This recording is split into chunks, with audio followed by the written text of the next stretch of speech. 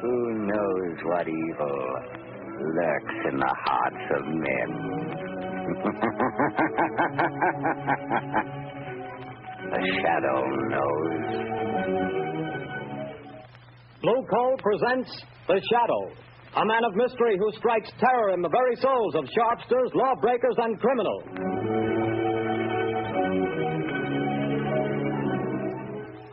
All signs point to a severe winter.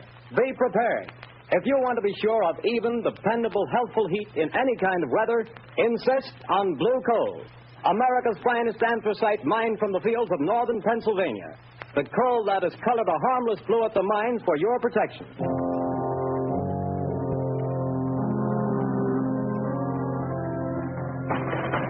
You can't have me to the game. You can't do it.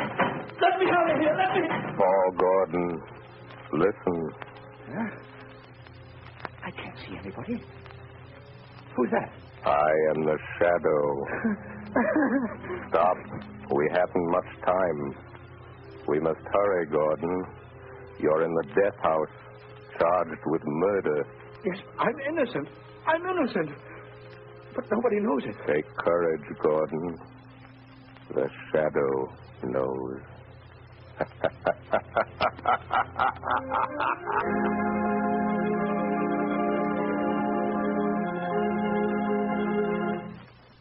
All right, Margot, won't you sit down?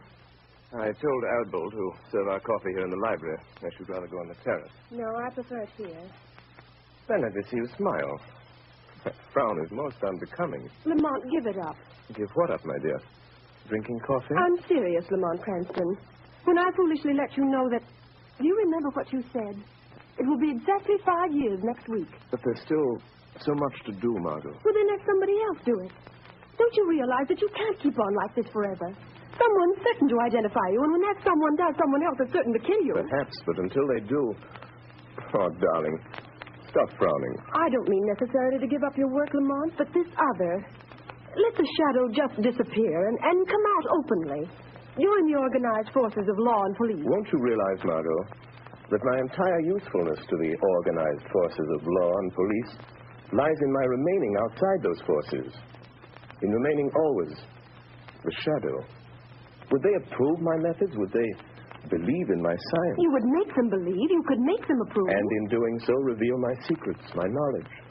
Reveal them and eventually let them fall into the hands of organized crime. No, Margot. No one must ever know. No one but you. Why do you think I've devoted countless hours to investigating electrical and chemical phenomena? Why do you think I went to India, to Egypt, to China?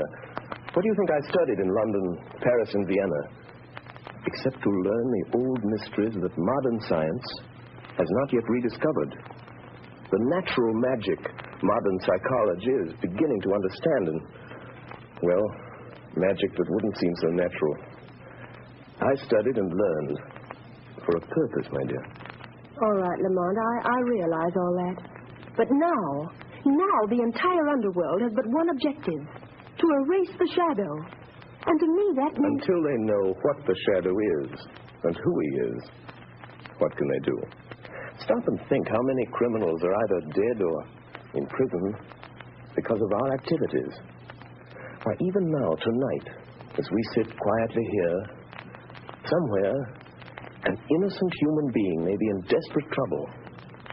Somewhere, perhaps, there is a problem that can never be solved, except by the shadow.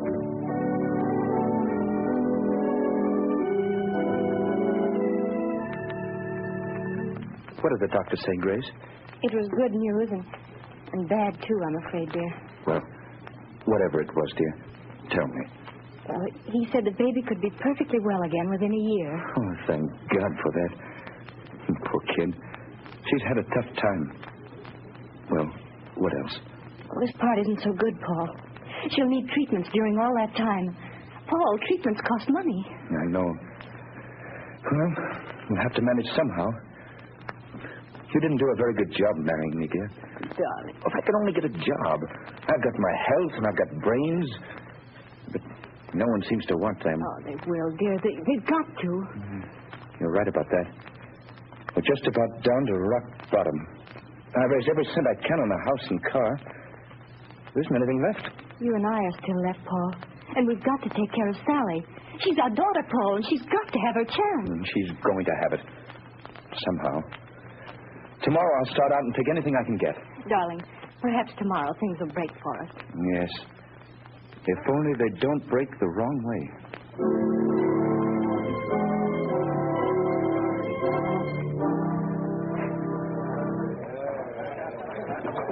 No more beds. Okay. Over here. 52. Excuse me, but are you the boss here? That's right. I'm looking for a job. Nothing doing, buddy. I'll do anything. Wait on table, wash dishes, anything at all. I don't need any more help. Well, how about delivering things? I've got a car. Nope, I don't deliver nothing. I'm sorry, don't need you. I see. All right. Thanks. Hey, you. What? You calling to me? Yeah, sit down. Have a beer. No, thanks. I don't drink. Anyhow, sit down. Meet a friend of mine named Lefty. My name's Red. Look at my hair and you'll know why. Well, I'm glad to meet you both. Gordon's my name. Paul Gordon. Well, do you want to talk to me about something? We might. Might be able to help you out. Sounds like you're looking for a job. You bet I am. I need one. You know anybody that could use me? Maybe. We don't know you yet. So far as that goes, I don't know you either. See, Red, the guy's smart. Yeah, maybe too smart. Now, look here, Mr. Gordon. We need a car, and we need somebody to drive it for us. You understand? Well, I've got a car, and I can drive. Is it a good car? Has it got speed? I'll guarantee you up to 80. It's not bad. It's not bad. Now, listen, kid. How about meeting us tomorrow morning at 9 o'clock? All right. Where? Well, let's see. We're going to... I got it. Right in front of the Uptown Bank. We got to go there first to cash a check. Well, how about $5 a day? That's so. But you remember, be there at 9 o'clock or you don't get no job. Don't worry, I'll be there. I'll be there at 8 o'clock.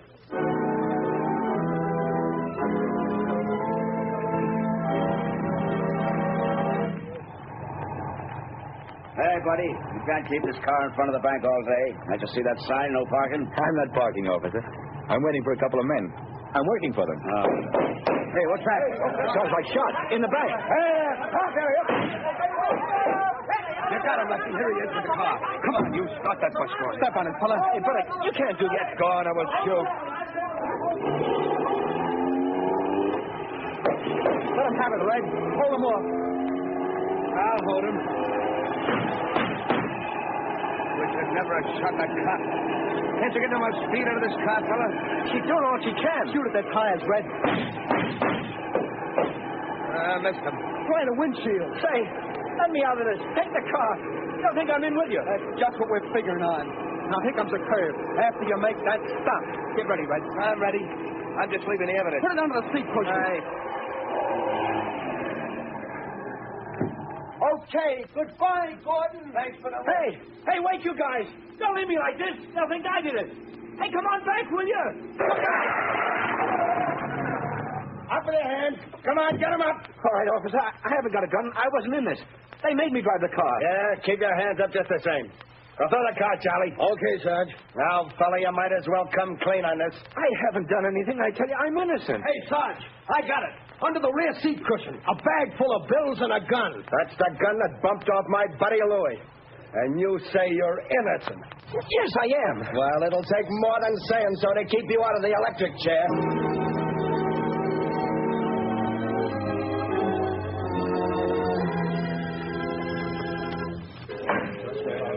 Order in the court. Order in the court. Paul Gordon, the jury have found you guilty of robbery under arms and statutory murder. You have been shown to have had both motive and opportunity. The prosecution has piled up a mass of incontrovertible evidence, and I myself have no doubt of your guilt. Therefore, in accordance with the law, I direct that you be taken from here to the place from whence you came, and that there you be put to death in the manner stated by the law. And may God have mercy on your soul.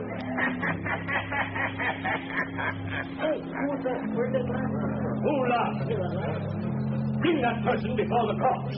Well, I don't know where he is, Your Honor. The last came from over there. In that corner. Yes. Yes, Your Honor, but there's no one in that corner. Only a shadow.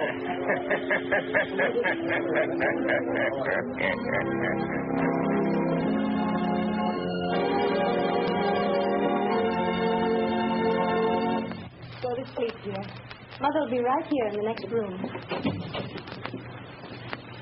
Oh, God. Please help me. Help me. I don't know what to do. Yes? Who is it?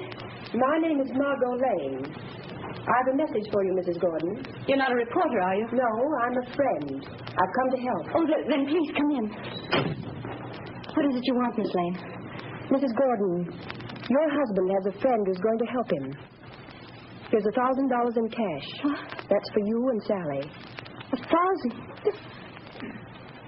Who was it sent this to me? For that, I can't tell you. But the message with it is not to lose hope. Oh, but there is hope for Paul, then. The man who sent this to you never fails. Who is he? Well, that I can't tell you. But, Miss Lane, you know him. Sometimes I wonder whether I do. I love him. But I wonder whether I know him. What do you mean?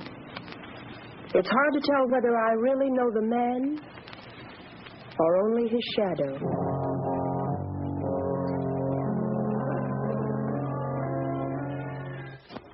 Well, Lefty, tonight the poor guy goes to the chair. That's what he gets for being a sucker. Yeah, there's not a clue that even points our way. Not even a print. We had gloves on all the time. You had yours off for a minute when you were sitting next to him. Yeah, but I didn't touch the wheel. Then we ain't left a clue. You think so? Who said that? You, Lefty? No, I thought it was you. It was I. You cannot see me. Who are you? And where are you? I am here in the room, in the shadow. You have pinned your crime on an innocent man. He shall not suffer, but you will. I don't know who you are, where you are, but you're bluffing anyway. You got no evidence. We didn't leave a clue. You did leave a clue. A clue that will send you to the chair. Where was it? Where was it? You're lying. Wouldn't you like to believe that? Keep thinking about it. Keep thinking about the clue that you forgot.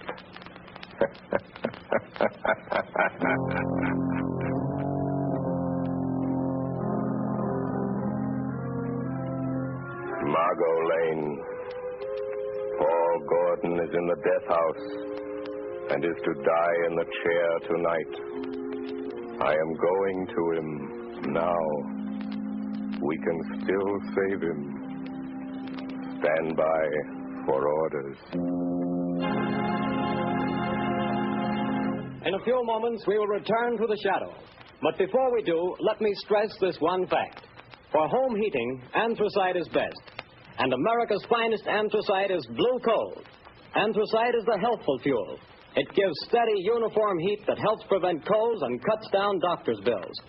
For with anthracite, there is no quick chilling of the house, such as you get with fuels of the on and off type, or with quick burning fuels that flare up and burn out. Bear in mind that heating plants in this part of the country were especially designed to burn anthracite. So before that cold snap catches you unaware, call your local blue coal dealer. You'll find his name listed in the Where to Buy It section of your classified directory under the words Blue Coal. Call him tomorrow and order a supply of America's finest anthracite.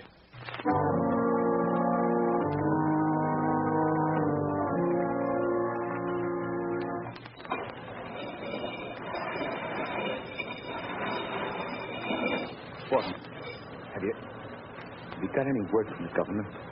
I'm sorry, Gordon. The governor refuses to take any action. Thanks. I've got to go. Tonight? At 11 o'clock. What time is it now? Almost 10. Is there anything I can do for you? No. Thank you, Walker. Very well. These guards will move you to another cell. I'll be back in a little while. Ready, Gordon? Yes, Guy. We're just going to move you to another cell. What does it matter? The one you're going to is nearer. Nearer to the chair, is that it?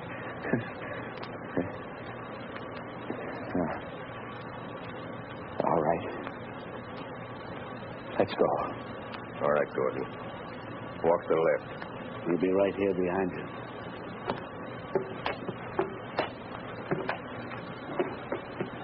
Now lock the door into this preparation chamber, Pete. Okay, just a second. All right. Go on through, Gordon. Watch him, Pete. I'll shut the door. What's the use of all this trouble? What chance have I got now? I'm afraid you haven't got much, fella. I wouldn't say that. What do you mean? Holy smokes. Look behind you. Where? There. Oh. Too bad. I hated to do that, but there wasn't any other way, and he'll only be out for a while.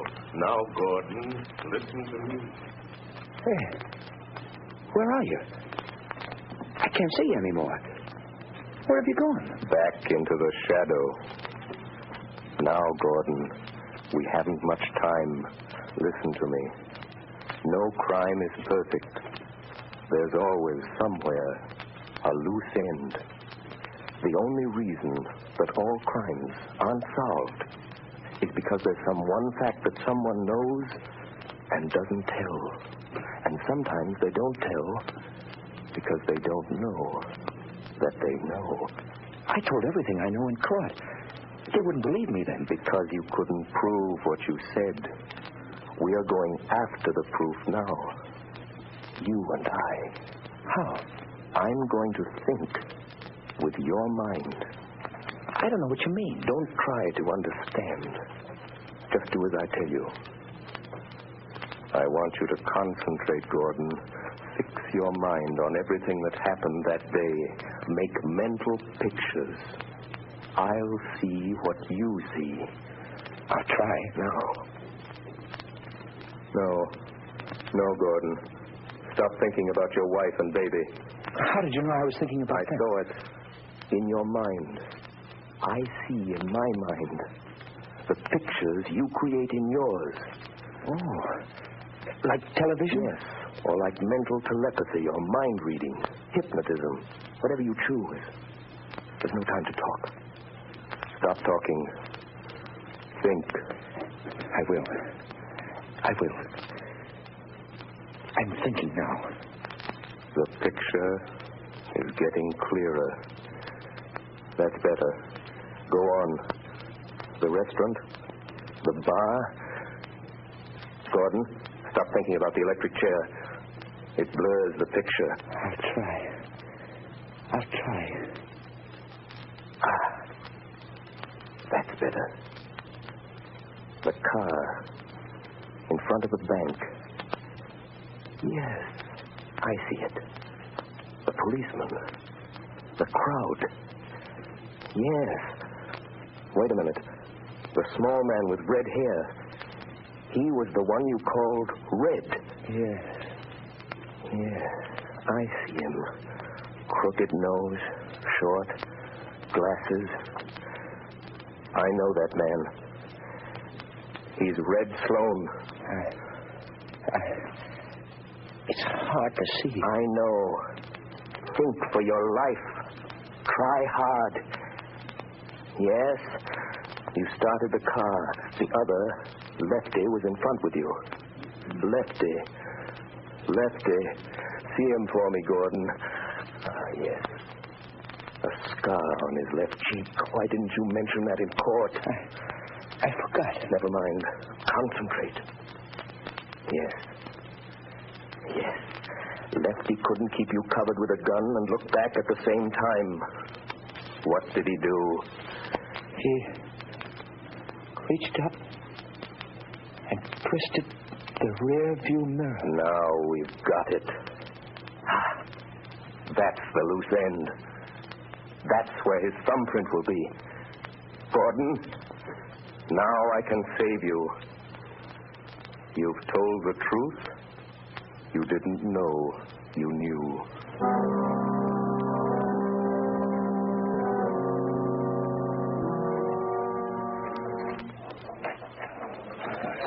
Come on in. two. Another one over here. Red, you're a fool for coming in here again. This is the place we picked up that kid that's burning tonight. What do you want to come in here for? This is as good a place as any, ain't it? Hey, telephone for you, Lefty. Telephone? Yeah, maybe you never heard of it, but it's a great invention. But nobody knows I'm here. Well, somebody knows because they're waiting on the phone for you. It's over there on the wall. Okay. Don't be too long, Lefty.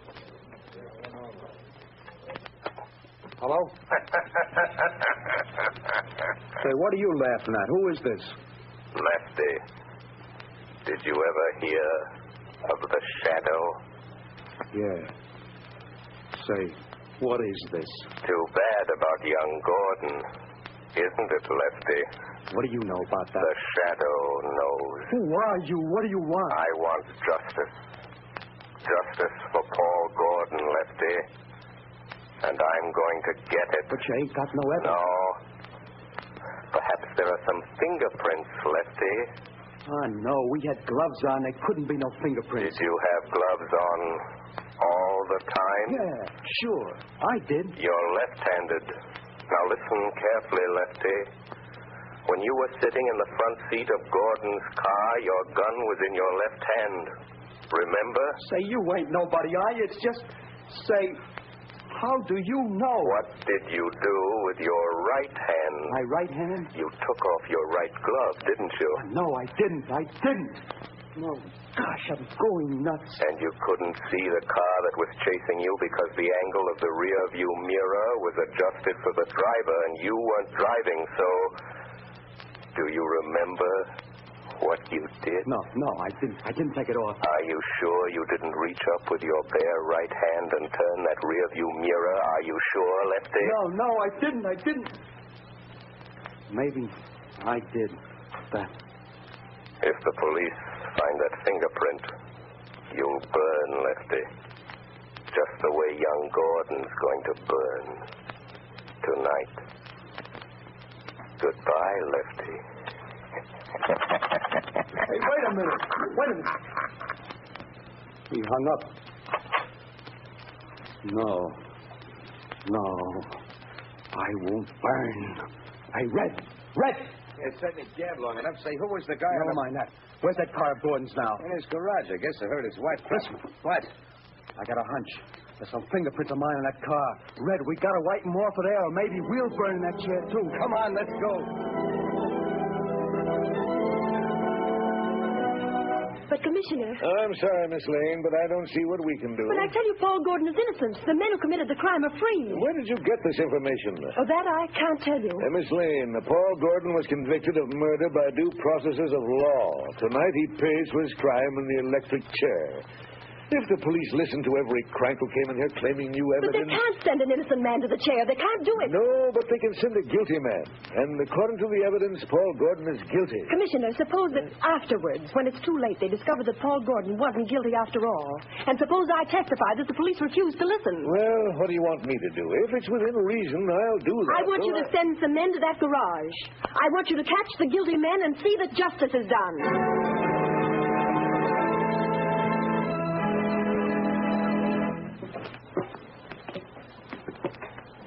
Poor Mac. I'm frightened. Brace up, Gordon. It won't be long.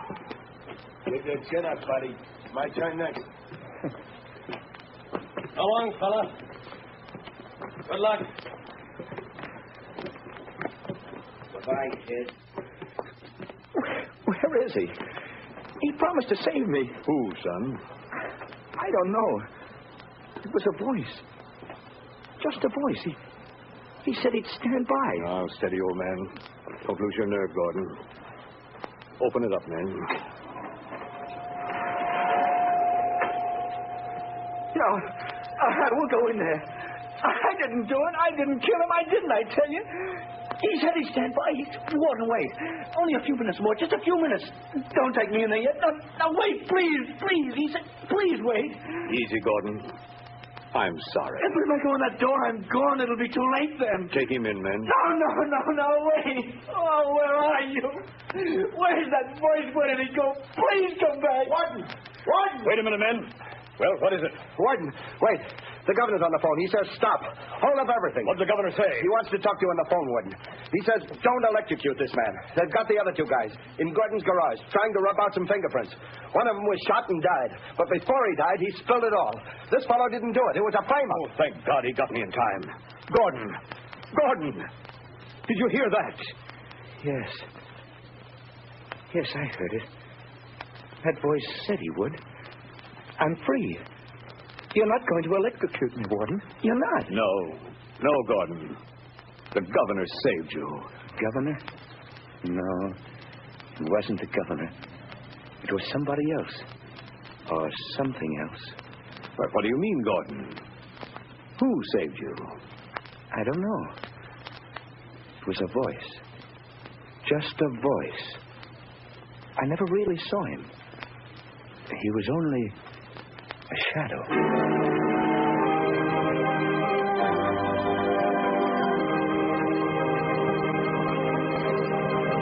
Before another adventure with the Shadow draws to a close, John Barclay, Blue Coal's heating expert, would like to say a few words. Mr. Barclay. Good evening, friends.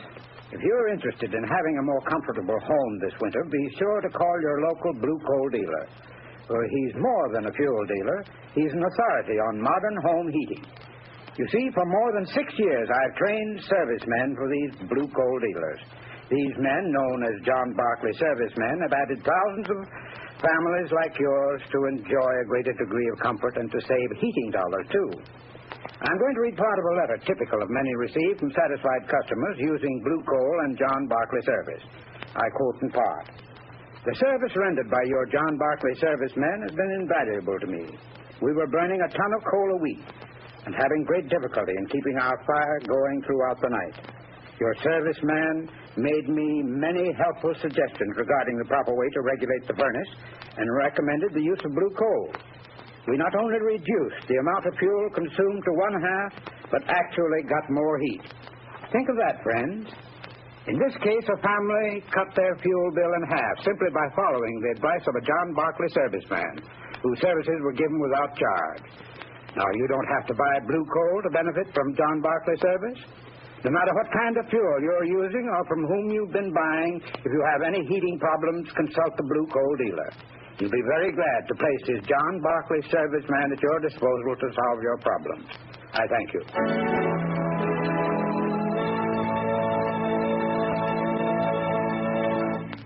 The story you have just heard is copyrighted by the Shadow magazine. Real names are never used in these Shadow stories.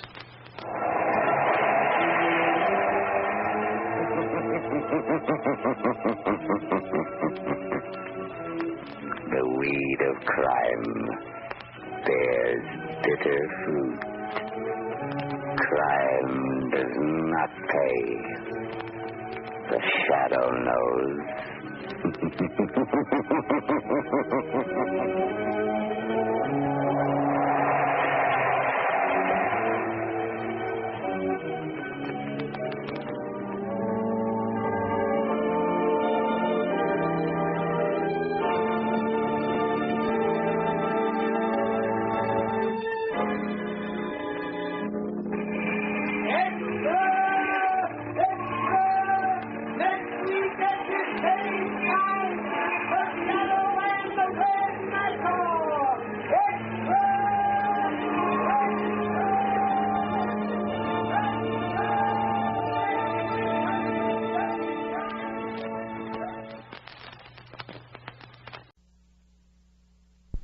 Get satisfaction reading the obituary notices. Have you ever felt that way? Most of us have. We dream the supreme revenge. An enemy is alive 1 minute, dead the next. That's in a dream. No one except a person with a criminally twisted mind ever commits murder. But Alex Hunter found a way. Quite ingeniously, he turned frustration and jealousy into an instrument of death. And got away with it. What's wrong, Alex? Is it Phyllis again? Yes. She's all wrong. Oh, dear. Such a beautiful young woman. I thought you were devoted to her. I became infatuated with her. But that's not love. Look, I'm 55. She's 33. Proud of her beauty, tantalizing to other men, demanding and, I fear, unfaithful. Older man, beautiful younger woman, and a second marriage that for me is unbearable. I'm very sorry. And it's until death us do part. Alex. Does that shock you, gentle Abby? Then allow me to put it more bluntly. I wish that Phyllis were dead.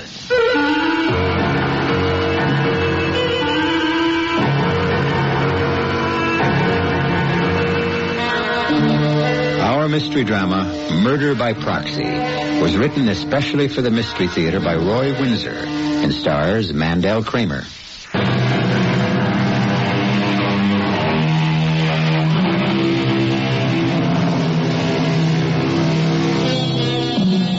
The old aphorism insists that marriage is made in heaven. Can it be unmade on a jumbo jet flying from Los Angeles to Chicago? Mr. Alexander Hunter, 55, is a prominent investment banker. He lives in Evanston, Illinois. 2 years ago, his first wife died. He married again, Phyllis Wilson, a divorcee. Phyllis is 33, physically beautiful and conscious of it, intelligent and opportunistic. Marriage to Alex Hunter assured her of wealth, affection, and a social position. Men desired her, but did not love her. A tragic young woman, a victim of her own beauty, pretending to an ego she did not have. Her doom was almost foreordained. High above the bank of clouds over Kansas, Alex Hunter has a strange encounter. Mind if I join you, Mr. Hunter? What? Oh, no, of course not. Well, how do you know my name? Do I know you? Sure. You don't remember, that's all. It's nice, ain't it? 5 miles up in the air, and it looks like a bar and lounge in a Chicago hotel. It knocks me out. It don't mean so much to you because you fly like this all the time, but it's a first for me. You're used to it. Yes, that's true. The novelty has worn off. One gets used to most things. Some you don't get used to, Mr. Hunter. Mm-hmm. Well, if you'll excuse me. Prison you don't get used to.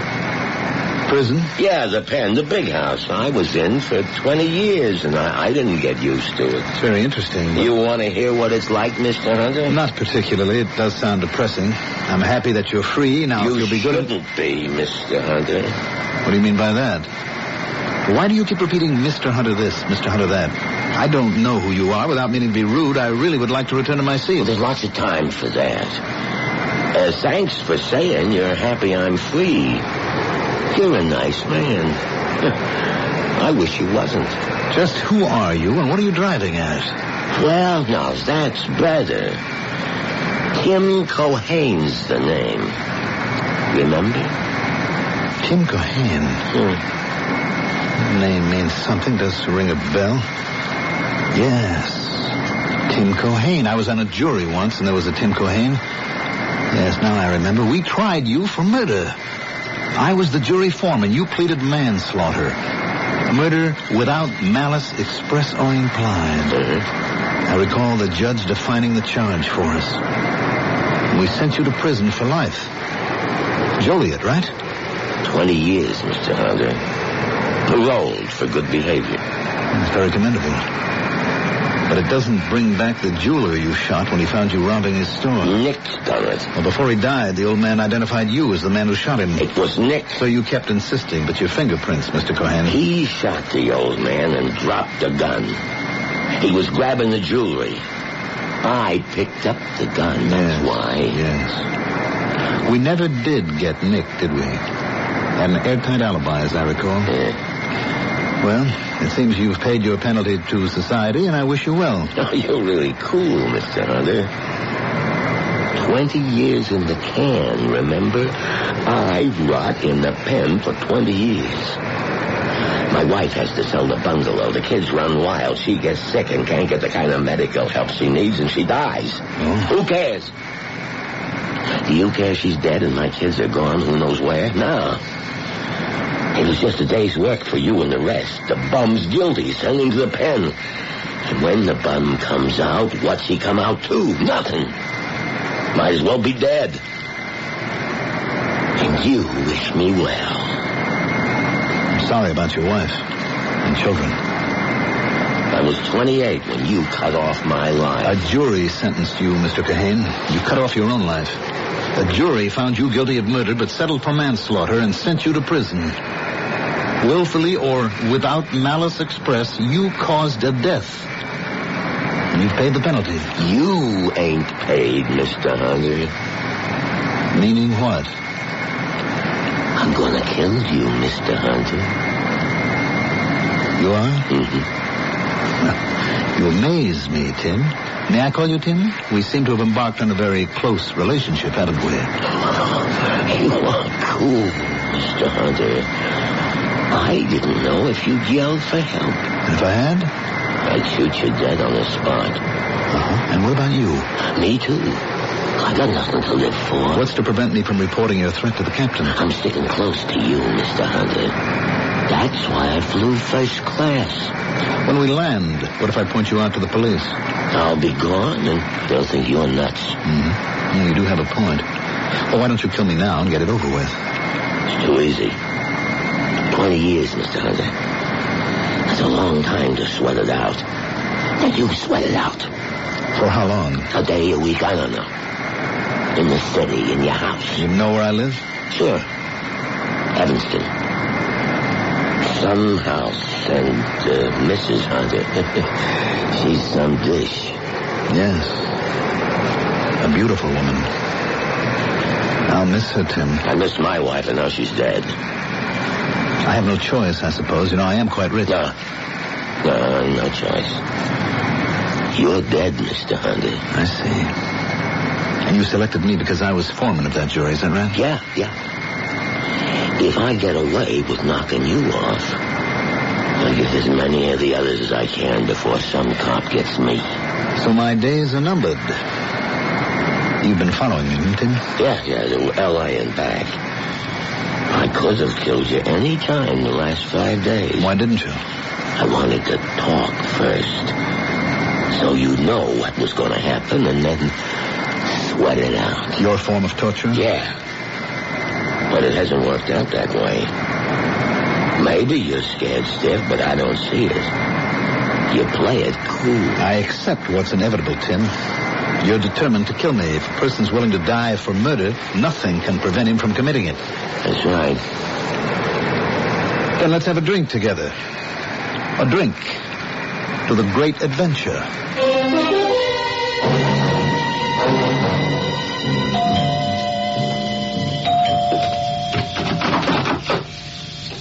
Oh, Jimmy. Mrs. Hunter? You fool. Well, aren't you going to invite me in? Oh, I know you are madly in love with me. Oh, I am I? You forget that I am Mrs. Alexander Hunter, a respectable housewife. And you're, well, what are you exactly? The public paramour? That's not true. I have eyes only for you. And you. You are a fake Jimmy Marquette, but you are a reasonably attractive flirt. A flirt? Me? Now look at you, standing there in a thin silk peignoir, alluring even without makeup, a wicked look in your eyes. Oh, come on, Phyllis. Kid yourself, but don't try to kid me. Oh, I dare you to let me in. No, thank you. What if Alex walked in now and found you standing here ogling his wife? Oh, am I ever? Well, stop it. I have to get dressed for your party. Or have you come to say it's off? No, it's on. I wanted to make sure you'd be there. Well, that's flattering, I suppose. Yes, we'll be there. Oh, you have to bring the old man? You invited us, not just me. Us. Yeah. Phyllis. Oh, now, Phyllis, you know how I feel about you. You are off limits, Jimmy. Alex is not exactly the permissive type. But how can you stand him? He just doesn't fit in with someone our age. He's not that old, and he's rich. And all this, the house, the cars, the land, is all mine. Well, I'm not exactly poor, baby. I settled for Alex Hunter, and I won't unsettle for you. But, look, couldn't we see each other alone sometime? You know, just thinking about you drives me wild. And when I think about you and him... Bye-bye, Jimmy. Just bye-bye. Alex should be home soon. And we'll be at your party in an hour. Oh, sweet Phyllis. Make me immortal with a kiss. Oh, you have got it bad. Goodbye. Yeah, I'll kill myself. Not on my doorstep, if you please. Goodbye.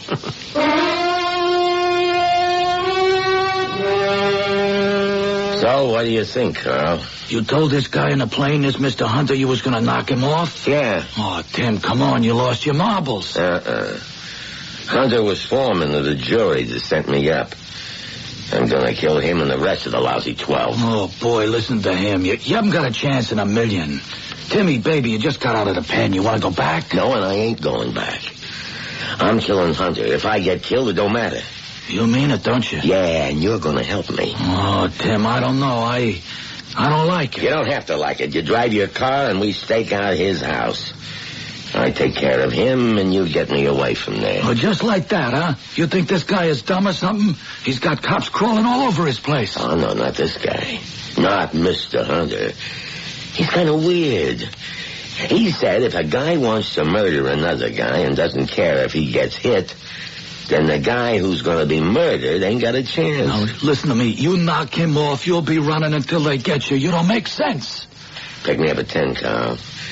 It's a 45-minute drive to Evanston from here. Okay. Oh, but listen, Tim. No, this is it. I want to get it over with. 20 years in the pen, I begin to get even tonight. Phyllis, darling, I just got home from the coast. I've spent a rough couple of hours in the office, and I'm to go to a party? Why not? It'll do you good to relax with friends. Oh, come on. Friends? Most of them are young enough to be my... What difference does that make? They're successful and they're interesting. And they drink too much and they paw over you. Oh, you're jealous. Well, yes, I find it offensive. Don't be stuffy. Is it stuffy to be offended when a slob like Jim Marquette ogles you and paws you and you let him? And just what do you mean by that? Oh, please, Phil, let's not quarrel. I love you. I don't want to share you with... No one loves me. No one. No one ever has. Since I was 18, I knew what I did to men, and I knew what they wanted. But that wasn't love. And you are no different. You were in love with your first wife. And you want me to think that you're in love with me? Don't kid yourself, Alex. My blonde hair and my face and my long legs excite you. But you are not in love with me. I am. Are you coming along with me to Jimmy's party? No, I'm not. I loathe that leering ladies' man, and besides, I want to stay close to home. Phyllis, a man has threatened to kill me. What? And I expect that he will. I wanted to spend this night with you. Are you serious, Alex? A man is going to kill you? It's no joke. Now, won't you stay home with me? A man's going to kill you? Oh, don't be absurd. And don't scowl at me as if you'd like to kill me. Would you, my dear? Sometimes isn't that what you feel? Beautiful, flirtatious Phyllis, my wife with her bohemian friends. What if she were dead? End of jealousy, end of suffering, end of suspicions. Unfounded. You can say that with a straight face? You and Jimmy Marquette who... Believe what you want to, Alex. Send your imagined killer after me. You'd like that, wouldn't you? Alex? Sometimes you can almost read my thoughts, my dear.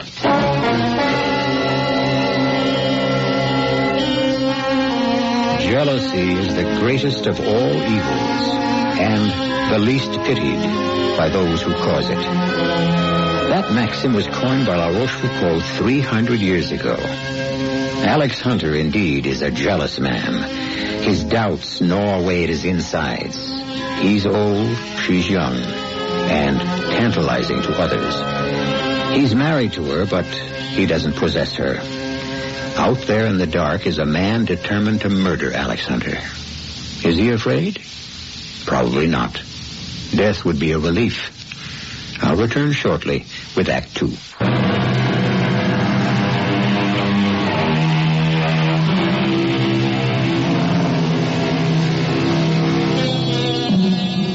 "20 years ago, Alex Hunter was foreman of a jury which sent Tim Cohane to prison for murder. During those 2 decades, Tim determined that when he was released, and he was, for good behavior, he would kill Hunter. An extraordinary vow. Impossible? Indeed not. Each of us at one time or another has said, I could kill you. We say it, but we seldom mean it literally. Phyllis, Alex Hunter's young and beautiful wife, has gone alone to Jimmy Marquette's party. It's now 8:30. Alex, I can't believe it's you speaking. You wish Phyllis dead? What's this? Alex, what nonsense have you been handing Abby? I suppose it does sound like nonsense, Len. Well, of course it is. Wishing Phyllis dead. Oh, lovers' quarrel. Blow over by morning. Tell us about your trip, Alex. He's serious, Lem. Nonsense. Which Phyllis dead? Striking girl. You're to be envied, old chap. Now, go home and make up. You know you're a tonic, Lem. I'm glad I'm good for something. Alex, you frighten me. You are serious, aren't you? If it will rub that expression of worry off your face, Abby, I assure you that I was only thinking aloud. Feeling aloud is more like it, but there are times when I would give anything not to have married Phyllis. Not to have lost friends my own age, like both of you. Not to have lost nights of sleep, not to have as my constant companion the old green-eyed monster of jealousy. It's quite a statement, Alex. You mean the marriage hasn't worked out, eh? In the last few months, it's fallen apart. Oh, I am sorry to hear that. I suppose it was to be expected. May and September marriages may work sometimes, but not for Phyllis and me. She's 22 years younger than I am, physically beautiful, but she's amoral. She really is. That's a very serious accusation, Alex. Abby, she's a hopeless flirt. Isn't that a dandy, old-fashioned word to apply to a woman? Are you sure you aren't being snuffy, Alex? Is she at home? She went to Jim Marquette's party out on Lakeshore Drive. I was invited, but I wanted to stay home. We quarreled. She drove over alone, and I stayed home, fixed a sandwich, went for a stroll. Your lights were on. Of course. I wish I could make a suggestion. Haven't got one. No, of course not. Well, my troubles will be past sooner than you expect. Divorce? No. Murder. What? Murder? Have you lost your mind? Alex, you couldn't. Oh, no, certainly not. I mean, my murder. What? Now, what are you talking about? Now, make sense, Alex. 20 years ago, I was foreman of a jury which sent a man named Tim Cohane to prison for murder. He was released after 20 years, and he's determined to murder me and the rest of the jury, and he will. His life means nothing to him. Well, how do you know all this? We had an interesting chat on the plane from Los Angeles. Suddenly mad. You and this convict chatted about his plan to murder you. You didn't have him arrested? I couldn't report him. He'd have shot me then and there, and then himself. What? Did you report this to the police? No. When a man's willing to die to commit murder, the police are helpless. But they could have picked him up. And charged him with what? Threatening me? He'd deny it. And who would believe my fantastic story? You've done nothing. There's nothing for me to do. And I don't really care that much, Abby. My life is barren. I have memories, but I haven't added to them since I married Phyllis. No, it's the most outlandish story I've ever heard. I won't believe any of it. I do, Lem. You think this convict is out here in Evans? I have no idea where he is. He spoke to me tonight when I left LaSalle Street. Just like that? Mm-hmm. He was very pleasant. Soon, Mr. Hunter, he said. It's a nightmare. Lem, call the police. No, please, Abby. Look, it will happen. Nothing can stop it. It's my life, my problem, and I won't involve others in it. If he kills me and he's killed, I may have saved 11 other lives. Good night. Alex, don't go. Good night. Lem, the police. Yes, right away.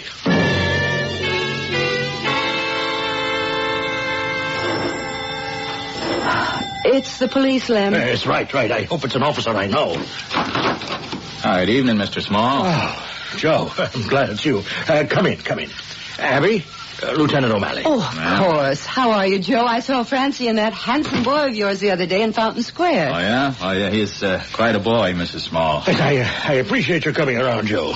Did I sound crazy on the telephone? Well, kinda. You mean someone really is gunning for Mr. Hunter? Oh, yes, absolutely. Ex-convict named Tim Cohane.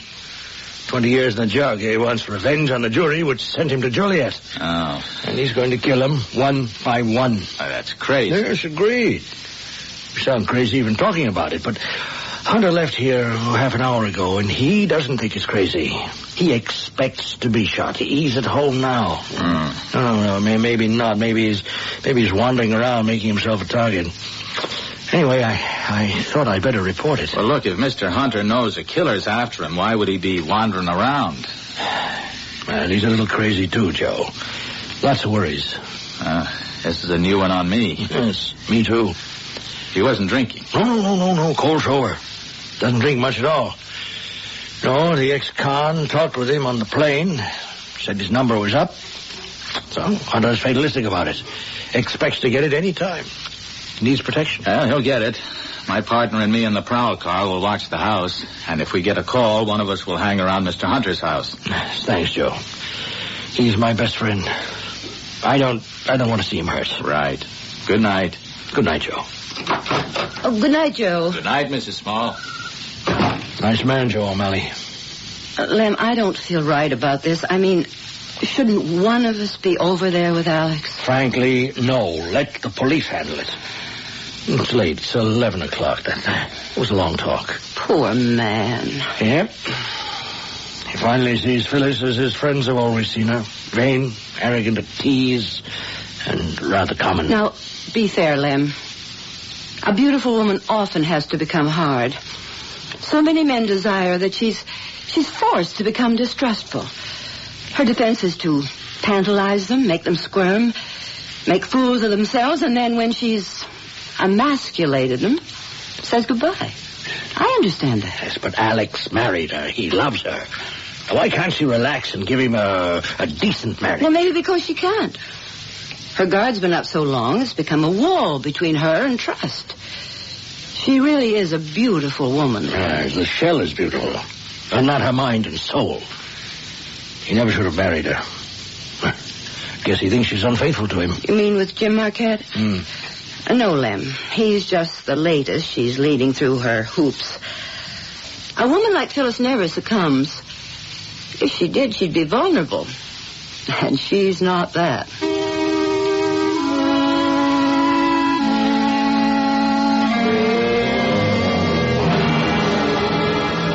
Hey, how long are we going to wait? We wait until Mr. Hunter comes home. He went out about 8:30. Well, you could have knocked him off then. I want to talk with him first. Look, I don't like hanging around like this, parked in some guy's driveway. What if he comes home? What's he going to think us parked in his driveway? We're turning around, that's all. Relax. Hey, there's a prowl car, Tim. Yeah? Stopping at Hunter's house. One cop is going up to the front door. Come on, let's get out of here. Get your shirt on, let's watch.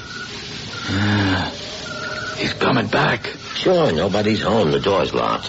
What about the wife? The car's gone, Hunter's car. She's out someplace. See?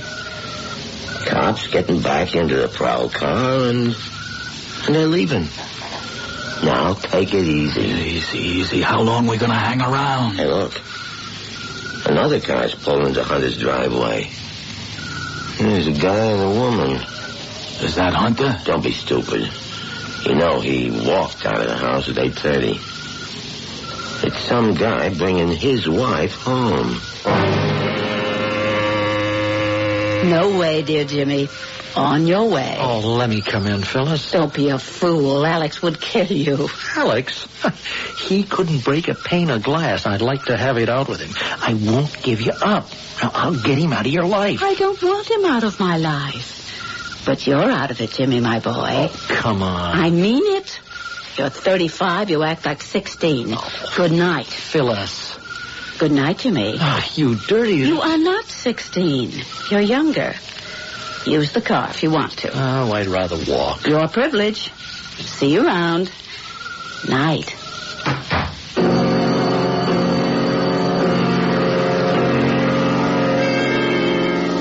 Hi, Mr. Hunter. What?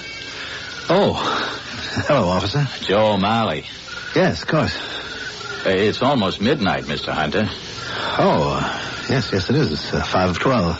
Mr. Small called. Oh, no. Yeah. Well, he said some guy is gunning for you. I told Mr. Small not to worry the police. Oh, but that's our business, Mr. Hunter. I mean, no kidding. Has some ex-con threatened you? He's going to kill me, Joe.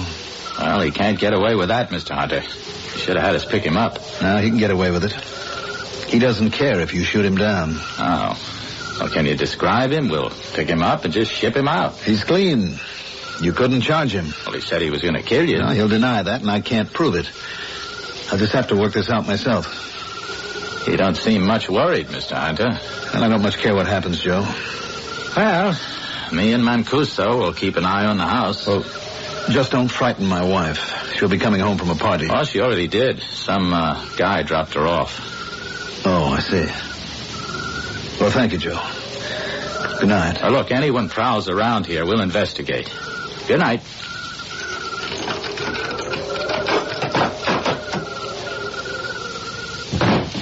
Hi, Mr. Hunter. No lights.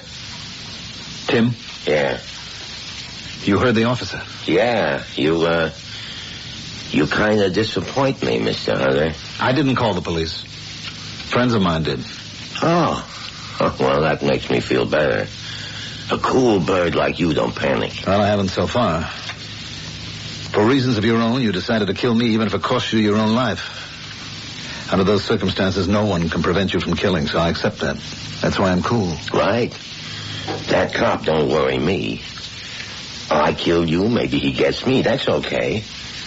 Like I said, I got nothing to live for.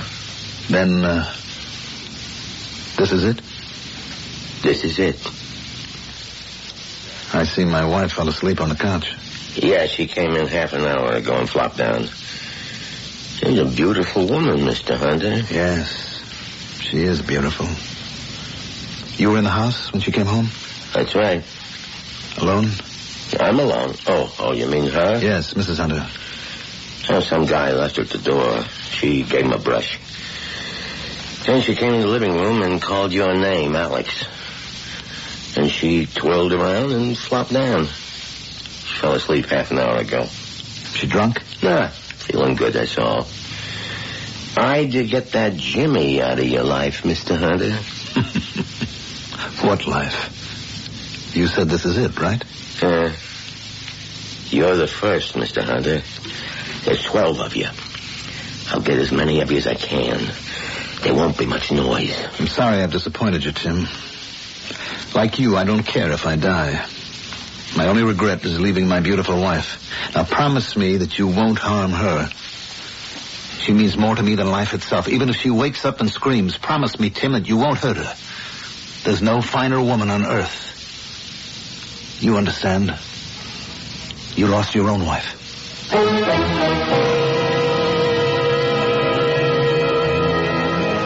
A strange twist. Alex Hunter has wished his wife dead, but listen to him glorify her. He faces a man determined to kill him. That doesn't seem to worry him too much. He's worried about his wife. Don't harm her, if you please. The very woman he wished dead only hours ago. Alex Hunter has not spoken honestly to his intended assassin. Will malice be added to falsehood? I'll return soon with Act 3.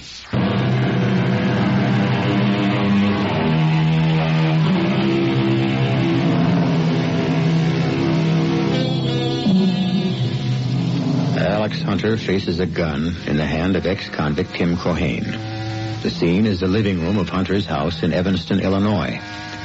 Mrs. Hunter is asleep on the couch. He dislikes his beautiful wife, and he suspects her of infidelity. Yes, he just told the ex-convict, please, not to harm his wife. She means more to me than life itself. Hardly true. A lie, in fact. To what purpose?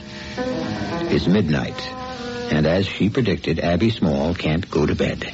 I won't sleep until I know that Alex got through the night safely. I think I'll walk over there and walk past his house, take a look, see if the police have an eye on it. You want some fresh air? No, I'll stay home, Lem. If anything happened, it's too ghoulish for me. Right. Did you ever hear of such a situation? I still can't quite believe it. You know, I remember something from college. Revenge is a wild kind of justice and so on. Oh, yes. Revenge of wrong putteth the law out of office. Francis Bacon, I think. How did that jump into your head? This is Tim Cohane. He's out for revenge. He kills Hunter, and he does putteth the law out of office. Some word putteth makes sense, though. Now, if Hunter's murdered, the law certainly is putteth out of office. It's flouted. It's funny. 1975. We think we're civilized, and a maniac gets loose and takes the law into his own hands and kills. And there is nothing the law can do about it. The man's arrested. No, not Cohane. Hunter told us Cohane is ready to die, like a cobra going after a man. He kills a man. He doesn't think of being killed himself. He doesn't care. He'll strike without any thought of the consequences. He doesn't mind dying if he gets his revenge. Hunter's right.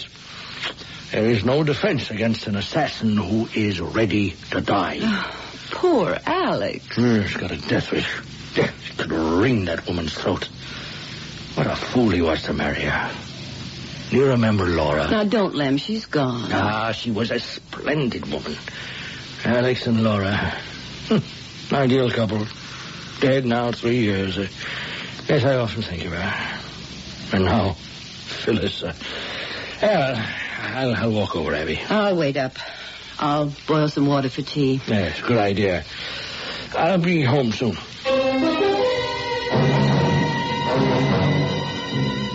Promise you won't harm my wife, Tim. Look at her. Phyllis means more to me than life. That's how I felt about my wife. She died while I was in the pen. I know, and I'm sorry for you. Took the wind out of me. Life became empty, and when I found out, I hit the cell bars until my hands bled.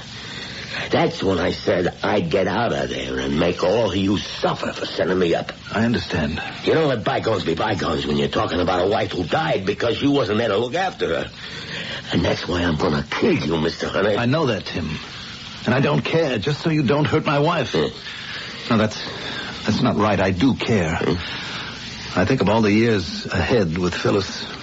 Wonderful years, and I do care. I'll miss those years, that future with her. If anything happened to her and I was alive, I don't know what I'd do. I couldn't face it. I really couldn't. I'd walk around in a daze. I'd end up in a sanitarium. Answer it, Mr. Hunter. And don't make a mistake. I'll kill her and then you. No, you wouldn't. Answer the door. Oh, hi, Mr. Hunter. Just checking up. Oh, thanks. Thanks, Joe. We were just going to bed. Look, you can relax now. We picked up a guy parked in a driveway a few houses away. Mrs. Dietz noticed he was parked in the Moore's driveway and called the station. He said he was just turning around. Mancuso took him in for questioning. You know, maybe he's the guy who's gunning for you. Yeah. Well, thanks, Joe. Now you can sleep, right? Mm-hmm. Thanks a lot. That's okay. I'll be hanging around. Good night. Good night. You give me an idea, Mr. Hunter. I did? Yeah, you've been pretty cool all along until I said I'd kill her and you. Don't you harm my wife. Yeah, it's more like it. You're scared. On the plane, you was mighty cool, and downtown on LaSalle Street when I talked with you after you came out of your office. Cool. I couldn't figure you. You didn't seem to care that you was a dead man. Maybe you don't care. Maybe you don't care about anything except her. You just said if anything happened to her, you'd end up in the funny house. Tim. I want you to suffer, Mr. Hunter. Oh, it's easy to wipe you out, but I guess there's only one way to make you suffer. Her. Please, Tim. Please. Don't harm my wife. 20 years in the pen, Mr. Hunter. I suffered until I was almost crazy. I want you to suffer, and I know how to make you suffer. Put down that gun. Alex. Hey, don't move, lady. Tim. Who is he? Tim, I don't care about me, but don't kill an innocent, defenseless woman. Kill? He is going to kill me? Yes, because then he'll suffer the way I've suffered. You're crazy. Now, listen, stay where you are. One move and you get it. Well, this is crazy. Who is that lunatic? He's a man I sent to prison years ago. He's out for revenge. If I kill you, he'll suffer as long as he lives. A wife means more to a man than anything he owns. He said that about me? Yes, I said it and I meant it. Life without you... Come off it, Alex. You're as crazy as he is. Me? I mean more to you than anything else? More than your money and the house and your stuffy friends and your square behavior? There is no love lost between me and my husband. Whatever your name is. Oh, no, lady. It won't work. Tim, please, lower that gun. You mean... Alex, you mean that he really intends to kill me, do you? Yeah. Why? Why? You murder me, you'll be doing him a favor. He hates me. He hates me because I'm alive and beautiful and he's not sure of me. He's jealous and it's eating him up. He doesn't want me. But he doesn't want anyone else to have me. Can't you understand that? He's got you brainwashed. I love my wife, and I die for her. That is a lie. It's a lie. He loves only himself. He wishes me dead. Don't you understand? Good Lord, can't you feel that? No good. That's a nice try. The more you say what a rotten marriage you got, the more I admire you, the more I know how much he means to you. Tim, please, listen to reason. Murdering my wife or me or both of us, what happiness could that bring to you? If you kill us, you've signed your own death warrant. Tim, please don't do it. Let us live. Look, I'll help you, I promise. You've got a good life ahead of you yet, but once you pull that trigger, your life is ended, too. I don't care. No! Tim, oh, my God. So long, Mr. Hunter. Police! Police! Help! I got him!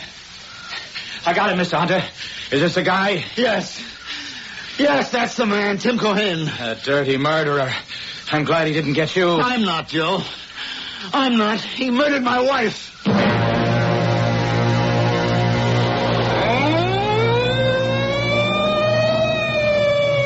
I don't know what to say, Mr. Hunter. You all right? Yeah, I guess so, Joe. See, he went out the back way. I said stop, and he fired at me. That's when I opened up. Lucky I was on foot. Mancuso took the other guy to the station. I'm awful sorry, Mr. Hunter. She was so beautiful, well, you'll excuse me. Yeah, sure. Thank you, Joe. Alex! He's here, Mr. Small. Is he all right? Yeah, he's all right. I got the guy. Oh, thank the Lord. Alex, I heard the siren. He killed Phyllis. What? Phyllis? That siren was the ambulance. They just took her away. Oh, no, I don't believe it. I can't believe it, Alex. It's true, Lem. Well, I don't understand. Why the devil would that maniac shoot Phyllis? He wanted to make me suffer.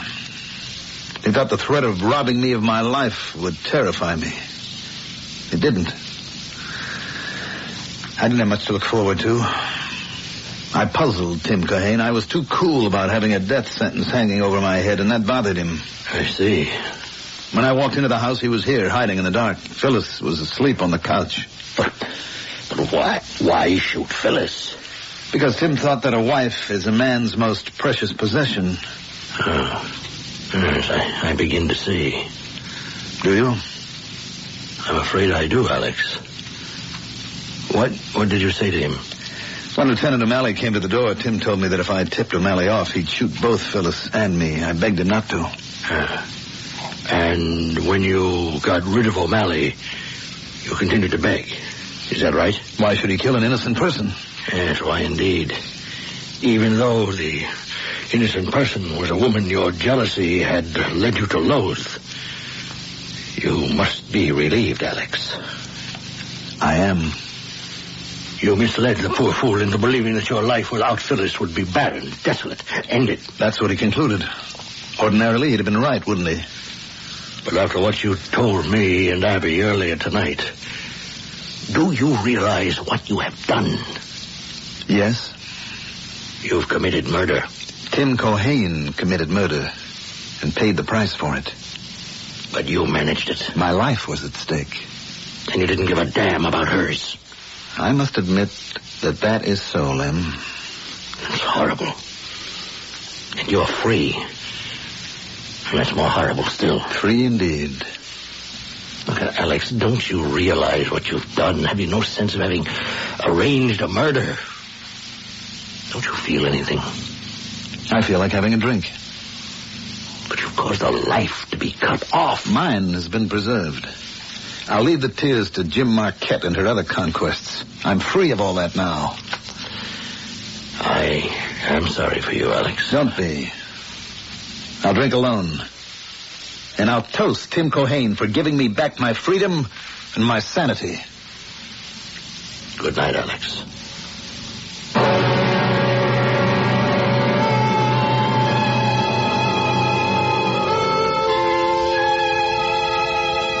There is no witness so terrible, no accuser so potent as the conscience that dwells in every man's breast. Alex Hunter made an unfortunate marriage. His young wife, Phyllis, was almost too beautiful to be true. She died, indirectly murdered by her husband's would-be assassin. What about his conscience? I'll be back in a moment. Teledisc proudly presents the Classical Collection. The Classical Collection. 3 hours of the world's best-loved music. Beethoven, Mozart, Tchaikovsky, Chopin. An exquisite 4-album library, the Classical Collection comes wrapped in its own gift box with a special program guide only from Teledisc and not in any store.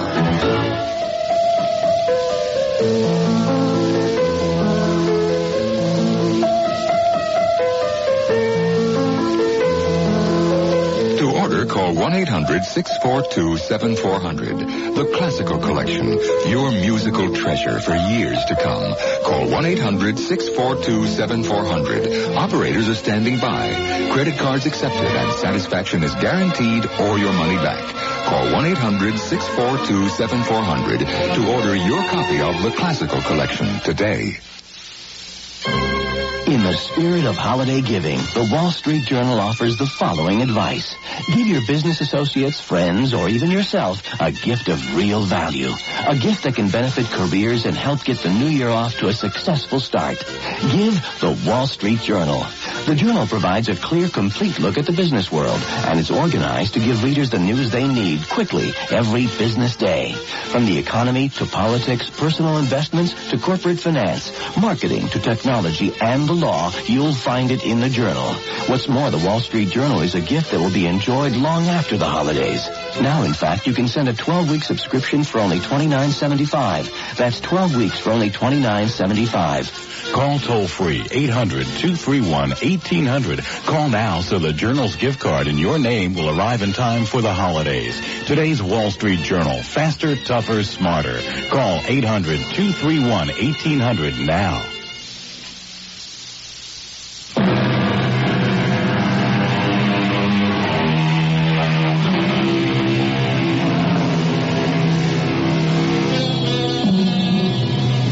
What of the sleepless nights when Hunter stares at the ceiling overhead and at the moving shadows swaying in the moonlight?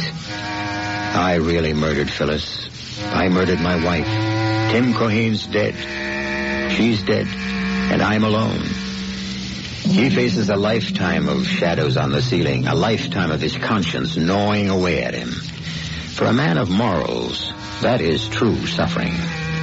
If I know anything about human nature, Tim Cohane got his revenge.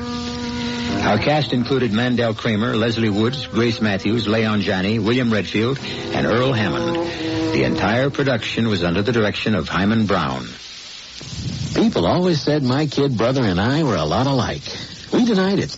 It took his death to make me realize how right they were. See if any of this sounds familiar. He smoked. He was always going to quit soon. He dismissed high cholesterol and blood pressure as hereditary and questioned their importance anyway. He worked long hours at a sedentary job which somehow justified rewarding himself often with rich foods. Exercise? He played outfield 3 times a year on the slow pitch, have a beer on base company team. He was actually so proud of himself for that. He acted proud of what he called his middle-aged spread, too. Spread. The guy was fat, and he knew it. Officially, a heart attack killed him at 42. The real cause was a disease called denial. I ought to know. Like people said, we were a lot alike. I'm not denying it now. Just working to change. You can help prevent heart disease. We can tell you how. Call your American Heart Association. This is E.G. Marshall inviting you to return to our Mystery Theater for another adventure in the macabre. Until next time, pleasant dreams.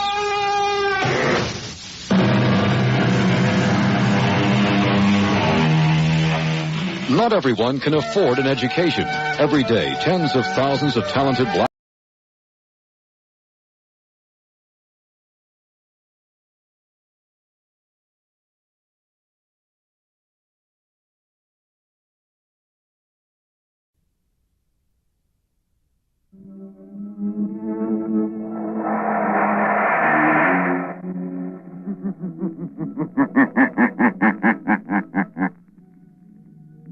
Shadow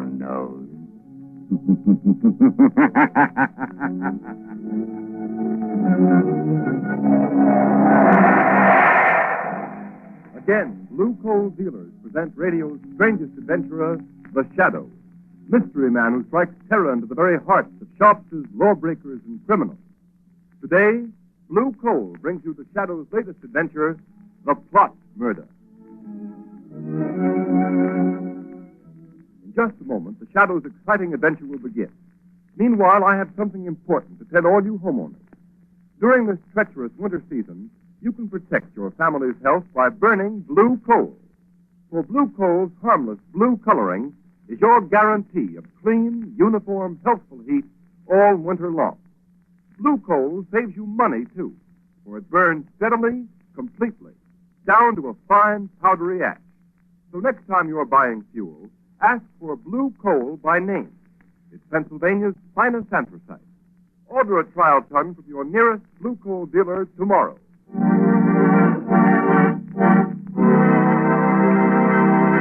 An important announcement. Just before going on the air with today's adventure of The Shadow, we received a telegram from the American Police Review, presenting The Shadow with a special award.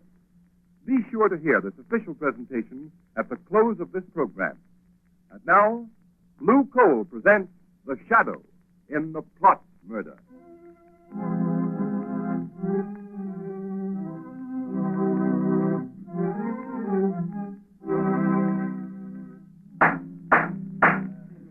Captain Hines, read the findings of this court-martial. We find the accused, Lieutenant John Wilson, guilty of treasonable sabotage against the government. No! In that he willfully destroyed a secret device known as the flying torpedo, invented by one Georges Archelis and acquired exclusively for use by the government. Has the prisoner anything to say before sentence is pronounced? Yes. Yes, but what can he say? He admits he broke the mechanism on the demonstration torpedo. Quiet, please, Professor Archelis. As the inventor, we understand your concern in this matter. But please don't interrupt. Well, Lieutenant Wilson? I don't know, sir. I can hear all that's going on, but I went into the... It's obvious, General Levitt, that Lieutenant Wilson is not mentally accountable. He was sufficiently accountable to enter the testing shed by virtue of his authority as an Army lieutenant and to tamper with the flying torpedo and render it useless the very day it was to be demonstrated to the government. Read the sentence of the court. Lieutenant Wilson, this court decides, subject to the approval of the President, that you will be dishonorably discharged from the service of your country and sentenced to imprisonment for the term of... No! Look out, he's got a revolver! Don't shoot! That's the man, Professor Archelis! He's wounded, Professor Archelis! Call the doctor. Take Lieutenant Wilson back to his cell.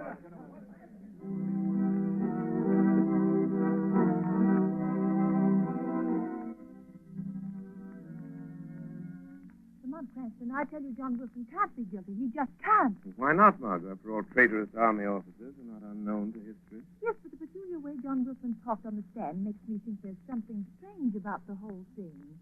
He acted, well, almost like a man in a trance. Lamont, just what is this flying torpedo he's supposed to have tampered with? That's what its name implies, a sort of aerial torpedo filled with high explosive flying under its own power. Once it's launched into the air, instead of flying a predetermined course, its direction can be guided by radio beams from an observation plane flying high above it. Imagine its tremendous effectiveness in warfare, deadly accuracy in hitting even a fast-moving target like a troop train or a supply ship. Sounds tremendously important. Who invented it? This man Archelis, who was to have demonstrated last week at the proving grounds before a large delegation from the capital. Besides being members of the War Department, a great many high officials and other branches of the government were to attend the test. Well? Since your friend Wilson gained access to the laboratory and put the flying torpedo out of commission, the test has been postponed until tomorrow. And who is Archelis? Where did he come from? A famous foreign inventor. He's quite a reputation abroad. Lamont, you don't suppose it's possible Archelis has the boy under some strong mental influence? Possible. They've got Wilson temporarily in the city jail. Won't you call on him as the Shadow? Margot, do you honestly think that this case warrants my attention as a Shadow? Lamont, I don't ask many favors, but I have the feeling John Wilson is innocent. All right, Margot. You're really serious. The Shadow will pay a call on John Wilson in the city jail.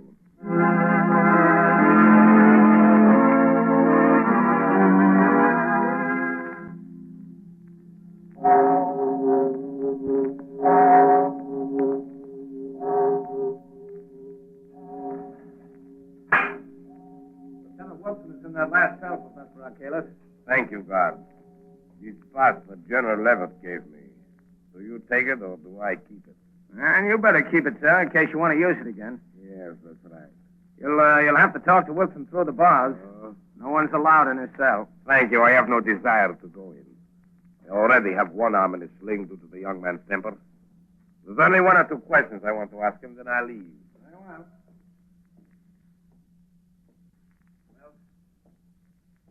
Who is it? You! Achilles! Don't get excited, Lieutenant Wilson. I only came to tell you that you're a much better mechanic than a marksman. Your bullet only injured my arm. I'm only sorry I didn't kill me. The only way you can break the spell I have over you, isn't it? To kill me. Will somebody Stop! Look in my eyes. No. Look. No, I won't. John Wilson. Look in my eyes. No! Look in my eyes, Wilson. That's right. Now repeat after me. I destroyed the torpedo. I destroyed the torpedo. Say it.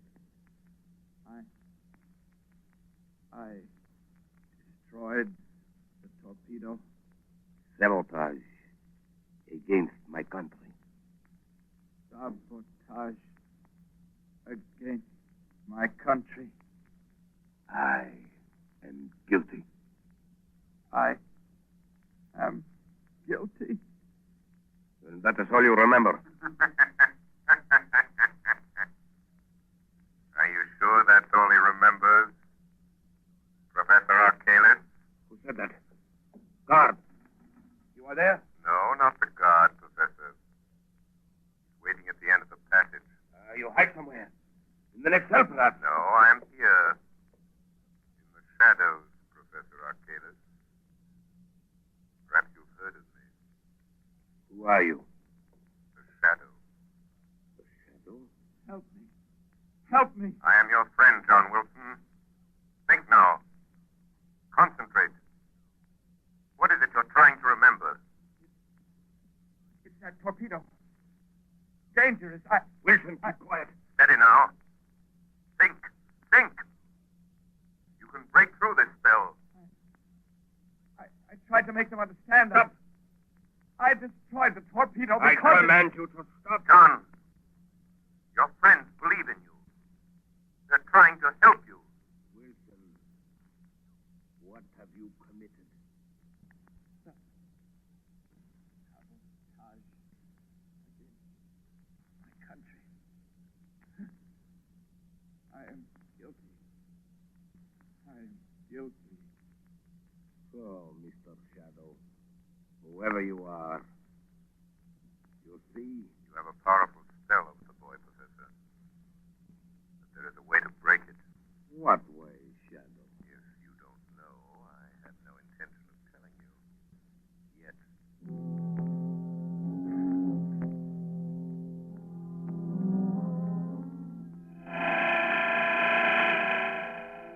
Margot Lane. Margot Lane, stand by. Achilles has put Wilson under some strong mental influence, a sort of hypnotic telepathy. The boy's subconscious is dominated by the thoughts Achilles plants there.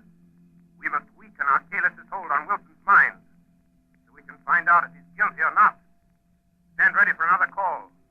Tonight I'm going to pay a surprise visit to Professor Achilles at his hotel.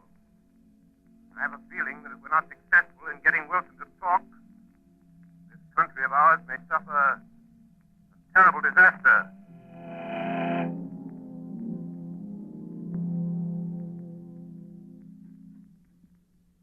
Barra, lock the door. All right. Did anyone follow you here to the hotel? No one, Professor Achilles. Good. The test will take place tomorrow? Yes, at 3 o'clock. The War Department is so convinced your invention will render any nation possessing it invincible that the high command of both the Army and Navy are to be there to witness the test. The President, too? Yes. The President and the Vice President expect to attend, together with the Secretary of War and the Secretary of the Navy. Oh, they've fallen into my trap. They'll be blown off the face of the earth just as I planned. Barloff, be sure you make a final inspection before the torpedo is taken out of the ground. And see that the steering mechanism is set. I understand. But since I am your chief assistant, they might ask me to go along with them. No, they won't. I'll fix that. Their bungling army mechanics think they understand the flying torpedo perfectly. So to satisfy their pride, I've let them take complete charge of the demonstration. Good. Don't worry, Barloff. And afterwards? Afterwards, with the guiding brains of the nation wiped out at a single stroke, the country will be thrown into confusion, disorganized. So we'll have nothing to fear. I see. There are only two things that bother me slightly, though. Lieutenant Wilson, for one. Wilson? Did he really discover the secret trick of the steering mechanism? Yes, he knows what we intend to do and how we intend to do it. You should have disposed of him at once. I thought of that. I was afraid it would arouse suspicion. But I'm keeping Wilson under mental hypnotic control until it's too late for him to stop us. Would it be better if he was dead? Perhaps. I can still visit him at the prison. And what is the other thing that bothers you, Professor? Only a shadow, Barloff. But I'm not quite sure of the extent of its power. A shadow? Don't worry. I think I can take care of it, too. Listen. What is it? I thought I heard footsteps outside in the hall. Go and look. There's no one here. All is empty. Must be my nerves. I'll be glad when this is all over. Our escape is taken care of. Yes, the freighter will be waiting for us at South Pier. But go now, Carl. And success to you. Good night, Professor. Good night, Barloff.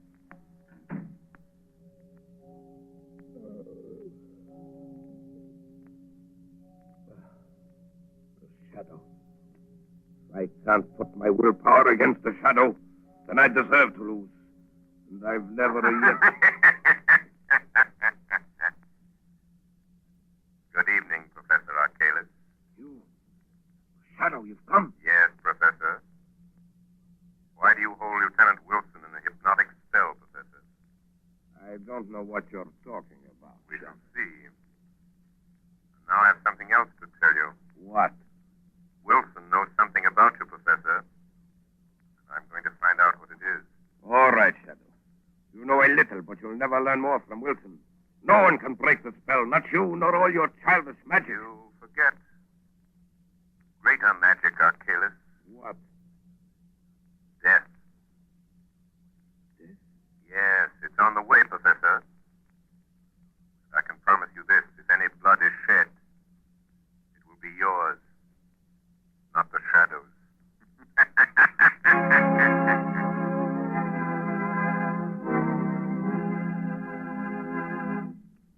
The second part of the Shadow's adventure will continue in just a moment. Meanwhile, here's some interesting information. Every day, more and more families throughout this area are saving money on their heating and cooking bills. These families are getting better and more economical heat than ever before with blue coal. Blue coal is anthracite. It is an American product mined by the Glen Alden Coal Company, who are deeply grateful for the purchases of blue coal by families throughout this area. Today, blue coal is the largest selling brand of home fuel in America because it is the only fuel that so satisfactorily combines all of the essentials necessary for perfect heating results. It is superior in quality, cleaner than most fuels, and economical because it burns long and steadily down to a fine powdery ash. Furthermore, there can be no substitution when ordering blue coal because it is the only solid fuel actually trademarked with a blue tint so that you can identify it at a glance. These are a few reasons why in Watertown, New York, blue coal sales this winter show a 29% increase over the same period a year ago. So take a tip from Watertown, New York family. Order blue coal by name. You will find the name of your nearest blue coal dealer listed in the Where to Buy It section of your classified telephone directory under the name Blue Coal.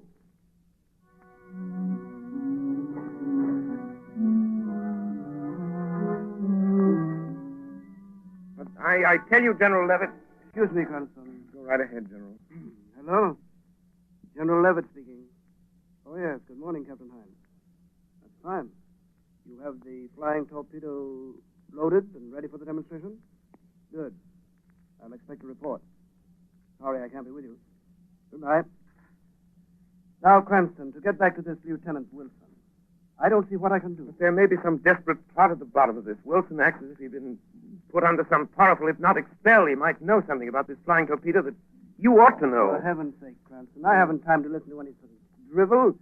I know you're a very agreeable young man, and you mean well, but you're letting your imagination run away with you.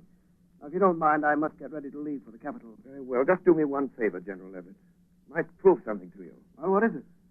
Suggest to Professor Archalis that he be present with the other official visitors at the proving ground. The demonstration starts. Of course, Professor Archalis will be there. Why shouldn't he be? That's what I'd like to know. Unless I'm very much mistaken, General, Professor Archalis has made arrangements to be far, far away from the scene of his triumph. George Cranston, I believe you know something. Excuse me, sir. Well? There are two gentlemen here to see you, sir. Professor Archalis and another man. Oh, all right, show them in. General Levitt will see you, sir. Thank you. I'm sorry to interrupt you, General Levitt. That's all right.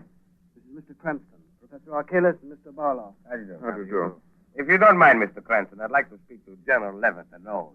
Not at all. I'm sure you have weighty matters to discuss. Good day, gentlemen. Thanks, Cranston. Goodbye.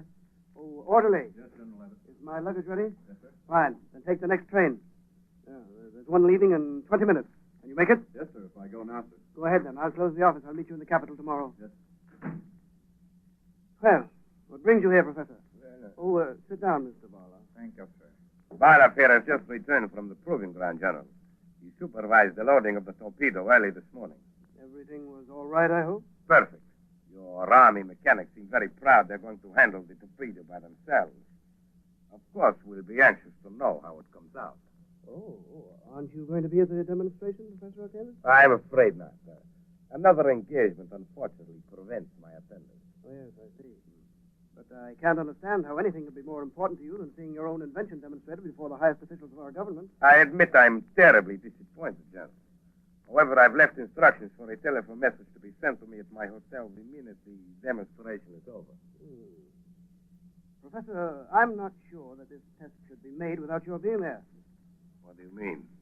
Suppose I order you to go. But no, that's impossible. Why impossible, Mr. Barlow? You must excuse Barlow, General Levitt. He's a little excited. Excited? What about? Look here, Professor Archalis. Why don't you want to go to the proving ground? Must I repeat my previous statement? This stalling and hedging is very suspicious. By George, you'll go whether you want to or not. Don't touch that phone. Barlow, be careful. You can't give me orders in my own office. You hit him too hard, Barlow. His head is bleeding. He struck the desk when he fell. Yeah, drag him in his closet by the door. He knows something, Professor. Yes, he's full of suspect something, but how? And we've got to act quickly. I wonder if Lieutenant Wilson has talked. But you said he's still under your hypnotic spell. Perhaps it would be better if Lieutenant Wilson died. Yes. We're going to murder him. No, I merely suggest that he kill himself. So, Barlow, if you'll tie up the general... Professor! Look at him. What? General Levitt is dead.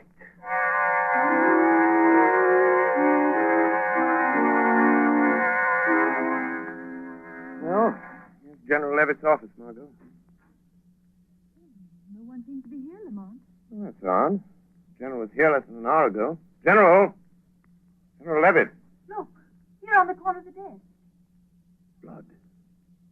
Word to Commissioner Weston at once. Tell him something has happened to General Levitt. Yes, anything else? Yes, tell him to send a squad of men to South Pier. I overheard Professor Archalis and Barlow talking about meeting on a freighter there. Where are you going? I'm going to the jail. I'm going to make one more desperate attempt to get John Wilson to talk.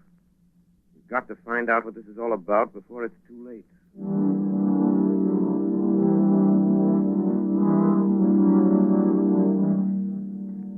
You want me to wait here at the jail, Professor Archalis? No, go down to South Pier, Barlow. I want to be alone with Lieutenant Wilson. Yes. I'll follow after I've taken care of him. All right. But first, I'll collect the baggage.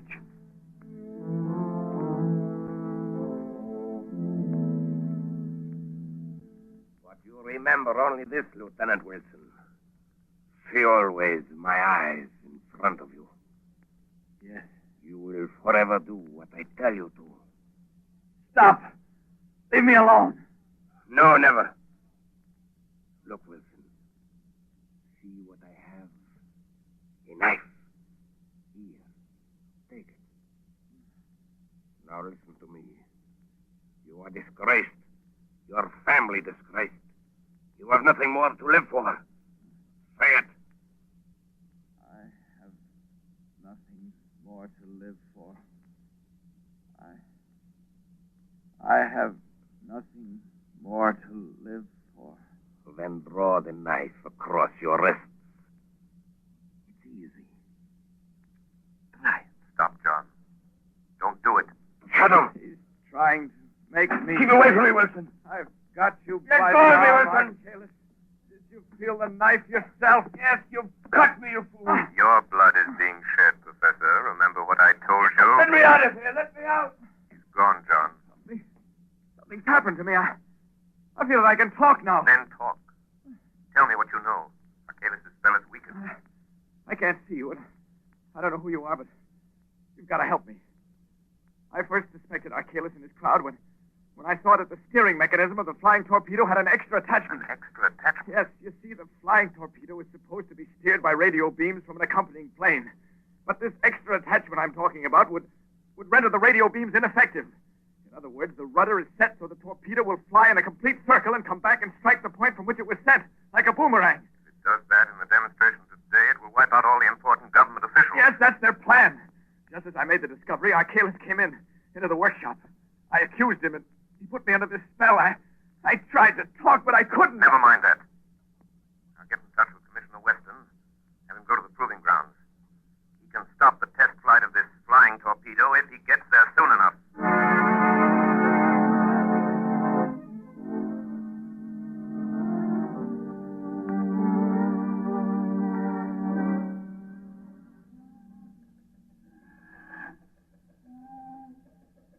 The idea of having us wait around here at the South Pier. There don't seem to be anything stirring. Who are the guys we're supposed to pick up?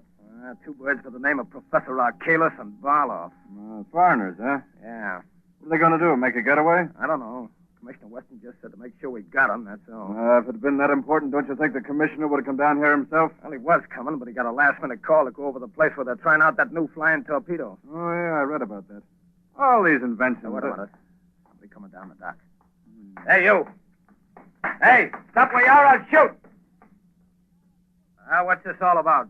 Nothing. Where are you going? That is my business. What's your name? Come on, what's your name? Are you Barloff? What is it to you? Answer me, are you Barloff? Yes. Well, that's all we wanted to know. Come on. Come on. Where are you taking? I have done nothing. Look out, he's got a gun, Sergeant. What? I'm sorry, Sergeant. I had to do it. That's okay. This Archelaus will probably be along in a minute. Put this bird behind those bushes. We don't want Archelaus. Hey, look out. Here comes another guy down the dock. All right, quick. Behind this piling here. Come on. Must be Archelaus. Yeah, I guess. Professor Archelaus? Who are you? The police. We want to ask you what... Well, you can't get me to talk. You'll never make Look me... out, Sergeant. He's got a gun there. Drop that gun, You Archelaus. can't take me. The police can touch me. You asked for it. Oh, you nailed him, Sergeant. He get you? Oh, I'm okay. Here comes the parole. Must have heard the shot. Well, they didn't have time. Oh, Commissioner Weston? Yes, Sergeant. You got our man. Yep. Is he dead? I don't think so, sir. Well, Archelaus, maybe you'll talk. I'll never talk. Commissioner Weston. Shadow, what are you doing here? We can't waste time, Commissioner. Did you stop the test of the flying torpedo? Yes, but... Good. Commissioner, you've saved the lives of thousands of spectators. To say nothing of some of our highest government officials. Then it was you. Yes. Yes, I had a friend of mine call you. And now, Professor Archelaus, let's have the story. You haven't much time. I know. I'm dying, Shadow. It was a plot against our national defense, wasn't it? It was. Who employed you to do it? That I won't tell you. But Lieutenant Wilson is innocent. Yes. Wilson is innocent. Commissioner, you're a witness. Lieutenant Wilson is cleared. Yes, Shadow. What about General Levitt? Barloff killed him. Where is Barloff? We got him behind these boxes. How did you know about General Levitt, Shadow? We found blood on his desk. But this time, the blood is yours, Archelaus. Yes. Mine. Well, Shadow, Archelaus is dead. Yes, Commissioner. And You've been instrumental in averting a national calamity. Arcalis is dead. The innocence of Lieutenant Wilson has been proved. And the integrity of the men who protect our liberty is again vindicated.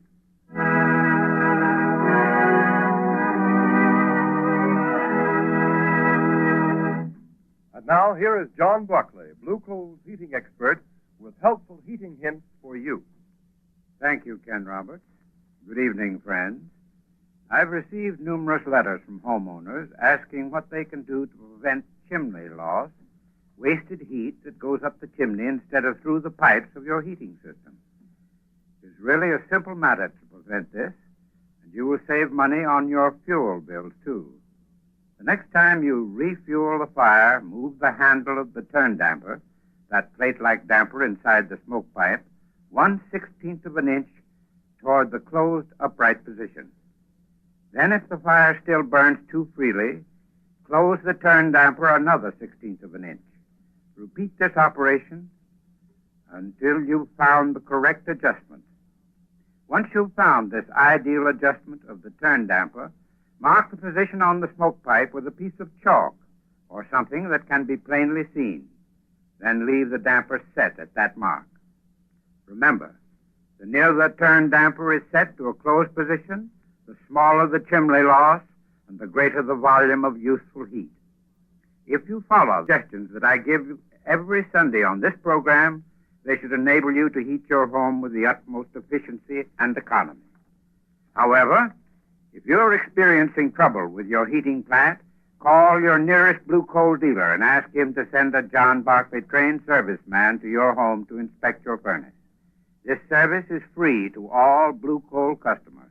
I thank you. Thank you, Mr. Barclay. And here's the official telegram advising of the award the American Police Review has made to the Shadow program. Quote, the American Police Review salutes the producers and sponsors of the Shadow for their contribution to the cause of better law enforcement. 13,000 police executives throughout the United States read the review. So our purpose is to help them find the best tools and methods to combat crime. The editors of the review have turned a critical ear toward the Shadow program for some time and are gratified to note that your presentation of police roles truly reflects the intelligence and character of the high type of police officer now found throughout the land. We therefore take pleasure in presenting to you the American Police Review Certificate of Award for Distinguished Service to the Cause of Better Law Enforcement.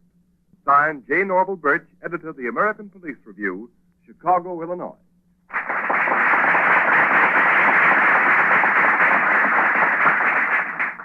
And so, on behalf of Blue Coal dealers and of all those who assist in the weekly programs of the Shadow, we tender our thanks and appreciation to editor J. Norval Birch and the American Police Review for their splendid testimonial.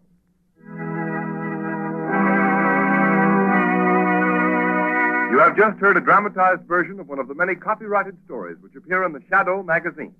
All the characters and all the places named are fictitious. Any similarity to persons living or dead is purely coincidental.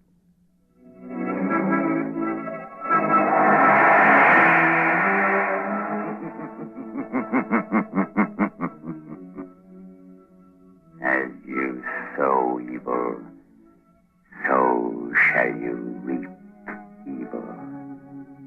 Crime does not pay. The Shadow knows.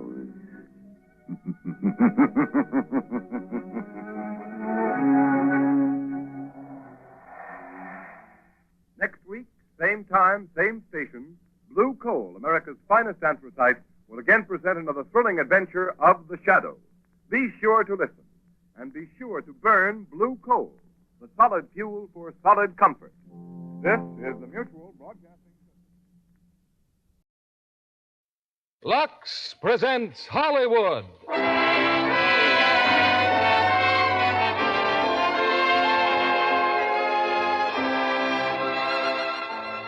Lever Brothers Company, the makers of Lux Toilet Soap, bring you the Lux Radio Theater, starring Jane Wyman and Ronald Reagan in Nobody Lives Forever.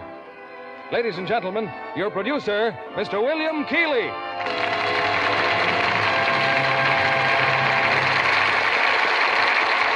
Greetings from Hollywood, ladies and gentlemen. One of the pictures I directed at Warner Brothers some time ago included in its cast two young, talented players destined not only for triumphant screen careers, but also for a happy married life together. They were, as you've already guessed, the stars of tonight's Lux Radio Theater play, Ronald Reagan and Jane Wyman.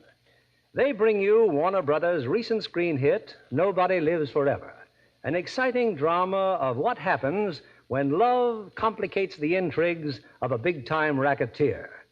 Naturally, since pictures first united us, I've always valued Jane and Ronald's friendship, and I'm grateful to Lux Toilet Soap for bringing us together in another dramatic venture. But in a larger sense, that's what Lux does every week for millions of people. Brings them together in a common liking for good plays, fine stars, and for the product that makes possible these Monday night reunions, Lux Soap. I'm sure that latter preference is well rewarded. Our clock says curtain time, and here's Act One of Nobody Lives Forever, starring Jane Wyman as Gladys Halverson and Ronald Reagan as Nick Blake.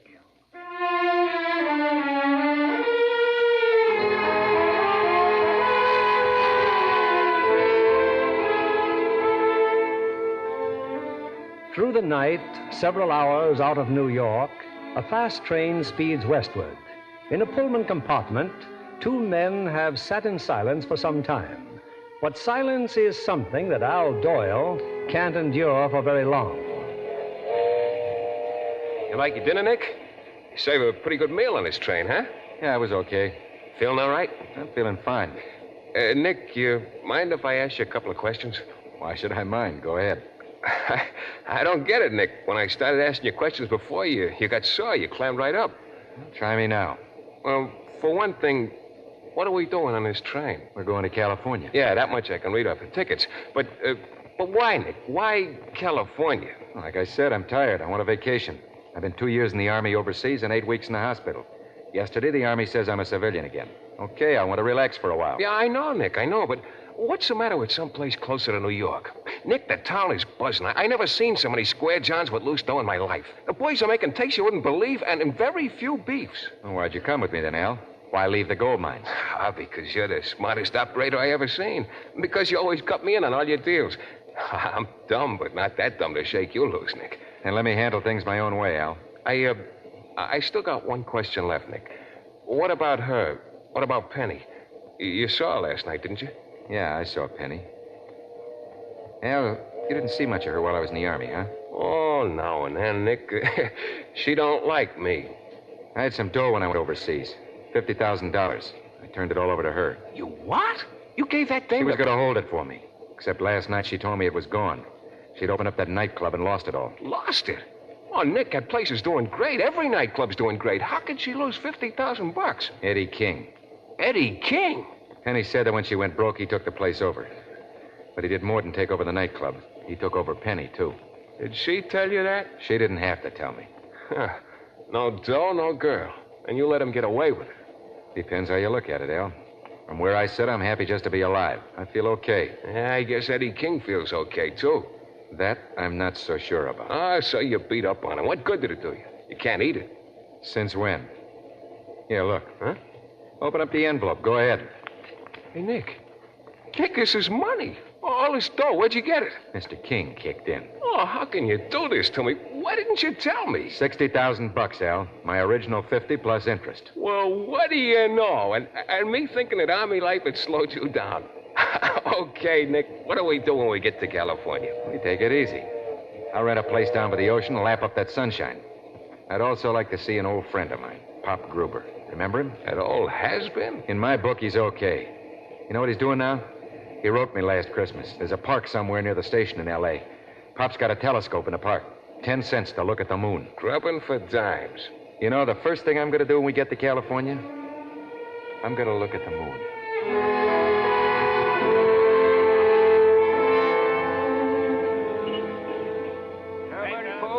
Look through the telescope, see the wonders of nature. Only a dime, folks. 1 dime. See the mountains of the moon. Know what you say, mister? Where I come from, it used to be a nickel. And when I come from, guys like you... Nick, Nick, how are you, boy? I'm fine, Pop. How's the telescope racket? Looking up, Nick, looking up. Where'd you come from? Just got off the train. Thought I'd check up on you. Oh, am I glad to see you. And what happened, Nick? You let him out of the Army? No, I talked him into a discharge, Pop. Talked your way out, eh? Same old Nick. You here alone? Al Doyle's with me, waiting in a cab. Pop, I wanted to thank you for the box you sent me. You know, you and Al were the only guys that remembered me while I was across. Oh, forget it. Nick, what are you doing out here? You got something lined up? Not a thing. All I want to do is rest. Well, where are you going to be staying? I'll let you know as soon as we settle down. You'll come out, Pop. We'll split a bottle of beer, huh? Oh, I'd sure like to, Nick. Well, I'll look you up in a day or two. So long, Pop. Gosh. How about it, folks? See the wonders of nature? Just a dime, folks. Just 10 cents. Hello, Pop. I'm working, Windy Beat It. I just seen something better in the moon. It didn't cost me nothing. I said blow. Nick Blake, huh? What's he up to, Pop? He ain't up to nothing. If he was, you don't think I'd tell you, do you? It's okay, Pop. But I better tell Doc Jensen that Nick Blake just come to town.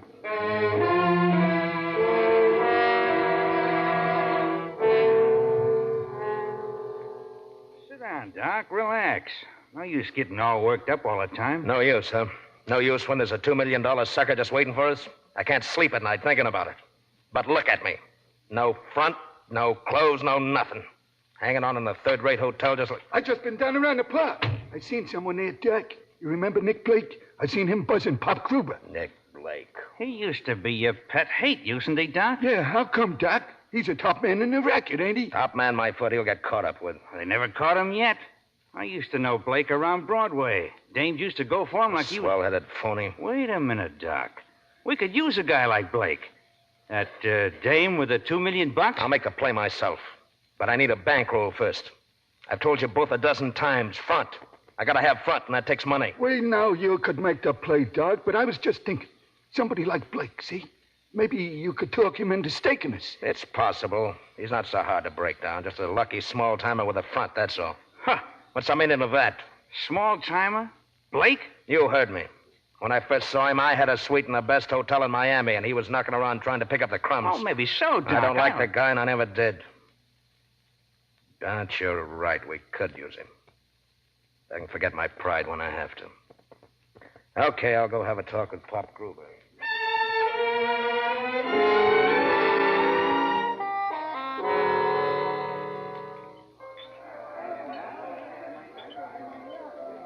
Hello, Pop. Huh? Where you been the last 2 days, huh? Been looking for you. Yeah, I've been around, Doc. You weren't here last night. I thought you come in every night for a beer. Well, I'm here now, ain't I? Drink up. I'll buy you another one. I only drink 2 beers a night. This is my second. Now, Nick Blake's in town. Yeah? He's in town. Matter of fact, I was with him last night. I've located a sucker, Pop. Blake might be interested in financing the project. Forget it. Look, this is the biggest thing there is. All we I tell need you, is... it's no use. It'll be worth $500 to you if I can find him. Because you got $500. I will have, and you know you can trust me. Doc, you and Windy and Shake haven't seen 5 seas in 5 years. We all have our ups and downs. I was the biggest there was once. Yeah, once don't count. Well, I guess I'll call it a night. No, wait a minute. Look, Pop, I found a widow with $2 million, and she's very lonesome. The easiest touch there is. Doesn't know a soul out here. I tell you, Doc, Nick's taking it easy. Besides, he'd never work with you. I've been living for this one, Pop. I'm going to see that sucker gets taken no matter what. A small bankroll's all I need to put me right back where I was, on top. That's where I belong, and you know it, right on top. Not so loud, Doc. Take it easy. Take it easy? Well, there's $2 million begging for a sleigh ride? Maybe I will have another beer. What else do you know about this widow?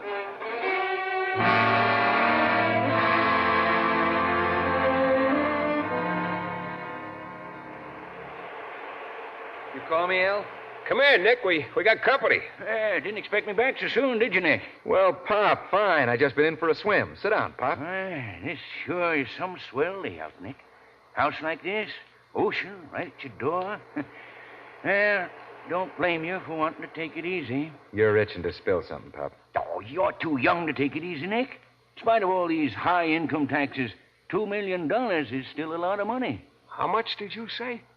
Come on, Pop, open up. Well, there's a nice $2 million job in town, but Nick would rather go in swimming. All right, Pop, put on the con. I used to be a pretty fair confidence man in the old days, Nick, but age caught up with me, just like it does to all of us. Who sent you to see me? As far as I can make out, this is a right touch, and a guy like you, Nick, could turn it in a month. Go Go on, we're listening. It seems there's a widow. Come out a few weeks ago from Minneapolis. That's a switch, taking a widow. Nick, at least listen to This him. widow can stand a take. She's loaded. You can set yourself for life, Nick, and you'd be helping me out, too. I'm sure getting tired of that 10-cent telescope. And picking pockets while the customers are looking at the moon. And I'm getting old. I do the best I can. This widow now, she's living at the Marwood Arms. Her husband died a year or so ago, and she's lonesome. Why, it's just your The dish. swimming was sure swell today, Pop. All right, Nick, if I'm born, you... No, Pop, wait. Nick, please. It's okay, Al. Nick always was stubborn as a mule. I've done all right, haven't I? Yes, you've done all right. When I was your age, I had the world by the tail, too. Making plenty of money and throwing it out the window just like you're doing. I thought there was no end to it. All right, look at me now. Don't get sore, Pop. Maybe you got a bankroll. Living like this, how long's it going to last? What are you going to be doing when you're 65, Nick? Selling pencils? I don't think it'll ever come to that. I didn't think it would either. So long, Nick. Pop, stay for dinner. We got a good cook. No, I got to get back to town. Well, not on a bus anyway. Drive him in, Al. Sure. I'll get the car, Pop. No hard feelings. I think you're making a mistake, Nick. But no hard feelings.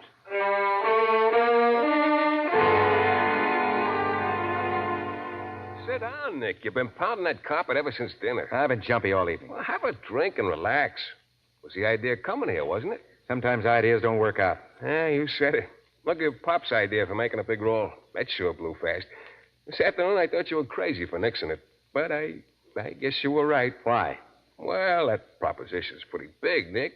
You've been away a long time. Don't be dumb. It'd be like rolling downhill. Well, listen, Nick, if you never want to work another deal, that's okay with me. We got plenty of dough. Only it's a shame to see a guy like you throwing away his talent. Oh, but don't let me or Pop influence you. Get the car, Al. Where are we going? To see Pop. Now you're talking, baby. Take it easy. I'm curious, that's all. Just curious.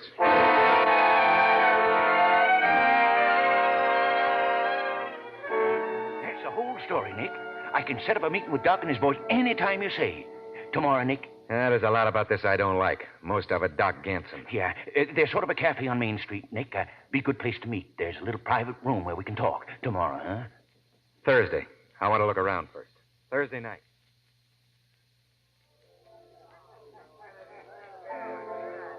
Well, here he is, Doc. Here's Nick and Al. Told you Nick could be here. Hiya, Blake. Let's skip everything else, Doc, except what I'm here for. Suits me, Nick. Sit down, boys. Pop's information was a little sketchy. I've been doing some investigating on my own. What do you mean, Pop's information? I located this. I stirred it. That's understood, but just to get it straight. The sucker's name is Mrs. Gladys Halverson, widow. Husband, Carl Halverson, died about a year ago and left her a fortune which amounts to $2 million. She's staying at the Marwood Arms in Suite 901. Anything else, Doc? No. I guess that about covers it. Not quite. What you didn't find out is that her business advisor is out here with her. A guy by the name of Manning. He's also staying at the Marwood Arms, which may make it a little tough. Any questions, Doc? No. Look, I'm figuring on handling this case myself. All we want from you is a stake. Pop worked this pretty smooth. He got me interested in the pitch before he told me who lined it up. If he'd mentioned your name at the start, I'd have said no. Is that plain enough? Now, if you guys want me to handle it... Shaking me, would you, Mr. Blake? All right. Now, a couple of more things. I operate alone. No interference of any kind. None, as long as we're satisfied. After all, it's our pitch. Listen, I'll make you a present of it right now. Oh, don't mind Doc, Mr. Blake. He's just anxious. How about terms? You guys located the sucker, fine. But I got to finance the job, do all the work, take all the risk. I want 2/3. 2/3? That's the only way I'll operate. That leaves 1/3 for Shaking Wendy and me. Yeah, 30 or something is better than all or nothing. No. No, if it hadn't been for me, there wouldn't be any deal. I had the connections. I found the setup. It belongs to me. Nobody's going to jip me out of what's mine. Nobody. That suits me fine. I don't want to work anyway. Shaking me's got something to say about this, Doc. Say it fast, then. What do you figure the take will be? With that kind of money, at least $100,000. Will you guarantee us $30,000? If I make the take, yes. Okay. We'll go along with it. That's it, Doc. 10 G's apiece. That's a lot of money. I guess we can go now, Al. Come on, Pop, you too. You were smart to say yes, Doc. Was I? I'm not so sure. 5 years ago, I wouldn't have let a mug like that shine my shoes. Now you guys treat him like he was somebody important. Don't worry, Doc. He'll come through. If he wants to keep his health, he better come through. That's all I got to say. He better come through.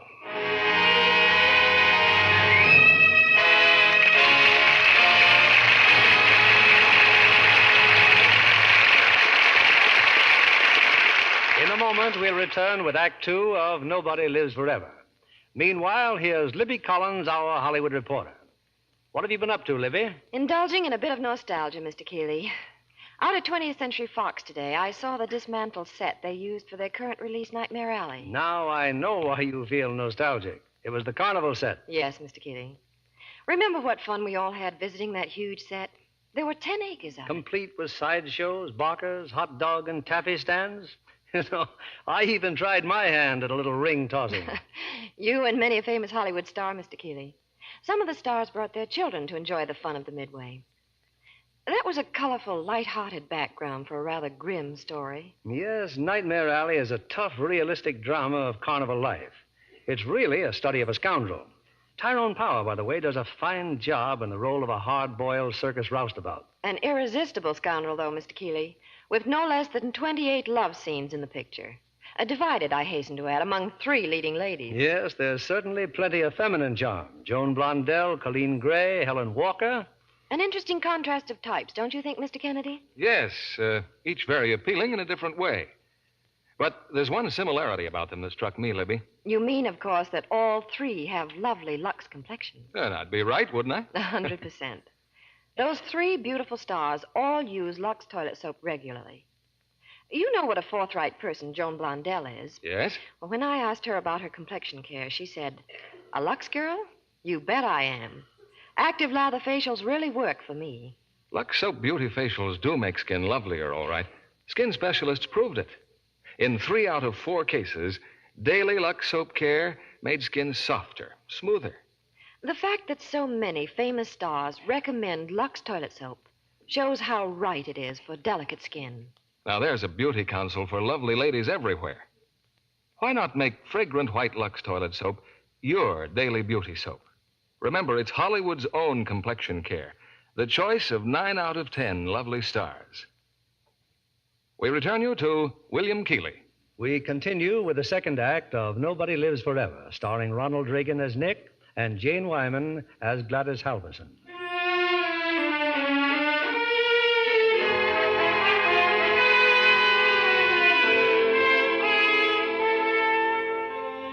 For 2 days now, Nick Blake and Al Doyle have been occupying one of the most expensive suites in the very exclusive Marwood Arms Hotel.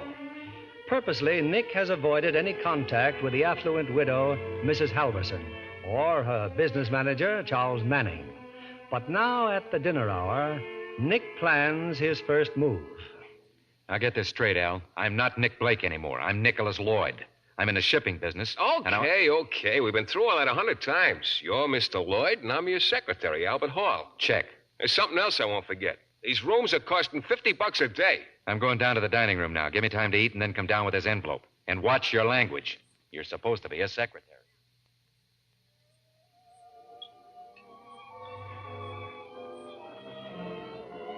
Good evening, Mrs. Halverson. Good evening, Mr. Evans. Good evening, Mr. Manning. Is everything satisfactory? Excellent dinner, Mr. Evans. Thank you. If there's anything else at all that you wish, please let me know. Now then, where was I, Gladys? Oh, yes, the 17th hole. I said to the caddy, my mashy niblick, please. I played a little to the right for the wind, of course. Of course. I took a full swing, and what do you suppose happened? Don't tell me you made it in par. No, I lost the ball. Don't know where it went. Never did find it. Wait till tomorrow, though. I'll wager that I beg your pardon, Mr. Manning. Oh, yes?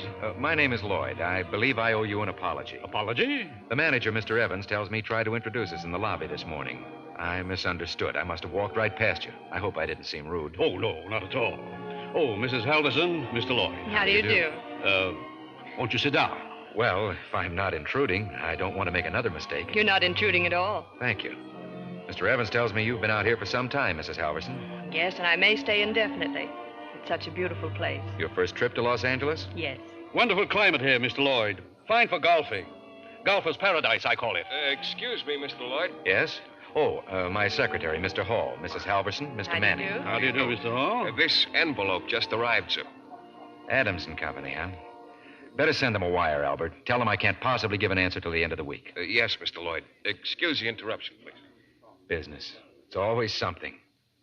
I'm afraid I'm finding it a little difficult to adjust myself after the Army. Oh, were you overseas? Yes. Cigarette? Thank you. I've leased a house out at the beach, and I was planning to spend the whole day there tomorrow, just lying in the sand doing nothing. Not even thinking. That sounds wonderful. I haven't been to the beach since I came here. Nor I. Waste of time for me, you know. I play golf every day. Oh. Well, I was going to suggest you both drive out to the beach with me. Well, I'd better be running along. If I want to take a day off tomorrow, I'll have to work tonight. Mr. Evans mentioned your work to me. Shipping business, I think he said. Well, yes, in a way. Just before the war, I got interested in maritime salvage, deep-sea tugs. Should be very big once things settle down again. You see... Well, excuse me for talking shop. This has really been very pleasant. Good night. Good night, Mr. Lloyd. Odd sort of chap, isn't he? Deep-sea salvage. Sounds like an interesting project. Too bad he doesn't play golf. Charles. Yes, Gladys? Do you mind if I have a brandy? Why, Gladys, you haven't had... Why, of course. How nice to see you enjoying yourself. A waiter!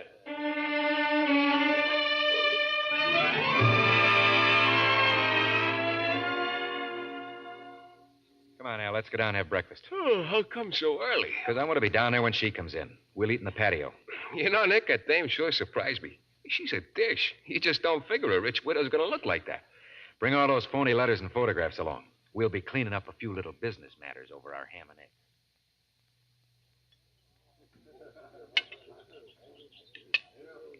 This sort of life sure agrees with me, Nick.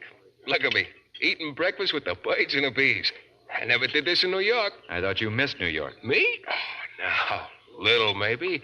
Hey, Nick, I wonder how Penny's doing these days. What makes you think of Penny? Nothing at all. I was just wondering. Then stop wondering. It's one dame who can take care of herself. I hope I never see her again. And speaking of dames, here she comes, the widow. Then get in the act. Okay.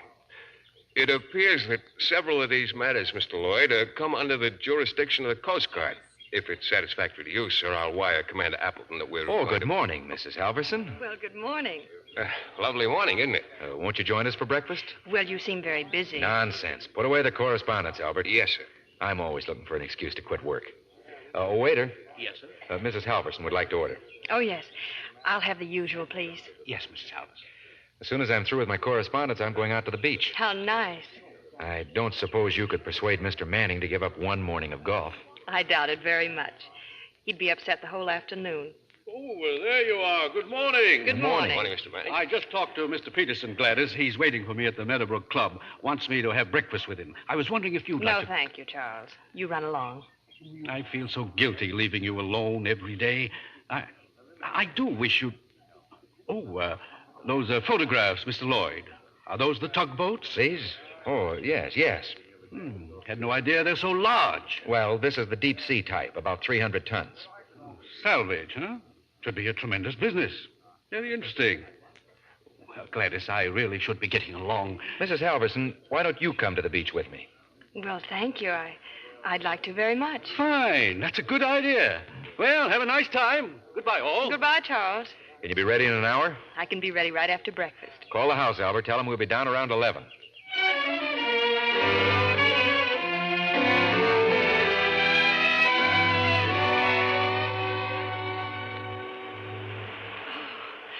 Oh, that was heavenly. I don't remember when I've enjoyed a swim so much. Well, sit down. Dry off. Oh, what a charming sun deck. I see Albert's fixed us a drink. Here. Thank you. You know, when I was a kid, I used to dream about having a house right on the ocean. Do you blame me for wanting to spend all my time here? I certainly don't, Mr. Lloyd. What are you thinking about? About you. It's difficult to picture you as a boy. Am I as solemn as all that? Oh, of course not. I just mean you appear so sure of yourself. As if you could, well, take care of yourself no matter what the surroundings were. I was brought up in a tough school. A riverfront kid in New York. You had to fight or run. I guess I did a little of both, and I learned which to do when. I'll never forget those days. Don't stop. It's very interesting. It may sound interesting, but it wasn't. All I thought about was getting out. The time I was 13, I was working on a tugboat. I got kicked around plenty, but I learned the business. When the war started, I was practically running the company. Then you've done very well, haven't you? And you can't be more than, what, 31, 2? 34. I'm going to do a lot better. Well, now I'm bragging. Now, you have a right to. I really don't know why I'm telling you these things. Please do. I don't talk much myself, but I like to listen. Well, I like to hear myself talk, so we should get along all right. This has been quite the nicest day I've had in a long, long time. Doesn't take much to please you. No, not much. I've been around so little. My husband was never in really good health, so we seldom traveled. He liked to sit at home and read a book or listen to the radio, so not that I minded. I was happy to do whatever he wanted. You better not let other wives hear you saying that, or they'll put you out of the union. Oh, I didn't feel as though I'd missed anything. He depended on me a great deal. You see, before we were married, I was his secretary. Well, you're not exactly my idea of a secretary. Well, that's because you think of me as a well-to-do woman. But it wasn't always like that. My father... Well, I think I'll say what you said. I don't know why I'm telling you all these things. I don't know when I felt more like listening. You don't have to be polite, Mr. Lloyd. I'm sure that all this is a little too quiet for you, isn't it? Oh, and don't misunderstand. I'm not saying that you're fast. It's just that you seem a little less conventional than most of the men I've met. Well, don't tell on me, will you? Mr. Manning might not like it. Well, I'd better start thinking about getting back to town. Oh, of course. It'll be nice driving back. Sun's just going down. Hills will be beautiful.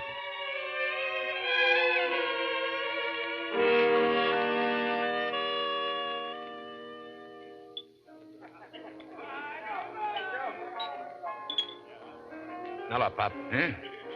Yeah, what do you want? What have you heard? About what? Talk plain, Doc. About the deal, Nick and the dame. Listen, Doc. I'm waiting just like you are. Except I'm not worried. When'd you talk to him last? What is this? I come here to enjoy a glass of beer after work. Now, stop bothering. Look, you. It's not healthy to talk to me like that. I've talked like that to tougher guys than you. I'm past 60 and I'm still here. Nick Blake met Mrs. Halverson 10 days ago. He's been with her practically every day since. Sometimes with that Manning guy, sometimes alone. Well, that's fine. Is it? Blake's playing this dame as if he were more interested in her than in her money. He's forgetting business. I don't know what he's doing, see? But whatever it is, Nick ain't forgetting business. I got just one more thing to say. You tell that friend of yours if he doesn't get busy, You got I'm anything to say, you tell it to Nick, see? And while I'm talking, I might as well tell you this. I'm sorry it got Nick tied up with you. From now on, you stay away from me, you understand?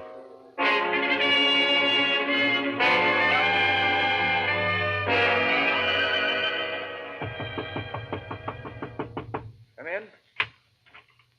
Oh, hello, Manning. Where's Gladys? In her rooms, I believe. I just thought we might have a little chat, you and I, before we go to the races. Fine. Lloyd, I've been giving a lot of thought to that salvage business of yours. Really? I'm afraid I've been neglecting it. Look, we're both businessmen, so I'll come right to the point. I'm looking for some good, solid investments for Mrs. Halverson. Now, I don't know much about the shipping business, but if there's any... You mean you'd like to invest in our company? I'd certainly like to consider it. But we don't need any money, Manning. We're subscribed to the limit right now, and I'm not going to sell any stock. I was afraid of that. I'd like to accommodate you, of course, but you see, I have a partner in New York. Oh, I don't know. I suppose I could ask him to do me a favor. I'm phoning him tomorrow. That's very decent of you, Lloyd. Thanks. I'll let you know what he says. Oh, I'll pick you and Gladys up in half an hour.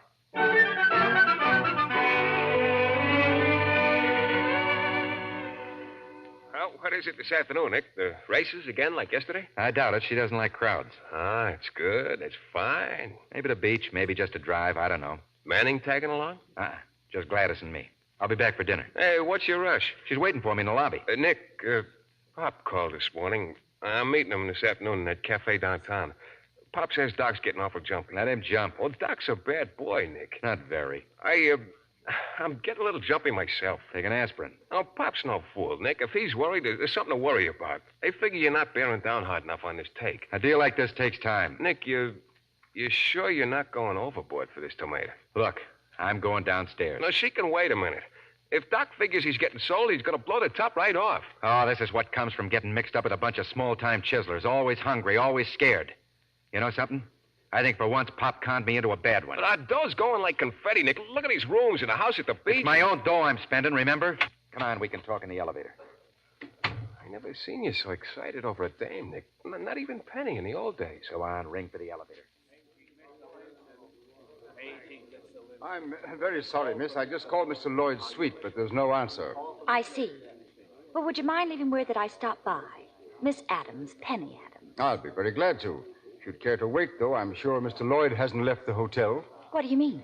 He's probably on his way downstairs. Oh, I'll wait for him here then. Oh, why, there he is now, Miss Adams, just getting out of the elevator. Oh, yes, thank you. Thank you very much. Nick, look. What's the matter with you? Over there at the desk. Ain't that Penny? Penny? Go in the writing room, Al. That's where I'm supposed to meet Mrs. Halverson. Stall her in there. Yeah, sure, I'll stall her. This deal's really gone haywire. Nicky, darling. All right, Penny, what do you want? Oh, well, that's a nice greeting. Why don't we sit down somewhere and talk? How did you find me? Well, if you're really interested, I happened to run into Doc Ganson. Oh, don't worry, darling. I won't give you away. Look, I'm busy. I haven't any time. You better take time, Nick. You wouldn't jip a pal like me, would you? I jip you. I took my dough back, if that's what you mean. And after you did, the nightclub folded. And Eddie King ran out on you? I ran out on him. Get wise to yourself, Penny. We're washed up. You took care of that. The brush-off's not that easy, Nick. I told you. I've seen Doc Ganson. Well, who's the lady with Al? Oh, so that's the sucker, huh? Nice work if you can get it. So long, Penny. Call from Mr. Wilson. Hello, Gladys. Did I keep you waiting? Oh, that's all right, Nick. Oh, Albert, Miss Adams over there. I think she wants to talk to you. Yes, Mr. Lloyd. I'll take care of her right away. If I've interrupted something... Oh, it's nothing important. Let's go, Gladys. My car's at the side entrance. Where's he going, Al? Now, take it easy, babe. I can have you thrown right out of here. That dame. She's batty about Nick, I can tell. Come on, let's take a walk. Why? I don't like this rush act. You should have thought of that when you had Nick's roll. There's a big deal on Penny, so keep your nose out of it or... Oh, what? What'll you do, Al? Go on, I'd like to know.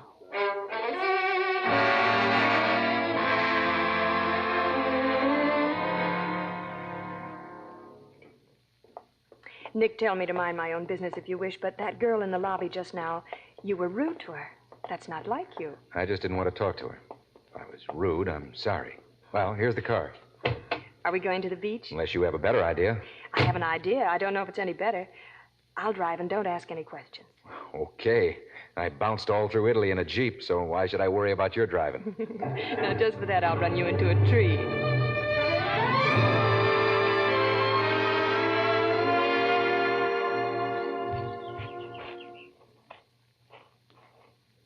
Nick, I've made a mistake. I'm sorry. Sorry? What do you mean? Oh, my brilliant idea. Driving you down here to see San Juan Capistrano. Well, I think it's a very interesting mission. If you want to see the rest of it, I'll be glad to. No, Nick. Let's just walk for a while. You don't like the mission at all. I'm afraid I've wasted your afternoon. No, it isn't that, Gladys. It's just... What is it, Nick? You're depressed. Well, it's just that seeing all this reminds me of Italy. The churches I saw there. Except they were all wrecked.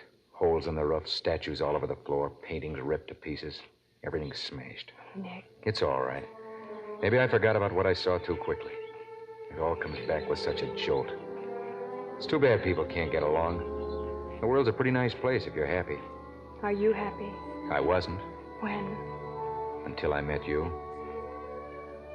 I love you, Gladys. Oh, Nick. Nick, I've been waiting for you. It seems all my life I've been waiting for you.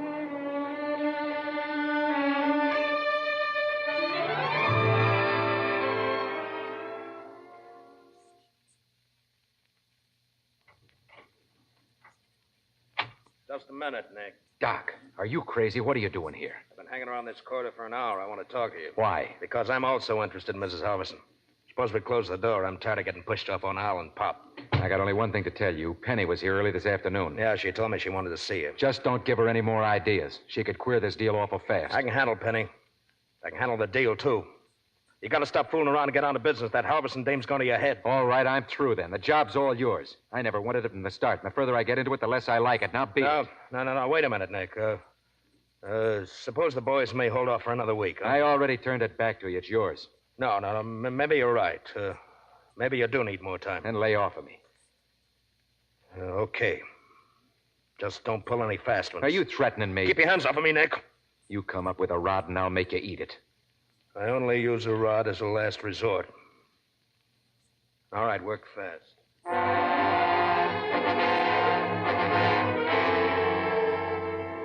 Charles, come in.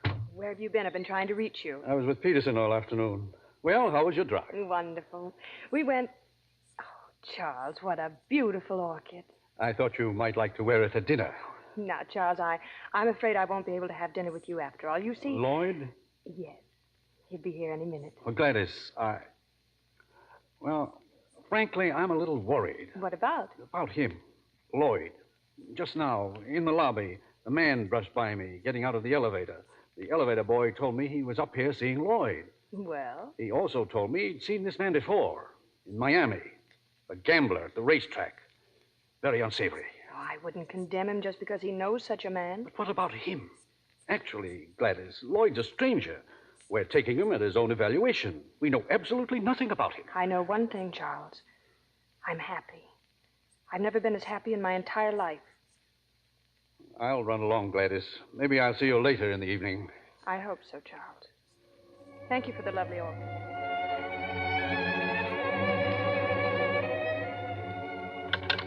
Hello? Hello, desk. This is Charles Manning. Get me the district attorney's office.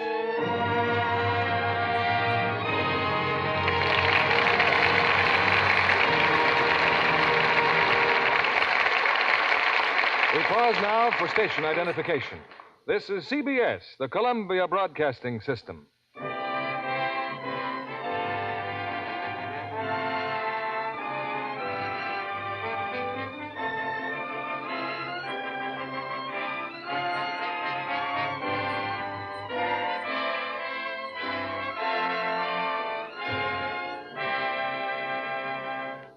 In a moment, you'll hear Act 3 of Nobody Lives Forever.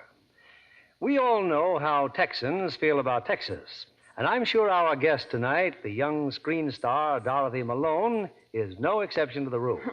I think my home state is the greatest place in the world, Mr. Keeley. Except perhaps Hollywood. Well, Hollywood is certainly enthusiastic about you, Dorothy. You have a Warner Brothers contract to prove that. Thank you, Mr. Keeley. It is thrilling to be working in a great studio in contact with the famous stars I've always admired. I learned a lot about acting when I watched them film Escape Me Never. Ah, yes, Warner Brothers' Dramatic Life of a Composer, with Errol Flynn as the romantic musician. And don't forget the two lovely women in the picture. Well, when they're Ida Lupino and Eleanor Parker, now, how could I? And incidentally, that story had an unusual and highly colorful background. Yes, it did. You could travel from Venice to the Austrian Alps on the sets of Escape Me Never, even though the entire picture was filmed in Hollywood. Studio technicians can work miracles. Don't you agree, John Kennedy? Yes, I do, but there are times when the camera demands the genuine and real. For instance, a lovely Lux complexion. Any cameraman would agree. That's the kind of beauty to pass the close-up test, Mr. Kennedy. Well, then, it isn't surprising that 9 out of 10 screen stars have made Lux toilet soap their choice for beauty care. Well, Ida Lupino and Eleanor Parker, two of the loveliest stars I know, wouldn't be without Lux toilet soap. I talked with Miss Lupino one day in her dressing room. She told me she was devoted to Lux soap care. It gives my skin quick, new loveliness, she said. And I know myself how really effective those facials are. Thank you, Miss Dorothy Malone. May I say that your complexion is a radiant example of what gentle Lux soap care can do.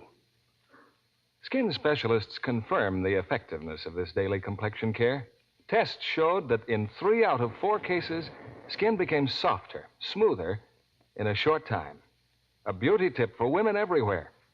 Why not try fragrant white Lux toilet soap tomorrow? Here's Mr. Keeley at the microphone. The curtain rises on Act 3 of Nobody Lives Forever, starring Jane Wyman as Gladys Halverson and Ronald Reagan as Nick.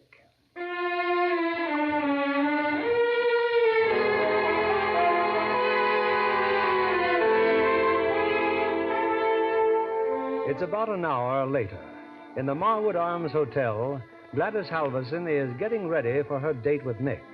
Charles Manning has just welcomed a man from the district attorney's office.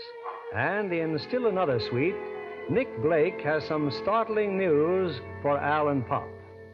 So we're clearing out. We're going back to New York now, tonight. But what about the deal? The deal is off. I'm through. Doc will throw a fit, Nick. I'm going to pay him off, Windy and Shake, too. This guy's off his rocker.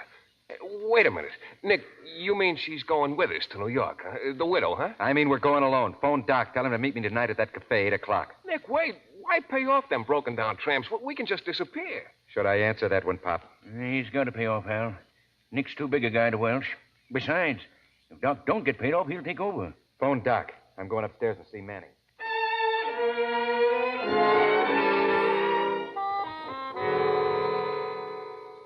You don't mind coming here to my rooms, Gladys? What's so important, Charles? You sounded so mysterious on the phone just now. Gladys, this is very difficult. I've just found out for sure that Mr. Lloyd is not at all what he seems. He's a professional swindler. That's ridiculous. Surely you don't really believe that. He'll be here any second. I told him I had a check for him, that I was buying an interest for you in his salvage company. Are you trying to tell me he wants to sell us some worthless stocks or something? Exactly. And that his real name is Blake. He's a notorious confidence man. And I'll prove it to you when he takes this check. Charles, really, that's absurd. Come in. Hello, Manning. Gladys, I didn't know you were going to be here. Charles asked me to come here. Well, I'm glad you are. I just received a telegram. Bad news. Oh? We can't accept your money, Manning. Things aren't going at all well in the firm. I couldn't possibly recommend an investment until I fly back and investigate. You're leaving? Tonight. Nick, will you be gone long? I don't know. I hope not. Well, this is very disappointing. Will I see you before you go? Of course. Goodbye, Manning. Goodbye, Lloyd. Well, Charles. Just a minute. He's gone, Mr. Johnson. Mrs. Halverson, Mr. Johnson, District Attorney's Office. How do you do? That was Blake, all right, Mr. Manning. Oh, no. You must have made a mistake. No, it's no mistake, Mrs. Halverson. Well, then, arrest him. On what charge? He didn't take your money. He refused it. Well, keep in touch. If he makes another move, let me know right away.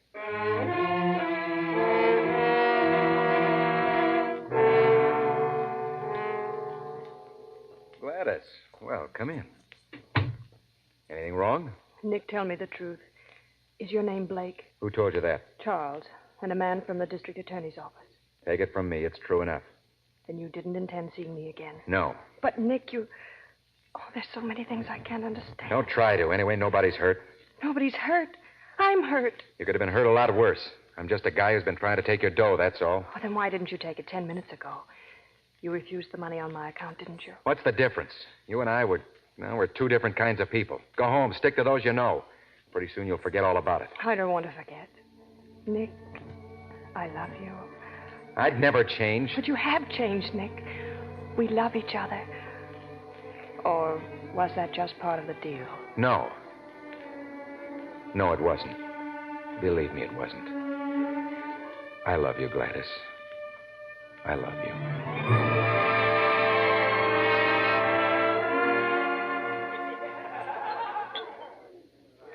8 o'clock. You're right on time, Nick. All right, Doc. Where's Windy and Shake? I can handle this alone. What is this? I guaranteed you guys 30% of $100,000. I got it right here. If you want to collect, call in your boys. No. That guarantee doesn't mean a thing anymore. How do I know how much the take really was? I'm telling you. I got a feeling there wasn't any take. You're trying to shake us. It's 30 G's or nothing, Doc. Yes or no? Put your hands on the table, Nick. I got a gun on you. And it says from now on, I call the turn. Call it fast, then. You know, it's funny. You can get so close to something that you lose all perspective. It was Penny Adams who steered me straight. This afternoon, she put it all together for me. You pay us off in chicken feed, marry $2 million, and live in clover the rest of your life. Now you're really blowing your top. We figure they would have for $2 million. 30% of that is what you owe us. That's all, huh? It's a lot of dough. But you can pay 50 G's at a time. Suppose I don't play ball. Why begrudge us our dough? You'll have plenty. Of course, if something was to happen to you, an accident maybe, I'd have to take over, wouldn't I? This takes a little figuring, Doc. Now, from your point of view...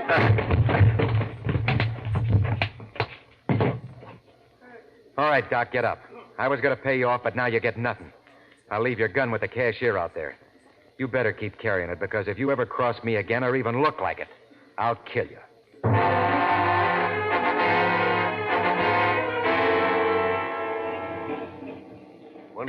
Did you pay him off? No, it's blown higher than a kite. I was afraid of that. What happened? There's no time to talk. Doc will be coming out any minute. When he does, follow him in your car, Al. Stick to it. And you? I'm going back to the Marwood Arms and make sure Gladys is all right. There's something queer about all this. Okay, Nick. As soon as you find out anything, call me there.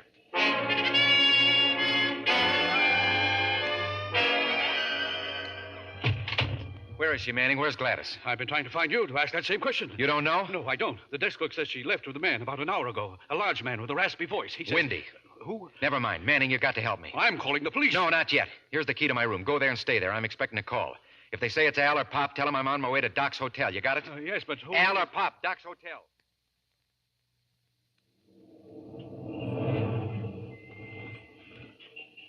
I switch off the headlights, Pop. You don't think Doc's wise that we followed him? No. El Dorado Hotel. I guess we just park here till Doc comes out again. Nick's probably dreaming. He's so crazy about that dame. Yeah, maybe. Nick generally knows what he's talking about. Well, I guess we just sit here and wait.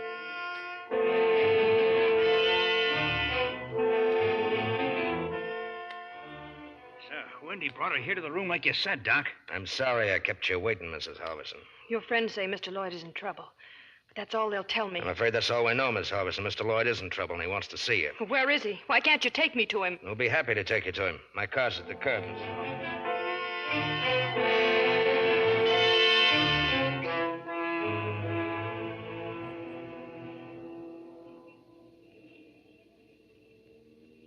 Pop, look. The dame, Mrs. Halverson. Yeah, with Doc and Wendy and Shake. They're all getting into Nick's car. I mean, Doc's car. We got to get a hold of Nick. You go ahead. I'll follow him alone. Yeah. There's a lunch wagon across the street waiting that lunch wagon until I call. No matter how long it takes, just get in touch with Nick.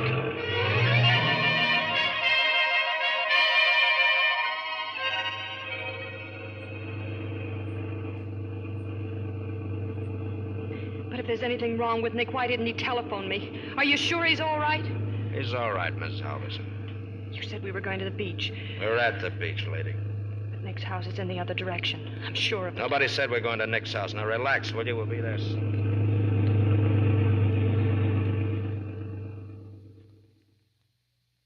Nick, I never thought you'd get here.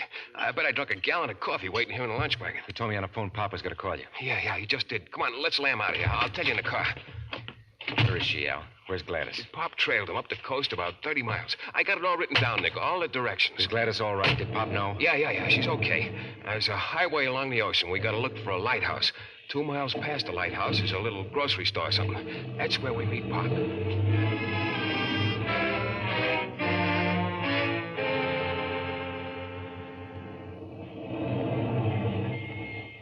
I guess this is it, Nick.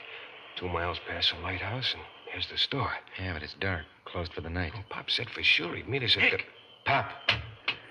Where'd they take her, Pop? Now, take it easy, Nick. They got Mrs. Halverson in a shack about 300 yards from here on the beach. It's at the end of an oil dock over the water. How do you know all this? I woke up the guy in the store to use his phone. I told him I was a government investigator checking up on oil operations. Now, look, they're alone out there, Nick. There's a guy named Ben, watchman or something. That's his shack on the dock. You got a gun, Nick? Yeah, how about you? Well, I got one. Wouldn't swear I can shoot it, though. Wait a minute. Doc's no fool, and that girl's in a tough spot. Pop, you sure they didn't see you follow him? I was real careful. I'd say they figure they're perfectly safe out there. Now, look, Nick. Grabbing the widow means they want dough. To get dough, they got to make a contact. The storekeeper said there's no phone in that shack. He said the watchman uses his phone all the time. They'd have to come to the store, then. That's how I figure it, Nick. If I was you, I'd wait right where we are. All right, it's 11 o'clock. We'll wait half an hour.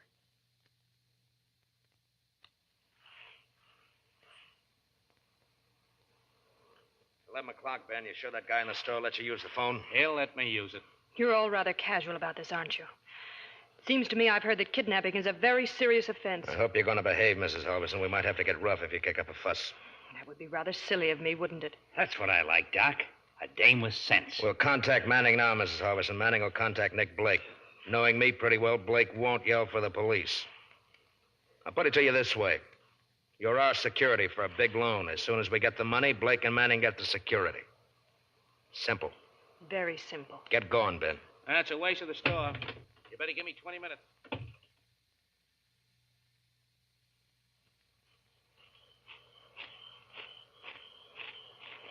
You the watchman, Bud? Huh? Hey, what are you guys thinking? Keep it covered, Pop. Who's out in the shack? Are you kidding? There's nobody here for... You still think we're kidding? Okay.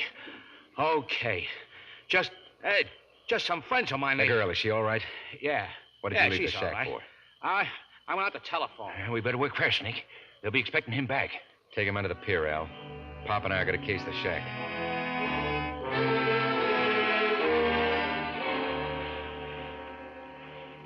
No use me looking for Ben out the window, Doc. I can't see nothing. Too foggy. Should have been back here 10 minutes ago. Maybe he run into trouble. What trouble?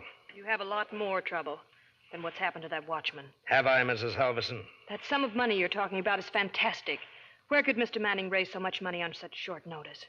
If you'd only trust me, let me out Wendy. here. Take a walk, see what's happened to that dumb clock, and don't you get lost. Okay, Doc. I won't be long.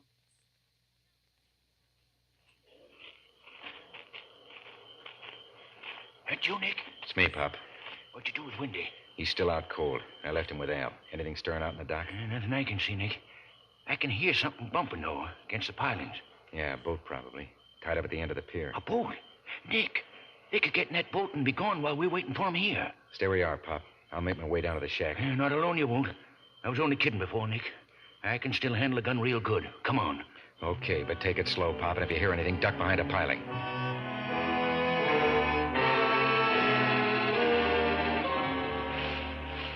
I don't like this, Doc. First Ben and now Windy. What's happened to him? If you'd only listen to me... Don't you start giving me arguments. Go outside, Shake, and take a look. I told you before, you can't see a thing. What are you afraid of, ghosts? I just want to know why they ain't come back. I don't know why. And if you ask me, I don't think we should stay to find out. All right, we'll make a break then. Back to the car? Not me, Doc. That's the way they went. Get wise, will you? We'll use Ben's boat. Now get on that ladder out there and see if you can start the motor. You're coming with us, Mrs. Halverson. Where? Where do you think you can go? She's right. We'll have to come ashore sometime. If they spot her... They won't spot her. She won't be with us anymore. Wait a second, Doc. A snatch is one thing, but killing... Get outside. Do as I tell you. Okay, I'll try and start the boat. I'm sorry, lady, but I'm taking no chances. Well, there's no reason why you can't stay here a little while longer. You're much too nervous. That man may have had trouble getting the phone call through in a remote spot like Wendy this. could have come back and told me, couldn't he? Windy doesn't seem overly intelligent to me. It's a good argument, lady. But come on, we're getting into that motorboat. Shake! What's the matter down there? Get that motor started. I'm afraid Shake can't hear you, Doc. Nick, look out. He's got a gun. Gladys, go back in the shack. Stand where you are, Miss Halverson. She's right in front of me, Nick. Go ahead and shoot if you want to. Where do you think you're going, Doc? Down the ladder and into that boat, and she's going with me. Now drop your gun. I said drop your gun. All right, Doc. I dropped the gun. No, Nick. No, don't come any closer. Pretty wild, Doc. Try again. It's all right, Nick. I got him covered. Pop, why you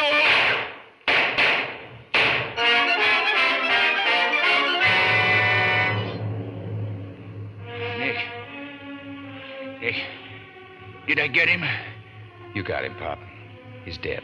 Oh, in all my life, only decent thing I ever done. All my life. We'll get a doctor. You'll be all right. I'm not complaining. Look after him. Nick's okay. I'll look after him. I always said, Nick. Pop. Poor old guy. I guess his time was up and mine just wasn't. Nobody lives forever. That's the way he always looked at it anyway.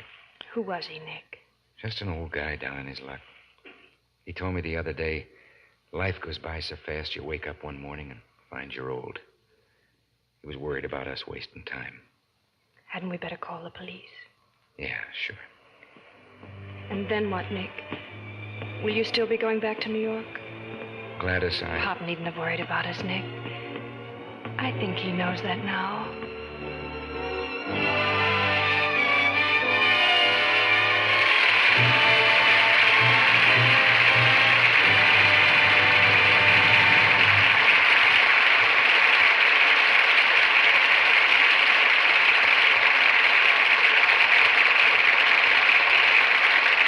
For bringing the story of Nick and Gladys unforgettably to life, our thanks to tonight's stars, Jane Wyman and Ronald Reagan, who joined hands at the footlights for a curtain call. Ronnie, I certainly enjoyed your performance in Warner Brothers' The Voice of the Turtle, and I'm sure our listeners will, too. Incidentally, isn't this the first time you and Jane have teamed in radio together? Oh, not quite, Bill. We did a show together once before. But so long ago you could almost call this our first time together. But if my memory's correct, you both were separately in radio before you came to Hollywood. That's right, Bill. Ronnie was a sports announcer back in Des Moines. Way, way back, too. But I'm sure you haven't forgotten the touch. Oh, Bill, you never forget that. 30 seconds left to play, score 7-7. They're out of the huddle up to the line of scrimmage. Ball is snapped to Felton. Felton fakes to Morney. To Kerr, hands off the ball to Kamansky on a reverse into the line. What a hole. That interference opened up. Kamansky breaks into the clear. He's on slippery rock. State teaches 35-yard line. Kamansky's down to the 30. Not a man around him. He's into the clear now. Kamansky on the 20, the 15, the 10, and Kamansky is over. Uh-oh. What happened? Kamansky hasn't got the ball. But you still have the knack, Ronnie. What did you do on the airways, Jane? Well, I was only in my teens then, Bill. singing hot swing on a local station in Missouri. Well, we've had a sample of Ronnie's delivery. How about one of yours? Well, Jane does her swinging on the golf course now, Bill. Tell me, did either of you ever give commercials on the air? Well, I could have given a very honest one for Lux Soap. I was using it even then and still do faithfully. And I wish we had television so our audience could see that very lovely Lux complexion. Well, while we're waiting for television, what's on deck for next week, Bill? Next Monday night, we bring our audience a long-awaited treat and a triple attraction. First, one of Hollywood's greatest dramatic actresses, Ida Lupino, co-starred with that romantic screen personality, Zachary Scott, in a drama based on one of the best-selling novels of its time, Edna Ferber's Saratoga Trunk, an exciting saga of romance and action in the colorful era of the 1890s. Well, that ought to make great listening for your audience, Bill. Good night. Good night. Good night, and thanks to both of you.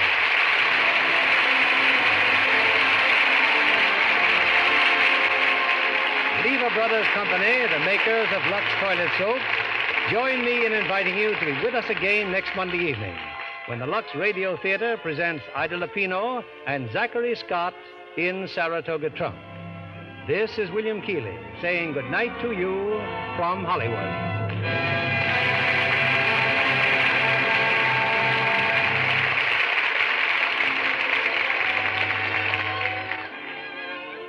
Jane Wyman will soon be seen in the Warner Brothers picture Johnny Belinda.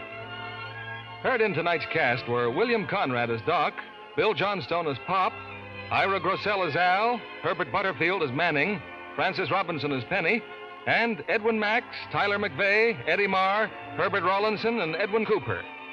Our music was directed by Louis Silvers. This program is rebroadcast to our men and women overseas through the worldwide facilities of the Armed Forces Radio Service. Our Lux Radio Theater production of Nobody Lives Forever has come to you with the good wishes of the makers of Lux Toilet Soap, Hollywood's own beauty soap, the complexion care used regularly by 9 out of 10 lovely screen stars. They depend on this fine white soap for the gentle, beautifying care million-dollar complexions must have. This is your announcer, John Milton Kennedy, reminding you to join us again next Monday night to hear Saratoga Trunk with Ida Lupino and Zachary Scott. Pepsodent won by 3-1. Yes, by an overwhelming average of 3-1. Families throughout America who compared toothpastes they were using at home preferred new Pepsodent with Irium over any other brand they tried. They said new Pepsodent toothpaste tastes better, makes breath cleaner, makes teeth brighter. Yes, with families who made comparison tests, Pepsodent won by 3-1. Be sure to listen next Monday night to the Lux Radio Theater presentation of Saratoga Trunk with Ida Lupino and Zachary Scott. Stay tuned for My Friend Irma, which follows immediately over most of these stations. This is CBS, the Columbia Broadcasting System.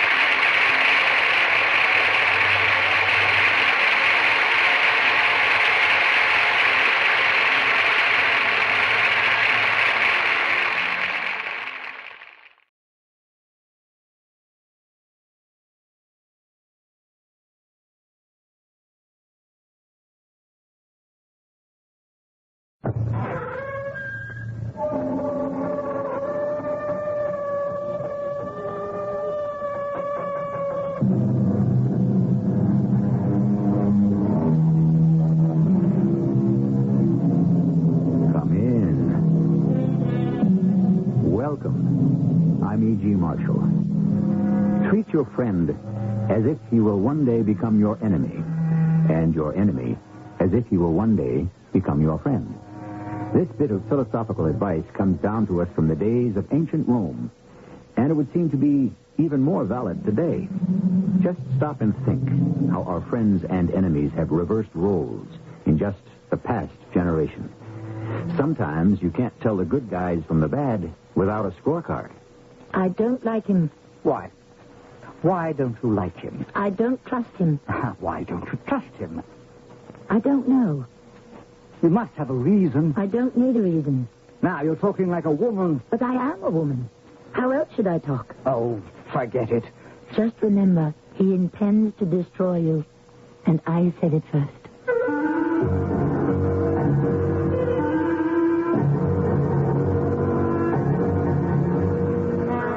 mystery drama, Did I Say Murder? Was written especially for the Mystery Theater by Sam Dan and stars Tammy Grimes. I'll be back shortly with Act One. Is the head that wears a crown. Of course, it was even truer some 700 or 800 years ago when there were far more kings than we have today. And a king's basic security did lie in the strength of his sword and the swords of his friends. Friends. Did a king really have friends? Most of them couldn't even trust their own children. Our story will be told by a lady who was perhaps the foremost authority on kings in those turbulent times. After all, she had married two and became the mother of two. Her name? Eleanor of Aquitaine. She speaks from experience.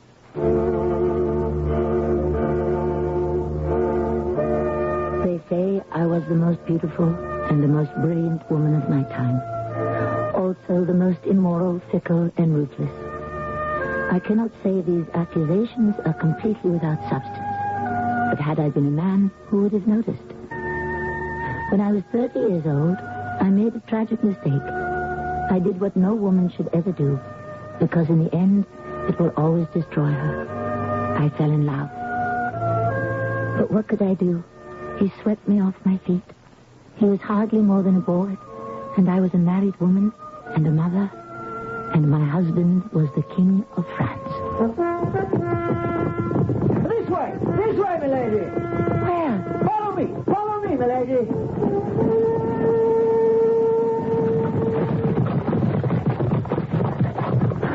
Where are the others?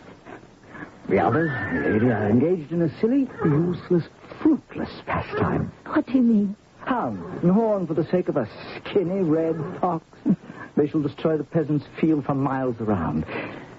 You and I need this moment of privacy to discuss a far more important matter. And pray, my young Duke Henry of Normandy, what is that?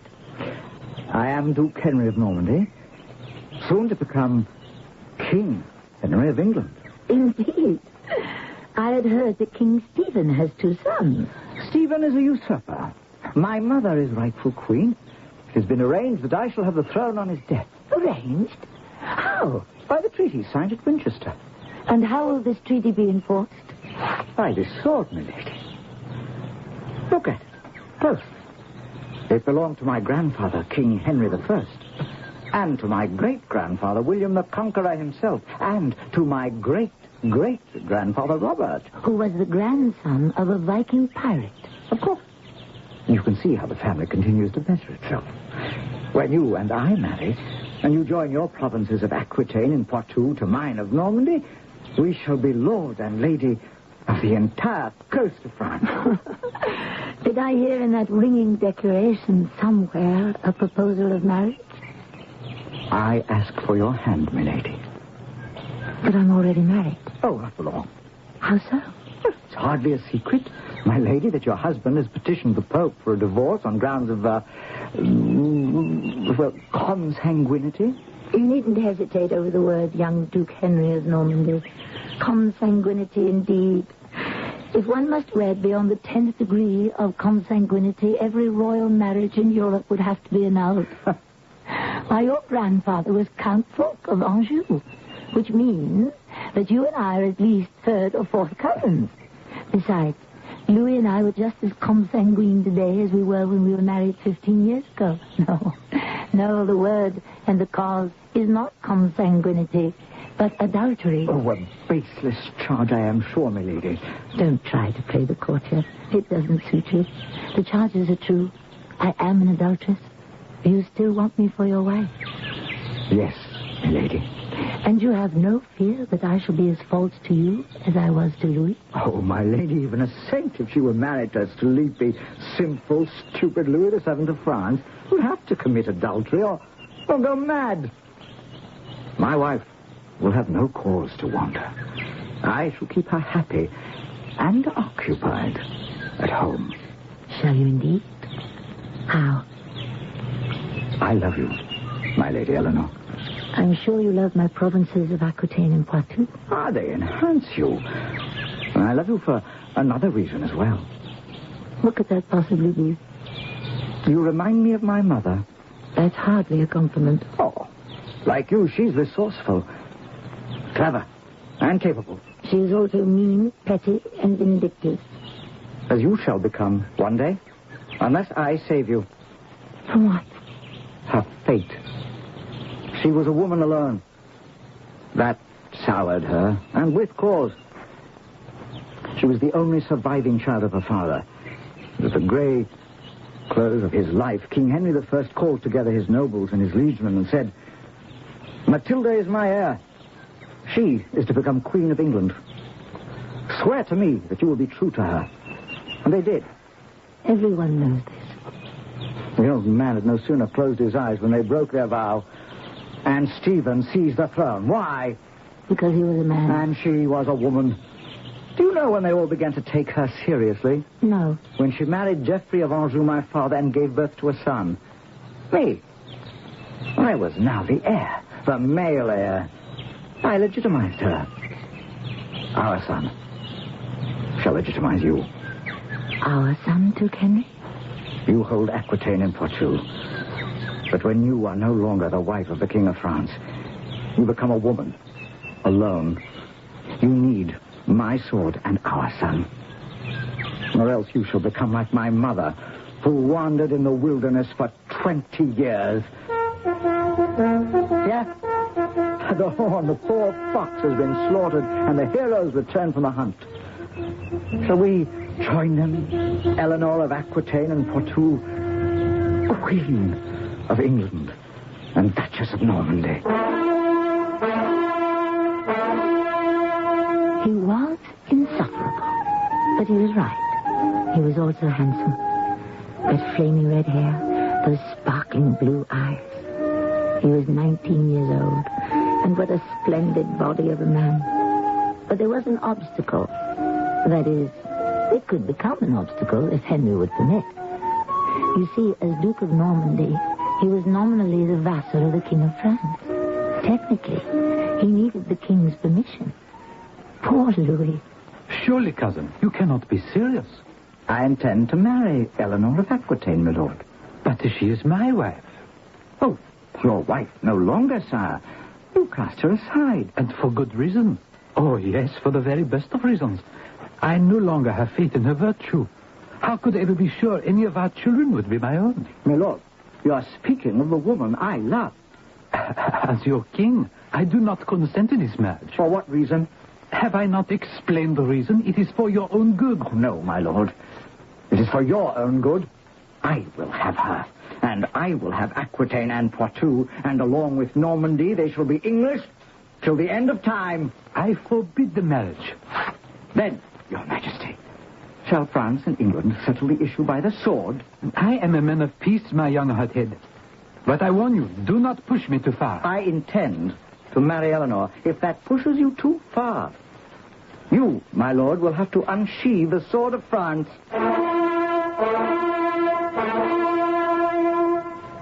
Poor Louis. He didn't know what to make of it. Had he struck quickly and decisively before Henry became King of England, this story might never have been told. But as usual, he delayed and debated, and meanwhile Henry and I were married. Then he delayed and debated some more until King Stephen of England died. Then it was too late. Henry and I were crowned king and queen in Westminster Abbey.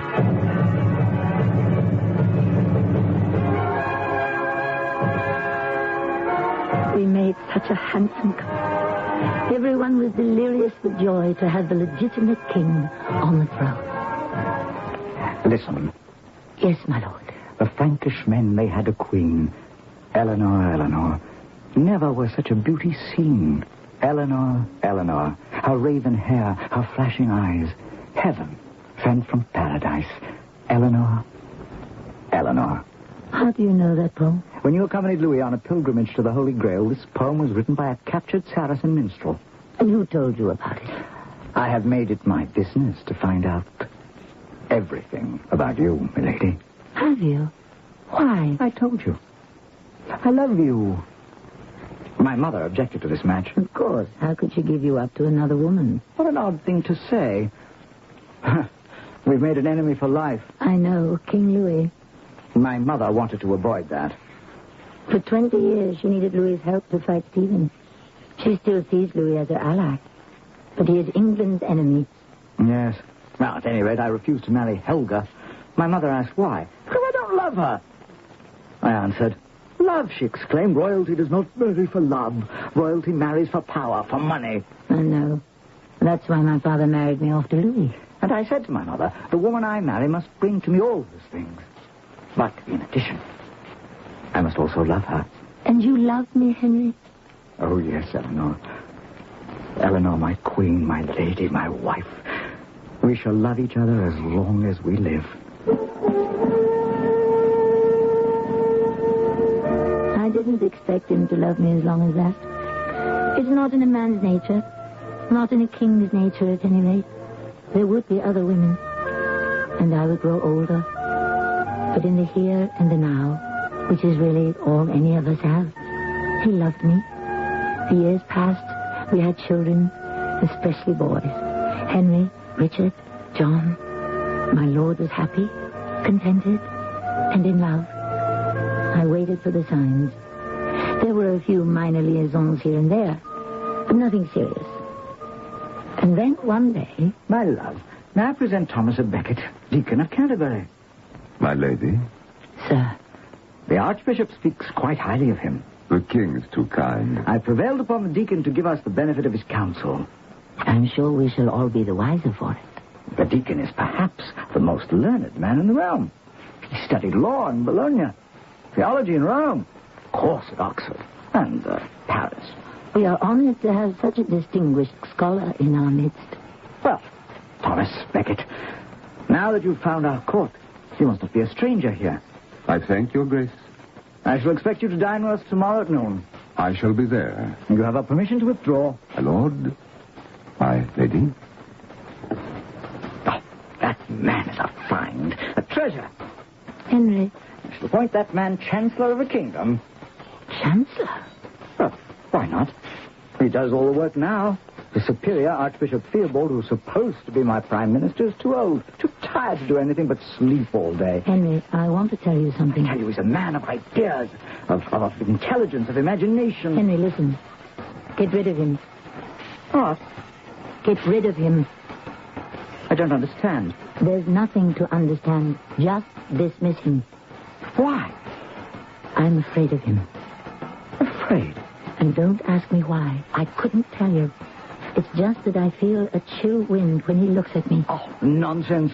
It may be nonsense, but it's true. You're being a woman. Why not? I am a woman. Henry, get rid of him before he destroys us.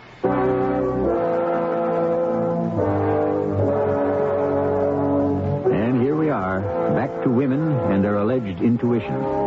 In these liberated days, one hesitates to ascribe unique qualities to the ladies.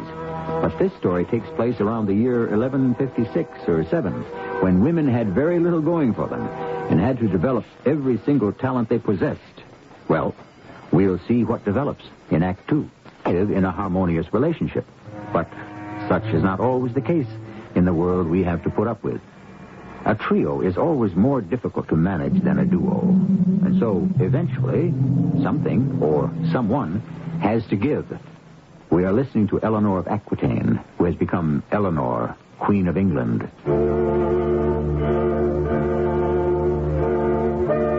I think that was the day it began. That was the day I lost Henry.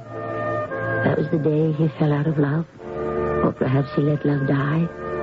Or love was no longer a thing of importance. And I'm not even saying he was aware of what was happening. But that was the day. My dear, you must spare me for a few days. Thomas and I are making plans for the construction of a fleet. A fleet? Yeah. This may be the right time for an invasion of Ireland. Ireland? Do you seriously propose to subjugate the Irish? Oh, now is the season for it. Why do we want Ireland? Because we don't conquer it, Louis will. Let him. Are you serious? We cannot tolerate the French in Ireland. Let the French spill their blood and waste their treasure. My dear, Becket could convince you how important it is for England to control Ireland. Becket here, Becket there. Becket all day long. Does he set England's policies now? Eleanor, you have taken a most unreasonable dislike to the wisest and most talented man in the kingdom. If you keep saying that, then the people will soon ask, why isn't Becket king? Why do you dislike Becket? I don't know. But there must be a reason. I don't trust him. Why? I don't know. Well, I must meet with my privy council. Which is headed by Becket, of course. I shall see you this evening. I hope to find you in a better temper.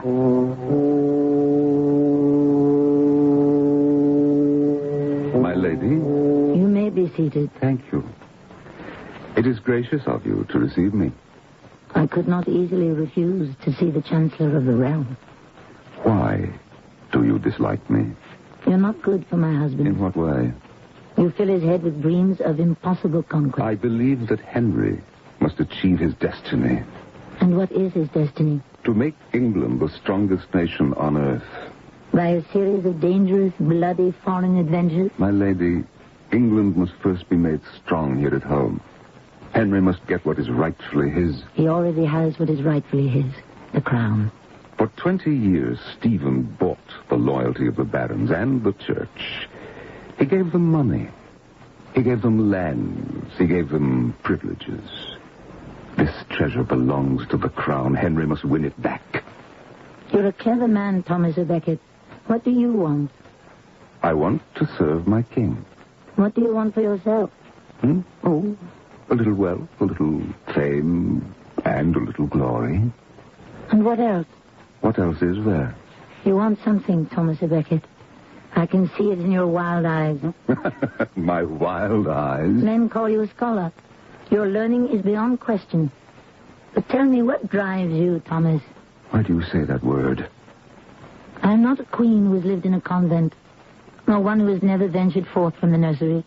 I have lived by my wits in this world. I know driven men when I see them. Very well, my lady. I am driven. To what impossible deeds? I feel that I am driven by God. But to what end and for what purpose have not yet been revealed. You're the worst kind of fanatic, Thomas. A religious one. I began to see less and less of the king. Becket, it seems, had raised a barrier between us. And of course, by now there were stories of parties. Actually, people were afraid to use the word orgies in my presence. I had been raised in France, attended the court in Paris, and, of course, seen my share of depravity. No king, unless he's a saint, is above this type of thing. But Henry, I fear, was carrying matters too far. You sent for me, my lady? Yes, Baron Fitzhurst. Where is the king today? The king? Well, I'm afraid I cannot say. Reginald Fitzhurst, you are the king's most loyal servant. He looks upon you as his faithful dog. It's the truth, and I am proud of it. And yet, if I were to insist on it, he would have you broken on the rack. Where is the king? Well, there is a place. A certain house in London. Yes? Everybody knows about it, my lady. Everybody, it seems, but me. Well, His Majesty and Becket go there quite often. I see. Well, the ladies must be very special. Escort me there. Your Majesty. At once.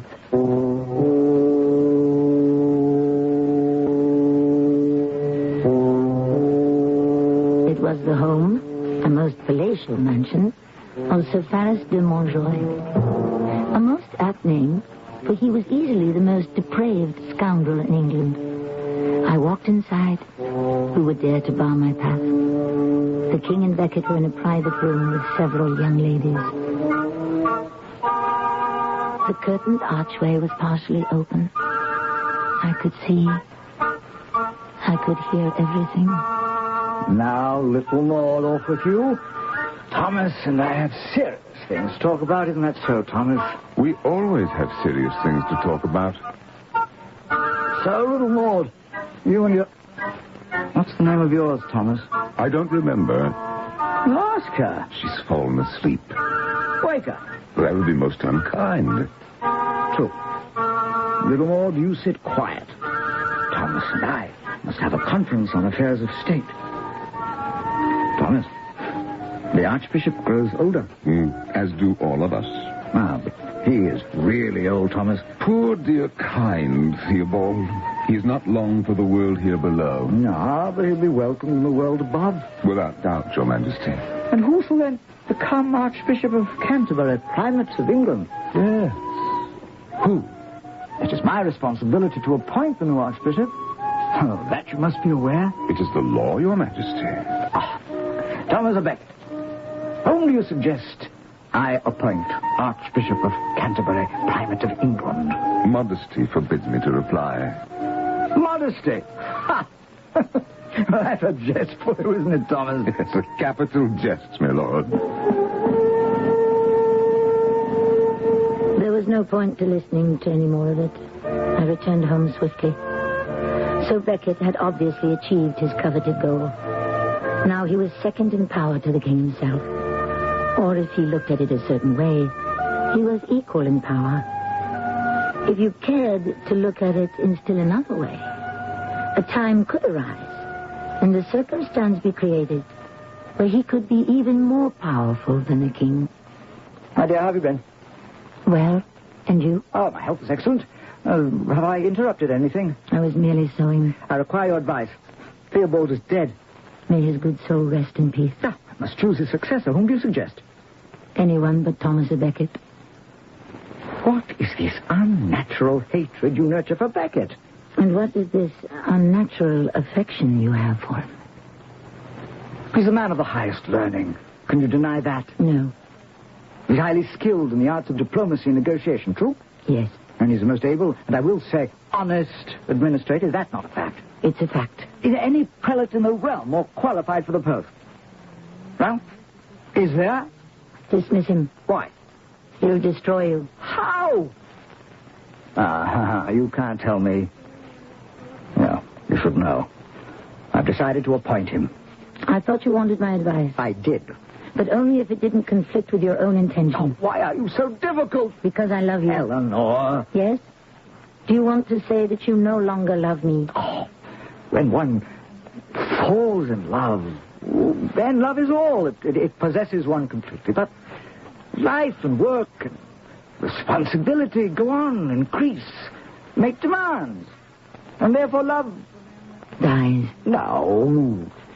It just... Oh, love becomes a part of life. An unimportant part? No. But it's no longer the consuming flame. The consuming flame. Oh, you Plantagenets. You do know how to turn a phrase. Oh, Eleanor, I still love you. Still? Oh, do not attempt to choke me with words, Eleanor. I appointed Thomas because he will help me curb the encroaching powers of the church. I appointed Thomas because the Primate of England must be the trusted servant of the king. I hope he doesn't disappoint you. Thomas and I, Eleanor, we're like brothers. Yes? Closer than brothers. How many brothers try to betray each other and kill each other? Don't trust Becket. I will hear no more of that. Do you understand? Oh, yes, my liege lord. Shall I join my ladies in their sewing? Or perhaps retire to the nursery to feed my babies? No, Eleanor. If you wanted a cow for a wife, why did you marry me? It's just this unreasonable attitude you have towards Thomas Becket. He has poisoned the air between us. But wait, just wait. The evils he shall bring down on this house of Plantagenet has scarcely begun. Actually, Thomas à Becket seems like a perfectly sound and reliable chap. From the viewpoint of sheer ability, Henry could not have made a better choice. Which of them is right? We always answer questions of this type in the third act.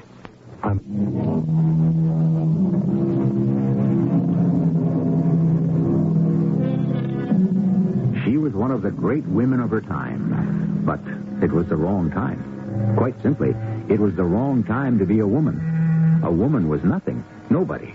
A mere chattel who belonged to her husband, her father, her brother, or to any man who could claim kinship or responsibility. A smart woman could only make a man feel uncomfortable. Smart women, therefore, pretended to be stupid women. It made life less complicated.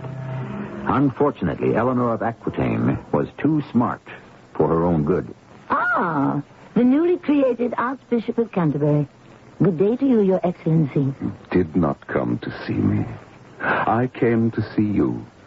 And why should I come to see you? To talk of those matters that concern your soul. Come, Thomas à Becket.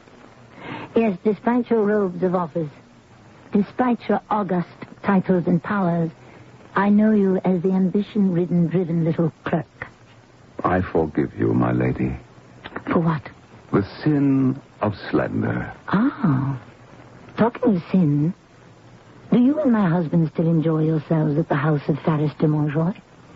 Not to mention other similar sundry places? Oh, I no longer concern myself with the false pleasures of the flesh, my lady. My destiny is to serve my God. Henry would say, and I would agree, that your destiny is to serve your king. But my beloved sister, I serve Henry best by serving God first. I think Henry would prefer the order reversed. I have come to give you my blessing. One good turn deserves another, Your Excellency. I shall give you my advice. You are familiar with the admonition, render unto Caesar the things that are Caesar's, and to God the things which are God's. Of course, my lady. When in doubt, a prudent archbishop will always side with Caesar. Oh, thank you for the advice, my lady. Somehow I sense you shall not follow it. I can only follow my conscience, my lady. That's what I'm afraid of.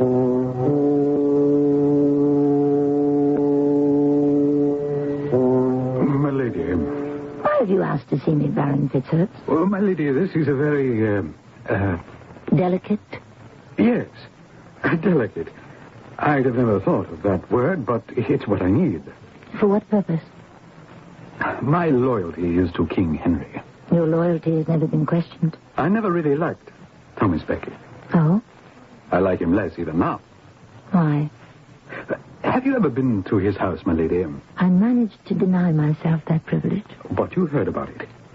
You see, I never saw a man spend money, I should say, throw away money like he does. His house was furnished in the finest way. You ate off silver plates, drank from golden goblets. Such food and entertainment. I won't go into that in your presence, my lady. I appreciate your delicacy. Well, he's given it all up. He sold the house. Everything he owned. And they say he gave the money to the poor. He lives in a little room in the cathedral. He has no servants. He cooks his own food. Marvelous. What is he up to, my lady? Up to? A lion doesn't change his spots. I think you mean a leopard. What I really mean is a fox. A sharp, shrewd, sly fox. Is he trying to become a leader of the people? An interesting thought, Fitzhurst. I started to mention this to the king, but he gave me a look. You know that look, my lady. Yes, indeed. And I would give my life for my king. And so I came here to tell you. I appreciate your loyalty, Fitzhurst. What was Thomas Becket thinking of? What was this sudden change in character? Or was it on the surface only? Soon we were to receive a rude shock. Henry summoned Thomas to appear before him. It was a legal matter. I was shocked at Thomas's appearance. He was dressed in a most simple robe. He carried a staff. He wore sandals. Henry pretended not to notice. He plunged right into the heart of the matter. My good friend, William Dainsford, has ejected a priest from the rectory on his manor. I have heard, Your Majesty. And you have excommunicated him for doing so. Yes. I demand that you revoke that sentence immediately. Why, Your Majesty? My vassal has the right to choose the priest for his parish. Only I have that right, Your Majesty. Naturally. But common sense should tell you to accommodate a wish of your king. Now, without further delay, revoke that sentence. It is not for the king to decide whom I shall excommunicate and whom I shall absolve. Who says it is not? I do. You. I appointed you, remember? You appointed me to be the servant of God. Beckett, there has been talk that you've lost your sense. I dismissed it as jealous gossip, but I see now there's truth. You may amuse yourself with this display of poverty and chastity. At any rate, you will absolve Sir William Danesford immediately. He did it. But he didn't do it immediately.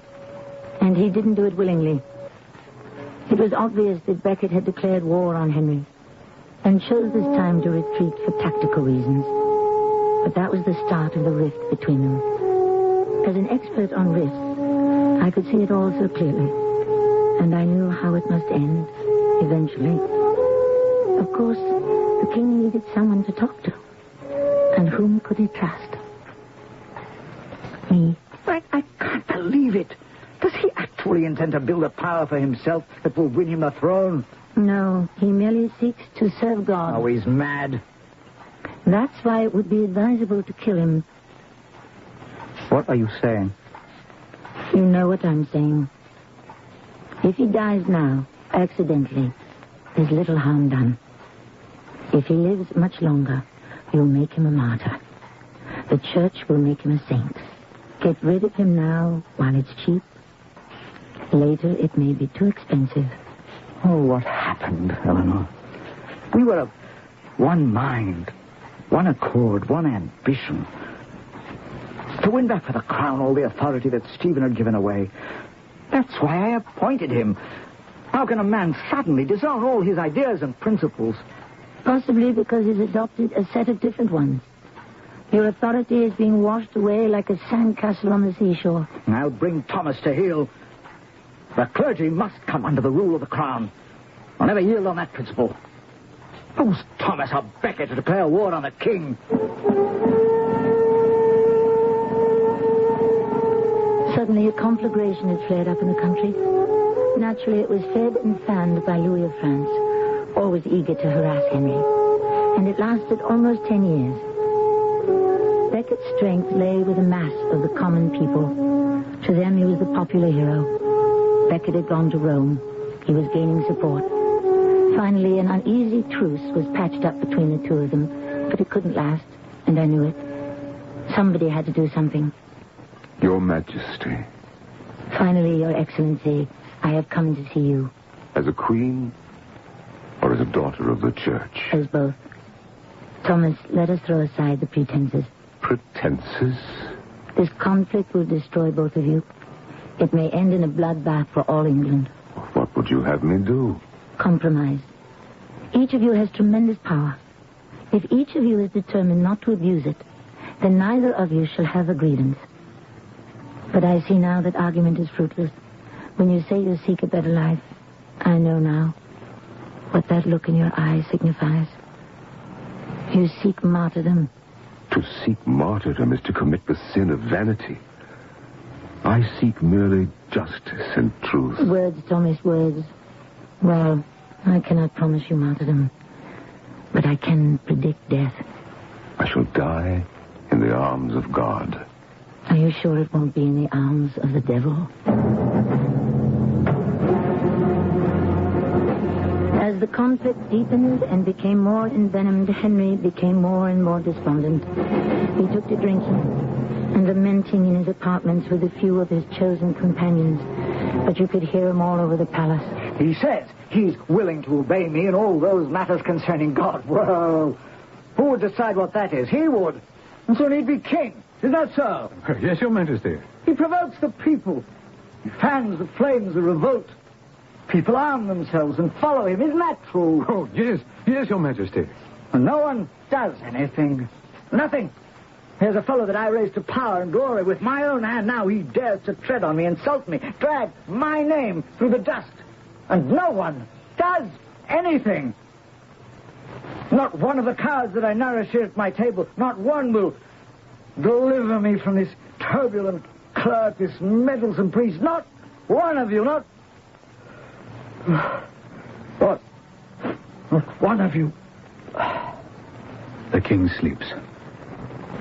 Now, who will come with me? Who will join Reginald Fitzurse? You, William Tracy? You, Hugh de Morville? You, Richard Le Breton. I heard the clatter of their armor and the clanking of their swords as they rushed through the hall. I ran into Henry's chamber. He was half drunk and half asleep. No one does anything. Henry, Fitzhurst and Tracy and the others, they're leaving for Canterbury to kill Beckett. No one does anything. They're going to do everything. Henry, is this what you want? You can still stop them. Is this what you want? No man loves a friend as much as I love Beckett. You can still stop them. Do you want to? I want to sleep. Sleep. Henry, listen. I want to sleep. Forget false friendships and betrayal.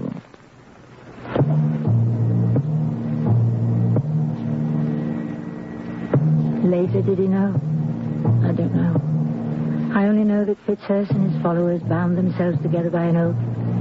And I know that they confronted Beckett in the cathedral at Canterbury. And as Fitzhurst later confessed, they suddenly lost their nerve. But Beckett would have it no other way. What do you here in this holy place with drawn swords? Well, speak. We come that you may repent your disobedience to your lord the king. One may only show repentance to God. We demand that you acknowledge the king as your master. I freely acknowledge the king as my master. Well, then there is no longer a quarrel between us. And I acknowledge that God is master of us both. And you will follow the king's orders? I will follow God's orders. Well, Thomas Beckett, I remember you when we would all drink together and spend our days and nights together in various places. Thomas, I was your friend because the king loved you. He loves you still. Don't force me to... Kneel, Reginald Fitzhurst, kneel. And show yourself a loyal son of the Lord. Acknowledge, Thomas. Acknowledge the mastery of the king. I don't want your blood on my hands. Acknowledge your king. I will die first. Then die. Die now!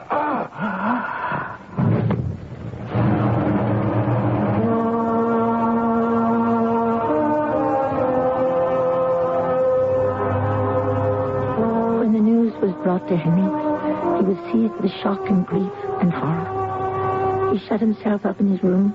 He refused food, drink, or consolation for 3 days. He would see no one.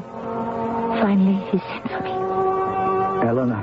I have written a letter to the Pope in your name. I let him know how grieved, how outraged, and of course how innocent you are. I asked him to reserve judgment till he heard the full details of the story. He's dead, Eleanor, he's dead. Yes.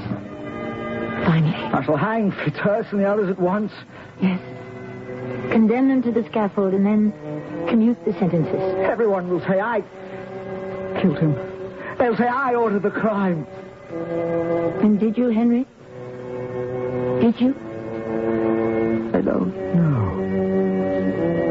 But as God is my judge, I don't know.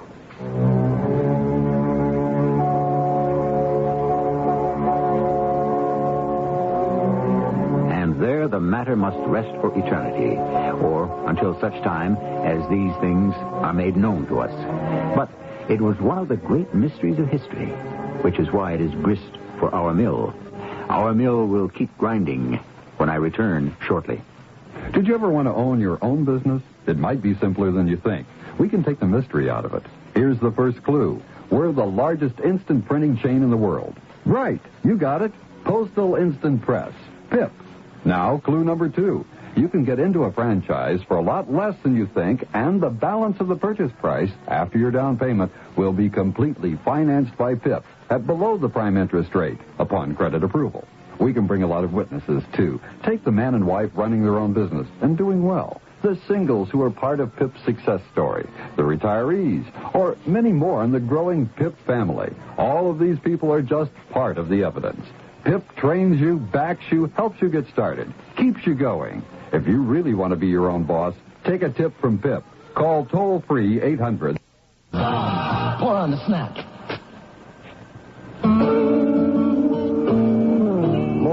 seem to start out better. You seem to go much better when you start the day together. Maxwell House and you get that girl to the last of the year. With Maxwell House, only Maxwell House. A taste, a feeling like no other coffee. Always good to the last drop. Adventure, romance, fantasy, the stars we know and love to see. We're taking the movies to America. The Movie Channel brings you America's best movies 24 hours a day. Whenever you turn on your TV set, you'll see an endless variety of great movies. Just call your local cable TV company and ask for the Movie Channel by name. The Movie Channel. All movies 24 hours a day. We're taking the movies.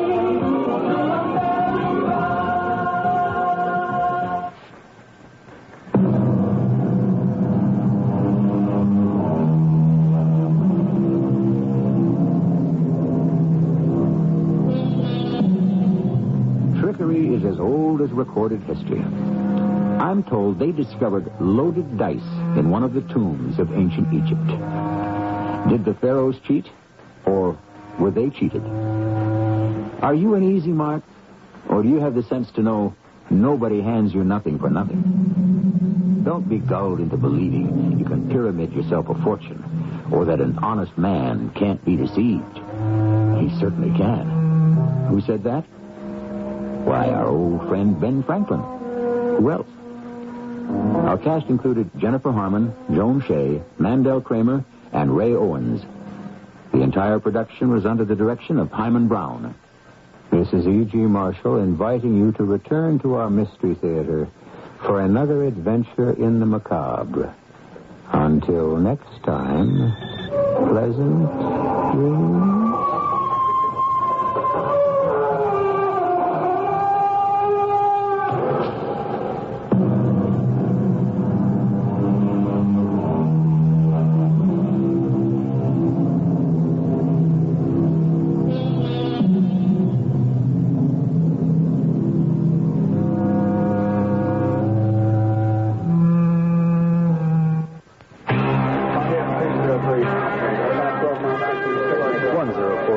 Turn downwind now, heading 170. Skip Calvert is an air traffic controller, but don't look for him the next time you're flying. Skip works for the Navy. 203, slightly above flight path, on course. Some of the best people in their fields are working for the Navy. They're Navy-trained men and women who joined to learn a highly technical skill and chose to turn their experience into Navy careers. It's a demanding job, very demanding, but it's important. Personally rewarding, and you can feel good about it. We wouldn't be the best Navy in the world without people like Skip Calvert. Navy career men and women who not only believe in being the best at what they do, but also believe it means more when it's done for their country. Call the ball. Navy know-how. It's working for America.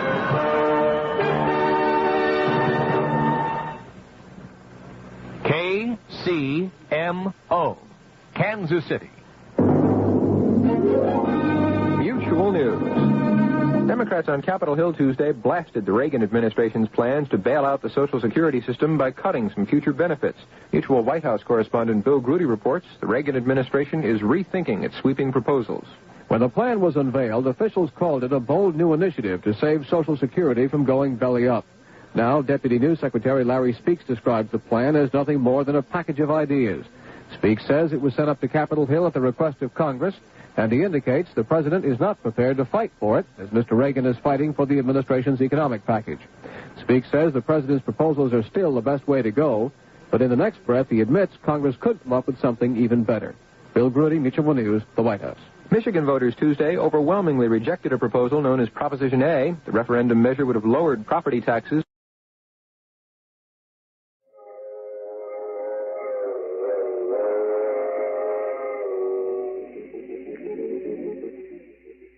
The mysterious traveler.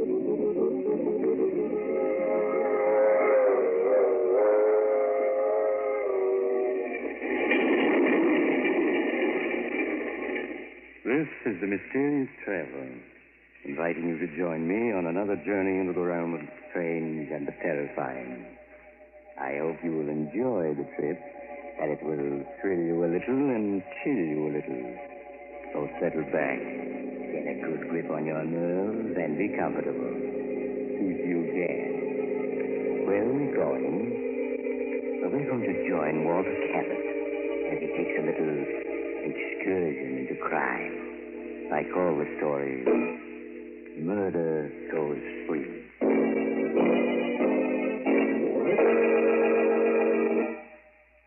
Late one foggy evening several years ago, as I was walking along one of the main streets of a large city, I was stopped by an elderly man who seemed unusually agitated.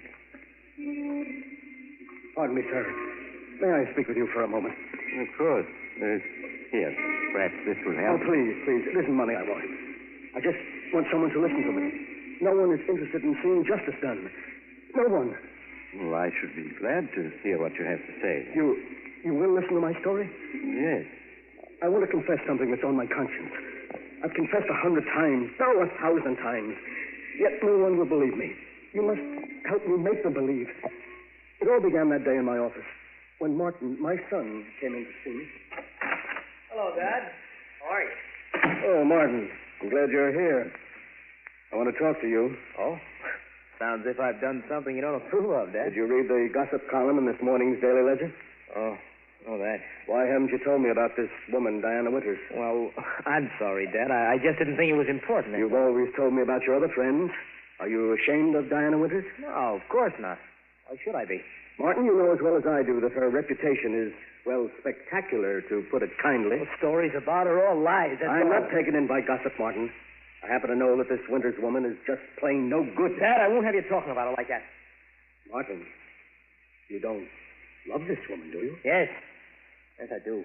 Martin, you must give her up. Dad, I'm old enough to make my own decision. Can't you see what she's doing to you? She's just a predatory gold-digging... Stop talking about her like that. All right, son. That's the way you feel about it. You'd better go. All right. Goodbye, Dad. Oh, Martin. My son. Oh, perhaps that's... Come in. Oh, it's you, Norman. Hello, Walter. What's the matter with Martin? Just passed him in the reception room. He appeared to be quite upset. We've had a quarrel. Oh? It's the first one we've ever had. Was it about that bit of gossip in this morning's Daily Ledger? Yes. Imagine Martin's name linked with that of a... Martin will be all right. He'll get over it. No, he won't. I can't stand by and watch him ruin his life. I've got to do something. I wouldn't if I were you, Walter. You've got to let Martin make his own decisions. He's no child. Oh, you're a fool, Norman. You expect me to watch the only person who means anything to me get hurt? No, I suppose you won't. What are you going to do? I'm going to have a talk with that woman, Diana Winters.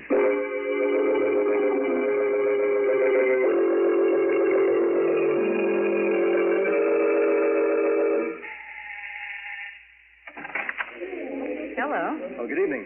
Are you Miss Winters? Yes. Won't you come in? Thank you. My name is Walter Cabot. Oh. Walter Cabot. I see. And I have a word in private with you. Really, I have guessed, It Mr. Cabot. will only take a few minutes. Well, all right. Come this way. Thank you. No, no bother us in here. I hardly know how to begin, Miss Winters. And let's be frank, Mr. Cabot, and save ourselves time. You've come here to ask me to give up your son, haven't you? Yes. Well, then you may as well know that you're wasting your time. I love Martin, and I won't give him up. I know better. Since we're being so frank, I'll get to the point. How much do you want to let Martin go? Are you insinuating that I now, just come, Miss Winters. There's no need to put on an act for me. How much? Really, Mr. Cabot, you know, you're far more interesting than your son. Shall we say, 100,000? 100,000? Yes, 100,000. If you love your son, surely he's worth it. I haven't anything like that amount of money. Oh, I'm sorry. Do you believe for a moment that Martin has any money? Oh, no. But he will inherit $250,000 from his mother's estate in a few months. Oh, so you know about that? Hmm. Yes, of course. What other reason would you have for leading Martin on? None that I can think of. What if I were to tell Martin of our conversation? He wouldn't believe you. You can't do this to him. I'm afraid I must be getting back to my guest, Mr. Cabot. Now, wait, please. Please listen to me. Martin is everything I have. If I had the money, I'd gladly give it to you. But I haven't it. So sorry. Women like you don't deserve to live. Please leave at once. If you don't give Martin up, I'll kill you. Oh, get out, do you hear? I'll have my friend throw you out. I'm warning you. Stay away from Martin, or I'll kill you.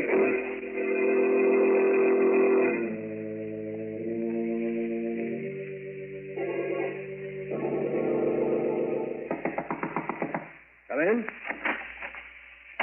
Dad, Diana told me you tried to bribe her to give me up. Is that true? Yes, Martin, it is. You did that after I told you I loved her? Yes, because I know she doesn't love you. And why weren't you able to buy her off? Because she wanted $100,000. You're lying. She never asked you for 1 cent. Have you ever known me to lie to you? Dad, I told you I was fully capable of making my own decisions, and I meant it. An hour ago, I asked Diana to marry me, and she accepted. You're going to marry her? Yes. Just a few days. So you're going to ruin your life for a cheap gold digger? Dad, I told you not to speak about her like that. If you feel differently, Diane and I will be happy to see you. Get out. Get out, do you hear? All right, I will. After all these years and everything I've tried to do for him. Well, Walter, were you able to do anything? No. I'm not going to let him ruin his life, do you hear? But what can you do? If there's no bride, there can be no wedding. If there's no bride? Walter, you don't mean you... Why not? You think of anyone who deserves less to live? You're mad. For years, my hobby has been the study of famous murders. I've studied hundreds of cases closely. In each case, I was able to pick out the flaw that prevented it from being a perfect crime. And then one day, I began to work out a perfect crime for myself. Walter, what are you saying? I was merely doing it for fun, just as some men do crossword puzzles. But, Norman, I did hit upon a way to commit a perfect murder. And now I have a motive. You must stop talking like that, Walter. There's no such thing as a perfect crime. You're wrong, Norman. And I'm going to prove it. Walter, can't you see that what you want to do is insane? It's far better that Martin marry that woman than for you to become a murderer. No. If Martin were to marry that woman, it would be the end for both of us. At least this way I can be certain that his life won't be ruined. And that's all that counts. As for the police, Norman, they'll never catch me. Never.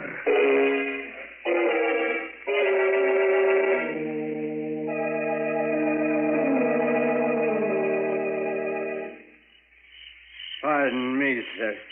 Can you tell me the name of this horrible place? There ain't nothing horrible about Valley Springs, stranger. 1,242 people think it's a mighty fine village. I've never seen an uglier place. What do people live here for? Been drinking, haven't you? Well, I'm warning you, mister. You'd better stop insulting this village, or I'll run you in. I'm the village council. Oh, so you're going to get rough, eh? Well, take this. Hey, I'll learn you to push the law around. You're under arrest for drunkenness and disorderly conduct. You and me are going to see George Hutchins, Justice of the Peace.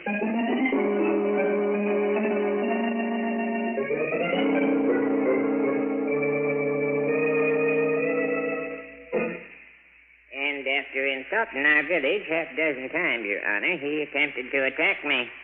And that's when I arrested him. Did right, Pete. What you got to say to the charges, Mr. What's your name? I'm not going to tell it. He sure had a jug full, Your Honor. Charge is drunkenness, disorderly conduct. How'd you plead, stranger? Guilty, Your Honor, guilty. Yeah. Well, stranger, seeing you admit your guilt, I'll only fine you $20. Well, if I don't want to pay? Well, I'm afraid in that case you just spend the night in cash. I won't be intimidated. I'm not going to pay my fine, and you can't make me. Oh, dear. Pete, looks like you'll have to lock him up tonight. Take him away.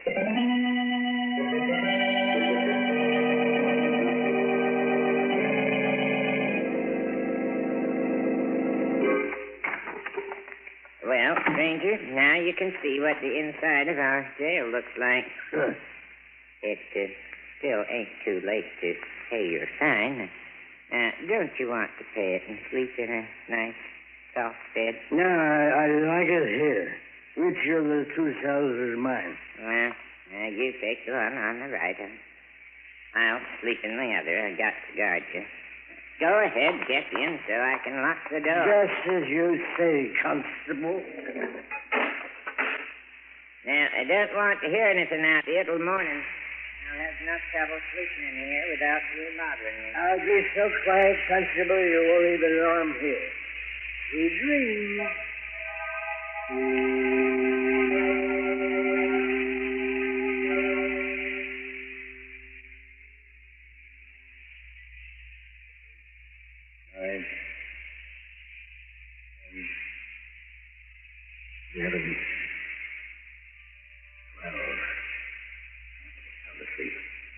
Everything is working out perfectly. Where did I hide that skeleton key? Oh, yeah, here it is. Mustn't wake up the constable or it'll spoil everything. Easy now, easy. There, it's unlocked. I knew this old place would be perfect for my plan. Now, if only the door doesn't creak as I open it. Softly, softly. Oh, he's waking up. Oh. He's going back to sleep. There, I'm out. Now to get to the car and drive to the city for the most important part of the plan.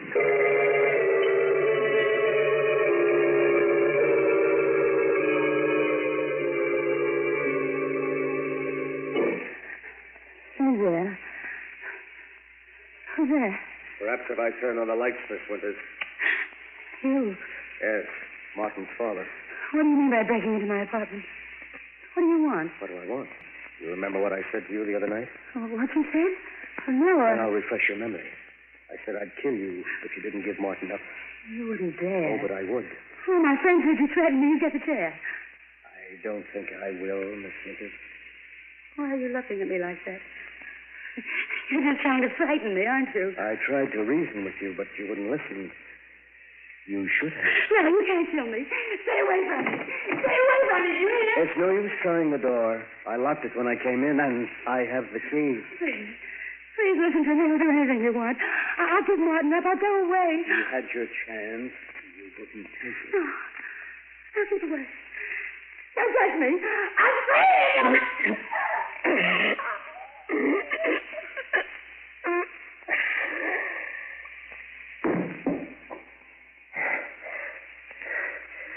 There.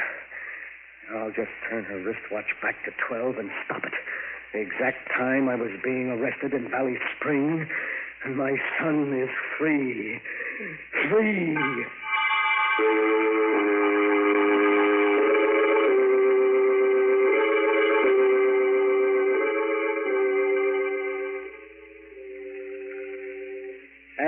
Hey, Constable. Constable, wake up, wake up. I want another drink. Wake up, will you? Wake up. What's all this noise about? Oh, my back. Hey, what's the idea waking me up, boy? It ain't even dawn yet. I want another drink, and I'll take it straight. Oh, go to sleep, you hear? It's 4 o'clock, and you ain't getting out of here until late in the morning. You got 4 hours yet. I don't want to hear any more out of you. Just see you say, Constable. Anything to oblige a gentleman. 4 hours more.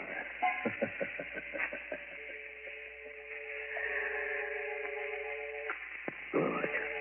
Now I've established the fact that the constable spoke to me at 4 o'clock in the morning in my cell, and that I was very drunk. Oh, the perfect crime. Everything's worked out exactly as I planned. The police will never be able to prove a thing. In a few months, the murder will just be a thing of the past. And Martin and I will once more be as close as ever.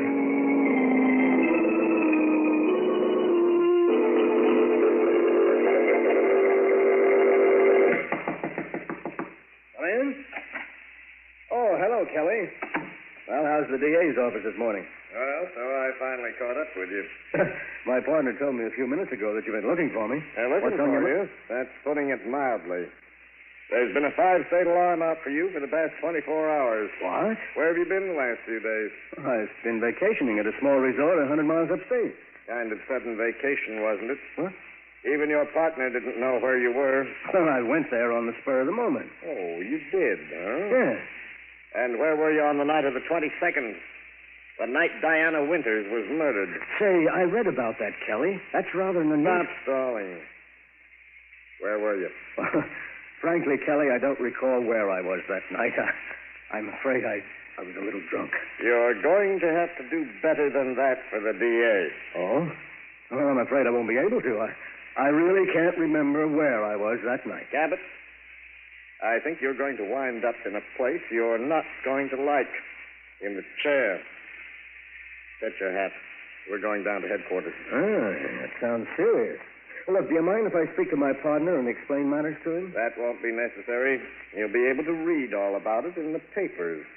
And believe me, it isn't going to make pleasant reading.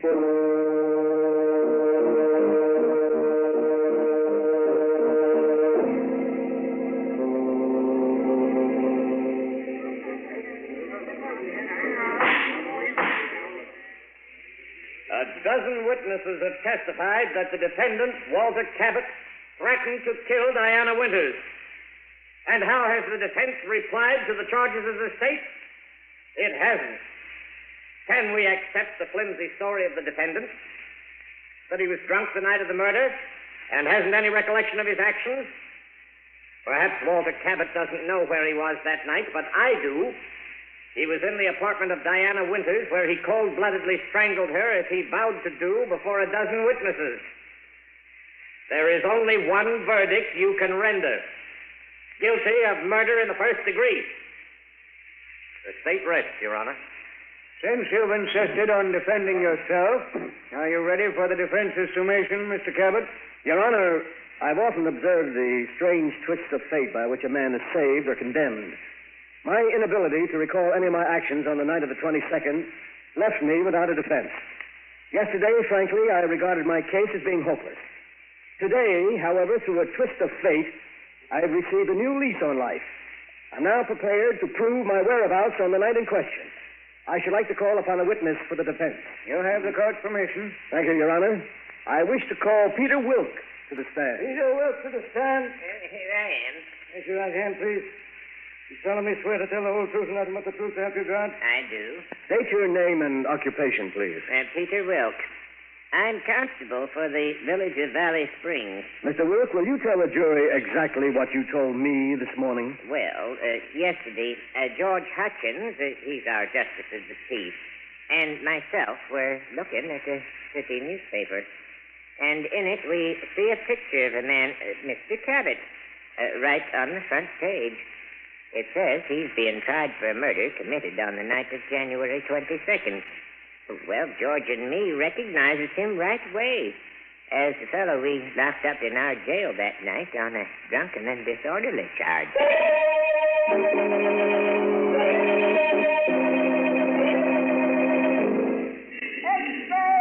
Extra, get the reading and papers. Walter Cabot acquitted. Read all about it. Read all.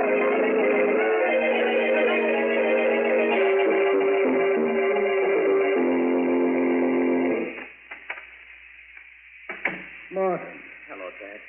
How are you, son? Oh, it's good to see you again after all these months. Oh, Dad, can you ever forgive me for having run away when you needed me? Forgive you? There's nothing to forgive, son. Dad, I know now how right you were about Diana. Oh, you don't know how happy it makes me to hear you say that, son. I've been through a great deal lately, but it doesn't matter now that I have you back.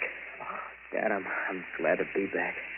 I promise you I'll never let you down again.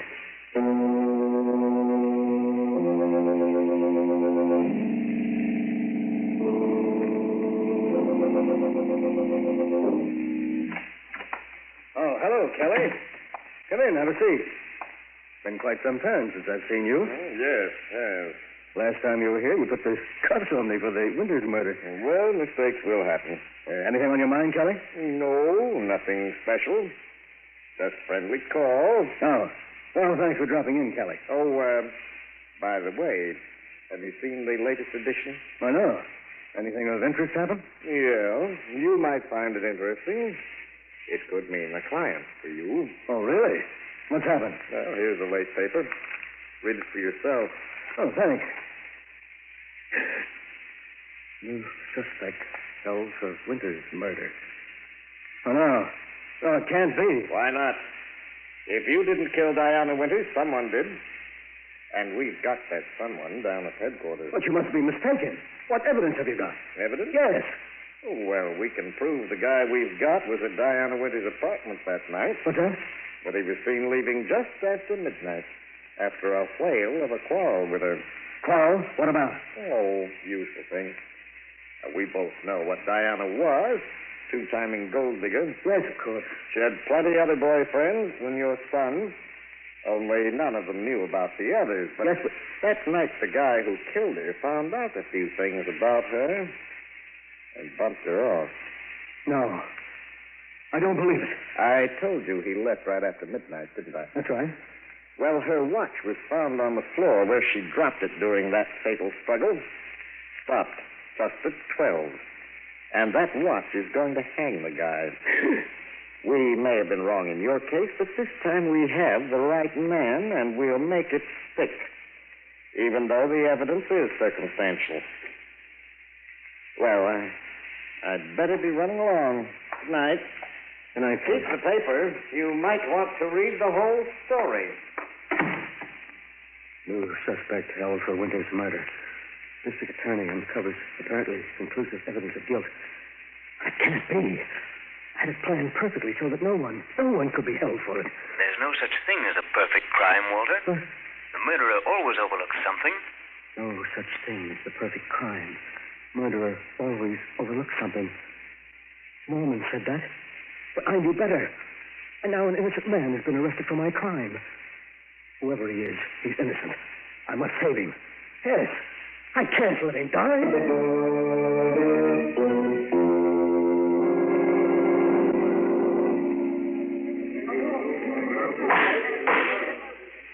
Gentlemen of the jury, you have reached a verdict. You have found the defendant guilty of murder in the first degree. Silence in the courtroom. No, it can't be. You're wrong. Silence in the courtroom. I'll have it cleared. Mr. Cabot, you'll kindly refrain from such outbursts. But, Your Honor, I protest. The evidence submitted by the state was purely circumstantial. There was no real... May I remind Mr. Cabot that this case may be appealed. Your oratory is quite uncalled for. But the prisoner is innocent, Your Honor. You haven't any right to... Another such outburst, Mr. Cabot, and I'll hold you for contempt of court. Your Honor, the defendant was convicted on purely circumstantial evidence. But I have positive proof of his innocence. Why did you wait until after the jury rendered a verdict to make this statement? I hoped, Your Honor, that the defendant would be acquitted and I wouldn't have to reveal my proof of his innocence, but I would like to do so now. Yeah, this is highly irregular, Mr. Cabot. But since the jury has already rendered its verdict and cannot be influenced, you may proceed. Thank you, Your Honor. I know for a certainty that the defendant is not guilty of the murder of Diana Winters. For it was I who committed the crime. In the courtroom. Mr. Cabot, you say you confessed the murder of Diana Winters? Yes, Your Honor. I and I alone am responsible for her death. You must believe me. Mr. Cabot, only 3 months ago you were acquitted of the murder of Diana Winters. You well know that a man may be tried only once for a crime. This confession now can do you no harm. The court sees your confession as being motivated only by your desire to see the defendant go free. No, Your Honor, that isn't true. I did murder Diana Winters. Then I broke her watch, and I set it back to 12 o'clock. You must believe me, you must. Bailiff, have Mr. Cabot escorted from this courtroom. Prisoner will remain in his cell. No, wait, Your Honor. Listen to me. He isn't guilty. I am. I'm the one.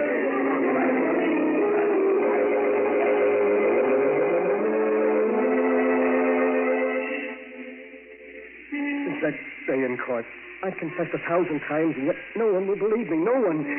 But you, sir, you will help me, won't you? We can't let an innocent man die for a murder I committed. No, of course not. But I hardly see how Every minute that passes brings him closer to the end. We must save him. We must.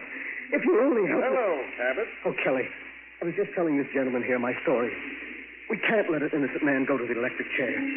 Kelly, you're a smart man. You believe I murdered Diana Winters, don't you? Yes, I do. You do? Then you'll help me save him? People wouldn't believe me any more than they do you. But they would, Kelly, they would. Why should they believe your story? You can't be tried again for the murder of Diana Winters. And what man in your position wouldn't confess his save his own son. But he's innocent, Kelly. Martin, my son is innocent. He was convicted only because he was near her apartment that night. And now there's so little time to do anything. The execution is set for midnight, and it's already... It's 12 already. No. I'm sorry, Cabot. May his soul rest in peace. Oh, my son.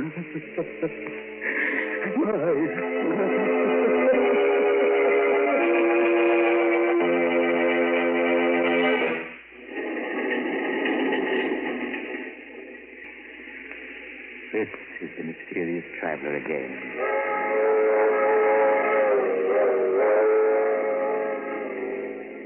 Did you enjoy our little trip? Too bad about poor Walter Cabot, wasn't it? Such a brilliant man. But his own intrigue sent the one person he loved to the electric chair. As the city hall clock tolled midnight, Walter Cabot must have heard his partner's warning. There is no such thing as the perfect crime. The murderer always overlooks something. So, if by any chance you're contemplating murder, I suggest that you stop and think it over. Lest you'll find to your sorrow that you... Oh, you're getting off here. I'm sorry. But perhaps we'll meet again soon.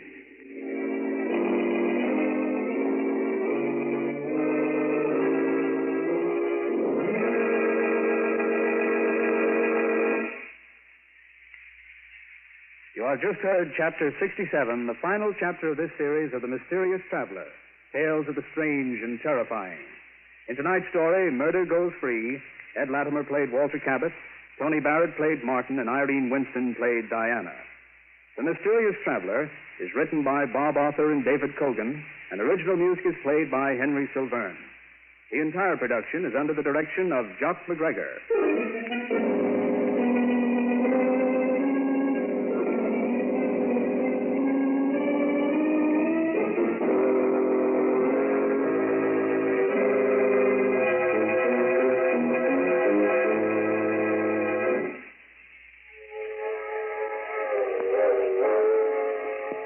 Mysterious Traveler is presented from our New York studios.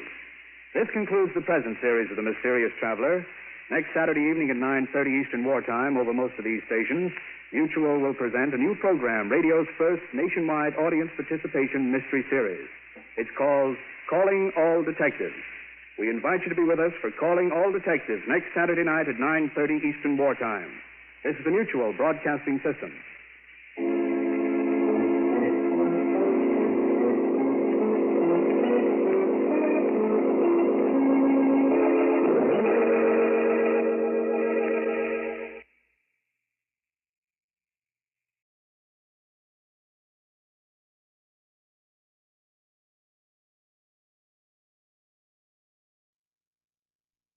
The Adventures of Mr. and Mrs. North, starring Alice Frost and Joseph Curtin, and brought to you by Woodbury, Woodbury, Woodbury, for the skin you love to touch.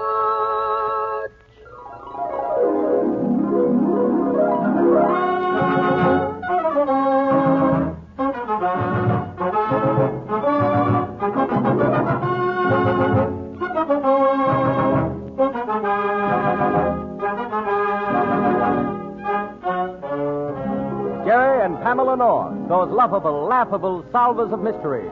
For years you've read about them in books and magazines. You've seen them on the stage and on the screen. Now here they are in person in The Adventures of Mr. and Mrs. North.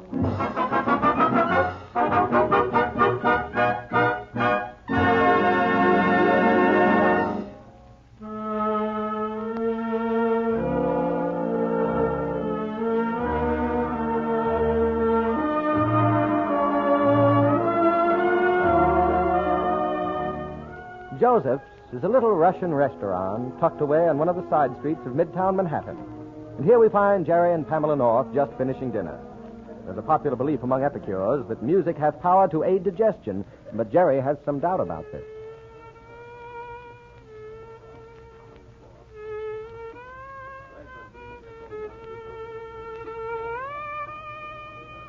Oh, boy, listen to that fiddle.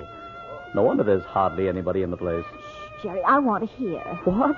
Pam, please. It's dreadful. But, Jerry, that poor fellow's playing with his heart. Oh, that's it. I was blaming it all on the violin. I suppose if a swing band were going full blast, you'd think it was dandy. Well, at least I could keep time while I chewed. Oh. Come on. Are you finished? Let's get out of here. All right, dear. A waiter. A waiter. Here, let me help you with the coat, dear. Ah, gentlemen, ladies, it was all to your satisfaction? Yes. Oh, yes, thank you. My wife even likes the music. Oh, thank you. Dmitri, enough. Go back to the kitchen. Oh, does he cook, too? Dmitri? Oh, no. He washes the dishes. My wife, she cooks. Oh, are you the proprietor? No, lady. I own the restaurant. Oh. I am Joseph. Dmitri is my brother. Vasya is my wife. I see. A family affair. I suppose the girl in the check room is your sister. No, that is not possible. But the doorman, he is my uncle, Vasov. Oh, how nice. Isn't that nice, Jerry? Mm-hmm. Oh, dear, will you give me a coat check? My compact's in your overcoat pocket. Yeah? Well, let's see. Oh, here it is. I'll fix my face while you're paying the check. See you in the lobby, Jerry. Now, gentlemen, let me see. Have you the bill? Oh, yes. Even now, I subtract it. $20. So. $240. What? Let me see. Perhaps it is wrong. No, not very. It's $2.40. What? That's Pam. Jerry! I'm coming, Pam. I'm coming. Oh, Jerry, it's terrible. Well, in heaven's name, what happened? Look, there in the check room. Where? Over the table. What? Good Lord. Jerry, I think she's dead. She certainly is. That's a stiletto in her back.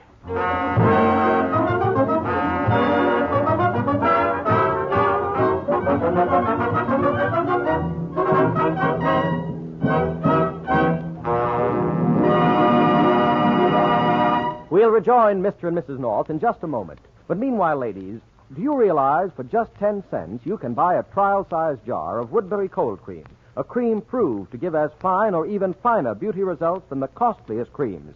And I mean proved. Proved by a test among more than 1,000 women. These women use 6 leading creams, including Woodbury cold cream and some of the costliest brands you could name.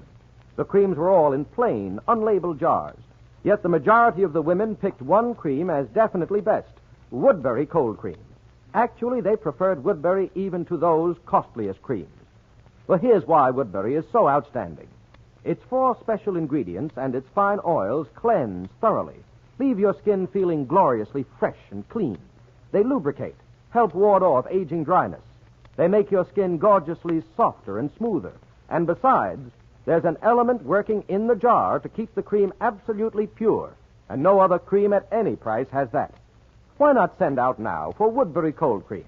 If your skin isn't lovelier after using it only 7 days, return that jar to Woodbury at Cincinnati, Ohio, and you'll get double your money back. Regular sizes are 25 cents, 50 cents, 75 cents, and a big economy jar at $1.25. Remember, Woodbury will save you so much compared with your former expensive cream that you can buy more war stamps and bonds. And Uncle Sam will like that. Tonight, start using Woodbury. That's Woodbury, Woodbury cold cream.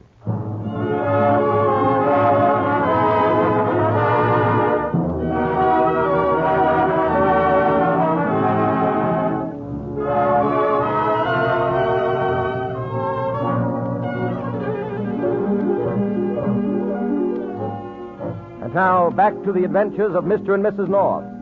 A few minutes have passed since Pam and Jerry discovered the body of the checkroom girl in the Russian restaurant. Oh, what is to become of us? Please, Mr. Joseph. What can I do? Stabbed here in my own restaurant. All right, Pam. Did you get Bill Wagon, Jerry? Yes, he'll be right over with the homicide squad. Oh, good. Joseph, who is this girl? This girl I do not know. Her name, it is Betty. Is that all you know about her? Oh. But you hired her to work for you, didn't you? No, I did not hire her. She was sent here by the man who has the concession for hats and coats. You mean someone actually paid for the checkroom concession in this place? Why, it can't possibly pay the girl's salary. He did not pay for the concession. He come one day, say I must let him run hats and coats. I say no. He say yes, or he will have my license taken away. Oh, a racket. Why, that's shameful. He's big man. Lots of politics. Who is he? Charles Moran. Chuck Moran, huh? Jerry, isn't he the man who runs the Club Rouet? Yes, and a lot of concessions and hotels and clubs around town. Now I see why he's got a monopoly. I wonder if... Jerry, look. There's her purse hanging on the hook. Couldn't we go through it? Why, yes, I guess we can. Wait a minute. Oh, Jerry, be careful. Don't touch her. Don't worry. Look how she fell forward across that little table. I'm afraid Wigan won't find many clues. Why not, Jerry? Whoever did it must have slipped in quickly, plunged that stiletto into her, and gone out just as fast. You don't leave any traces when you work like that. Jerry, I wish you wouldn't say you. Oh, let's see the bag. Here, we'll put everything on this other table. Wigan don't want to see all this stuff. Well, it's not much. Lipstick, compact. Oh, there's a key. Oh, wait. Here's a piece of paper. A milk bill. Made out to Mrs. Charles Moran, 596 East 54th Street. Apartment 9A. Mrs. Charles Moran? Do you suppose Chuck Moran's wife. His wife? Can it be possible? I'd better go over and find out. Jerry, you're staying right here. Now, Pam, we don't want to make any mistakes. If this is Chuck's wife, he should know about it. If she's not, well, it might be wise to find out what he does know. Well, why don't you phone? Phone? He has no phone. I can never get him. I guess he has a phone, all right. But only the people he wants have the number. Now, Pam, when Wigan gets here, give him all the details. But, Jerry, I don't... Remember, Pam, you're the one who found the body. The body? Here in my restaurant. It's not far from here. I'll be back in 10 minutes.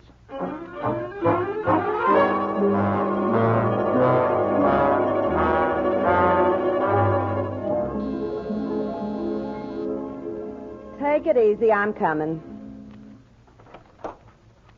Well? Excuse me, is this where Chuck Moran lives? Right. Is he in? Who wants to know? My name is North. Gerald North. Oh, you a friend of Chuck's? Well, I've seen him around town. I'm a publisher. Oh, you publish those detective stories, don't you? That's right. Oh, say, I was just reading that one, The Kiss of Death. It's swell. It has been rather successful. Oh, say, come on in. Chuck ain't here right now, but he ought to be along any minute. Thanks. Are you Mrs. Moran? Do I look it? Well, No, I'm Francine Laporte. I sing at the Club Rouet. I thought you looked familiar. I've enjoyed your singing. Oh, thanks. So, sit down. The sofa ain't busy. Have a drink? Not now, thank you.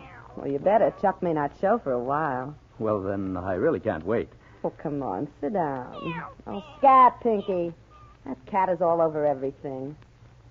You know, Mr. North, another one of your books I liked was Murder in the Mint. Gee, I didn't know who done it until the last page. Yes, Herman is a good writer.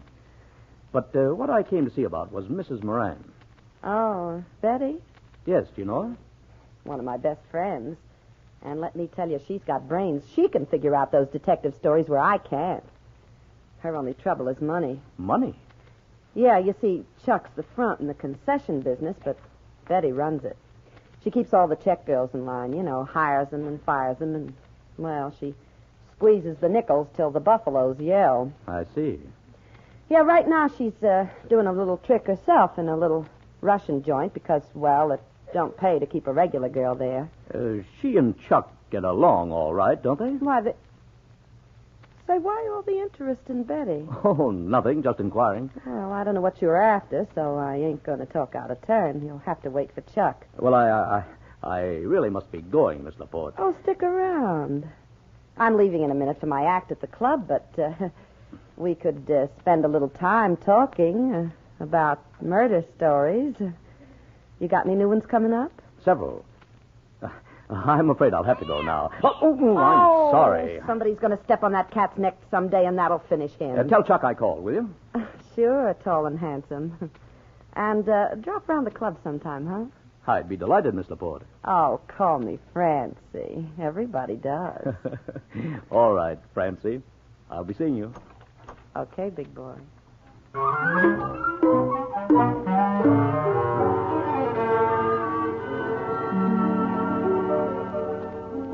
That's all I can tell you, Bill.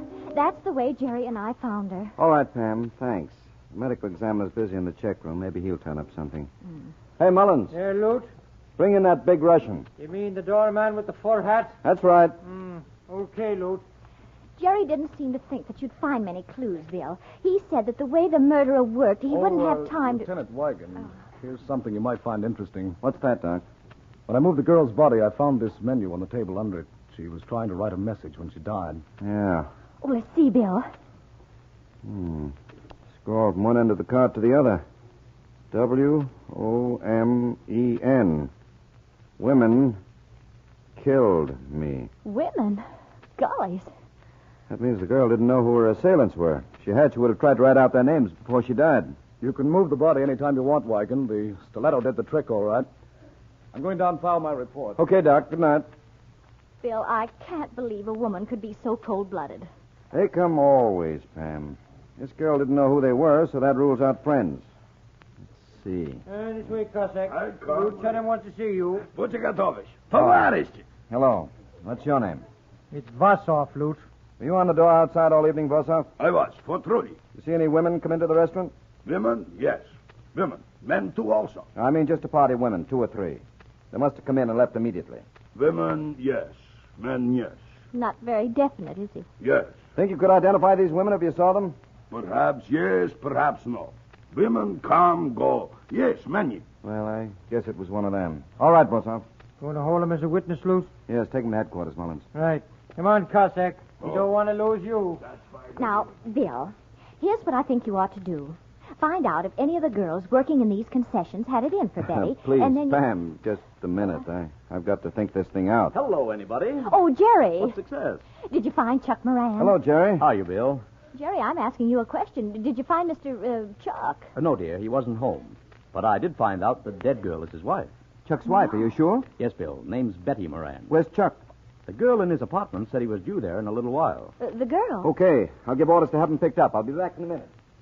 Jerry, who is the girl? Francine. I mean, Francine Laporte. She sings at the Club Rouet. Francie. Fancy. And is she a redhead, dear? Why, yes. How'd you know? There are red hairs all over your coat. Hairs?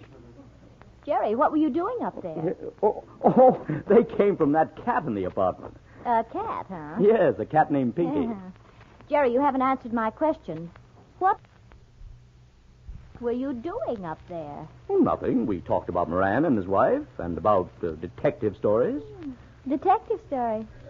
In the old days, it used to be etchings. Now, Pam, for goodness sake. Oh, you needn't get so flustered, Jerry. Oh, who's flustered? You are, darling. Is she good looking? In a way. I see. Do you think she killed Betty? She? Well, Pam, whatever gave you that idea? Bill Wigan had a menu with a message that the murdered girl wrote on while she was dying. It said, "Women killed me." Women? Yes, and this Francie may be one of them. Well, that doesn't seem possible. Jerry, you're a very poor judge of women. You never can tell when they're lying to you. Now, Pam. Come on, Jerry. We're going over to that apartment. I want to talk to Miss Francie Laporte. You can't. She's at the Club Rouet by this time. All right, then we'll go to the Club Rouet. Come on, Jerry.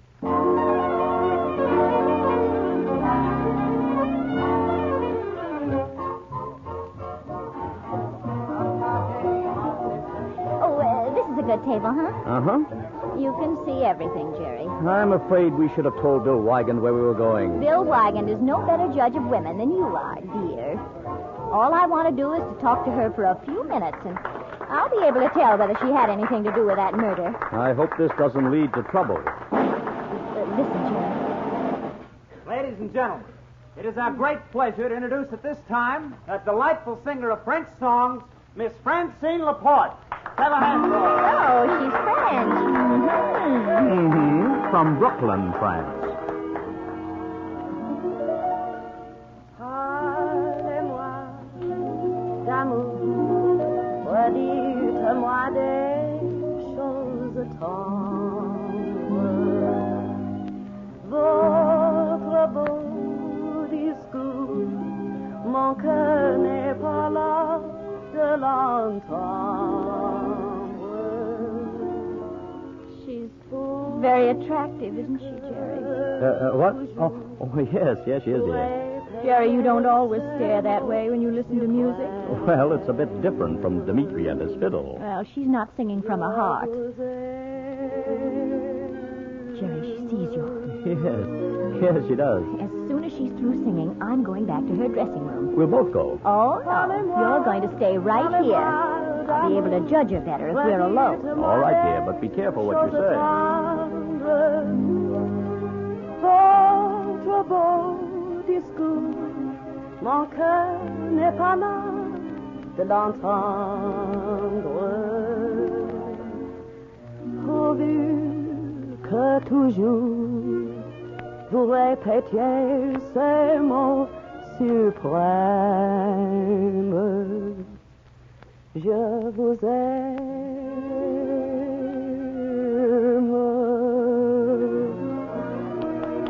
Beautiful, Francie, beautiful. No encore, Joe. I gotta beat a play a dance number, will Okay, you? Francie. 63 from the top, boys. You ready? 1, 2.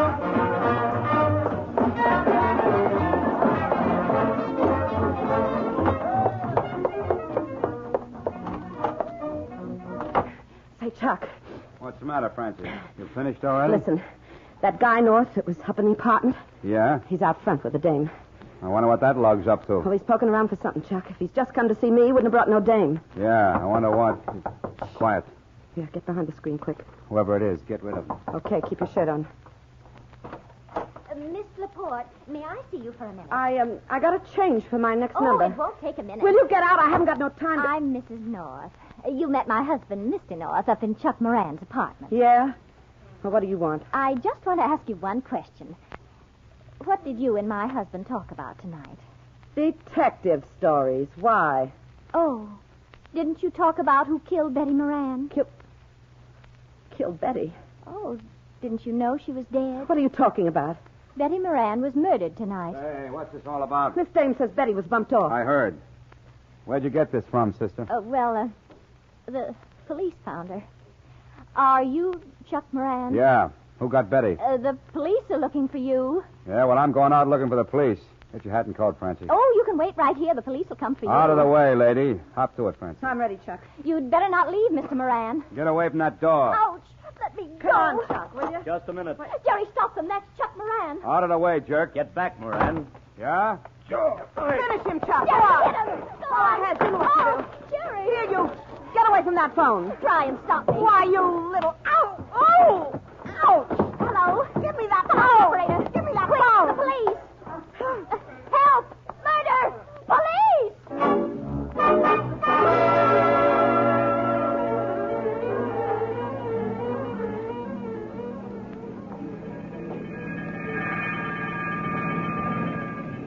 Jerry, are you sure you're all right?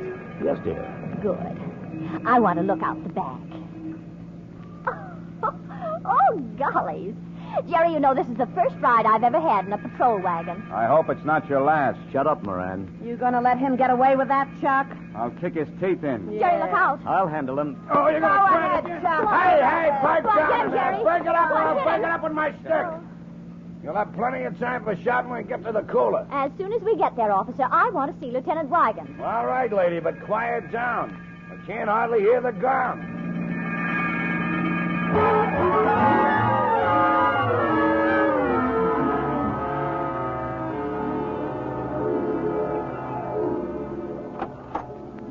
Hello, Doc. Oh, Lieutenant Wigan. Came down to the morgue here to take a look at them. Well, there they are, in the trunk. Some package. How were they killed, Doc? Bullets through the head. Close range. Crammed in the trunk after death? Right. If one corpse hadn't bled, they might be on the way to California by now. The expressman noticed the blood coming out of the corner of the trunk. Yeah, that's the standard way of getting rid of bodies. Drop them off at the express office and ship them off across the country. Well, Wigan, now you've got 2 cases on your hands. Any identification on the bodies? No, not a clue on them. Hey, Lou. You got them, Mullins? Yeah. Come on, Cossack, in here. Come on. What's up? Lieutenant, it is not since the days of the Tsar. Just a minute. I'm sorry. We have to hold you as a witness, Bosov. But it can't be helped. I want you to take a look at these bodies. Say, Lute, Yes, Mullins. Mr. and Mrs. North, they were just brought in the wagon. Pam and Jerry? Mm-hmm. for disturbing the peace. Mr. North got into a fight with Moran. They got Moran. Good. Settle the charges and bring Pam and Jerry down here to the morgue. I done that already. They're coming as soon as you can Excuse me, is Lieutenant Wygant... Oh, there you are, Bill. Come in, Jerry. He's here, Pam. Come on. Oh, Bill, we've just had the most exciting... Oh! I'm sorry, Pam. Not a very pretty sight. Good Lord. Who are these men? We don't know yet. How about it, Bosov? You recognize those bodies? These men I know. Yeah? What? Oh, you do? Where from? The restaurant. Tonight they go in, come out. Uh-huh. You're positive about that? I see them only 2 hours ago. Vosov never forgets. They're the ones that done it, Lute. But that note, Bill, the one she wrote, it said women killed me. Yes, it doesn't fit. I wonder... Say, Bill, have you that menu with you? I've got an idea. What, Jerry? Yes, here it is. Huh. Yeah, that could be it, all right. Sure. What, Jerry? Well, look at this menu. See, the girl started the word women right at the edge and wrote across the page. Yes? Now, when she wrote this, remember, she was dying. Things must have been going black for her. Jerry, don't talk so much. Just tell her. What's your idea, Jerry? She started her writing off the edge of the menu. There's a letter missing, a T. A T? Yes. And what do you get when you put a T in front of the word women? Women. To women. Oh, Jerry, that doesn't make sense. I see what you mean, Jerry. Sure. Spell it out, Pam. Twomen. 2 men. Oh, I see. She tried to write 2 men killed me. Of course. Why, how clever of you, Jerry. Well, we've got the 2 murderers. Yeah, in a trunk. But who got them? Wait a minute. I think I have it. What, Pam? Yes, sir, those bodies. That's it. Why, Jerry, it's right in front of you and you can't see it. Pam, will you make sense? Bill, have Mr. Moran and that girl brought down here right away. Pam, you'd better tell us what you're going to do. No. This takes very delicate handling. I have to do it my way, Bill. But, Pam... I won't say another word until they're here. All right, Mullins. Bring them down. Come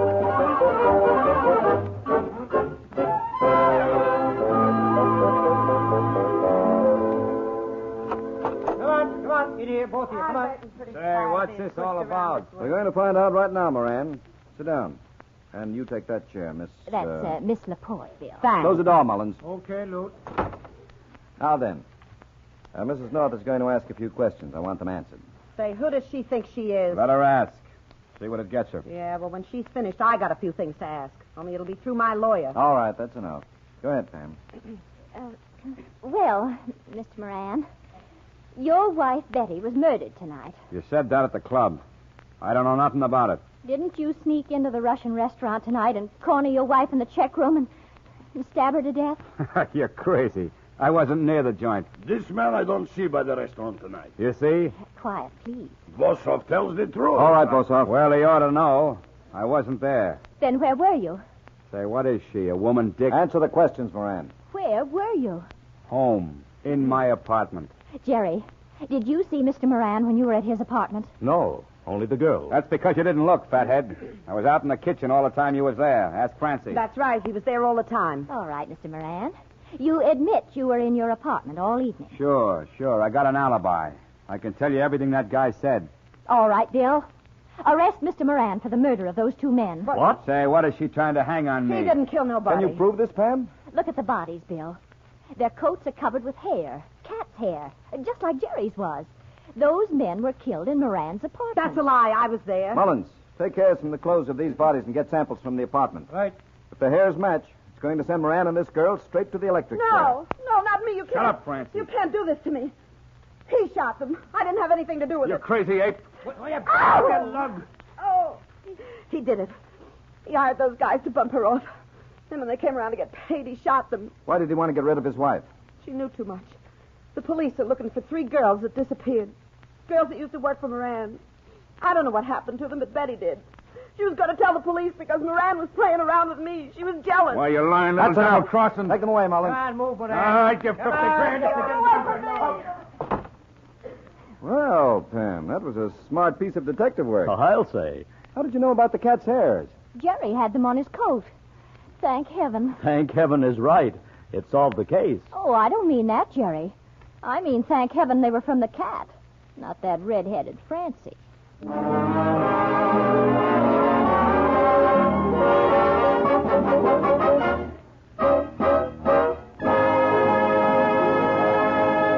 Girls, here's what lovely Paulette Goddard said about you, your beauty, and that man of yours in the war. She said, He's fighting for you. It's up to you to look the part. Why not see how my 3-minute care with Woodbury Cold Cream will help keep your skin smooth and alluring? I call it WBNC. That's short for Woodbury Beauty Nightcap. Try it. And lovely Veronica Lake says the same. These gorgeous stars prefer inexpensive Woodbury Cold Cream. For it's true, you can't give your skin better care at any price. And yet Woodbury costs just 10 cents to $1.25. And here's special help for women with extra dry skin. Help you need right now when winter weather can coarsen your complexion terribly.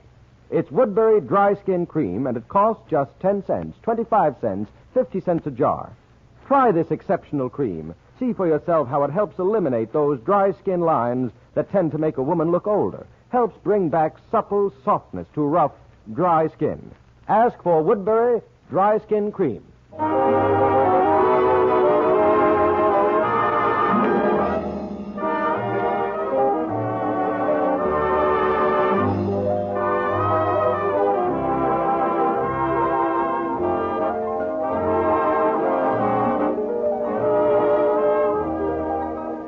Tune in again next Wednesday evening at the same time for another adventure of Mr. and Mrs. North. Pamela buys a turtle and a spy plot snaps in her face. For thrills and laughs, be sure to listen, won't you? This is Ben Grauer saying goodnight for Woodbury, Woodbury, Woodbury, for the skin you love to touch.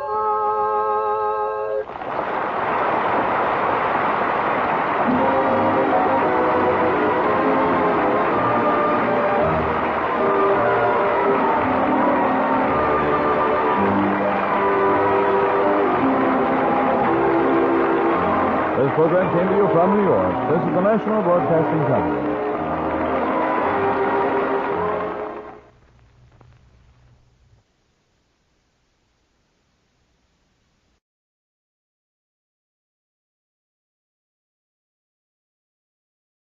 J-E-L-L-O. The Jell-O program brought to you by Jell-O and Jell-O Pudding, starring Jack Benny, with Mary Livingston, Phil Harris, Dennis Day, Rochester, and yours truly, Don Wilson. The orchestra opens the program with Boy, Oh Boy.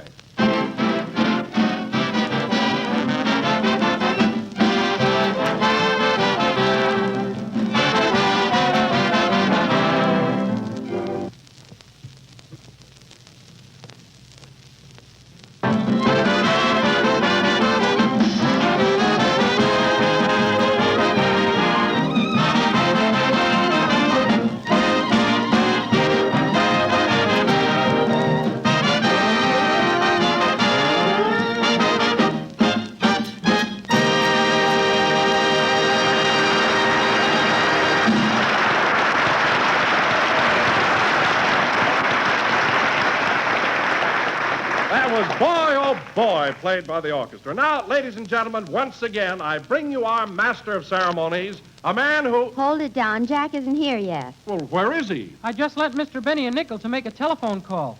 Oh, he's probably talking to his lawyers again. His lawyers? Yeah, Harrington, and Droop. It's about that accident Rochester had with the Maxwell a couple of weeks ago. Remember when we were up at Marchfield? Oh, but that was Rochester's fault. He was driving along and smashed right into a truck. Well, Jack claims the truck cheated. It had brakes. Let's open the door and listen. Okay. Gee, I hope I get my nickel back. It's my life savings. Quiet. Shh. Yes? Yes, Rochester was on his way to Marchfield to pick me up. But the accident wasn't his fault. The truck driver didn't stick his hand out. Yes, but...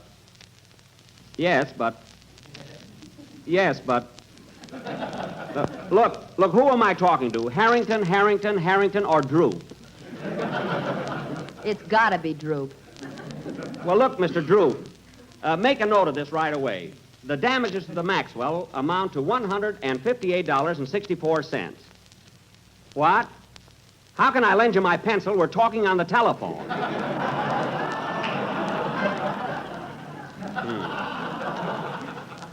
4 names on the door and no pencil. Well, now look, Droop, I'll tell you what. You get in touch with the trucking company, and if they're willing to settle out of court... What's that, operator? Another nickel for 3 minutes? Well, now look, Droop, you get in touch with the trucking company. If they're willing to settle out of court, it's okay with me, but tell them that $158.64 is what I want, and not a penny less. Goodbye.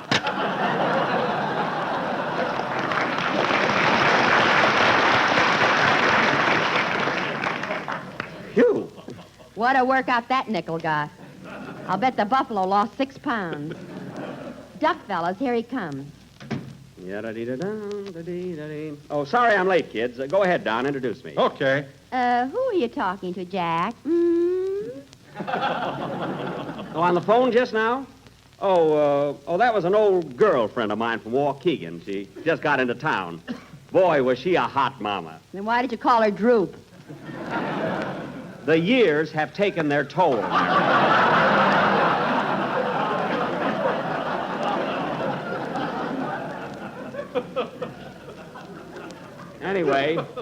Anyway, she's in town, and we're stepping out tonight. Oh, stop, will you? We heard you talking to your lawyer about that little accident with the Maxwell. Oh, so you were all snooping around, eh? Well, if you want to know something, it wasn't a little accident. My goodness, look what happened to Rochester. Well, I saw Rochester the next day, and he didn't have a scratch on him. Well, fortunately, since then, he's had the hives, and he's all bandaged up now. But I'm not bringing that into the case unless I have to. There's just one thing I can't understand, Jack. You say that Rochester bumped into the truck. That's right. The truck driver didn't stick his hand out. Well, I'd say that your brakes must have been in pretty bad shape. So if I were the judge, I'd look into that. Well, you're not a judge, and if you don't keep your big fat mouth shut, you won't be an announcer either. Now,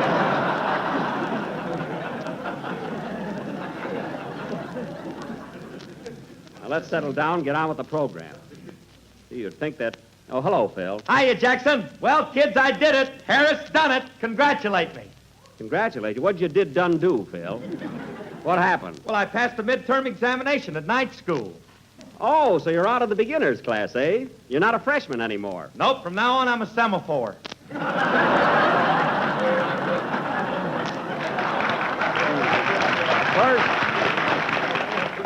First you're a freshman, and now you're a semaphore. Let me ask you something, Phil. When are you going to be a sophomore? Who knows? I may quit school before then. Well, I give up. I'll just let semaphore ride. How were the examinations, Phil? Were the questions very tough? I'll say, here's a sample, Mary. Name the 48 states and give the capitals of those that have them. Those that have them? Phil, every state has a capital. And I doubt very much that you answered that question correctly. Oh, yeah? Well, try me out. Ask me one. Okay, what's the capital of Idaho? Boys Town. That's Boise. Boys Town. It's Boise. The reason I remember that is because when I was in vaudeville, Boise, Idaho was one of my best towns. They loved me in Idaho. Then why did they throw baked potatoes at you? They didn't throw them at me. I got paid in potatoes. Get it straight. Say, Mr. Benny, did you get a big salary in those days? Well, I don't like to brag, kid, but I haven't played Boise since 1927, and I've still got half a sack left.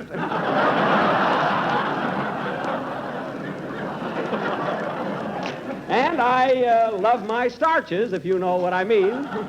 By the way, Phil, what other subjects did you have in your examinations besides geography? Well, we had arithmetic and history. Uh-huh. Hey, fellas, here's a tough question I nearly missed. Who crossed the Delaware, Washington or Lincoln? Oh, that stumped you, eh? Yeah, so I flipped the coin, it came out Washington, and now I'm a semaphore.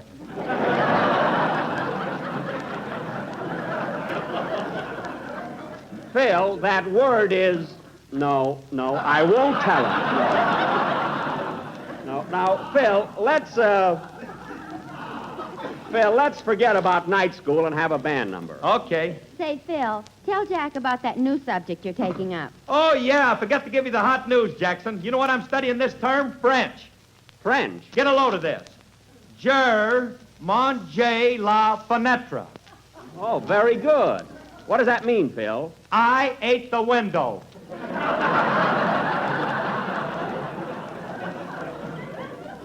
You ate the window? Yeah. Well, what the heck do you want to eat a window for? You eat bread, you eat rolls, you eat cake. Wait till I learn them. Till then, I eat the window. Well, here's a tip for you, Phil. Stay out of French restaurants. You better stay out of them, too, till you learn the language. Oh, I can read French. Come on, Phil. Let's have your band number. Tell them what happened to you at Gaston's the other night. Oh, that could happen to anybody. Come on, Phil. Play. Well, wait a minute. What was it, Mary? Well, you know how Jack likes to show off. Oh. Well, we sat down at the table, and naturally, the menu was all in French. All in French. All in French.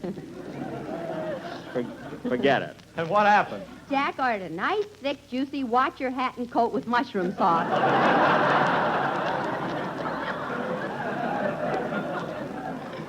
Well, eventually, I got a steak.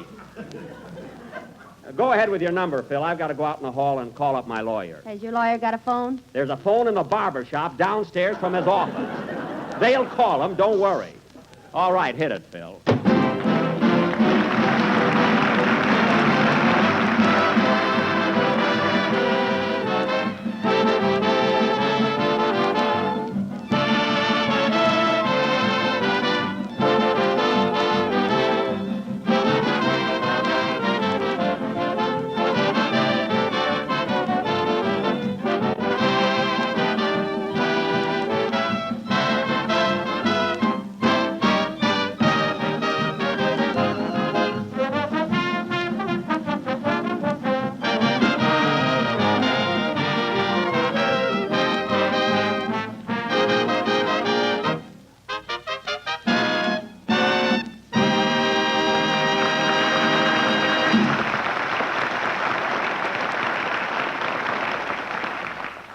Yes?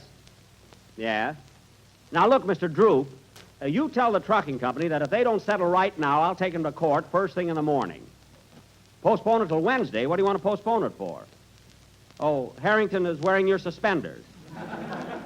Well, you can try the case with your pants at half-mast. Be there tomorrow morning.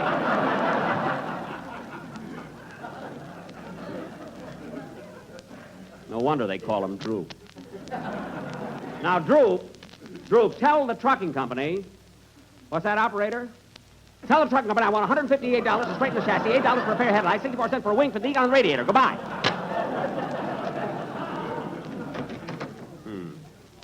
People don't stick their hands out. They've got to pay. What are you mumbling about? Oh, this darn case has got me all upset. Anyway, that was High Neighbor, played by Phil Harris and his orchestra. Very good, Phil, although it was a little loud. Phil? What? I said it was a little loud. Well, how do you know it was loud? You were out in the hall and couldn't even hear it. I couldn't hear your band? Phil, you play in the Biltmore Bowl of the Biltmore Hotel here in Los Angeles, don't you? Yeah. Well, I know some people who live at the Biltmore that haven't been able to sleep since you opened, and the Biltmore I mean is in Phoenix, Arizona.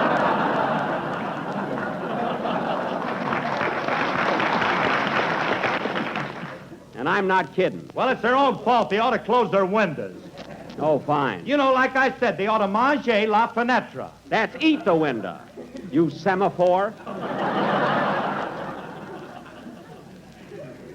We're 2 words ahead of that semaphore there. Now, let's get on with the show. Let's get on with the show here. Come on. Now, let's see, where are we? Boise, Idaho. We are not. Well, someone just hit me with a potato. I don't care. We're in Hollywood. Now, let me announce our play. Ladies and gentlemen, for our dramatic offering this evening, the Benny Retreaded Thespians are going to present an original mystery melodrama entitled The Fright Wig Murder Case, or He Died with His Tooth On. Now, I will play the part of Detective Captain O'Benny, as fearless a bloodhound as ever sniffed a clue. Phil Harris will be Sergeant O'Reilly, my assistant sniffer. Mary, you're going to be the wife of the murdered man. And Dennis, you're going to be the victim. Gee, there's no future in that. I'm going to be your wife. What have I got? Quiet. Now, let's see. I want a bigger part, Mr. Benny. Why don't you lay on the floor and be the murdered man? I wish I could. My feet are killing me. Now, who else? Oh, yes, Don, you're going to be the butler. Oh, every time we do a mystery, I'm the butler. Why can't I be a detective? Because any man that can't look over his stomach is apt to overlook a clue. Say, say, that's all right. That line was pretty clever, eh, Mary? What do you care? You saved your money. Well, I liked it. Now, before presenting our mystery, folks, let me give you a brief synopsis of what happened up to now. On the night of January 24th, A.D., after dinner, Mr. Homer J. Frightwig, a social lion, was found murdered in his den. Just before the murder, his wife was in the room reading a copy of Live Alone and Like It, which may have thrown her a thought. The victim was playing solitaire when he was suddenly interrupted by a lead kibitzer. Now, who committed this crime? Was it the chauffeur? No, I didn't do it. I'm innocent, I tell you, innocent. Was it the butler? I didn't do it, I tell you. I didn't do it. What do you mean you didn't do it? At the time of the murder, I was at my neighborhood grocer's buying a package of Jell-O with the new locked-in flavor. Oh, yeah? Please believe me. It's America's favorite gelatin dessert, and it's economical, I tell you. Eek, eek, eek, eek.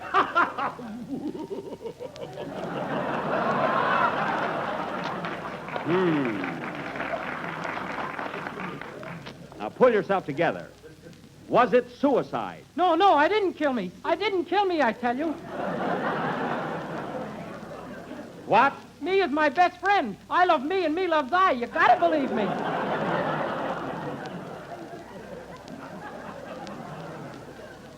And now the wife, Mrs. Homer J. Frightwig.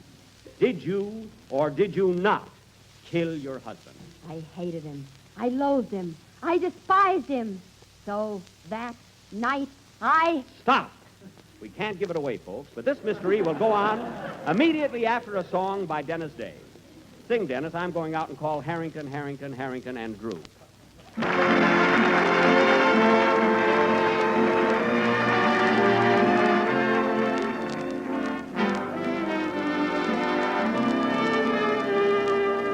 I'll never forget the people I met, braving those angry skies. I remember well as the shadows fell, a light of hope in their eyes.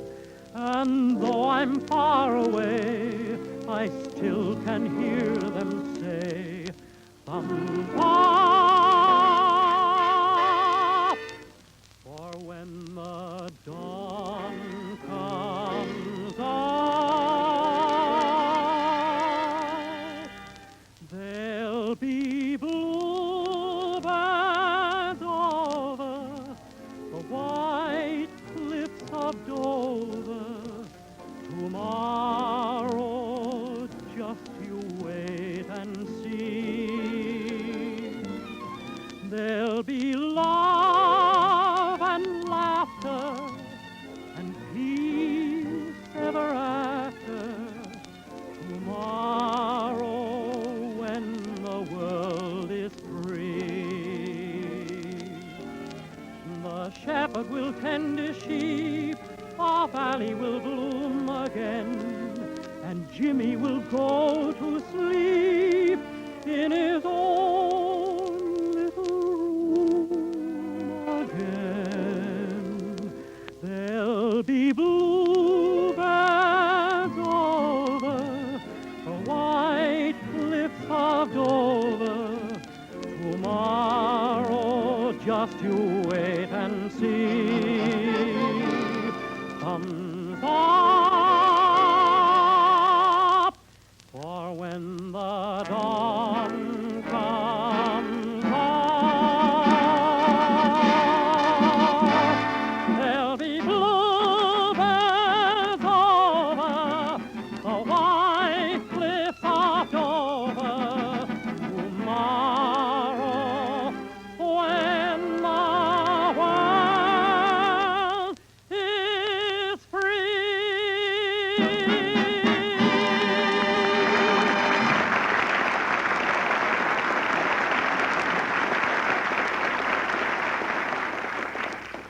That was The White Cliffs of Dover, sung by Dennis Day. And now, ladies and gentlemen, for our mystery melodrama, The Frightwig Murder Case, or...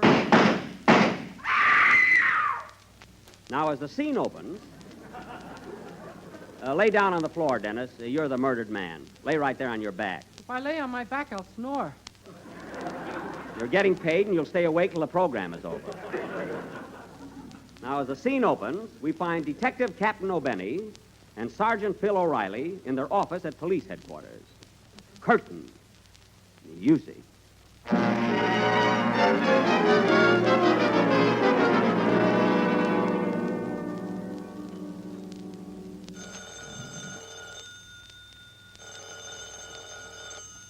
There's the phone, O'Reilly. Oh, really?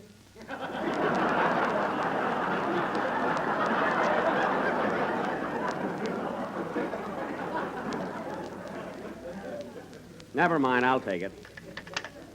Hello, police headquarters. Hello, I want to talk to Detective O'Benny. That's me. What is it? My name is Mrs. Homer J. Frightwig. I want you to come over to my house right away. My husband has been shot. Oh, really? Is that for me, Cap? I said, oh, really, O'Reilly. Shut up.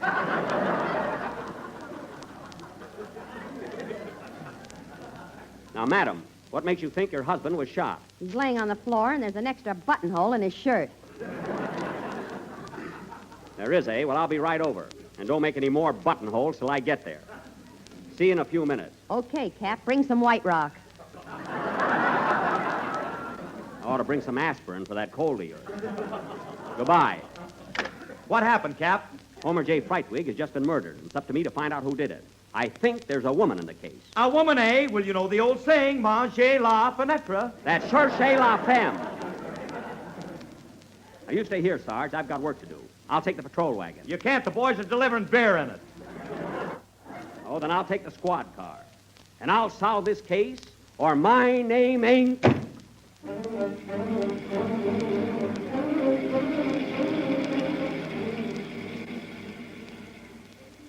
Well, here it is. This is the place, all right. Open up in the name of the law. This is police headquarters. Doggone, I forgot to release the brake.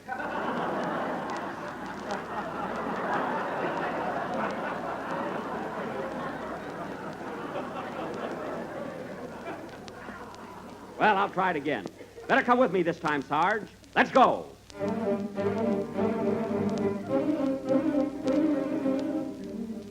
Calling all cars. Calling all cars. Pick up some pretzels. We got a barrel left over. That is all. Step on it, Sarge. We got to solve this case and get back. This must be the place, Sarge. Open up in there. Come on, open up. Good evening, gentlemen. Good evening, eh? Make a note of that, Sarge. Okay, Cap. Now, come on, you. Where's the murdered man? That ain't a brass rail you got your foot on.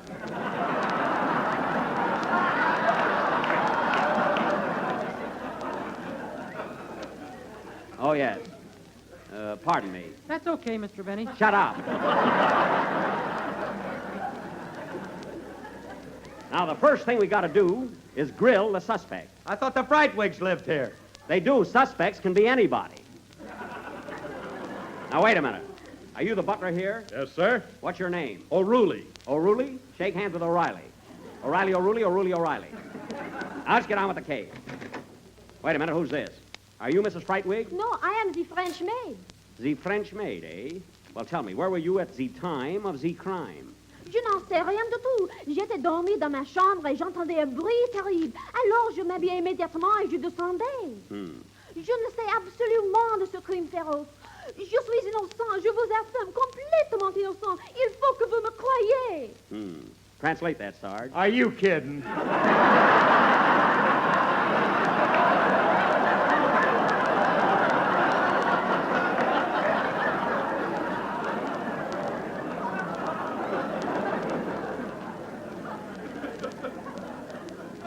Well, you're studying French, aren't you?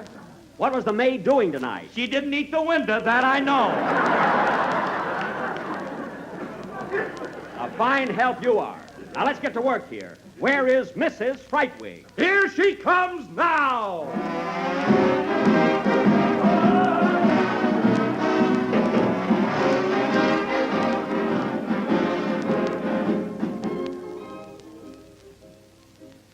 Well, good evening, gents. What's all the commotion? Oh, hello, Mrs. Frightwig.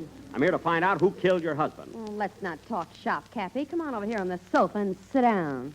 None of that, Mrs. Frightwig. I represent the long arm of the law. Well, wrap it around me. I'm lonesome.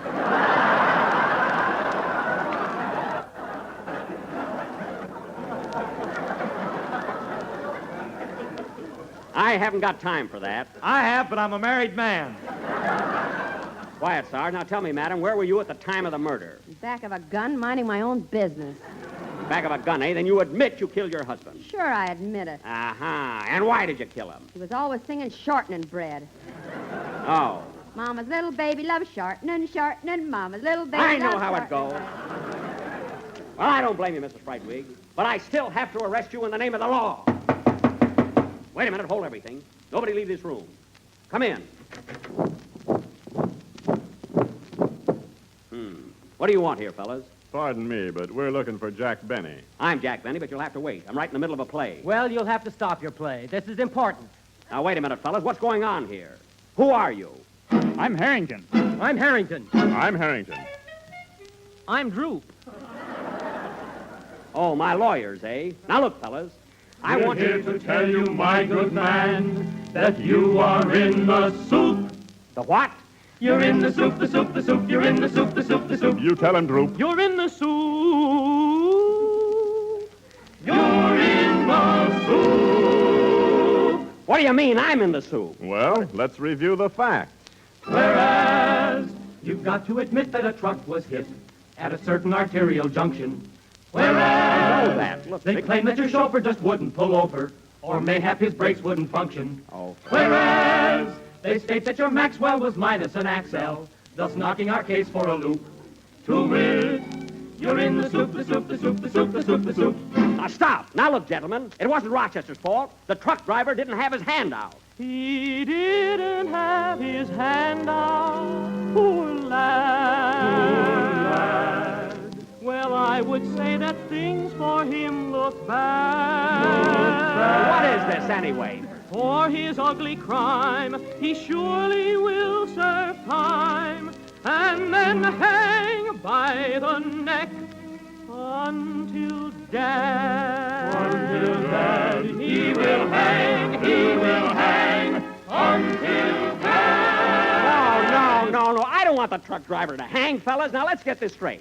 Rochester started out from Sunset Boulevard and Vine Street to pick me up at March Field. And everything was all right until he got to Figueroa Street. Figueroa? Yes.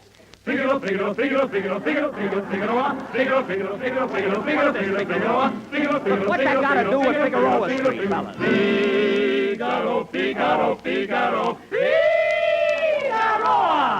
Now, wait a minute, fellas. Will you wait a minute? I can't talk to you now. Go away. I'll see you later. Goodbye. Goodbye, Mr. Benny, and don't worry. The most the judge will give you is 30 days. What do you mean I'll get 30 days? 30 days, 30 days. You'll get Billigadooshie, Shinnamarooshie, Balleralla, all 30 days, 30 days. For heaven's sake, 30 days. You'll get Billigadooshie, Shinnamarooshie, Balleralla, all 30 days. Now, that's about the silliest.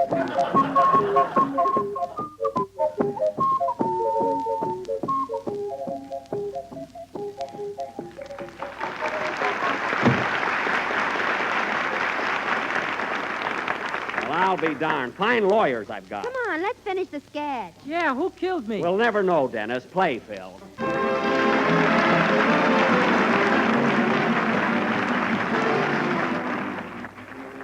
Here's a grand Jell-O treat, friends, that your family will add to their list of favorite desserts the very first time they taste it. And it's one of Mary Livingston's own favorites, too. A beautiful, tempting dessert called Cherry Flake Jell-O. All you need to make it is a can of grapefruit sections and one package of cherry Jell-O. Just dissolve a package of Jell-O imitation cherry flavor in 1 pint of hot water and grapefruit juice. Turn into a shallow pan and chill until firm. Next, break the glistening Jell-O into tiny flakes with a fork. Then pile lightly into sherbet glasses, garnish with grapefruit sections, and serve. The result will be a tempting blend of canned grapefruit and rich crimson cherry Jell-O. A treat the whole family will want to enjoy time and time again. Many grocers are featuring canned grapefruit and cherry Jell-O all next week. So get both and make up this swell dessert. But remember, when you buy, to get genuine Jell-O, because Jell-O's new process locks in its extra rich flavor.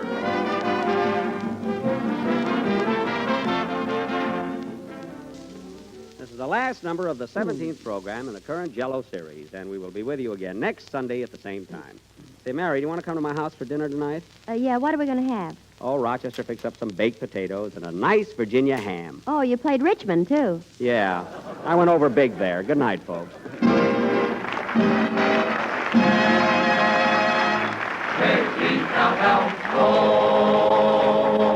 Jell-O program is written by Bill Morrow and Ed Baloy.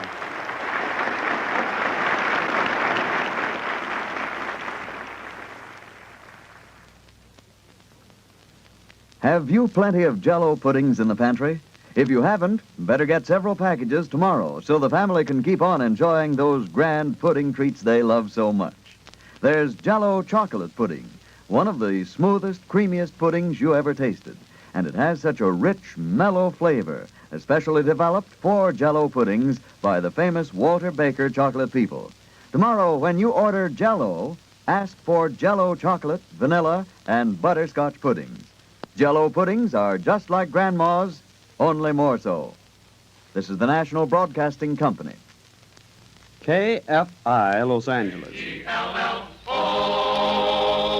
The Jell-O program brought to you by Jell-O and Jell-O Pudding, starring Jack Benny, with Mary Livingston, Phil Harris, Dennis Day, Rochester, and yours truly, Don Wilson. The orchestra opens the program with Call Out the Marines.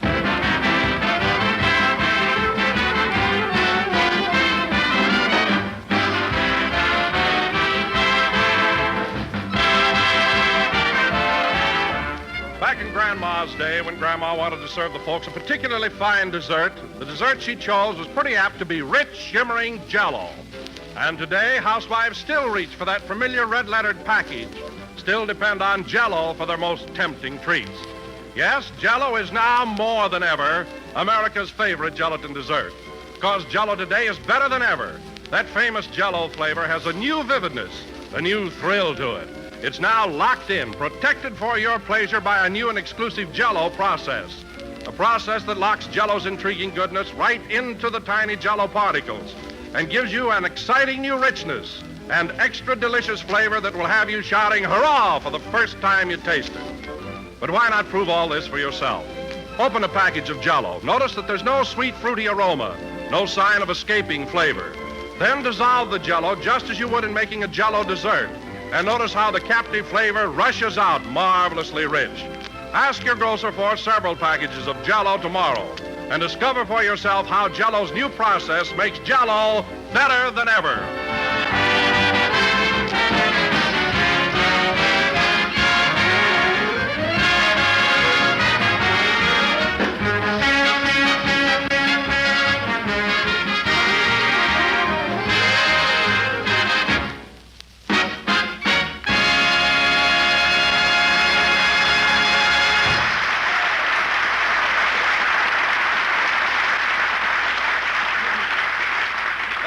Call Out the Marines, played by the orchestra. And now, ladies and gentlemen, inasmuch as this evening marks the halfway point of our radio season, I think it only fair that we pay tribute to the man who has contributed his invaluable services to the Jell-O show. Well, a man upon whose broad shoulders rests the burden of maintaining the high comedy level of this program.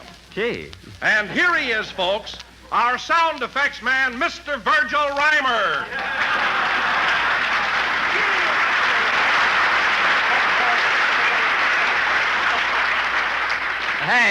Hey, what is this? Jell-O again. This is Virgil Reimer talking. And, folks, I want to tell you this is the happiest day of my... Wait a minute. Wait a minute. What's going on here, Don? Well, Jack, I thought the public might be sort of tired of hearing me introduce you week after week. So for a switch, I thought I'd introduce one of the men behind the scenes. Oh, you thought you'd pull a little surprise on your old boss, huh? And you certainly fell for it. I did at that. Well, Don, I've got a little surprise for you, too. Remember one day in New York when I was having lunch with Harry Von Zell? Uh-huh. And you got all upset about it, and I told you not to worry? Yes? Well, knit your eyebrows, brother. The heat's on again.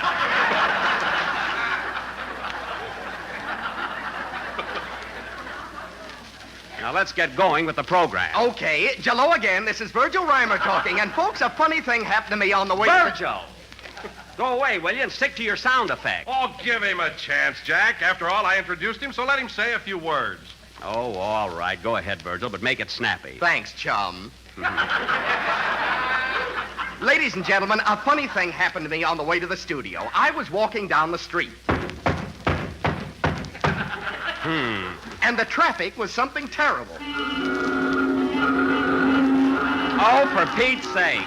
When all of a sudden a panhandler walked up and asked me for a nickel for a cup of coffee, so I gave it to him.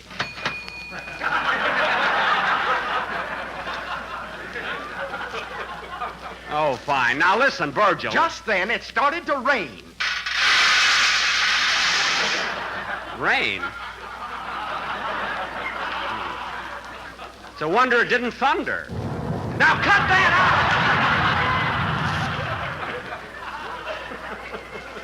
out! All right, Virgil, you gave the panhandler a nickel, so what happened? It was a lead nickel, so he took out his gun and killed me.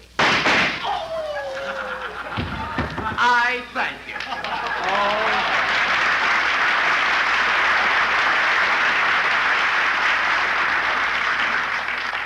That was very clever, Virgil. Now get up off the floor and go back to your clinks and clanks. Oh, hello, Mary. Hello, Jack. What's the sound man doing on the floor? Virgil? Oh, he's just trying to be funny. Everybody working for NBC wants to be a comedian. Well, what's wrong with that? Give the kid a chance. Listen, Mary, comedians are born, not made. Take me, for instance. I got the biggest laughs you ever heard when I was only 3 months old. What'd you do, make off like a fan dancer with your diapers? You know, I used to stick my feet in my mouth and roll around like a rubber ball. I can go along with a gag, sister. Jack, you say comedians are born and not made. Now, did you get into show business as a comedian? No. As a matter of fact, Don, I started out as a concert violinist. You started out as a janitor at the Barrison Theater in Waukegan. As a janitor? Yes, I found an old picture of you, and you were holding a broom. I was holding that broom because I was cast as a witch in a Halloween play. That takes care of the broom. Good. Now explain the dustpan.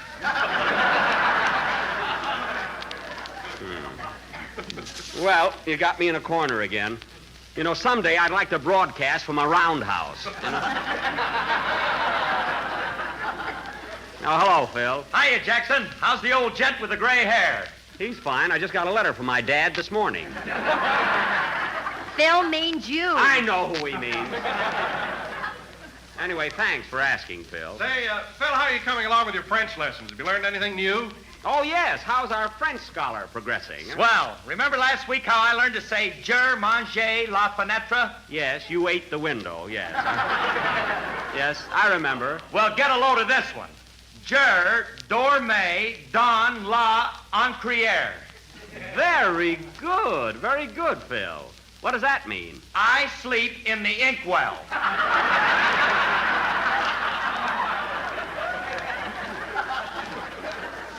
What? What are you talking about? You sleep in the inkwell? He must have had a fight with Alice. Look, Phil, as long as you're studying French, why don't you learn something that makes sense? Jackson, it's a tough language. I gotta take it any way I can get it. All right, sleep in the inkwell. Eat the window. It's your life.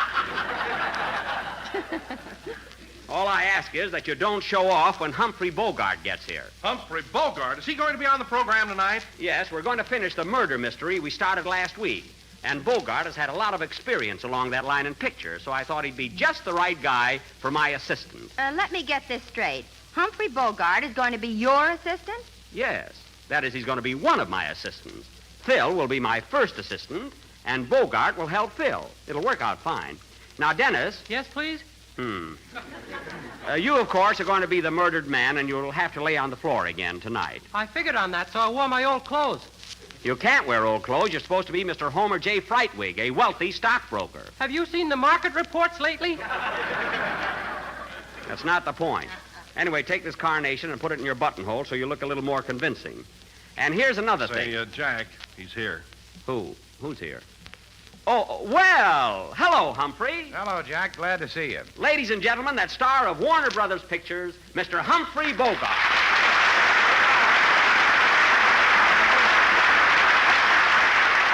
Thank you. Thank you. Well, Humphrey, it's darn nice of you to come over here tonight and help us solve our little murder mystery. I'm glad to do it, Jack. I heard you play last week, and I figured somebody should do something about it. Good. Say, Humphrey, we'll start casting in a minute, but First, I want you to meet the members of my gang. This great big fellow here is Don Wilson. It's a pleasure, Don. Put her there, Humphrey. Out! Watch out, Don. He's as strong as a 3-cent cigar. You ought to know. Quiet. And Humphrey, this is Mary Livingston, our little comedian. Say something funny for Mr. Bogart, Mary. Oh, shut up. Well, shake hands with him anyway. Okay. Glad to know you, Miss Livingston. Put her there. Ouch!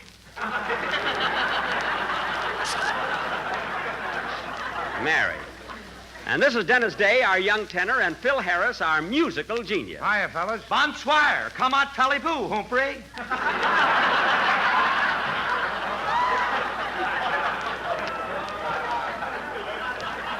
Humphrey? Is that French, Humphrey?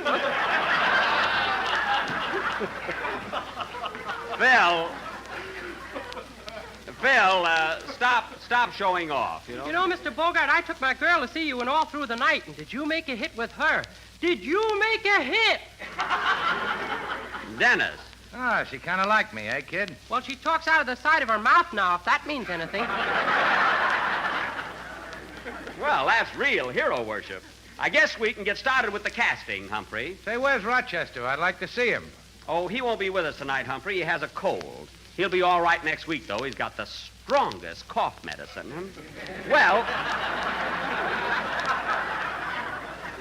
let's get started. You've met everybody. What about me? Am I an old shoe or something?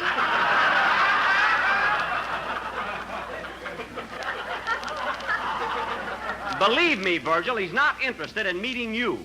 But if it'll make you happy, all right. Humphrey, this is Virgil Reimer, our great sound man. Pleased to meet you, Mr. Reimer. I've admired your work on this program for a long time. You see? Okay. Now, let's get on with our sketch.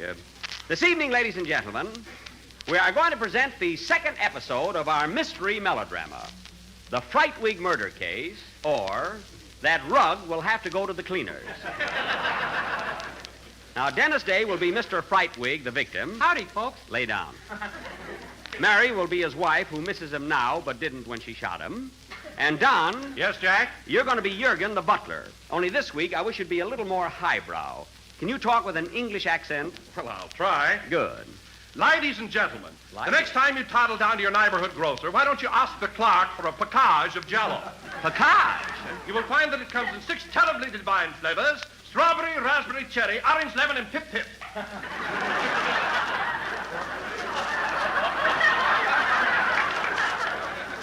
Don, if it weren't for the fact that you were talking about our product, I'd say that your accent was about as English as Sambo and Tambo, you know?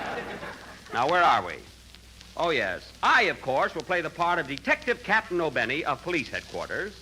Phil Harris will be my assistant, and Mr. Humphrey Bogart will be Phil's assistant. Now, in this drama... Just a minute, Jack. Hold it. Would you mind repeating that? Why, certainly. I said, I'll be Detective Captain O'Benny, Phil will be my assistant, and you'll be Phil's assistant. Oh, I see. Yeah, well, I'd like to speak to you about that. Uh-oh. What are you uh-ohing about? Why, what's on your mind, Humphrey? Well, frankly, I don't like the idea of being Phil's assistant. Well, all right, then you can be my assistant, and Phil can be yours. Now, in this drama... Just a second, Blue Eyes.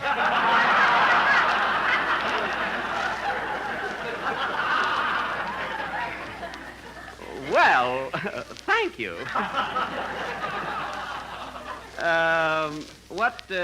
What is it, Humphrey? Now, let's get this straight. Here's the way it's going to be, see? I'm the captain, Phil's going to be my assistant, and you're going to be his assistant. But Humphrey... Now, look, I don't want any trouble. I'm a nice, easygoing guy, but I didn't come over here to get kicked around. Well, who kicked you? I mean...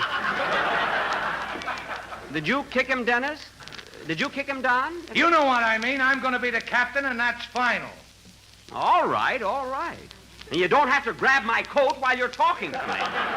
Now, let go. And another thing, Mr. Bogart, I'm paying you for being here on this program tonight so you can be a little more civil. Oh, are you going to pay me? Yes.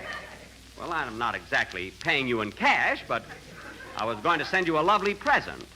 A fountain pen or something. Now, you send me a fountain pen, I'll squirt it right in your eye.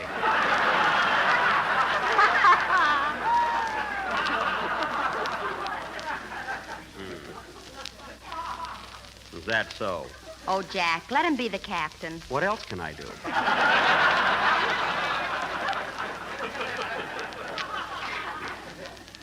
Got a good mind to punch him right in the nose. Well, why don't you? Because he's carrying a gun. He's what? A gad. He's packing a gad.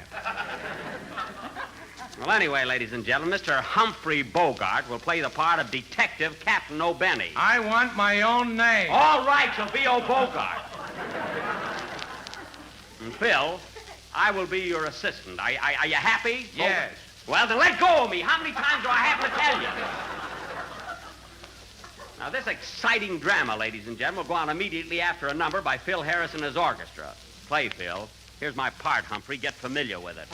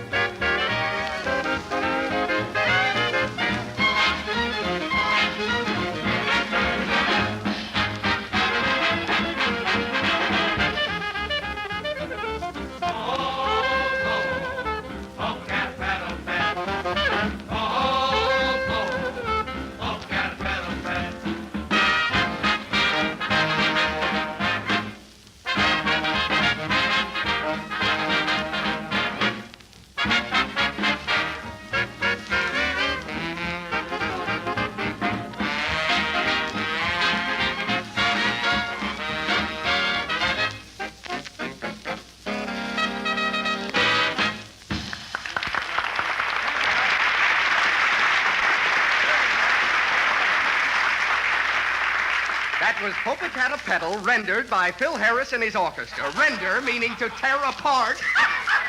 That's a Lulu! Virgil! Now, Virgil, get away from that mic. And stop trying to be funny on my program. What's the matter? Do you see the handwriting on the wall?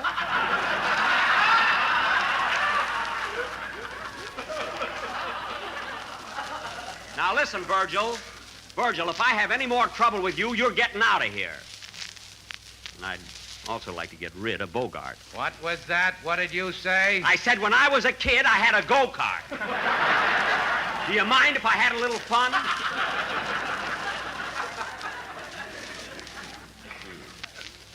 If I hadn't given a quart of blood to the Red Cross, I'd tear him to pieces.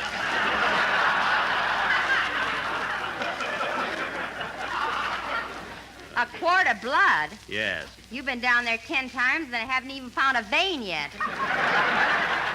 They'll find one, don't worry.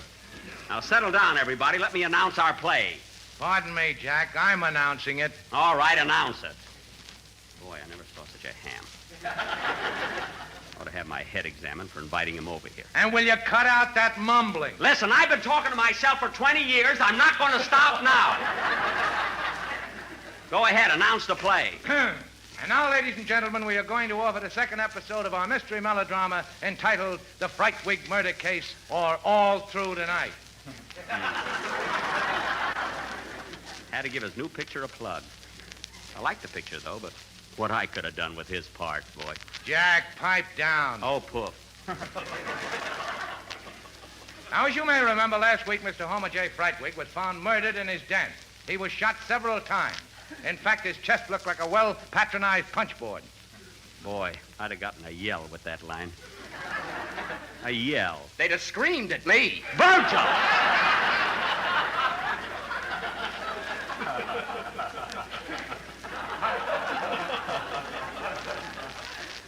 Go ahead, Humphrey, you gangster. Captain O'Benny was called into the case but was unable to make any headway. So this week, I will solve the crime. I'll bet. Go ahead, you thug. As the scene opens, we find Detective Captain O'Bogart and his two assistants. Had to make a mistake.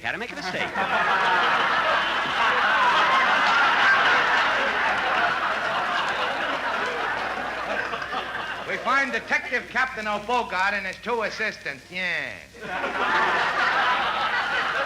In their office at police headquarters. Curtains, music.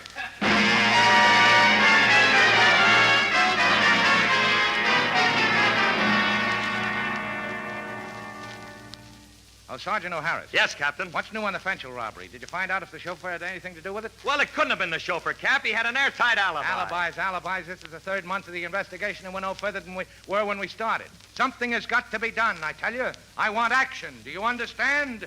Action. Yes, sir. Not scaring me, I can tell you that.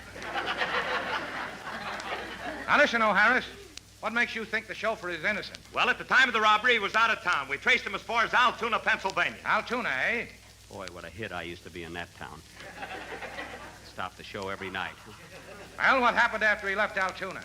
Well, we traced him as far as Chicago, and then we lost track of him till last week when he turned up in Los Angeles with a blonde. With a blonde, eh? Shut up!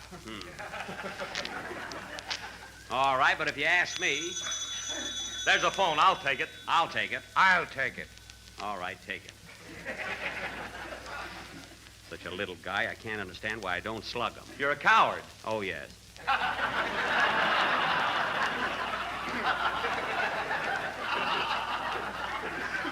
Oh, well.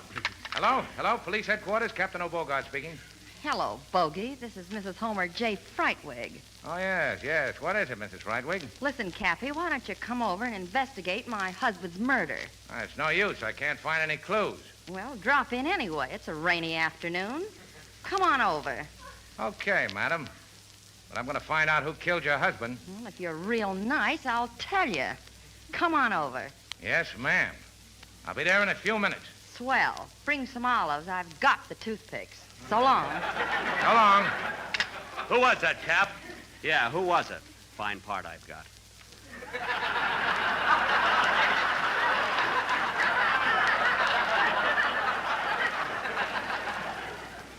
Wish I had my violin with me. Well, who was it? That was Mrs. Homer J. Frightwig. Come on, men. We're going over to her house right away. And I'm going to solve this crime, or my name ain't O'Bogart.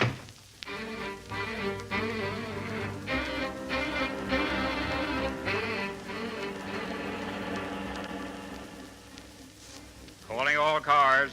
Calling all cars. Enjoy your ride. You'll soon be walking. That is all.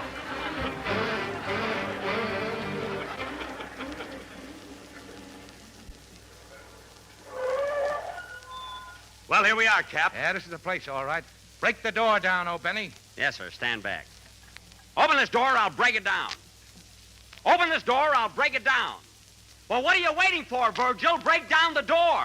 Please. You won't hear a single splitter until you apologize.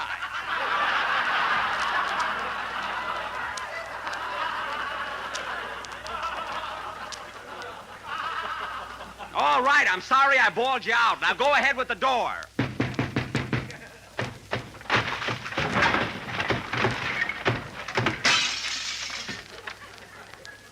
Very good. Well, who's this? Good evening, gentlemen. Did you ring? Ring? This guy's the butler, Cap. I know who he is. Now listen, you, where's the body? That ain't a bearskin rug grinning at you. That's Mr. Frightwig, all right. And he's laying there just the way he was shot. Oh, for goodness sake. Some tough guy. I bet anything he faints. What was that? Well, come on, Humphrey. Find out who done it. Just a minute, miss. Who are you? I am Fifi, the French maid. Oh, yeah? Now listen, Fee. My name is Fifi. Well, I'm in a hurry. Sit down, will you? Say, let me talk to her, Cap. I speak the language very fluent. Fluent? Now listen, Fifi, what do you know about this murder? Je ne sais rien du tout de ce meurtre. Je suis seulement la bonne ici. Et naturellement, je ne l'ai pas commis. Oui, oui. Je ne suis en ce pays que fort peu de temps et je ne connais pas beaucoup de monde. Je mène une vie solitaire. Oui, oui. J'aimerais bien un rendez-vous avec un Américain. Voulez-vous me rencontrer at the corner of Sunset and Western at 8 o'clock? What'd she say, Harris? I don't know, but I'll be there. So will I. She must have a friend. Fine policeman. Why don't you get on with the case and grill Mrs. Frightwig? Where is she? Here she comes now!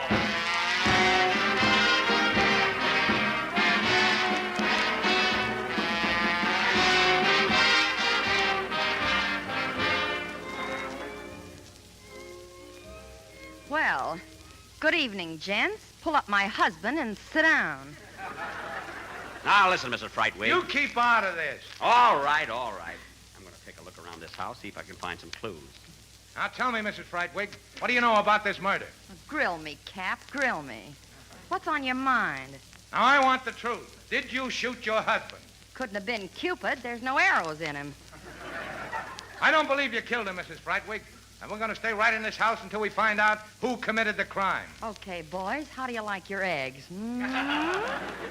Say, Cap, I just heard a noise in that closet. A noise? Yeah, there's somebody hiding in there. It might be the murderer. Let me have your gun. I didn't bring it with me. Here, take mine. Now, thanks. Now, listen, you. We know you're in that closet, so come out.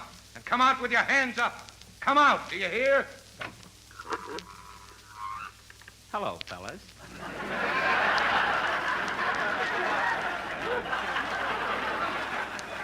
Surprised? Oh, it's you.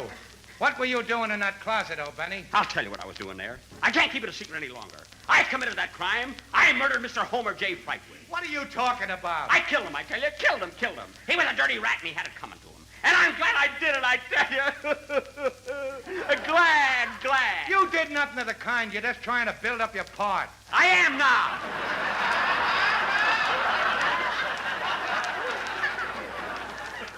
Come on, fellas. I confess. Slap the handcuffs on me. Take me to jail. What are you waiting for? What a ham. Come on, Mrs. Frightwig. Let you and I go out and have a cup of coffee. Okay, Cappy. I'm going with you. No, you can't go until you arrest me. I'm a killer. Do you hear, a killer? And I also committed the... Oh, I'm nuts. Well, I'll be darned. Hey, where did they go? They went out for some coffee, Mr. Frightwig. Oh, That stupid Bogart doesn't believe I killed you. well, that's the way it goes. Yeah, Say, do you play gin rummy? sure. Well, lay down and start dealing. Okay, hit it, boys.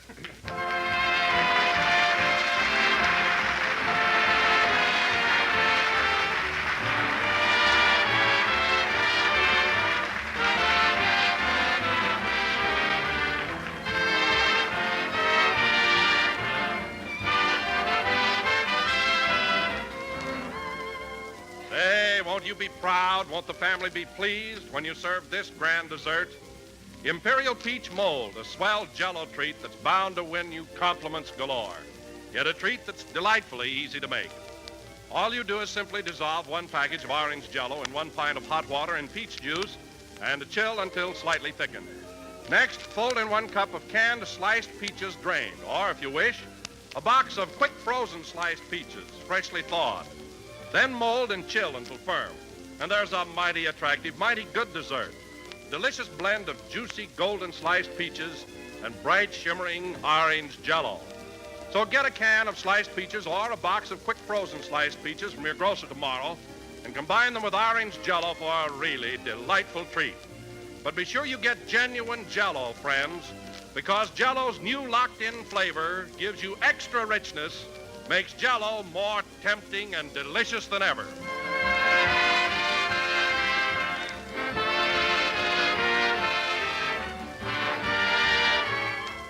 This is the last number of the 18th program in the Courage Jell-O series, and we will be with you again next Sunday at the same time. Well, Humphrey, thanks very much for coming up here tonight. You kind of took over the program, didn't you? I did at that. No hard feelings, Jack. No, you were very amusing. Take him out in the alley and give him a couple of pokes. What was that? I said good night, folks. I always say that. Good night, folks.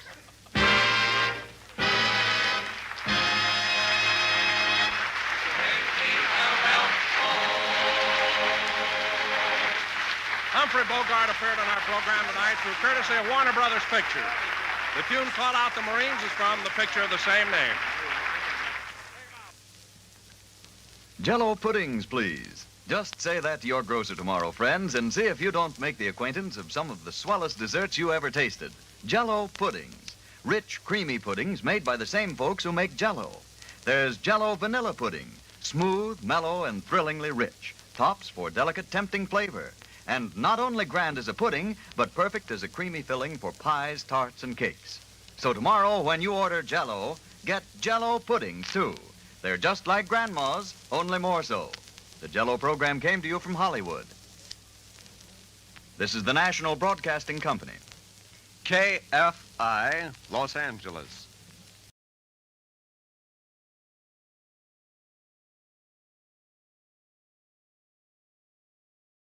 Radio Mystery Theater presents...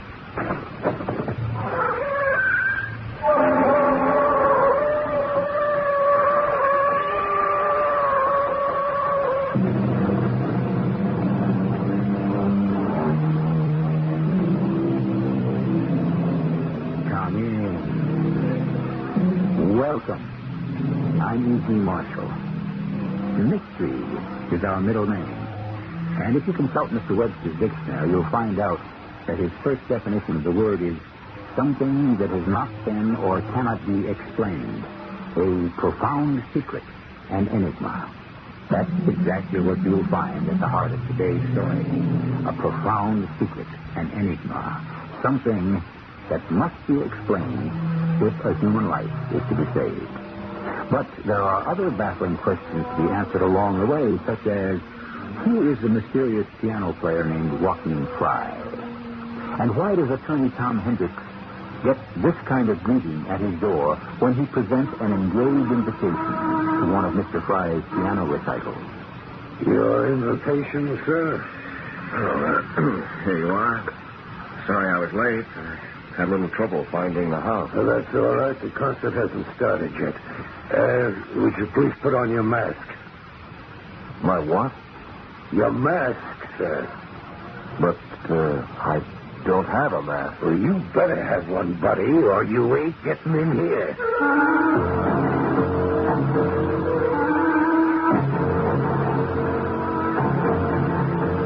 Our mystery drama, Murder Preferred, was written especially for the Radio Mystery Theater by Henry Slessor and stars Tony Roberts.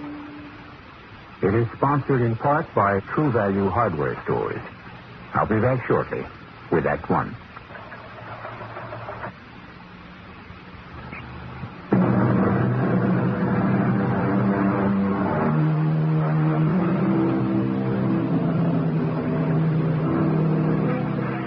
The name on his business card reads C. Thomas Hendricks, attorney at law. Everybody calls him Tom, and Tom Hendricks likes it that way, especially because the C stands for Clarence, a name not very popular these days. But it was the first name of Clarence Darrow, the famous criminal attorney, and Tom's father, a lawyer himself, admired him enough to name his one and only son after him. Tom is a criminal lawyer, too, but fame hasn't yet reached his tiny office. But who knows? Perhaps that beautiful woman entering it right now may be the beginning. Please, sit down, Mrs. Haven. Thank you. It may be a bit late for condolences, but I'm sorry about your husband. Thank you. I know it probably doesn't help much to know that the police have arrested his murderer. It doesn't help in the least, Mr. Hendricks. In fact, that's why I'm here. Tony Gerard did not kill my husband. I see. I'm sure you don't see it all. Oh, I'm sure you've read all the newspaper stories and heard all the broadcasts about the case. It's your business, isn't it? Murder and arresting people and defending people, Mrs. Haven. Yes. That's what I wanted to see you about. Defending someone. Someone who is innocent. Mrs. Haven, are you trying to hire me for Tony Gerard? Not because he asked me to. You're not acting on his behalf? On his behalf, yes. With his permission, no. Tell me why you're so sure he's innocent. Because of some evidence you have? Nothing tangible. But something. Yes, You just know Tony Gerard didn't commit this murder. that's right. Mrs. Haven, whenever there's a serious crime like murder, someone always comes forward and swears that the accused couldn't have done it, or that he wasn't the type. But I didn't say that. You see, Tony is the type.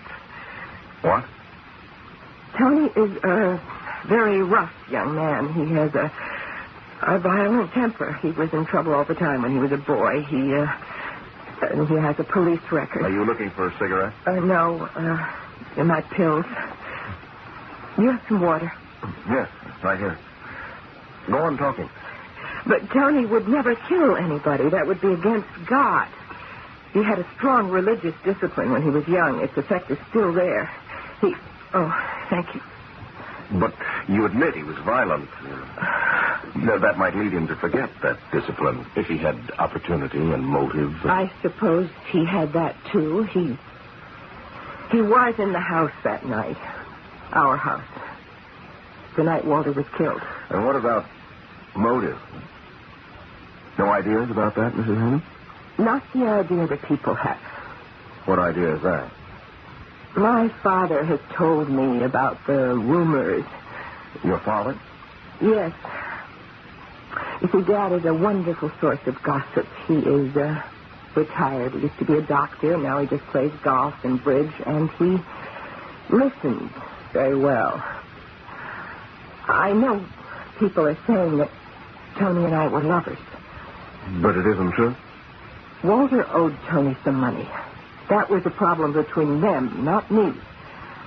Walter didn't want anybody to know that he owed anything to a man like Tony Gerard, especially because he was planning to run for the Senate.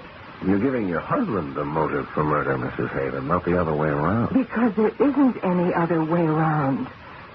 Tony didn't kill Walter, I swear it. Now, will you take the case, or won't you? Well, I'll have to think about it. For one thing, I'll have to find out if Tony Gerard wants me to handle it. I want you to. And I'll pay you, at least when the insurance payment is made. Are you sure it will be paid? Well, why not? Walter is dead. Why shouldn't the insurance company pay? That's a very good question, Mrs. Haven.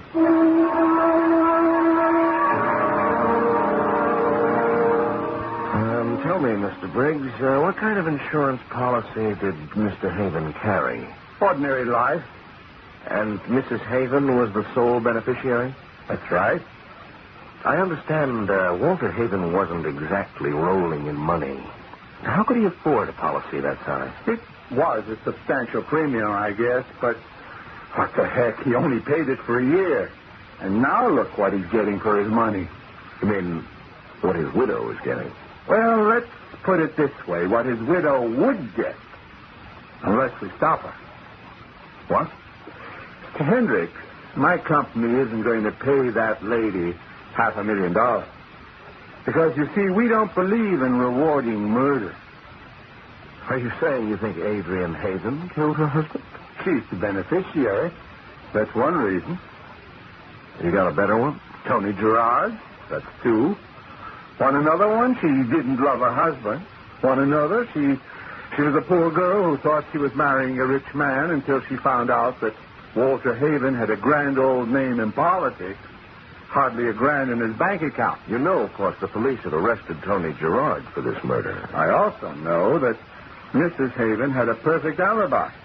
She was 20 miles from the house when the gun was fired. But you know what I think, Mr. Hendricks? I think it was still her pink index finger on that trigger. Figuratively speaking, of course. You think they were in it together, huh? Gerard and Mrs. Haven? Bullseye.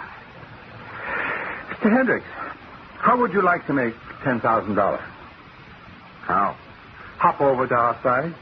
Help us prove what we know is true, that Mrs. Walter Haven killed Mr. Walter Haven for the sake of her lover boy. That way, they get rid of the guy. Tony collects the money he was owed, and Adrian baby gets a nice bundle to keep her for the rest of her life.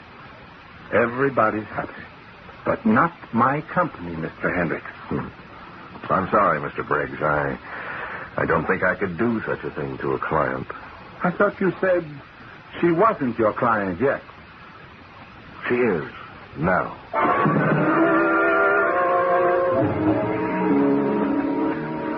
Sure you wouldn't like a little brandy with that, Mr. Hendricks? No, thank you, Dr. Sims. Shame to drink coffee without brandy. Shame to do anything without brandy. Only don't tell my daughter I said that. She thinks I drink too much of the stuff as it is. Well, you're the doctor. That's just what I tell Adrian. Oh, hello, Mr. Hendricks. Mrs. Haven. I'm sorry about coming downstairs so late. Mrs. Haven, I've decided to take your case. Oh, I'm so glad. Wait a minute. I don't think I like the way you put that, Mr. Hendricks. You mean Tony Gerard's case? Well, I'm not so sure it is Tony Gerard's case anymore. Well, if you're talking about those darn rumors... Your daughter told me you were a good collector of rumors, Doctor. Then you may have heard what the district attorney is considering. Not just a murder charge against Tony Gerard, but a charge of conspiracy to murder against your daughter. But they said it isn't true. What? That would be terrible, Adrian. If the case against Gerard is as solid as it appears, he won't have a chance. His muddy footprints are all over that room. His fingerprints are on the door that leads to the garden. There was no weapon found, but the police believe he simply discarded it. Well, that still doesn't mean my daughter is involved. But if the DA can prove that they were lovers, if not now, then in the past... Please stop this. I don't want to hear any more. Mrs. Haven, I can't defend Gerard because I don't think I can win. But if you want to retain me... Mr. Hendricks, what I want you to do is to hear the whole truth. Adrian, now, wait a minute. No, Dad. I have to tell him. Things are getting out of hand. Mr. Hendricks, the reason I know that Tony didn't kill my husband is because Walter killed himself. I'm sorry. I can't accept that. But it's true. There wasn't a single bit of evidence pointing to suicide. No note, no weapon. And as far as the police know, no motive. But there was such evidence, only I got rid of it. You did what? I'll tell you exactly what. When I came home that night, it was late, after 1:30. I'd been to a party alone. Walter insisted that I go. He had a speech to write for the nominating committee of his party. That was the most important thing in Walter's life, getting that party nomination, becoming a senator. When I arrived at the house, it was terribly quiet. We did have a servant, an old woman who took care of the place, but she was ill in the hospital, so Walter was alone. I saw the light on in his study when I drove up. I went inside. I couldn't believe what I saw. Well, at first, I thought Walter was just asleep at his desk, his head on the blotter, but as I came closer, I saw that he was lying in his own blood. I saw the gun lying on the carpet. Then I saw the note that Walter had been writing just before he shot himself. Half of it was soaked in his blood. It said, "Adrian, darling, forgive me." That's all. I guess it was enough.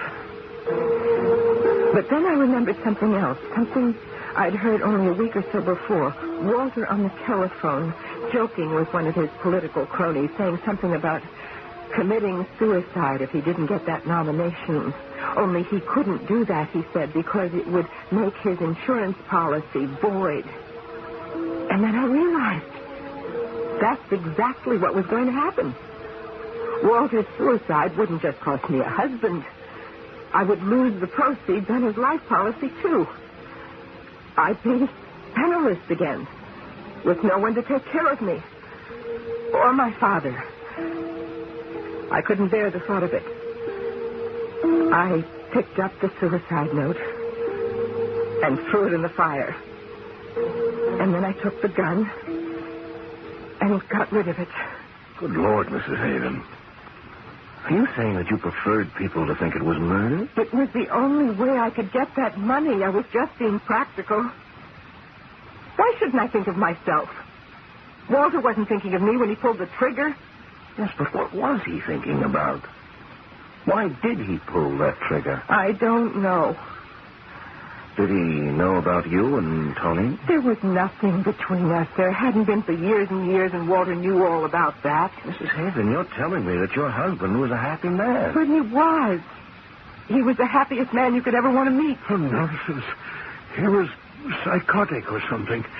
You can't ever know about people. I can tell you that. I'm a doctor. Or used to be, anyway. Sorry, Dr. Simmons. But let's face it. Why would a happy man kill himself? It's a good question, and it deserves a good answer. Why would somebody with a beautiful wife and a brilliant future decide to put a bullet through his head? Was Walter Haven nourishing a secret so dark and terrible that the only solution for him was oblivion? How will you learn a dead man's secrets? We'll find out how Tom Hendricks tries to do exactly that when we return with Act Two.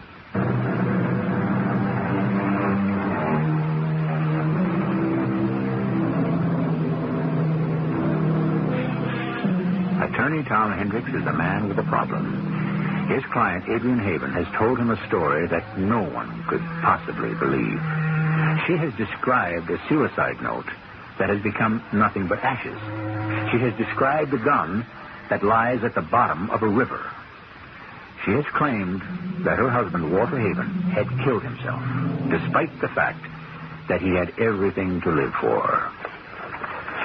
If I read one more political speech... I know, I'm sorry. I'm afraid Walter's speeches don't make very good reading, but they were effective enough. His party liked them. Well, I don't think we're going to find a motive for suicide among his political writings. But you haven't found anything in his personal correspondence? No, nothing at all. You did a good job, Mrs. Haven. Please, Adrian? Yeah, you did a good job, Adrian. You preferred murder, and murder's what you got. There's not a speck of evidence to prove that your husband didn't want to live anymore. The only problem he had seems to have been that $15,000 he borrowed from Tony Gerard's private loan company. He wouldn't kill himself over that. The only reason he wasn't making those payments was... Yes? Walter didn't like Tony, of course. He knew that Tony and I had known each other years ago. I think he enjoyed making Tony wait.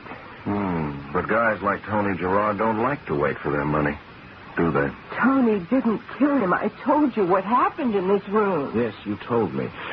But you knew something. I'd like your friend Tony to tell me, too.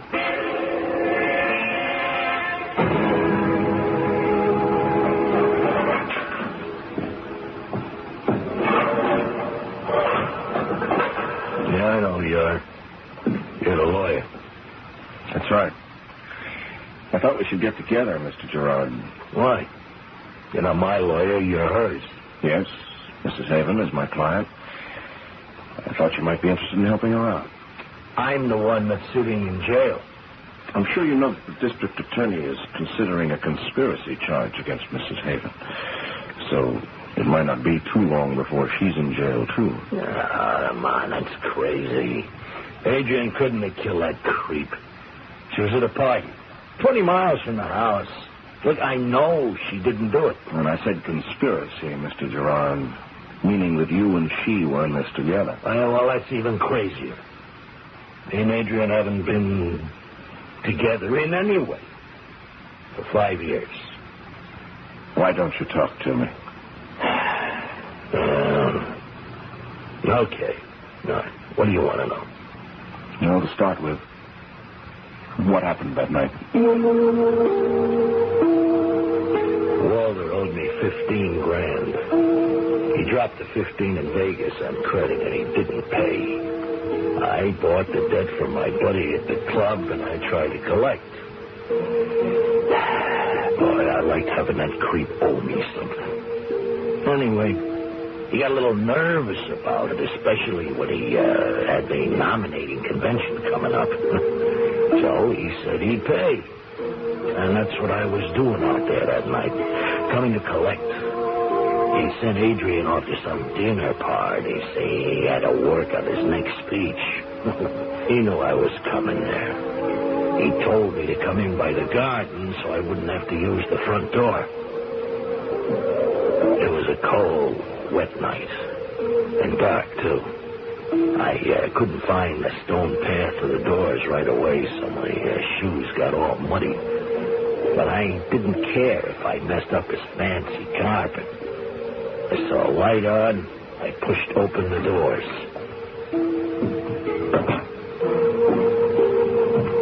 For a minute, I couldn't believe what I was looking at. Haven was at his desk. There was blood all over it. Blood on the papers, blood dripping down the sides. There wasn't much left of his head. I knew it was a bullet that did it. I felt sick when I saw him, but I walked up to the desk and I saw the gun lying there, and I knew that he must have shot himself. And you know what I thought? That the guy had waited for me. That he had planned to kill himself that night and figured I might be blamed. I thought any minute the cops would bust into the place and arrest me. Only I wasn't going to wait for that to happen. Oh, no, thanks. I turned around and got out of there just as fast as I could. And that's all. That's all. Understand? Mr. Gerard, did you see the suicide note? No. You do know that Adrian says her husband left a note. Well, if she says it, it's true. And you actually saw the gun. The one she says she threw in the river. Oh, it was there, all right. But you realize how it looks, don't you? It looks like murder because that's the way she wanted it to look. It was suicide. He knocked himself off. Why? How should I know? Because somebody's got to know. You can't think of any reason in the world why Walter Haven might have been unhappy? Are you kidding? He had Adrian, didn't he?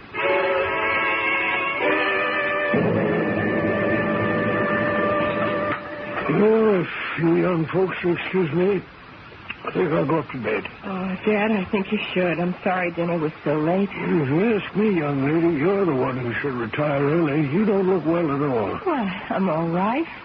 Well, say good night, then. Good night, Dad. Night, Doctor. We still don't have a lead on a suicide motive. Oh, that reminds me. I found a few more things in Walter's desk. A few bills and an invitation. It doesn't sound too promising, but I might as well look through them. Here they are. It's just bills, as you said. And this invitation.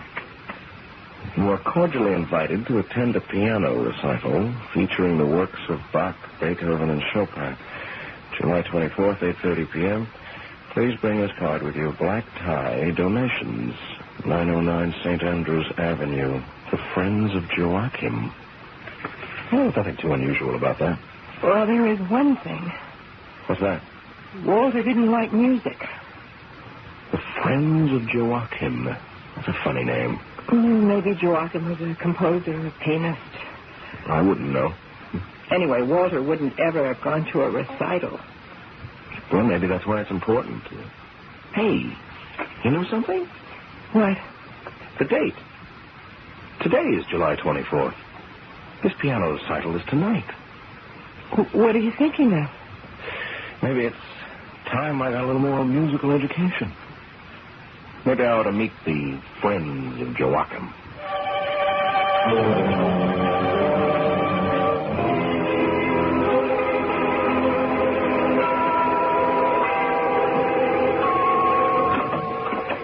Good evening, sir.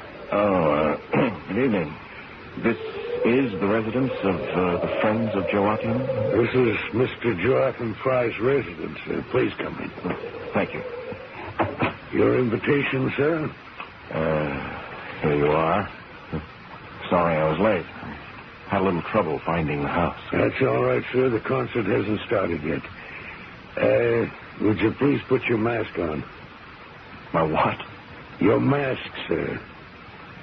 But I don't have a mask. Well, you better have, buddy, or you ain't getting in here. Oh, I'm sorry. I didn't know that it was a costume party. You mean Mr. Fry didn't tell you? No, he didn't. That's funny. Well, okay, buddy. I think I got one here. Yeah, here it is. All right, put it on. Then go inside and sit down.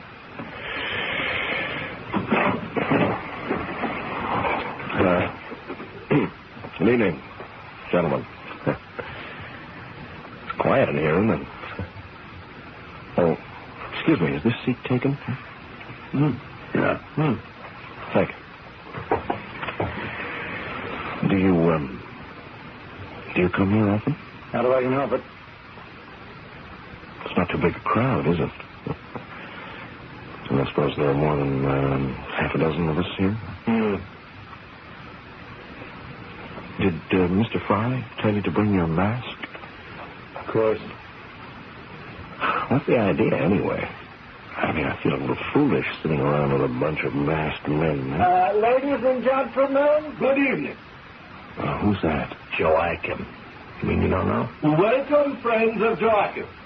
Thank you for your attendance this evening. I've planned a very special program tonight.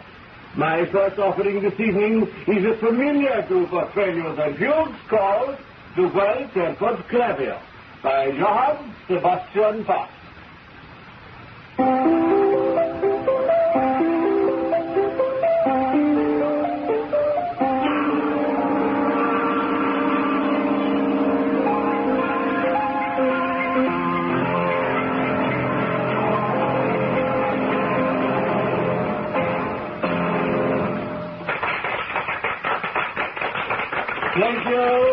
Thank you, gentlemen. I hope you've enjoyed this evening's concert. And now I shall be pleased to accept your donations. Mr. Sawyer will collect your envelopes. You first, mister. Yes. Thank you, sir. Good night. And you, sir? Thank you very much. Good night. Thank you. Thank you, sir. Good night now. Thank you. Good night, sir. Well, you're the last one. Oh, how much is the usual... I beg your pardon, sir? Well, this is my first recital. I'm afraid I didn't come prepared. Are you kidding me? No, it's true. Let's have that mask. Here. Fry! Come out here! What is it, Sawyer? We got a gatecrasher here. Do you know him? I never saw him before. Well, the truth is that it wasn't exactly me who was invited. He had an invitation. He gave it to me. Where'd you get that invitation, buddy? I found it. How dare you do this? This is a private recital. Sir, show the gentleman what we think of intruders. It'll be a pleasure, Mr. Fry. Now, wait a minute. You like music, huh? Okay, fella, get set to hear some birds.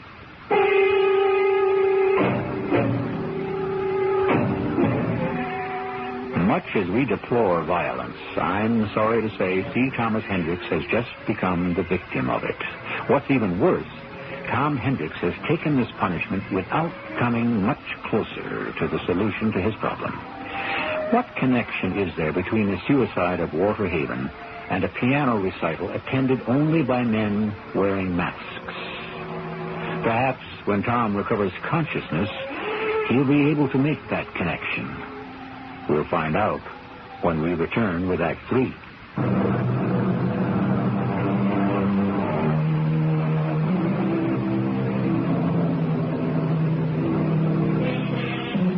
Tom Hendricks doesn't really remember how he got from the brownstone house of Joachim Fry to the suburban home of Adrian Haven.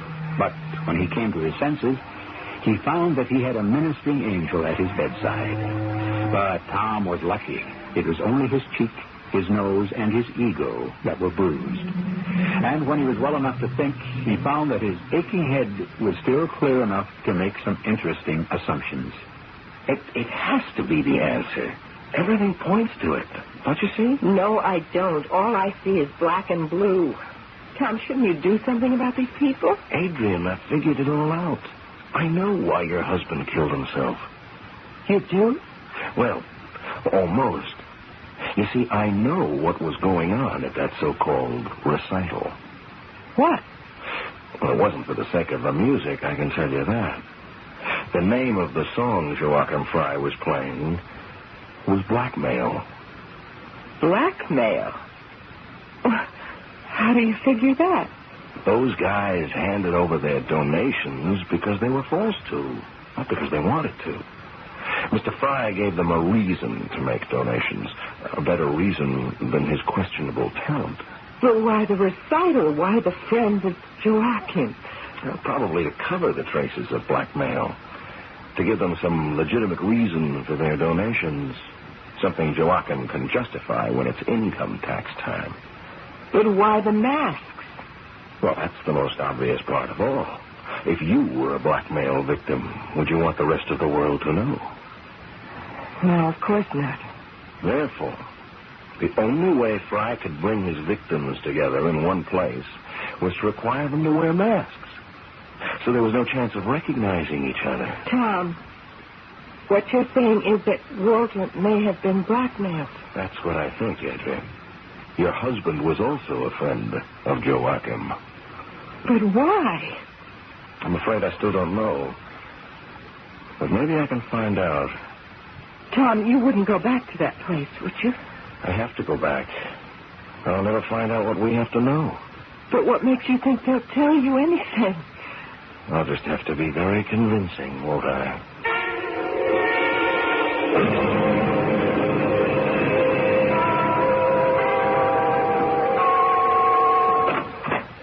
Good evening, sir. Won't you? Hey, what is this? Are you back again? Yeah, that's right, Mr. Sawyer. Maybe you didn't get the message the last time. You're right. I didn't have the whole message, but I know a lot more now than I did then. Let me give you some advice. Do you have another recital tonight? Maybe, but you're not invited. Even if I brought a donation. A what? Here. Have a look at this. What is it? Hey, what's this all about? It's all about you, Mr. Sawyer. It's your rap sheet. A friend of mine at police headquarters was good enough to give me a copy of it. So, you see, I know more about you than you do me. I know you've been arrested 4 times for dealing in what they refer to as toxic substances. Drugs to you, pal. Hey, who are you anyway? A friend of Joachim, that's all. Tell me, Mr. Sawyer, is that how you and Mr. Fry develop your list of blackmail victims? Through their drug purchases? I think you better talk to Mr. Fry about this. I was hoping you'd say that. In here. What is it, Sawyer? You know I don't like to be... Look who's back, Mr. Fry. You again? I think he's a cop. Police? Well, what has the police got to do with me? I'm a musician. You're a blackmailer, Mr. Fry. That is ridiculous. Everyone who attends my recitals is here voluntarily. They're here because they're users, Mr. Fry. And they don't want the rest of the world to know about it. Or because they've gotten so mixed up in things involving drugs that they want to keep quiet. Get rid of him, Sawyer. Now, wait a minute. I want to hear what he has to say, Fry. I don't want to get him mixed up with cops. He can't be police. He would have flashed his badge the last time he was here. You're right, Mr. Fry. I'm not with the police. But I can blow a whistle as loud as any cop. And maybe I will. If you don't answer one question for me. And what is that? You were blackmailing a man named Walter Haven, weren't you? No. I never heard of him. Well, he was one of the friends of Joachim. It was his invitation I used the last time I was here. It is not true. I never heard of Walter Haven, and he was never at one of my recitals. Now, look, you've got nothing to lose by telling me the truth. Walter Haven is dead. Dead or alive, we don't know the guy. What the devil? What do you want in here? You've given your last concert, Fry. Sir, he's got a gun. Take it easy, mister. You're never gonna play another note. Leave that gun, you crazy...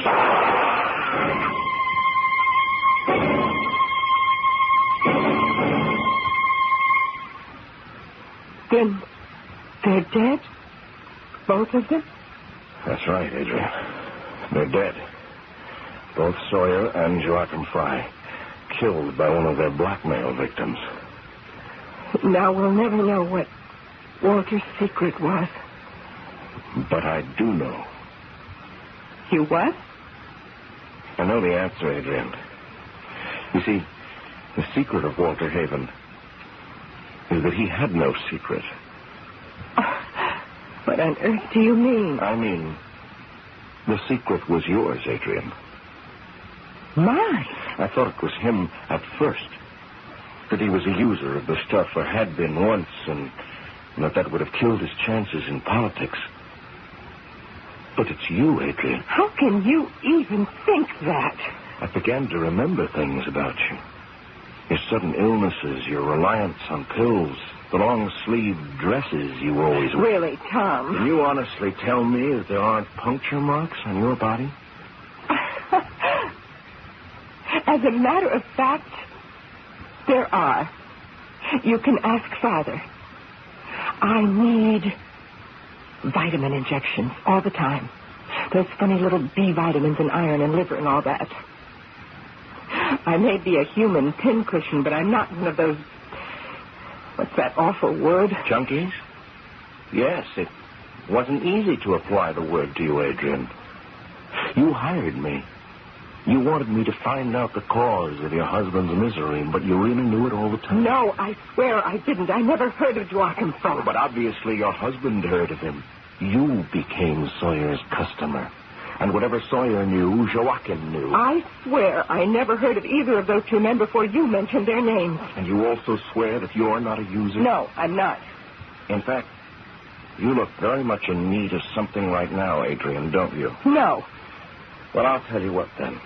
Suppose we just stay here in this library for the next 4 or 5 hours, huh? Are you crazy? I'm not sure you can even last that long without your next fix, Adrian. You are wrong. You're completely wrong. In fact, why don't I make sure that we're not disturbed? Huh? I'll just shut this door. What are you doing? Locking us in, Adrian. I'm closing the door against the outside world. You can't keep me a prisoner in here. You're not my prisoner, Adrian. You're a prisoner of your own habit. It's not true. It isn't true. Daddy! Daddy, help me! Yes. Yes, it was Daddy who helped you, wasn't it? He was a doctor once. He could get prescriptions filled. All sorts of prescriptions. Daddy, help! He's locked me in! Your father knows all about you, Adrian. He's the one who's been keeping you normal, if that's what you call the torment you're in. Daddy! Adrian, what's going on? Daddy, please help me. He's got me locked in here. He won't let me out. It's just an experiment, Doctor. Help me, please, Daddy. I'm sick. Please, open the door. All right, Dr. Sims. I'll open it. Your daughter needs you.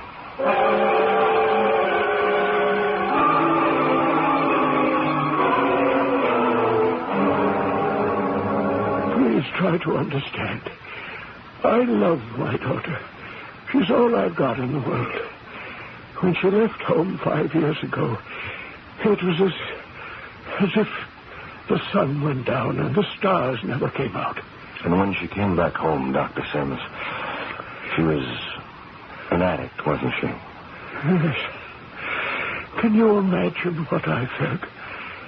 I was a doctor, and I knew what addiction meant, what an addict's life could become. Didn't you try to cure her? Oh, I tried. She was hard to handle. She didn't want cures. She wanted peace. I couldn't bear her anguish. So you supplied her? Yes, yes. At the time, drugs were easy for me to obtain. She didn't have to consort with criminals to get what she needed. But later, after I lost my practice... You didn't just lose your practice. You lost your license, didn't you? No, I was charged with misuse of drugs, but I resigned before there was any public scandal. And then I had a more difficult time keeping poor Adrian supplied. Then I had to deal with these criminals. So you were Sawyer's contact? Yes. I had to deal with him.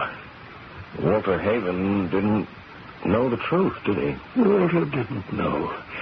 I bore Adrian's secret myself, and her expenses as well. It was no small burden. And after she married Haven, did you still have the burden? An even greater one.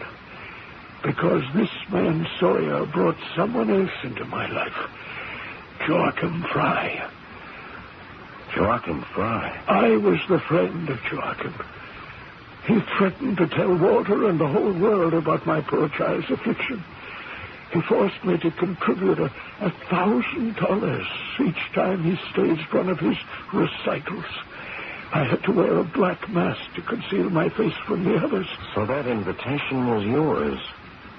But what was it doing in Walter's desk? It was there because I gave it to him. Well, then he knew the truth. I had to tell him. I simply ran out of money, don't you see? And what was his reaction? It wasn't what I expected. He was horrified. He screamed at me, narcotics, blackmail, the publicity, the damage it would do to his nomination for the Senate. And then he said a terrible thing to me, Mr. Hendricks. What? He said he would have to cut Adrian out of his life. You mean he was going to leave her? Yes. He was going to leave her immediately. Before the world knew about her addiction, he was going to disassociate himself from everything she represented. Right before my eyes, he sat down to write her a letter. Good Lord. He wrote, Adrian, darling, forgive me. The suicide note. I couldn't let him finish that note. I remembered the gun Walter kept in his desk. I took it, thinking to frighten him. Instead, he became angry. He stood up and plunged at me. I found myself squeezing the trigger. I shot him in the head. He fell back into the chair, and I dropped the gun on the carpet and ran away. And when your daughter came home, she made murder look like murder. How would you like a new client, Mr. Hendricks? Call me Tom, Dr. Sims. Or you can even call me Clarence.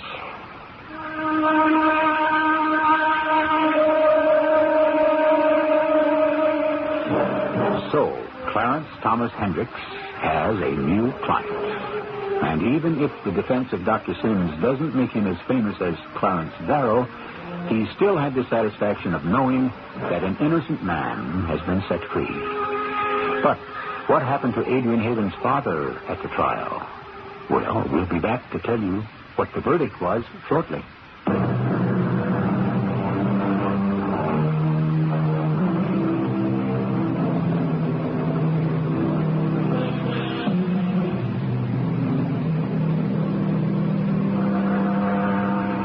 Dr. Charles Sims went on trial for the murder of Walter Haven, and his defense attorney, C. Thomas Hendricks, portrayed him as a father who was willing to sacrifice anything for the sake of the daughter he loved.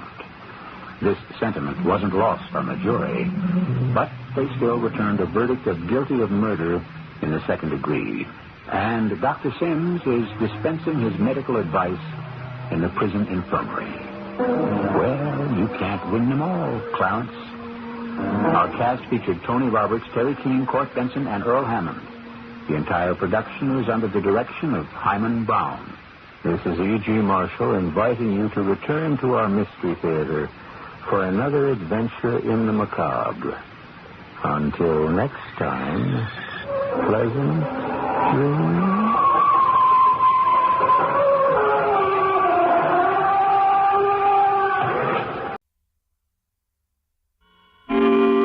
Suspense.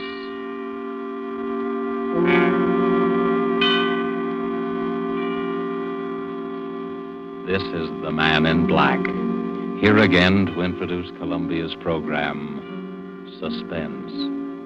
Our star this evening is Miss Maureen O'Hara, whom you've seen rise to stardom in Hollywood within the short space of a year. her performances in the 20th Century Fox production, How Green Was My Valley, then more recently in The Immortal Sergeant, and now currently in the RKO production, This Land Is Mine, have given her an enviable place in the ranks of America's new film favorites. Miss O'Hara makes her first appearance on our suspense stage tonight as the heroine of A Study in Homicidal Mania, The White Rose Murders by Cornell Woolrich, which is tonight's tale of suspense. If you have been with us before, you will know that suspense is compounded of mystery and suspicion and dangerous adventure. In this series are tales calculated to intrigue you, to stir your nerves, to offer you a precarious situation and then withhold the solution until the last possible moment. And so it is with The White Rose Murders and the performance of Maureen O'Hara. We again hope to keep you in suspense.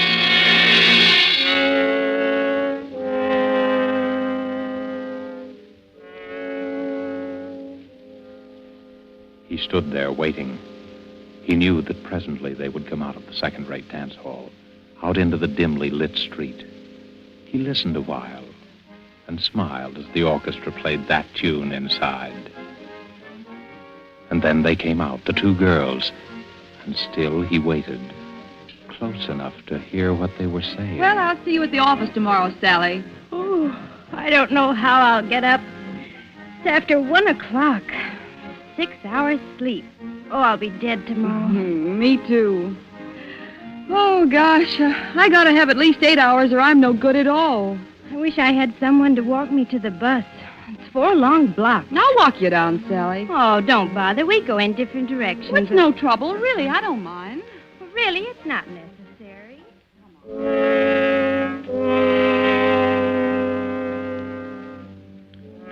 In the narrow alley that divides the dance hall from an ugly office building, he stood smiling. Just a little inside the alley, he stood stiffly against the wall, his head back, eyes closed, arms straight down, and in his left hand, a white rose. Well, all right then, Sally. Good night. Good night, Joan. See you in the morning. Dum, da, da, da, dum. Da, da, da, da, da, da, dum. Dee. Oh, I hope I don't have to wait long for the bus. Who are you? Keep away. Keep away from me. Let me go. Let me go.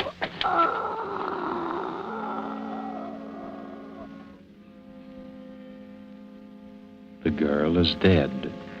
Tenderly, the figure straightens her hair and gently places the limp body on the ground. Then he opens her clenched fist, and carefully, so that the thorns will not bruise her flesh, he places in her hand the white rosebud.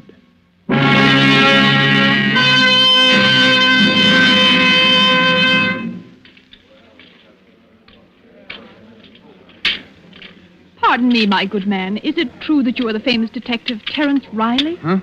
Oh, Jenny, I didn't see you come in. Well, now that I'm here, how about offering to buy a cup of coffee for the girl you're going to marry? If you can ever get up enough nerve to ask her. Oh, it's no use, Jenny. I guess we better call it quits. I'm just a dick on the homicide squad, and that's all I'll ever be. And I'm a rich debutante. We don't belong together. Oh, you've been reading too many of those romantic stories, Terry. What is it this time? What's wrong? Yeah, they call him the White Rose Killer. And he's got to be caught. There's a general demotion coming on if he isn't, and that's all I need to get back into uniform. Oh, don't worry, darling. You always look good in blue. Yeah. Just to match the way I feel. Tell me more about the White Rose Killer. What's he like? That's the stumble. He could be anybody. No one's ever seen him except the dead, and they don't talk about it afterwards. Just slips out of the shadows and kills and then slips back again. How many has he murdered? 4. And he's not through yet. It's going to be one of those chain things if he's allowed to keep on. Are you sure it's always the same one? Yeah, that part of it we're sure of. The same touch, the same way of operating every time. How do you know that? Well, it's a rose. A white rosebud. A death rose. Puts it into each victim's hand after he kills her. Her? Yep. It's always a woman. A young woman between 19 and 23. What's behind it? Do you have any idea? Well, I'm not sure. But here's what I figured out. You know what a rose stands for. Symbolically, I mean. Why, yes, it's the flower of love. The white rose, the bud, has another meaning. Purity, loyalty, devotion, and especially it stands for a young girl. That's right. And that's about the way I see it. So maybe it's a double cross, committed against our murderer by some young girl whom he worshipped and who betrayed his faith in her. You ought to be a detective, not me. Thanks, darling. I've got a very fine teacher. Sweet. There's another thing. The murders were all committed near places where there was music, dance halls and cabarets and the like. There's a song that brings back the original shock that, gives him the final push over into the darkness. As far as we can figure out, it's the beer barrel polka. Well, how does he commit the murder? Is it always the same way? Always. Strangulation between the hands, with the thumb into the windpipe to keep his victims from crying out. But isn't there anything else you know about him? No, that's why it's so hopeless. He's insane, of course, but there's only this one phase to his insanity. Probably perfectly normal in appearance and behavior. You could pass him on the street and even know it. Well, it's only when he sees someone vaguely like the girl he loved and hears that song that the one defective wire in him is jangled and short circuit. But, Terry, the flowers, don't the flowers tell you? He must get them somewhere you could trace. Well, we don't know where he gets them. Maybe he steals them or... Terry, what if you were the one to get him? Well, it would mean a citation and a promotion. And then all the things that stand between us would disappear? We could get married? Well, the chances would be a lot better anyway. But what chance have I? Everyone in the department has been working their heads off for weeks and they've all failed. Uh-huh. Terry, what were the girls like? The ones he killed? Well, as I told you, they were all between 19 and 23. Their heights were pretty much the same, too. They were all tall girls, around 5 feet 6 or 7. A little taller than you. And all dark-haired. How did they wear their hair? Why, they... Say, what is this? Oh, nothing, darling. Just interested. How did they wear their hair? Well, from what I remember, they wore it sort of loose and curly down the back. I suppose each one had a resemblance to that long-dead love of his. That's probably it. Well, anyway, that's how the record stands. And we're all waiting for it to happen again. I see. Terry, I'd like to go home now. I shouldn't have told you all that stuff. I've given you the creeps. Oh, come on, Terry. Take me home.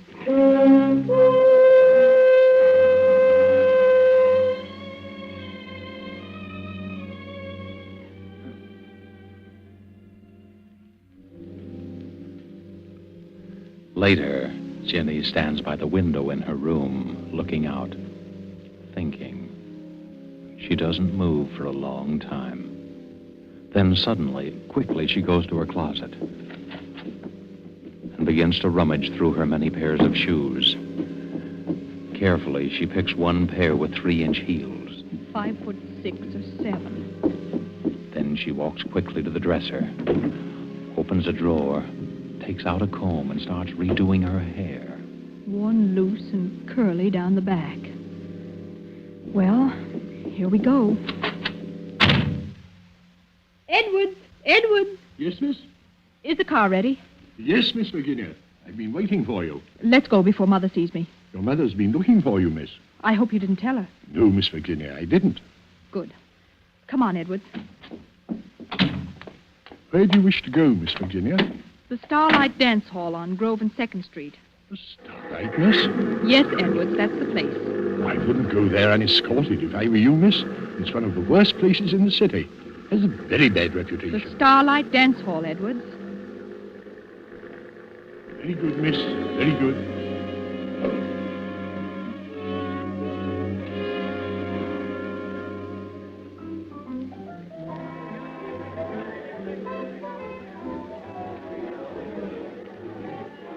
Jenny walks slowly around the low-lighted dance hall, trying to make herself conspicuous. A tall figure leaning against a pillar watches her intently as he idly smokes a cigarette. He doesn't seem to belong there. His clothes don't have the nattiness of a dance lover. Jenny pauses not far from him. Deliberately, he throws his cigarette on the floor, steps on it, and slowly walks over to her.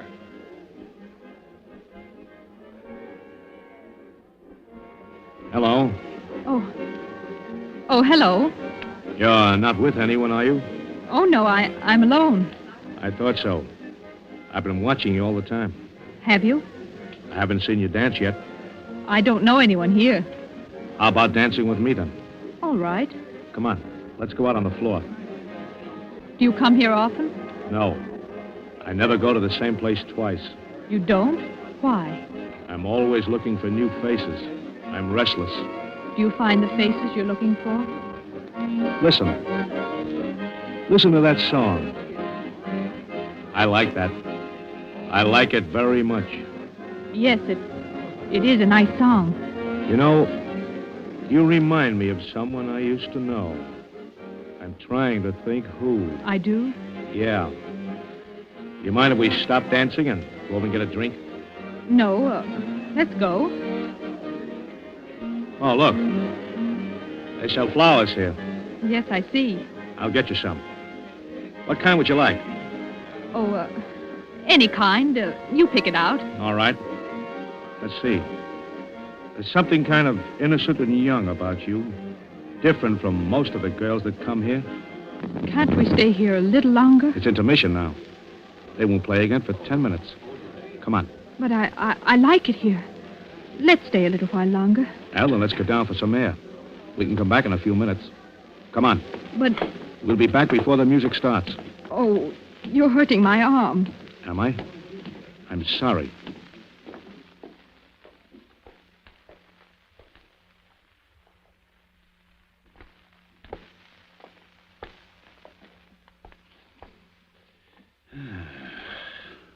Fresh air smells good, doesn't it? It's so dark here. Let's go back. You're not scared, are you? Oh, no, it's Let's walk just down that this alley and back. Please. No, you Let me don't. go.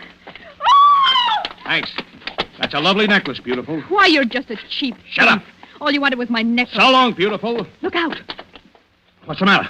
Behind you, look. Holy... She's dead. A girl. Murdered. With a white rosebud in her hand.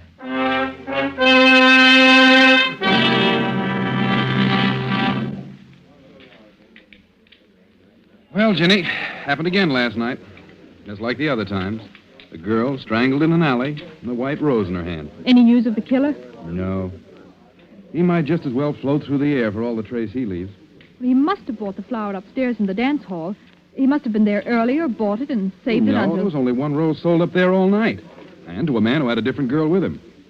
We had the flower girl at... How did you know that they sold flowers there?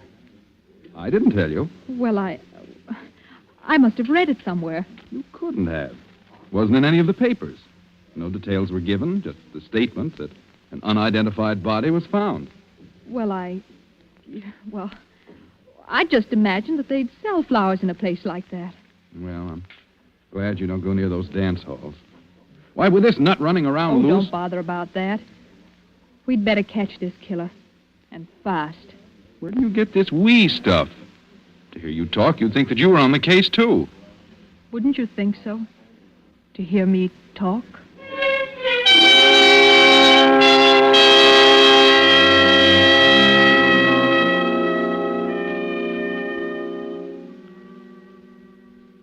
Again, Jenny tours the low dives, hunting for the white rose killer. Her search carries her to the waterfront. And as she walks past each dingy bar, she listens to the jukebox music.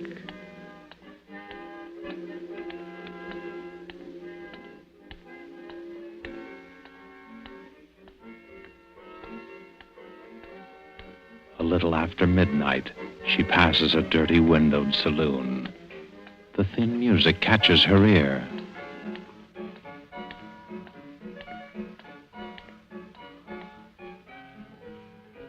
She pauses and listens, her eyes alive for some sign, some indication of the person she's looking for.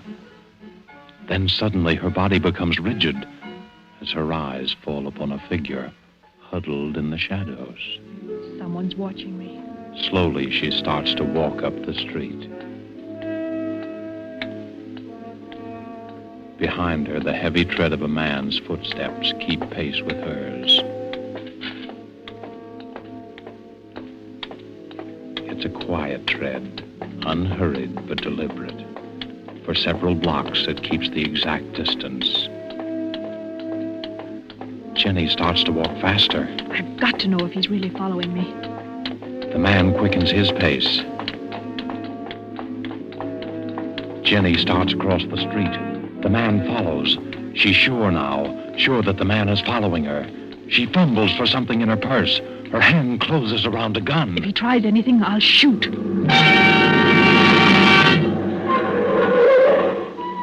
You in any trouble, lady? Oh, no, officer. It's all right. You scared him away. Scared who away? Oh, just a man who wanted to bring me flowers. That's all. Well, he brought you one anyhow, lady. What do you mean? Right there on the ground, right by your feet. A white rose.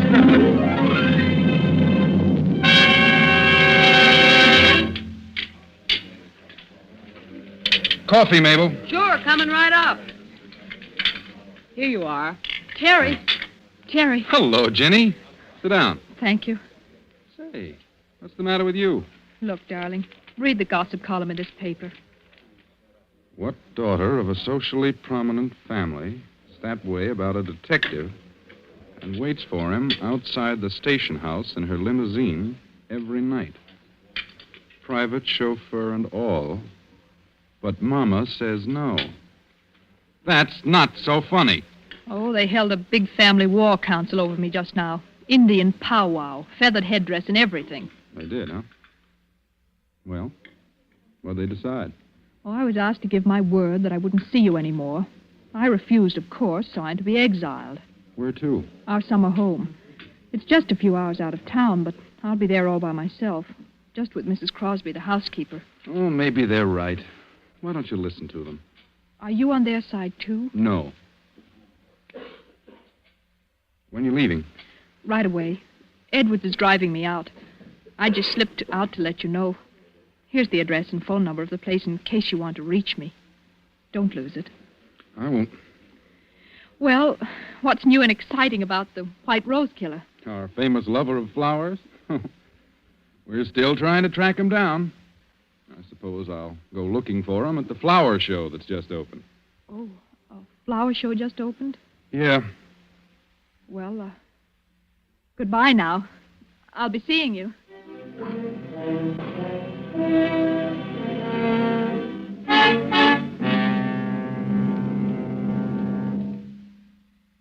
What floor is the flower show, please? 3rd floor, miss. 3, please.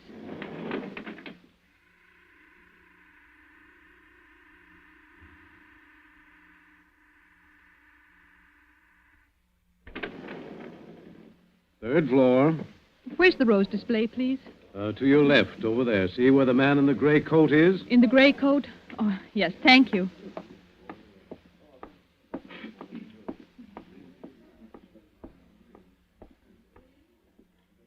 They are lovely, aren't they? Oh, you startled me. I'm sorry. I was just admiring the roses. Oh, yes, the nicest flowers here. I just can't keep my eyes off them. Yes, you can feel that way about some flowers. Well, that's the way I feel about white roses. Have you been here long? I really don't know. I suppose so. You see, I've come here every day since the show opened. I like to be near the roses, the white roses. Those big ones are nice. No, I like the little ones best, the little tightly curled rosebuds. They're so little and innocent. Oh, well, I really better be going. Are you going down? Yes.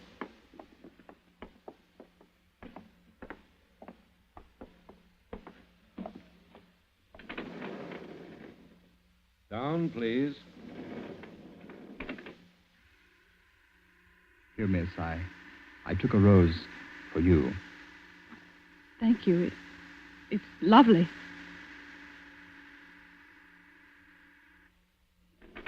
Would you care to have a drink with me? Why, yes, thank you. I know of a little place a block or two down there. They have nice music. We'll go there. All right, whatever you say.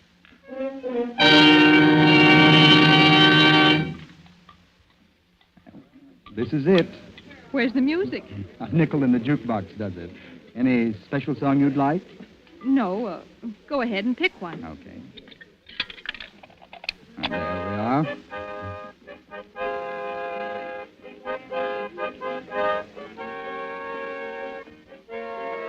Oh, that's my favorite song. Reminds me of a girl I used to know. Oh, excuse me, I want to powder my nose. I'll be right back. Do you mind? No, of course not.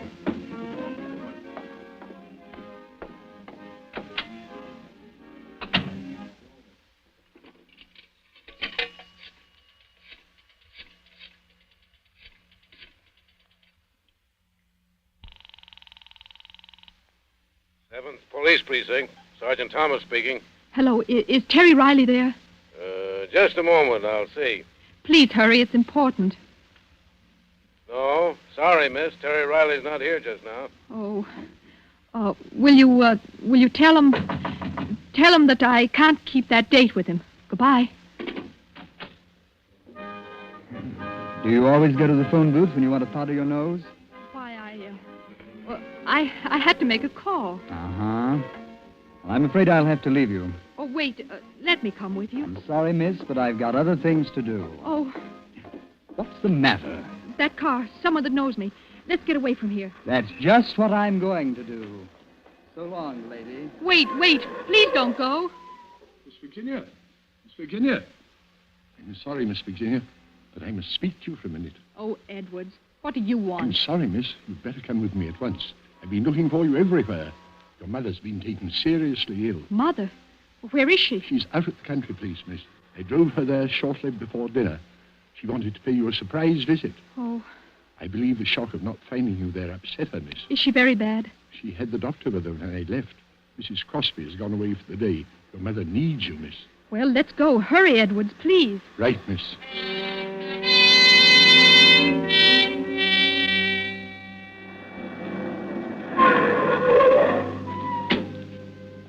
Where is Mother, Edwards? In her room, miss. You'd better hurry.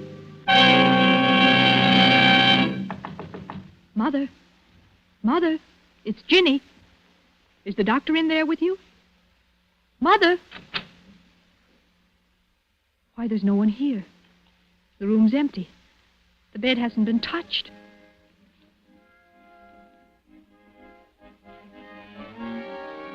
Edwards, what are you doing? Merely playing a song, miss. A favorite of mine. A favorite? Yes, Miss Virginia. Where's Mother? She's in the city, miss. You lied to me. I'm afraid I did, Miss Virginia. Why are you locking the door? You know why, Miss Virginia. It can't be. You're not the White Rose killer. But you see, I am, Miss Virginia. Driving you and your family around day after day. Sitting there right in front of you all the time. It was amusing to watch you hunting for me. Hunting for someone you saw several times a day. It can't be. You're not insane. Of course not. Who said I was? Edwards, you know I'm not the girl who betrayed you. Yes, I know that. Well, then unlock the door and let me out. Please, Edwards. I've killed 5 times. I've never regretted it. I'm going to kill you, Miss Virginia. Why, Edwards? Why? Because you've been so clever. Too clever. You made yourself look like her, the girl who deceived me. I could have killed you the day you first went out looking for me, but I had to be careful. Oh. I almost caught you that night at the waterfront, the night I dropped the White Rose when that police car came. Edwards, I've never done you any harm. Your sweetheart, Terry. He loves you, doesn't he? Yes. That's good. Because now you won't be able to deceive him like my girl deceived me. Keep away, Edwards. Keep away or I'll... You thought you'd use your gun, eh? Well, don't think I was fool enough to overlook that. I took your gun out of your purse. It won't do you any good to kill me, Edwards.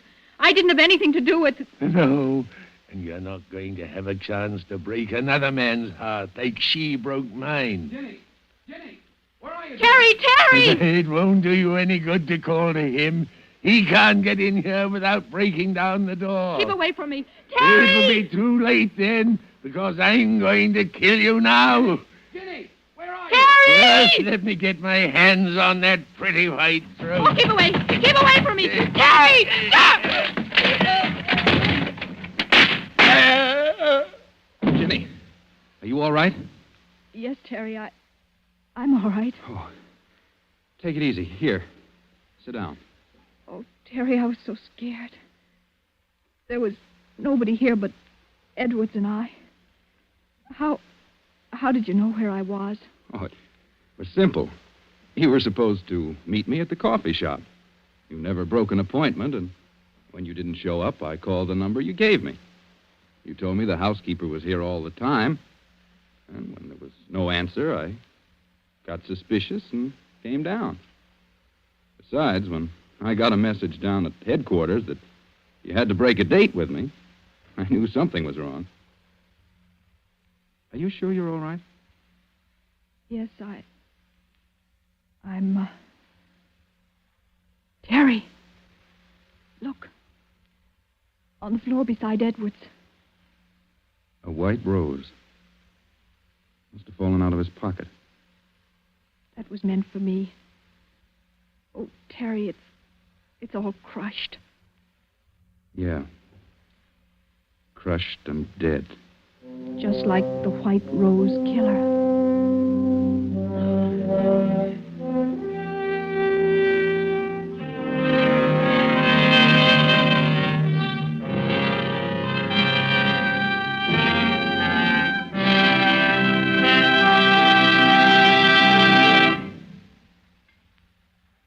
And so closes The White Rose Murders, starring Maureen O'Hara.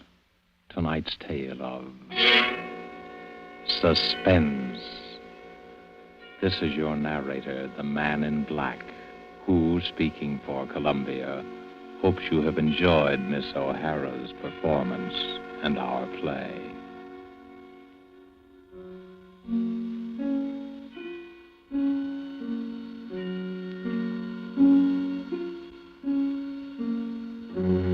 Next week, because of a special broadcast of the All-Star baseball game, suspense will not be heard.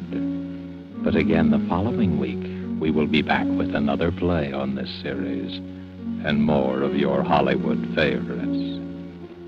The producer of these broadcasts is William Spear, who, with Ted Bliss, the director, Bernard Herrmann and Lucien Marowik, conductor and composer, and Cornell Woolrich, the author, collaborated on tonight's Suspense.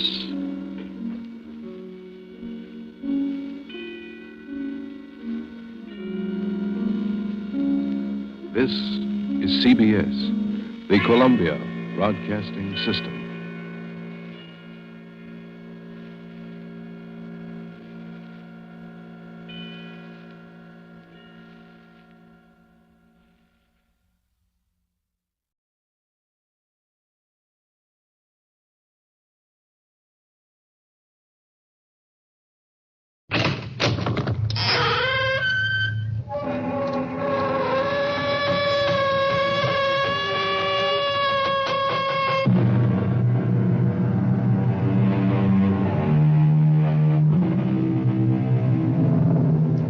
Come in.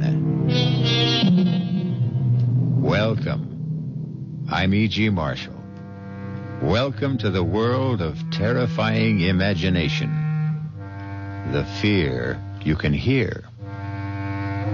This is the story of a natural-born loser.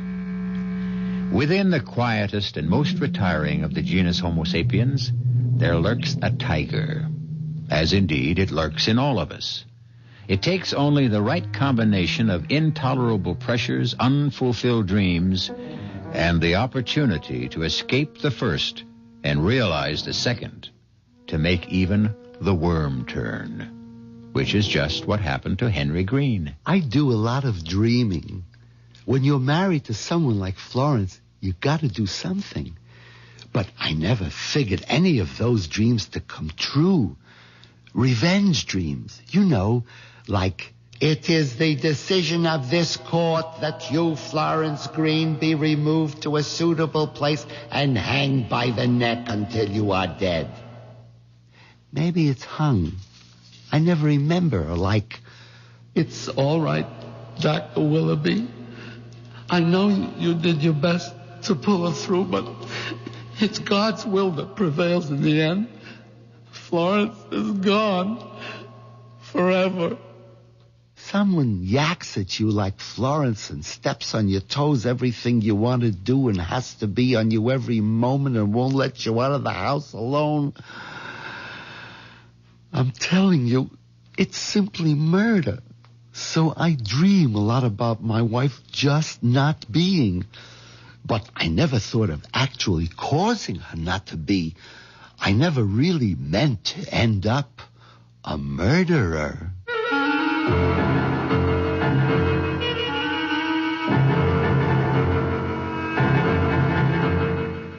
Our mystery drama, It's Simply Murder, was written especially for the Mystery Theater by Ian Martin and stars Jack Gilford.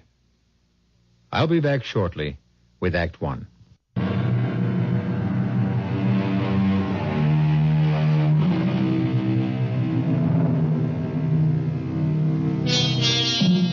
One of the simplest and most fiendish devices to drive men mad is the Chinese water torture. The slow drip of water, second by second, minute by minute, hour by hour on the forehead. Unending, inescapable, inexorable. Henry Green's life was like that, both in his work and at home. Did you wash up all your breakfast dishes? Yes, Florence. You left the spoons up so they drain? Yes. Put out the garbage? Yes. And you cleaned out the sink? Yes, Florence. You wrung out the sponge? Yes. Look, I just... Don't you move until I'm finished talking to you. Now, look, I want you right straight home here after the bank closes tonight. Well, some of the boys... Oh, don't give me any some of the boys. But just a drink to say bon voyage. Look, you'll have all the bon voyage on the cruise when we leave tomorrow. Although don't think there'll be any drinking going on there either. There's enough money being spent on this vacation now. It's the first real vacation we've taken since our honeymoon. And we wouldn't be having it if I hadn't made you save for it. I didn't start saving the money for the cruise. I know. You wanted to save it for a smelly, dangerous, noisy old motorcycle. Well, I wasn't having any of that. I always wanted one. All my life. Oh, stop it. You're too old for one now anyway. How do you know what? What was that? I said, now, do you know that I've got to leave or I'll be late for the bank? Well, don't forget to pick up the suitcase. What suitcase? Your old one that Travers' luggage is repairing. Oh, all right. And mine to come right home after... Watch out for the cat! Ouch! You clumsy fool, you stepped on him. I didn't. He tried to run out of the door and he bit me. Serves you right. He knows you don't like him. Once I left the house, I always tried to put Florence out of my mind. And the best way to do that was to think about Sherry Woods. Not that I could do any more than think about her, because she was Mr. Mercer's day and night, if you know what I mean. But more and more, I guess I was getting to the dangerous age, because I sure did a lot of thinking about Sherry.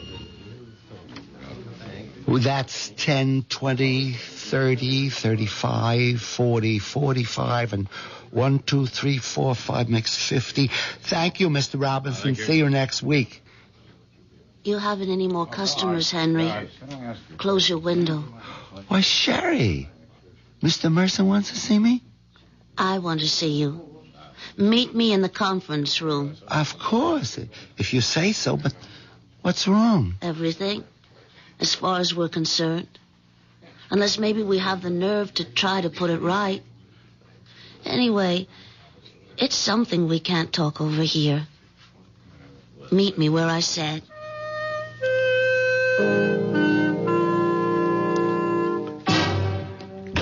What kept you so long?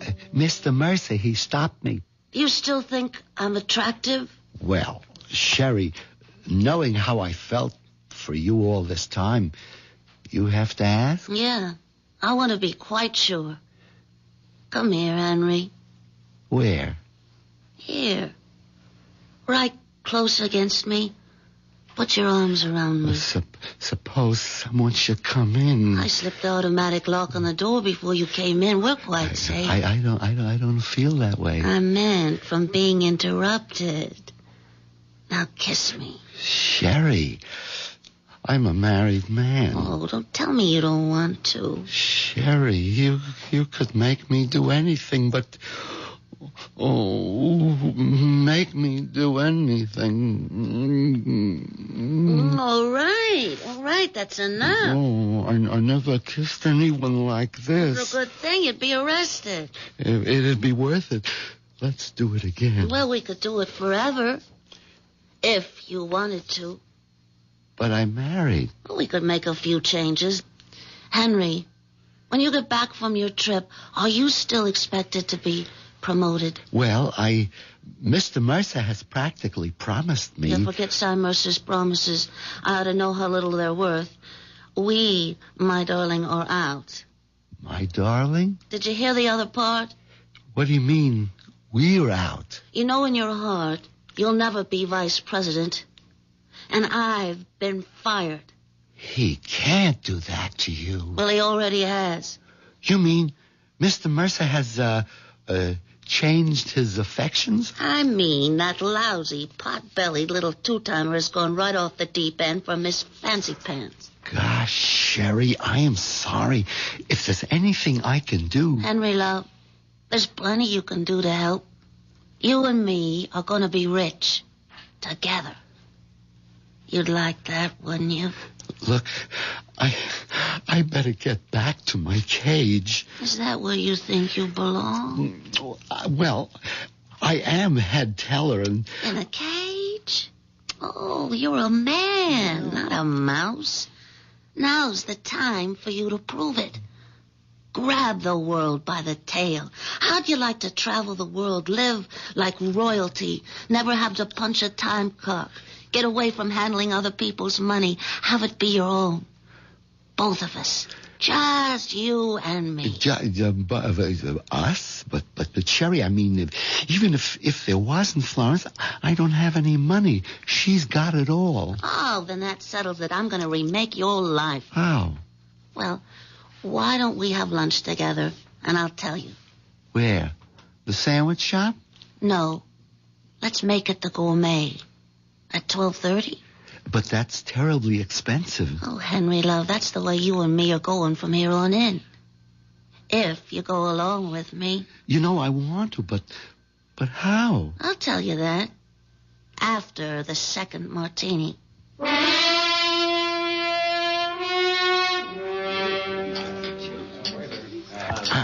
I don't think I've ever had 2 martinis in a row. Certainly not in the middle of the day. Well, that's the whole trouble with you, Henry. You haven't really lived.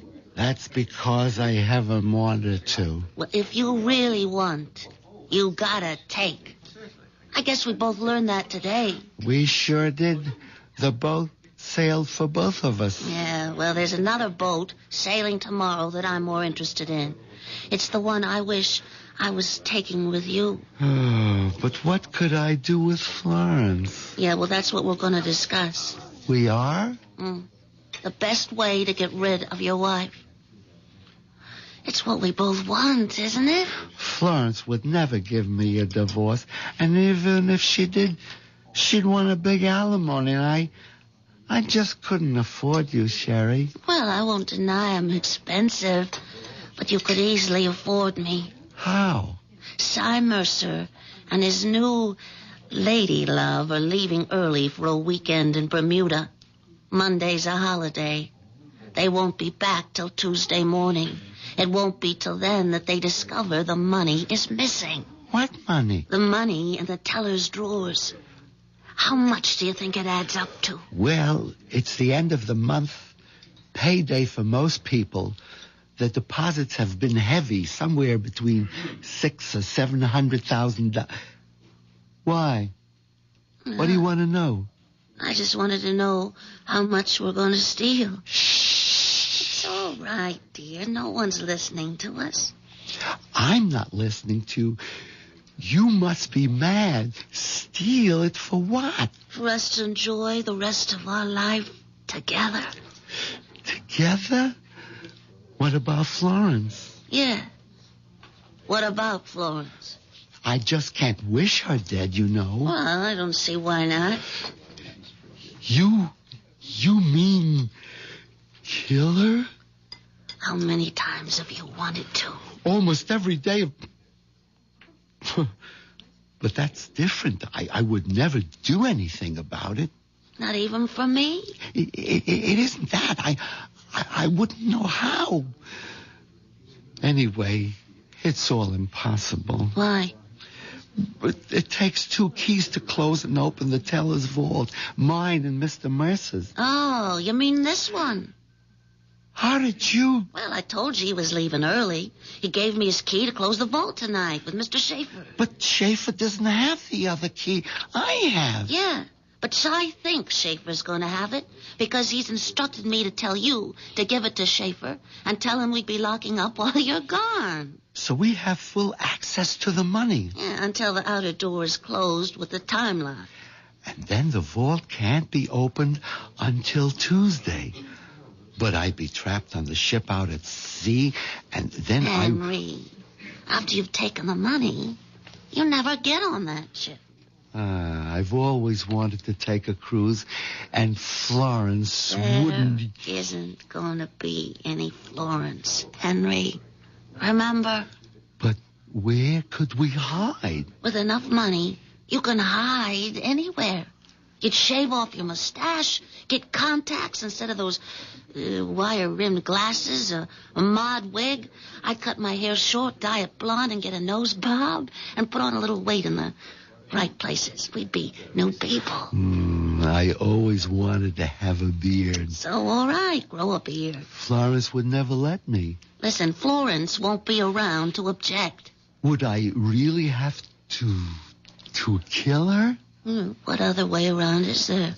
None. The trouble is, I wouldn't know how. Well, I've thought of that, Henry. Here. What is it? It's a bottle of sleeping pills. Just dissolve them in a nice hot cup of tea for Florence. What more do you want? I think I'll have another martini.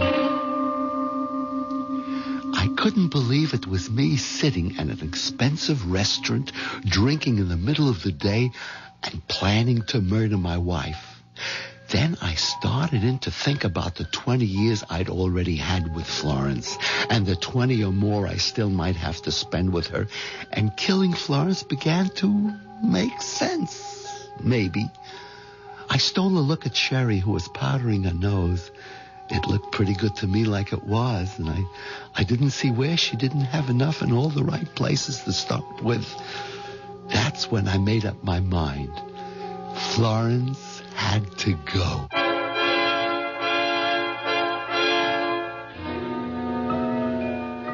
Henry Green, 5'9", 148 pounds, mouse-haired, mild, 45 years old, and safely mounted on a treadmill, running day by day to stand in the same place. A man in a cage, both at work and at home, but now in the grip of the mating urge, a tiger. I'll be back shortly with Act 2.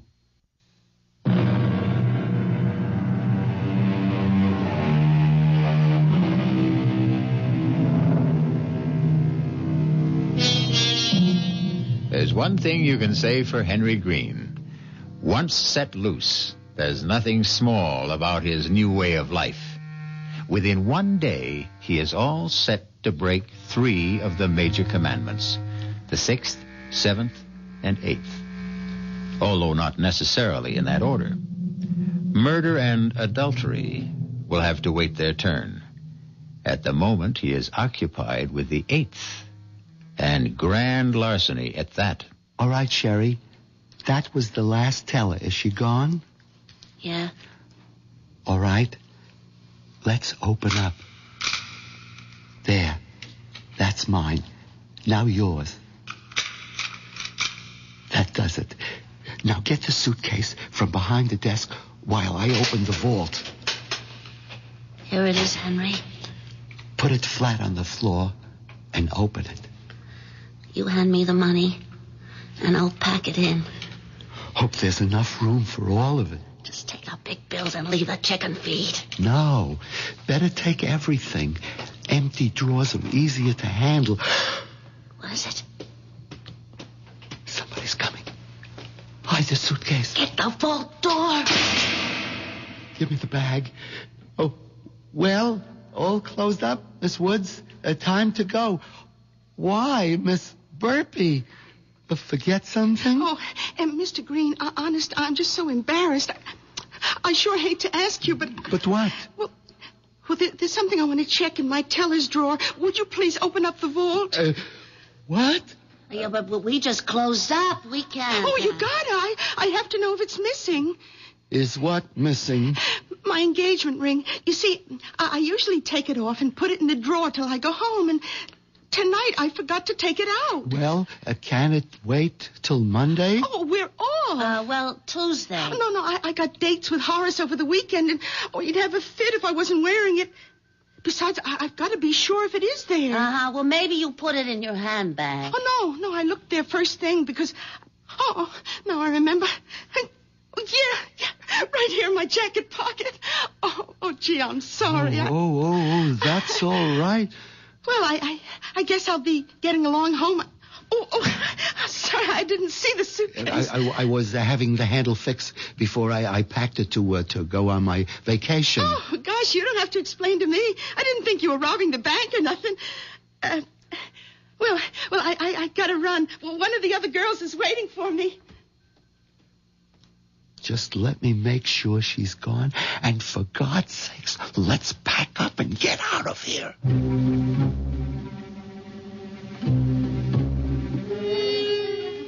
We were both shaking like we had a fever after that run-in with Bird Brain Burpee, but somehow we managed to pack the money in the bag and close the outside door with a time lock.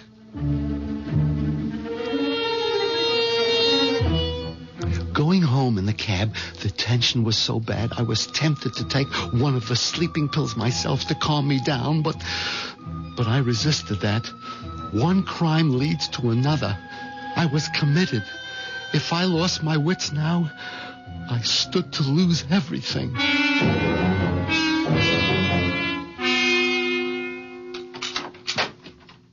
Well, it's about time you got home. I had to close up the bank. At least I see you remember to bring the suitcase. I'll take that. No, I mean, I'll do my own packing. You can't even fold a bath towel. Well, this time I'll show you. I want you to get a little rest, dear. I'll take care of myself. No, I'm not going to argue. Go ahead. Throw everything in, higgledy-piggledy. You've been drinking. Well, just the sort of party because... I hope you didn't get too giddy so you can't manage to take your dinner out of the oven. Where are you going? Over to Mama's to leave Pussy. She's going to take care of him till we get back. Oh, okay. Will you be long? I don't know. Why? I'm all packed. I have no problems. I just thought you might be tired, Florence, dear, and I want to get to bed early. I'm not even thinking about bed, and you'd better not either. We got a lot to do before tomorrow. But don't I know it, Florence? Don't you worry. I'll be awake.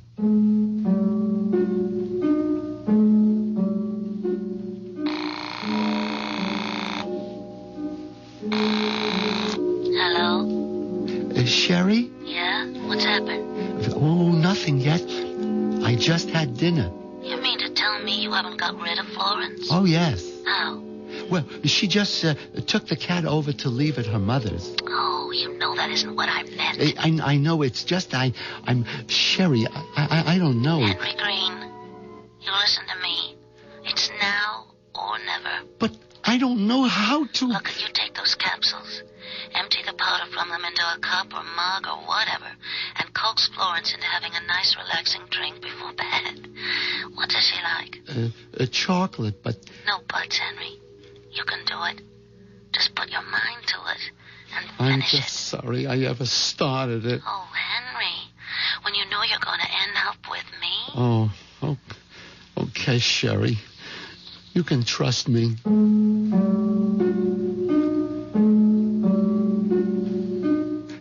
It took a couple of shots from the Christmas brandy bottle Florence kept hidden in among her foundation garments to keep me going till Florence got back from her mother's. Luckily, by that time, she seemed tired herself, and we were finally ready for bed. Did you lock the front door and put out the lights?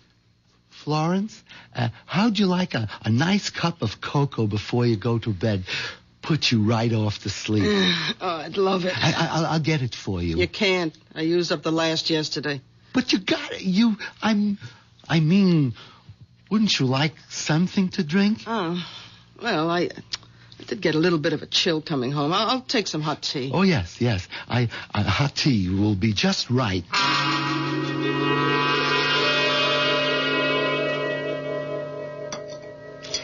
Here's your tea, Florence. Now drink it up.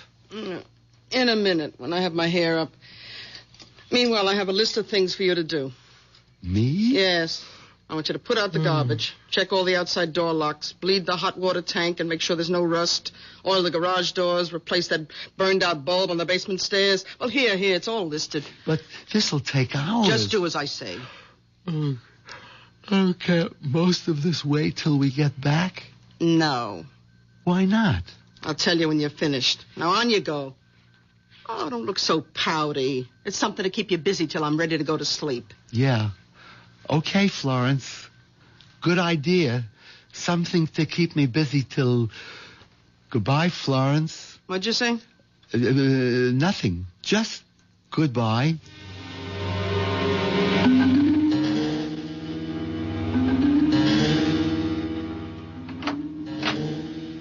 Florence? What is it? Oh, my God. What is it, Henry? Nothing. I just thought you were asleep. No, I just can't relax somehow. Too many things on my mind. What was it you were going to tell me? Oh, that can wait. Oh, I wish I could sleep. Wasn't the tea any help? Oh, that. I poured it out. You forgot the sugar. Poured it out? I yelled and yelled for you, but you didn't answer. I must have been outside. Anyway, it tasted terrible, and it was cold, so I just poured it down the sink. Well, how'd you like to bring me another, but with sugar? It's too late. Why? It's only just after 10 o'clock. Yes, I guess I'm so tired. Okay, Florence, I'll get you another cup.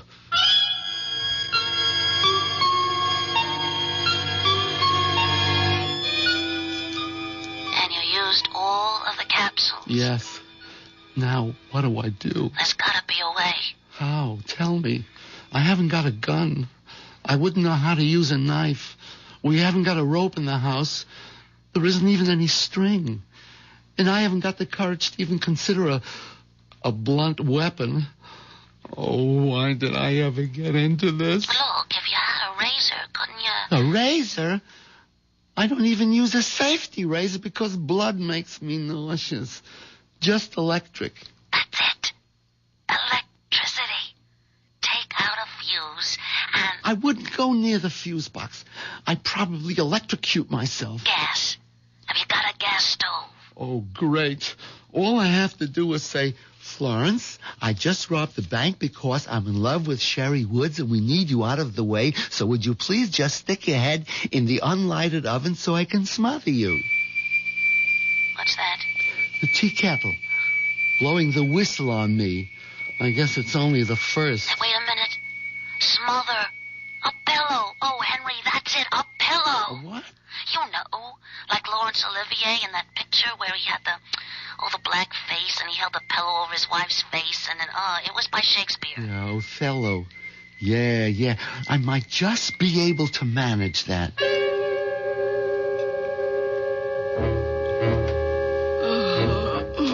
The tea was too weak, but at least it had sugar.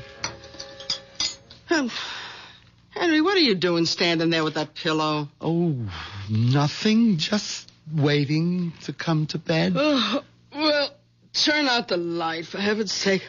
I'm almost asleep. Henry! Yeah, sure. Henry, what are you doing with the pillow? Come on, it's late. Who's that? I don't know. Turn on the light so I can answer it. I don't know what's wrong with you. You had that pillow right over my face. Hello? Oh, Mama. Yeah, what's the matter? Oh, just a minute. Henry, will you get that pillow out of the way so I can talk to my mother? Yeah. Oh, yeah, Mama. Yeah. Oh, Pussy wouldn't take his milk. Well, I can't understand. Oh, Mama, I forgot to tell you. Put a teaspoon of sugar in it. Yeah. Yeah, I mean, he's used to it. Oh, no, Mama, you're not interrupting anything. I got all the time in the world. Oh, well, yes, he doesn't like his litter basket in the bathroom, unless there's a rug. I lay there listening to the voice droning on and on, the pillow in my hands, waiting for the moment that never came. 3 martinis, 2 brandies caught up with me, and the next thing I knew...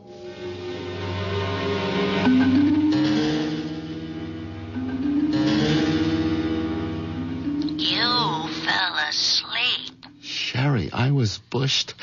I was just knocked out. And when Florence starts talking to her mother, you just don't know. Oh, never mind that now, Henry. What are we gonna do? I don't know. Is Florence still in bed? No, she got up before me. She's in the bathroom. Oh, I tell you, Henry, I don't know what to say. I've been up all night, half out of my mind, waiting to hear. Hold it. Henry, where are you? What is it? It's Florence. She's yelling for me. I'll have to call you back. Henry! Okay, Florence. I'm coming. Henry, I declare I could shout my lungs out and be dying, and I couldn't get you to help. I'm here, Florence. What is it? Open the door and come in. Oh, come right over here to the end of the bathtub. What's wrong? I have this terrible cramp in my foot. Oh, it's killing me. Massage it quick, please. Like that? Not the left when you fool the right. That's it. Oh, grab it and rub.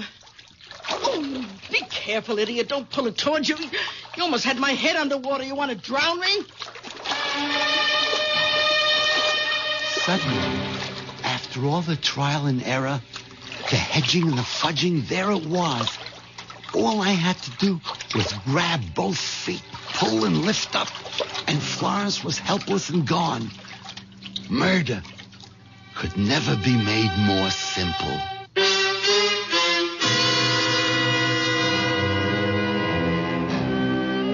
The moment of truth at last.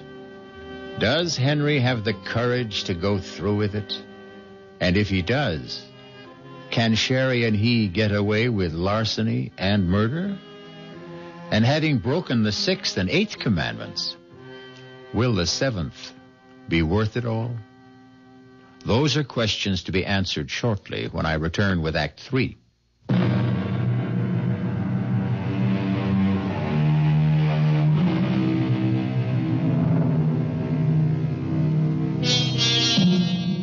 I don't suppose you'd ever want to try it.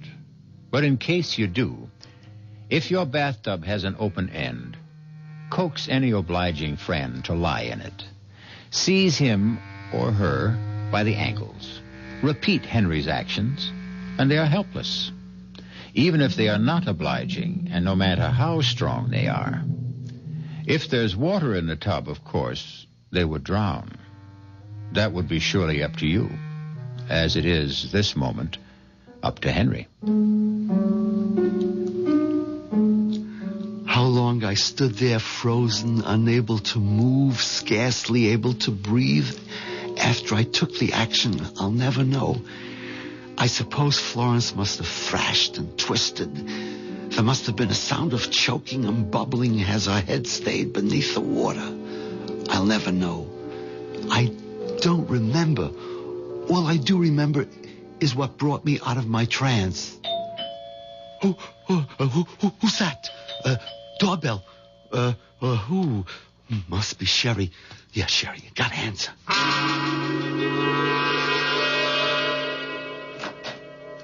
Hey there.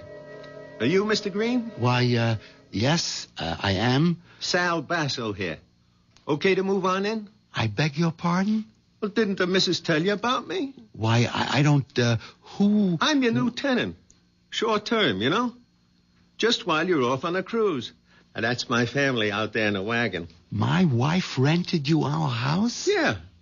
For the 3 weeks till our house is being painted. Just got the painter started today. Hey, wait a minute. Nothing wrong, huh? I mean, I paid in advance. Mr. Basso. Yes, Basso. You're sure that... Well, just let me talk to your wife a minute. We can get it all straightened out. There's no need for that. It's just Well, I wouldn't want to have to kick up no fuss, you know? I mean, I got the painter started. My whole family and clothes moved out. I mean, I wouldn't want to drag no lawyer or like that into this, but... No. There's no question of that. I'm sure if my wife, as a matter of fact, I do recall she said she had something to tell me. You see, I got the receipt right here. That the missus' handwriting?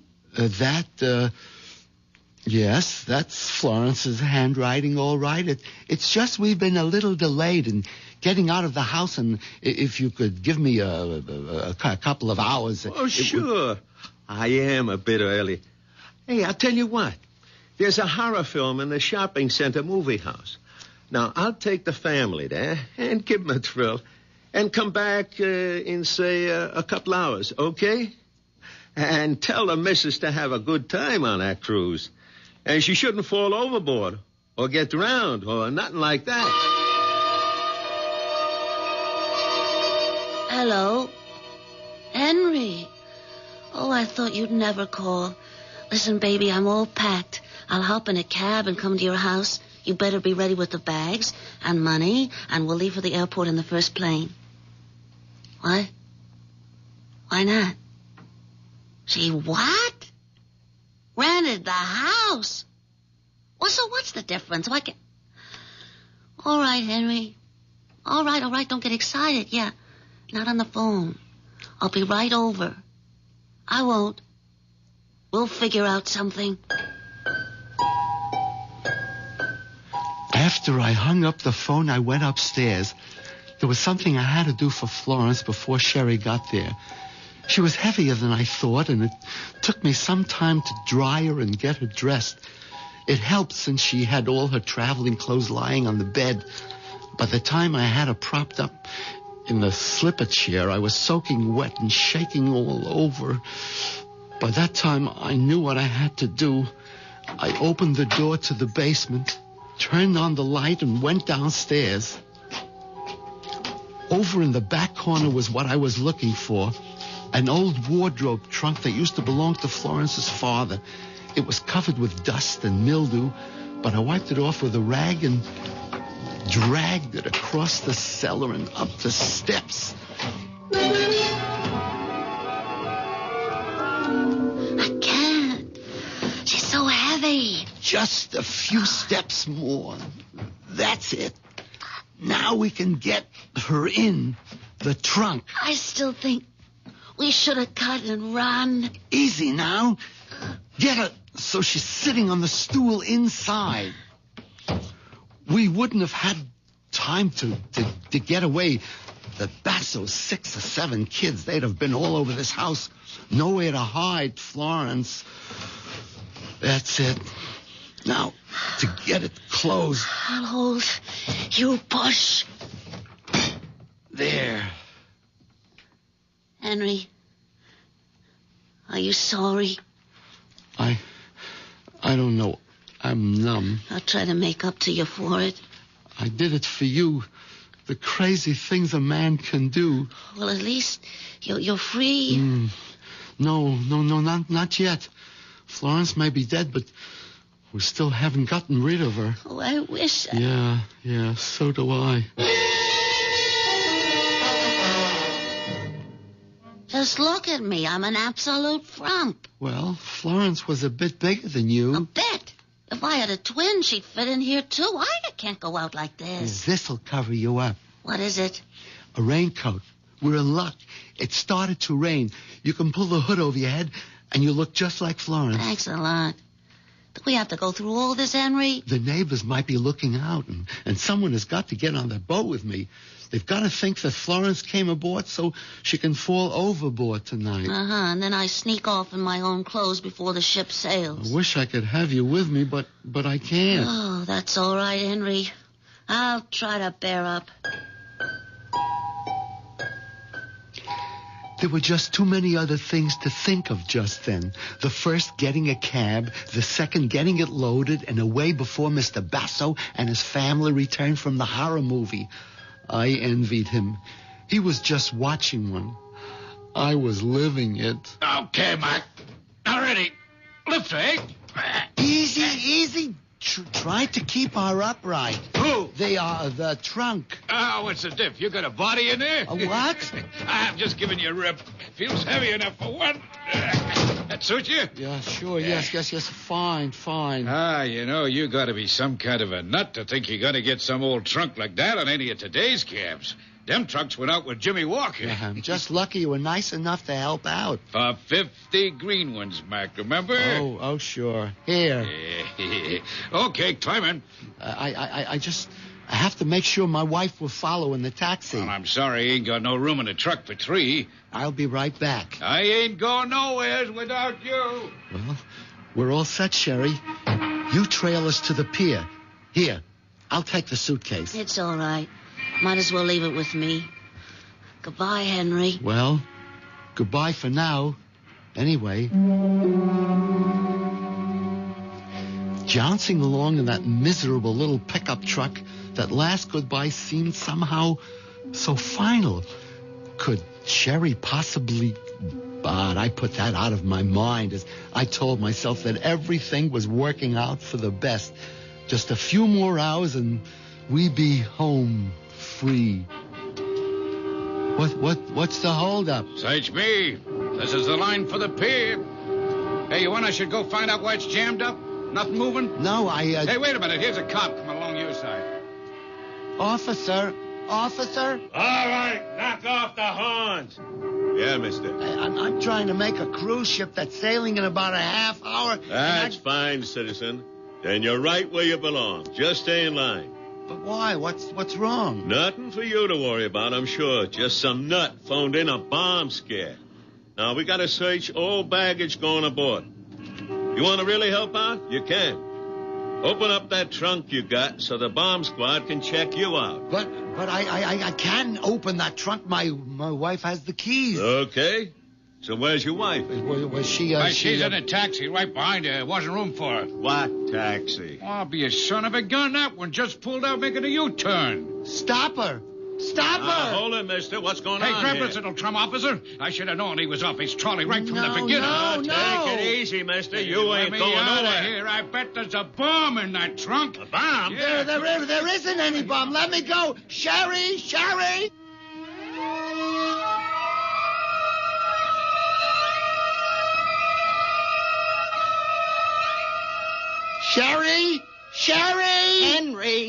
Henry, wake up. What? Where?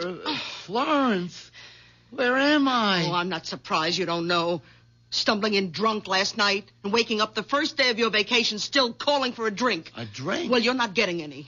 I hope you have a hangover big enough to make yourself properly ashamed of. Now, you get up out of bed and pull yourself together. Oh, yes, Florence. Oh, my head. Ooh, ouch. Ooh, what's that? Your suitcase. Right where you insisted on putting it last night, right next to the bed. You didn't open it? I did after you fell in the door with it when you brought it home, and I packed it for you. Now, you'll be on your feet and ready to go by the time I'm out of my bath. My mind was reeling and splitting in two at the same time. I kneeled on the floor and opened the suitcase. It contained nothing but clothes. No money, just clothes. With a shaking hand, one ear on the rushing bath water, and an eye on the bathroom door, I dialed Sherry's number.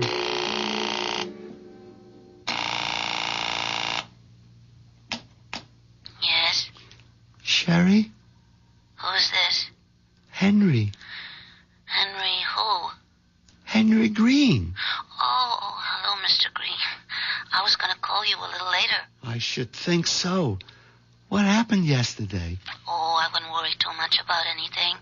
You were kind of cute, really, when you left the party, if a bit wobbly. Party? What party? Well, the party that Mr. Mercer gave when you were named vice president. I was named vice president? You don't remember much, do you? You even went off with a vault key you were supposed to give to Mr. Schaefer. I have to arrange for you to get it to him today before you leave on the cruise. Sherry, Miss Woods, did we have lunch together yesterday? Why, no. I didn't have 3 martinis with you? Well, not at lunch. At the party. Well, I don't know how many you had, but you were pretty looped. I called you home last night, and your wife said you'd gone straight to bed without any dinner. So, it was all a dream. What did you say? Nothing, Sherry. I just wish I'd been able to kiss you goodbye. I sit here hunched like a mouse, remembering the dream and facing the reality.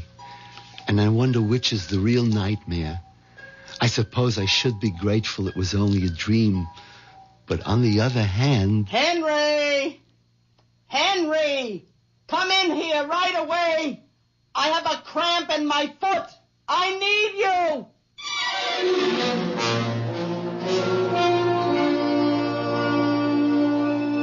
Henry Green, paper tiger, as it turns out.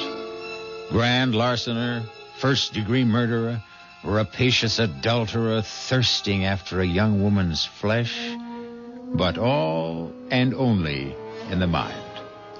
And surely to have to go on living with someone like Florence is punishment enough to fit the crime. I'll be back shortly.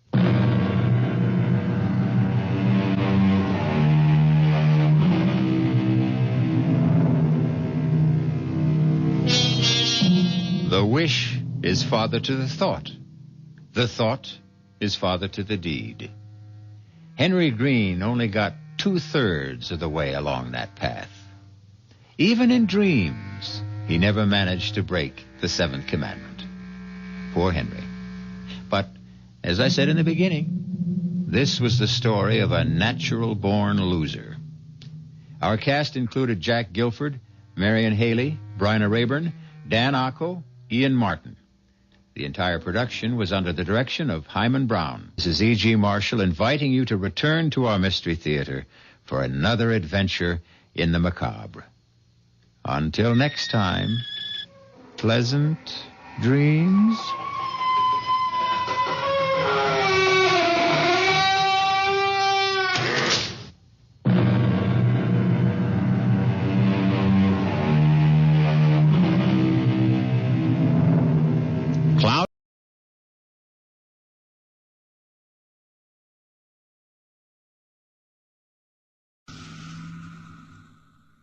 The Grape Nuts Flakes program, starring Orson Welles, who is pinch hitting for Jack Benny, with Mary Livingston, Phil Harris, Dennis Day, Rochester, and yours truly, Don Wilson.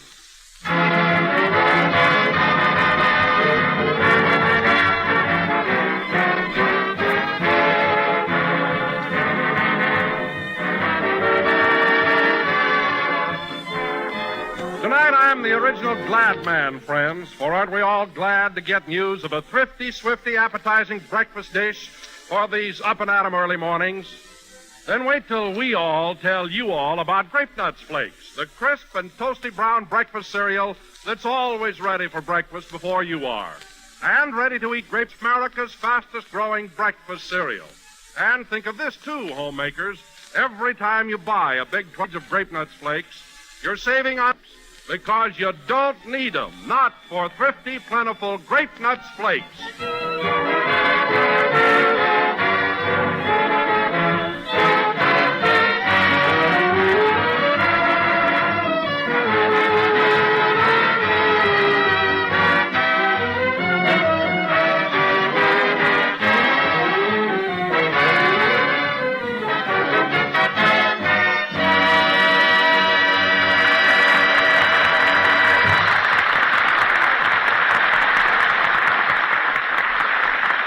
That was Take It From There, played by the orchestra. Now, ladies and gentlemen, before we start the program, let us reenact for you a little scene which took place a short while ago in a drugstore near the NBC building here in Hollywood. The time exactly 15 minutes before this broadcast. Take it away, drugstore. One tuna fish on whole wheat. One tuna fish coming up. Gosh, it's crowded in here. Say, Don, do you think I have time for a sandwich before the show? Why, yes, Mary, if you hurry. I think I'll have a dish of Tutti Frutti ice cream myself. Watch it, Don. If you put on one more chin, you can throw away your vest. No kidding. Now, Mary, will you stop ribbing me about my weight? I'm not so heavy. Go on. Every time you step into an empty elevator, the operator says, "That's all, please," and up you go. Oh, Gilroy. What'll it be, Mary? Just a sandwich. I'll have a hamburger. A hamburger? Yes, ma'am. Oh, Radcliffe? Yes, Gilroy. Hitch old Dobbin to a bun. You want something else, Mary? No, that'll be all. Would you mind taking my order, Bud? Gladly. What'll you have, Wobble Tummy?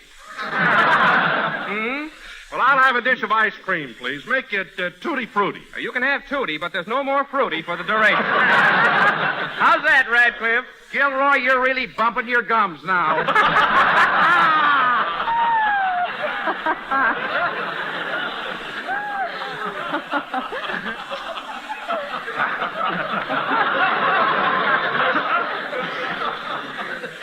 Yeah. Why don't you two jerks give up sodas and write for radio? We do. We just sold a lot of gags to old Red Skelton. Red Skelton? No, old Red Skelton, his father. Well, that's my fault for talking to you. Oh, hello, Phil. Hiya, Mary. Hello, Donzo. Well, Phil, is your orchestra all rehearsed for the program? Who rehearses? If I ever told my boys they was playing something wrong, they'd say, "How do you know?" Then I'd be stuck. Take it easy. Relax. That's my motto. Well, I hope Orson doesn't find out you didn't rehearse. Oh, Welty? Why, him and me is pals. We gave a lecture together at UCLA just last night. You and Orson gave a talk at the university? Oh, Orson did all the talking. I just sat there and let them professors feel my head once in a while.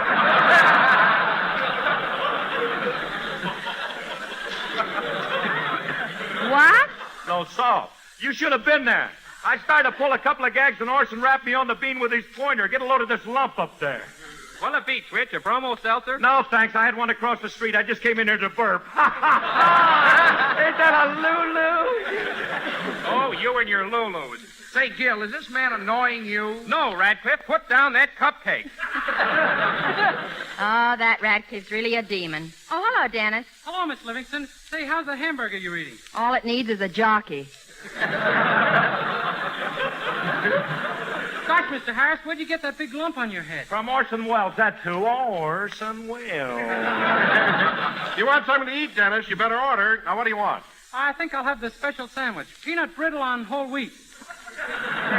You mean peanut butter. No, look, it says right here, peanut brittle. That's a misprint, kid. I'll bring you a peanut butter sandwich. Nothing doing. It says peanut brittle here, and that's what I want. Now listen. I know my rights.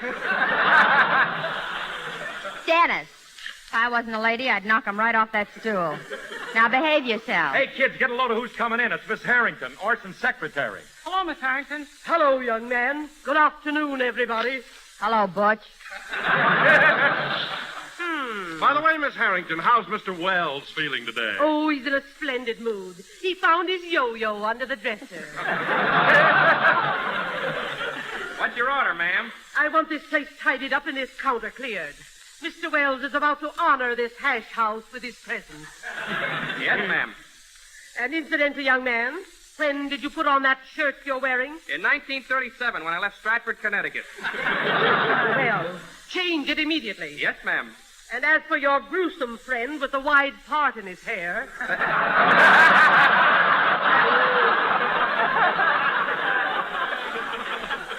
That's gotta be me. Would you mind lying under the counter until Mr. Wells leaves? Gladly. My feet is killing me. Attention! Attention, everybody! Mr. Wells is approaching.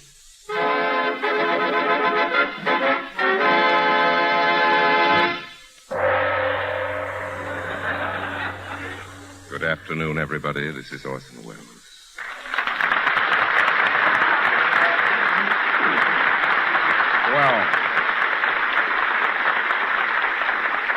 Well, Mary, you look lovely today. Thanks, Orson. I stopped by your house to give you a lift to the studio, but the butler said you'd already gone. The butler? Oh, did Papa have that baby face? That's sweet of you, Mary. Don't you think it's a little early in the day for romance? Well... Take it when you can get it. That's my motto. Dennis, please. Oh, boy. Yes, Mr. Wells? I'll have a cup of cold consomme. Hey, what do you think you're at, the Brown Derby? Get back under that counter. Yes, Mr. Wells. Whoop, off my head.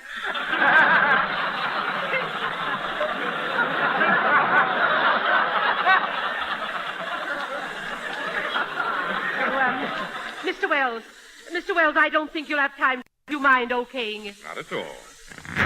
Oh, no. That's awful. Miss Harrington, take this out in the alley and burn it immediately. Yes, Mr. Wells. Burn the script? But, Orson, what are we going to do for a play tonight? I shall write one myself. Hey, Mr. Wells, if you're looking for a comedy sketch, my partner and I wrote one that's terrific. Yes, dynamite. Get back under that counter. Yes, Mr. Wells.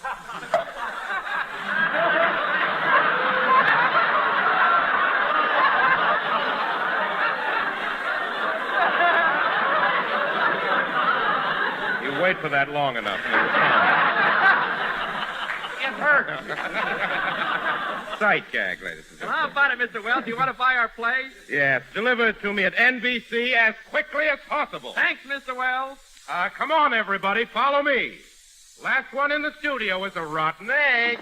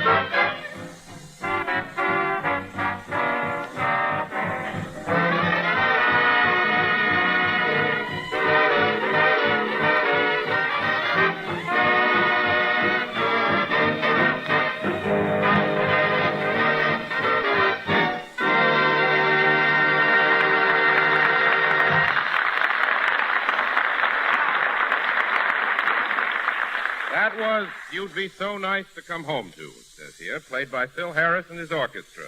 Phil, you can stop waving your baton now. The number's over. Oh, yeah, thanks. Don't mention it.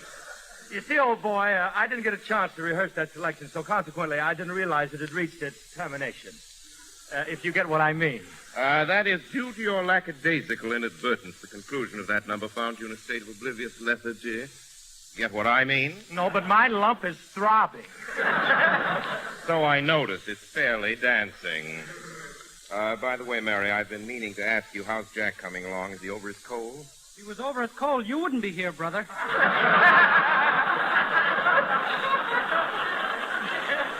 Dennis? Yes, Jack is much better, Orson. He's resting at the Arizona Biltmore in Phoenix. The Arizona Biltmore? Isn't that rather expensive for Jack? Expense means nothing to him. He was delirious when he checked in. That must be the reason. You know, fellas, I got a postcard from Mr. Benny this morning. He asked me to send his golf bag right away. His golf bag? Say, the old boy must be getting better if he wants to play a little golf. What do you mean golf? If I know Benny, he landed a job picking grapefruit. Now, wait a minute, Mary. Let's all be fair to Jack. He doesn't think of work all the time. Of course not. Jack can relax and enjoy vacation like anybody else. Oh, yeah? He took me to Catalina on the boat one time and played his fiddle all the way over. Well, that doesn't mean he was playing for money. Don't tell me. I was passing the hat. Just the same, I'm sure Jack is getting a good rest in Phoenix. Incidentally, it gives me a splendid idea. I think I'll call Jack and say hello to him.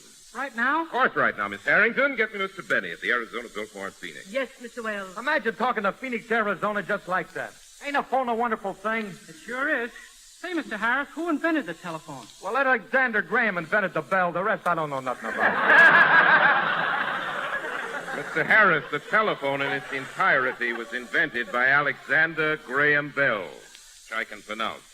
Come, Miss Harrington. What's the delay on that call? Well, I have the Arizona Biltmore, but they can't seem to locate Mr. Benny. Let me have that phone, please. Hello? Hello, operator? I'd like to talk to Jack Benny. What? He's not registered. He's not a guest there. Have her look out in the lobby. Maybe he's a bellboy. Bellboy? With his flat feet, he could be the house stick. Bill, please. Now, operator, I'd like to talk to Mr. Benny. Oh, his temperature went down. He checked out. Oh, very well, I'll call him there. Goodbye. That's strange. What's the matter? Did Jack leave the Arizona Biltmore? Yes, it seems he's now stopping at the Jasmine Blossom Auto Court. The Jasmine Blossom? Hey, I just thought of something. Jasmine Blossom. That's J.B., the same initials as Mr. Benny. That's right, Dennis, and I'm sure Jack will come home with some lovely monogram towels. Miss Harrington, remind me to call Mr. Benny first thing tomorrow morning at the Jasmine Blossom Auto Court. Yes, Mr. Wells. Oh, excuse me. Come in. Well, it's those two merry madcaps from the soda fountain. Hello, fellows. Hello, Mr. Wells. Here's that comedy sketch we wrote for you. There's a little mayonnaise on it, but it's very jolly. Thank you, fellows. By the way, would you like to stay and hear your little gem? I don't know. Should we stay, Gil? We can't stay. That fat lady is waiting for her cheeseburger. Oh, yes. Let's go. Wait till I open the door. Well, let's see what they've written here. So far, nothing but mayonnaise. A little crude, but it'll get by. And now, ladies and gentlemen, for our feature attraction this evening, we are going to present a mystery melodrama entitled Death at Midnight or the Murder Case. Now, in this drama, I will play the role of Inspector Wells of Police Headquarters.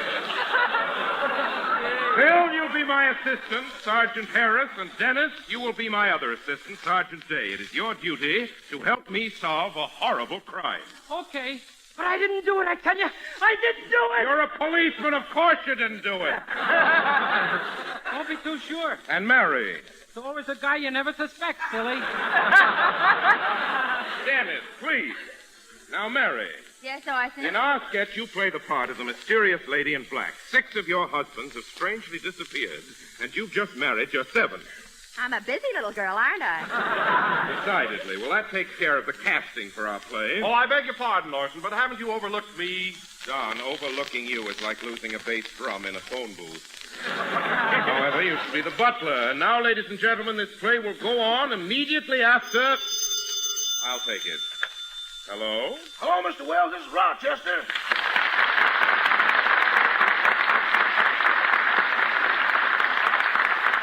Hello, Rochester. What do you want? Mr. Wells, up to now, working for you has been a pleasure, but trouble has reared its ugly head. Trouble? It's that Chinese cook of yours. We just don't speak the same language. Well, naturally. Naturally. What's the difficulty between you and Sean? You know those pork chops I got at the market yesterday? The ones I had to use commando tactics to obtain? Yes, yes. Well, that cook of yours wants to cut them up into little pieces for chop suey. That's vandalism. Now, calm down, Rochester. Any man that would treat a pork chop like that would pull the chair out from under Whistler's mother.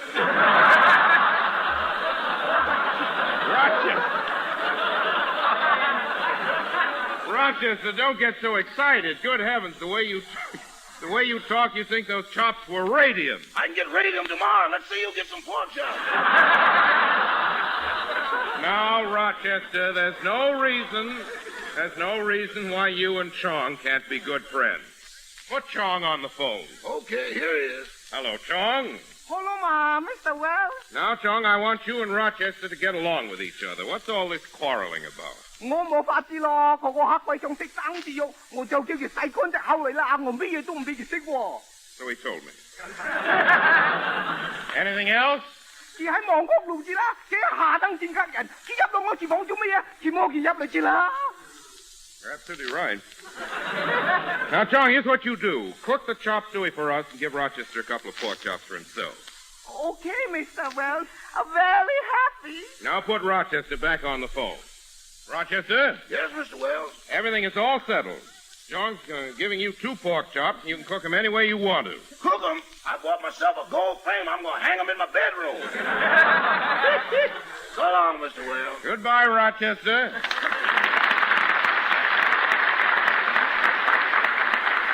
Well, I guess that's straightened out. Sing, Dennis.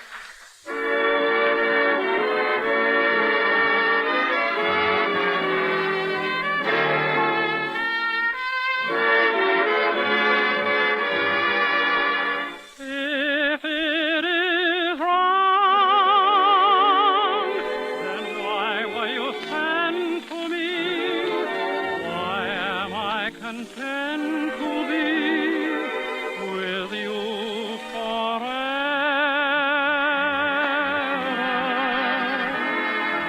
Wrong, would it be wrong to kiss?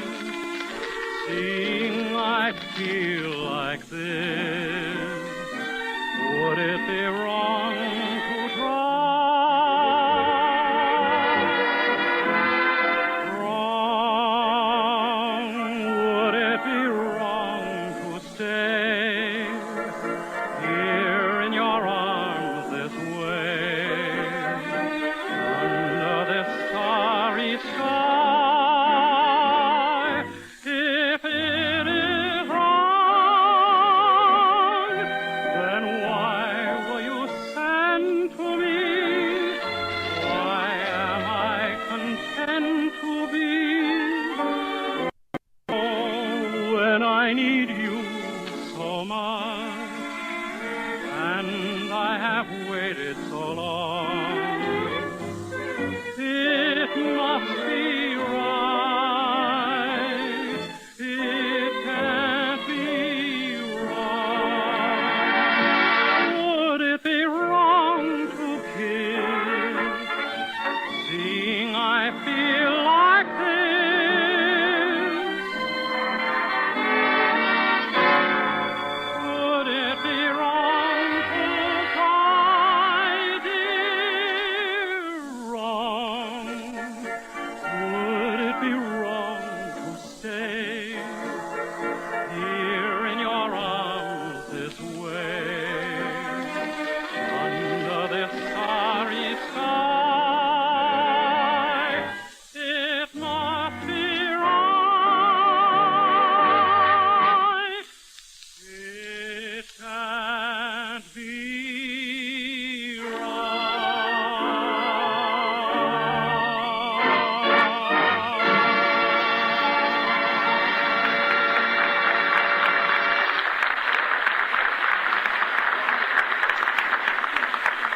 You just heard It Can't Be Wrong, and that was Dennis Day singing. And Dennis, I don't have to tell you, that was very good. I'll say you don't. I heard it. Dennis, you shouldn't pat yourself on the back like that. It's quite hammy. You should talk, brother. Forgot something there. And now, ladies and gentlemen, go away, Dennis. And now, ladies and gentlemen, we will present our thrilling, baffling, spine-tingling mystery melodrama, Death at Midnight. As the scene opens, we find Inspector Wells in his office at police headquarters. Curtain, music!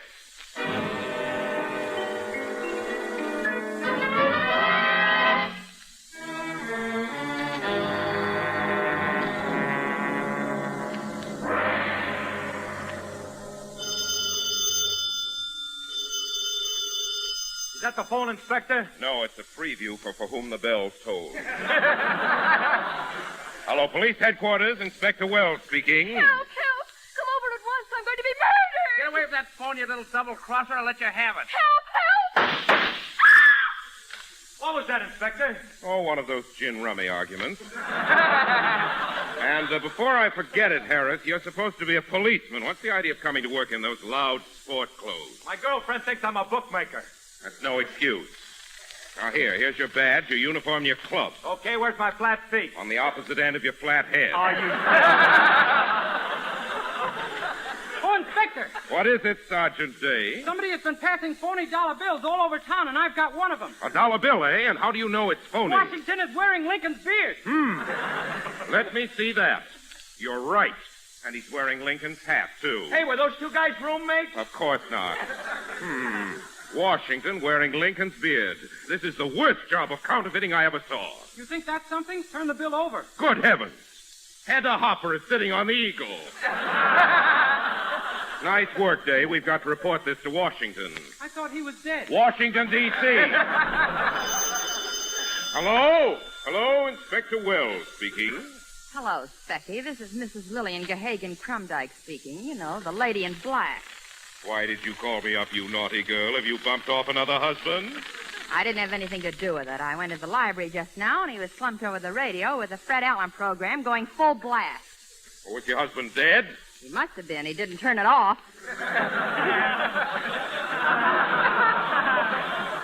So long, Specky. Hold everything, Mrs. Crumdyke. I'll be right over. Sergeant Harris, Sergeant Day. Yes, Inspector. Come on, boys. We're going over to investigate a murder. And I have a hunch this crime was committed by... By who? I can't make this out. There's mayonnaise on it.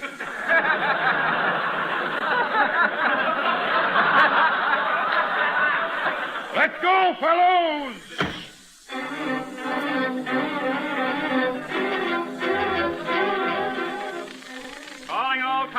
Calling all cars. Eddie Lamar locked in her closet. Take it easy, boys.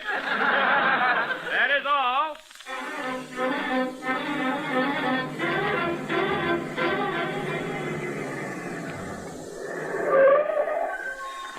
This is the house right here. Harris, Day, break down that door. Yes, sir.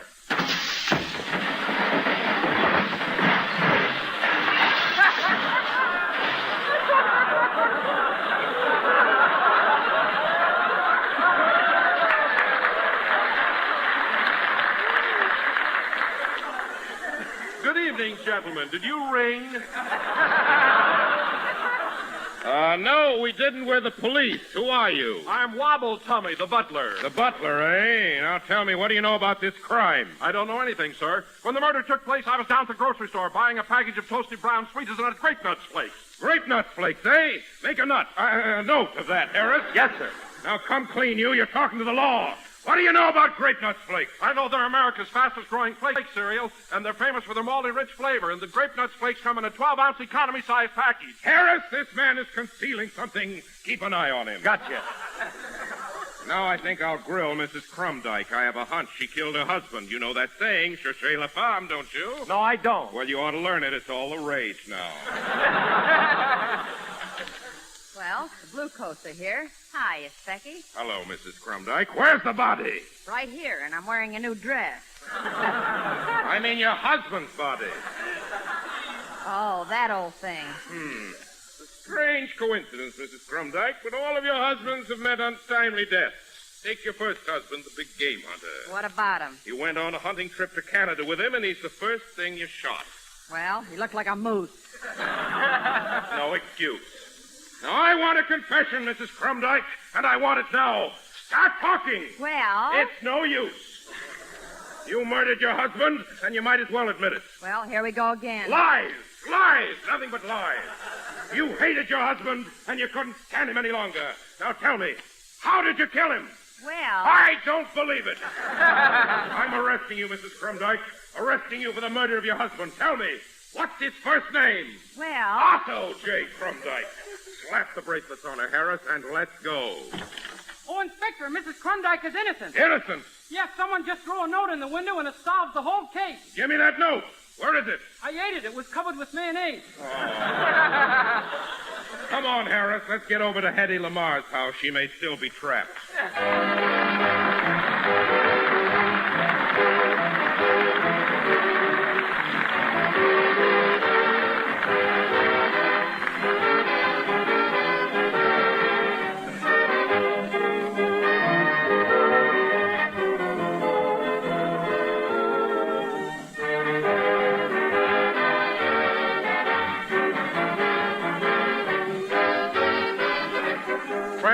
When you sit down to a big, tempting bowl full of appetizing, baldy-rich grape nuts flakes, aren't you pleased with yourself?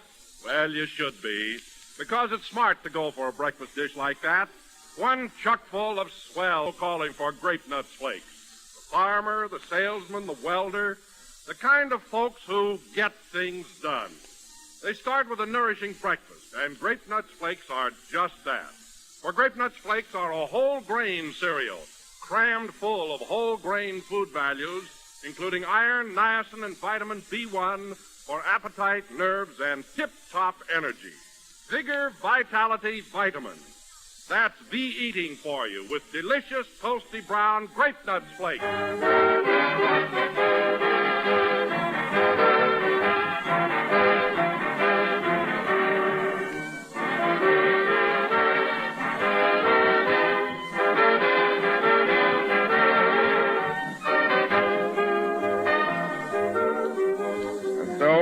Until next Sunday night, ladies and gentlemen, this is your obedient servant, Orson Welles. Mary, I want to compliment you on your performance tonight in the role of Mrs. Crumdyke. I was pretty crummy, huh? Well... Good night, folks. Good night, doll.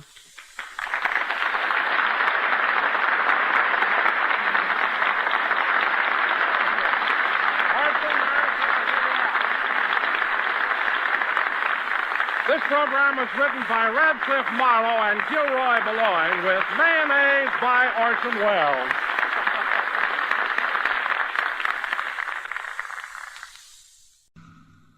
The Grape Nuts Flakes program, starring Jack Benny with Mary Livingston, Phil Harris, Dennis Day, Rochester, and yours truly, Don Wilson. And back with us after an absence of 5 weeks, Jack Benny.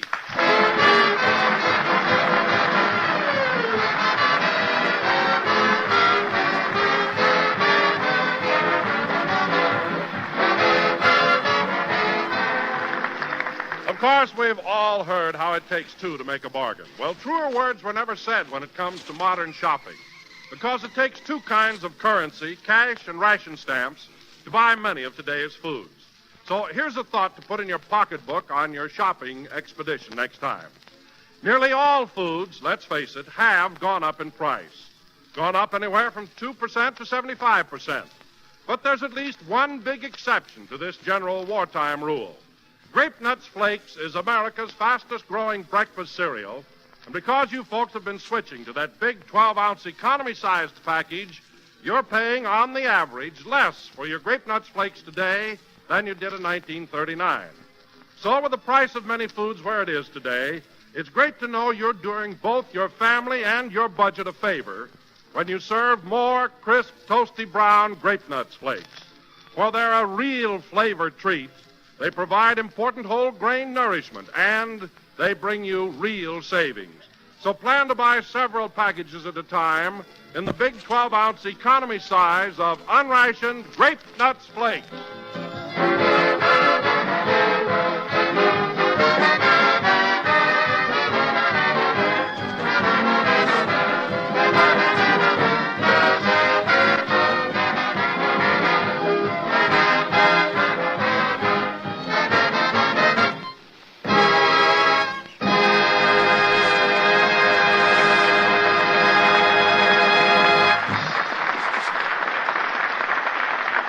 That was I Don't Want Anybody, played by the orchestra. And now, ladies and gentlemen, we would like to take you to Jack Benny's home in Beverly Hills, where Jack is convalescing from his recent illness. The time, shortly before noon today. The place, Jack's bedroom. Take it away, Beverly Hills. Let's see, I got 2 teaspoons of cherry syrup in it. A couple of drops of menthol. I think it needs another dash of gin.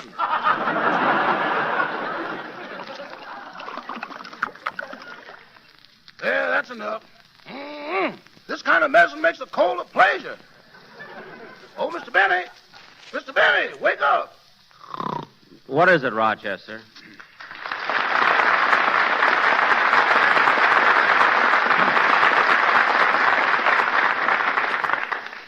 What do you want, Rochester? It's time for your cough medicine. I think you'll like it better now. I put more gin in it. More gin? You mean to say this cough medicine I've been drinking has gin in it? You couldn't have that silly grin on your face from just plain syrup. What? You may not believe this, but you've been snoring Sweet Adeline. Well, I might have known you to make my cough medicine wrong. Believe me, from now on, I'll have my prescriptions filled at the drugstore. Okay, boss, but you'll find very few pharmacists with the imagination I got. I don't want imagination. I want my medicine right. Now, put my electric heating pad under the covers. My feet are getting chilly. Electric heating pad? That's the toaster with a towel wrapped around it. I don't care. Plug it in. Yes, sir. Answer the phone. Hello? Mr. Benny's residence. Boudoir extension.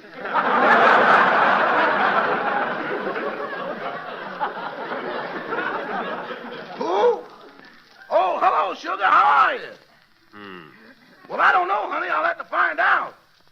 Oh, Mr. Benny, can I have tonight off? I want to go down to Central Avenue to see my girl. No, absolutely not. Looks like you'll have to come out here, honey. So long. Rochester, you know I'm not feeling well. Why can't you see your girlfriend tomorrow night? Tomorrow's Monday. I got a date with my Monday girl. Your Monday girl? Maybe I could switch my Tuesday girl to Wednesday and make Saturday a doubleheader. Well, if it's that involved, you don't ever... Whoops! Whoops, pull it out! Pull out what? Pull the plug! Pull the plug! What's the matter, boss? Pull the plug. My toes are caught in the toaster.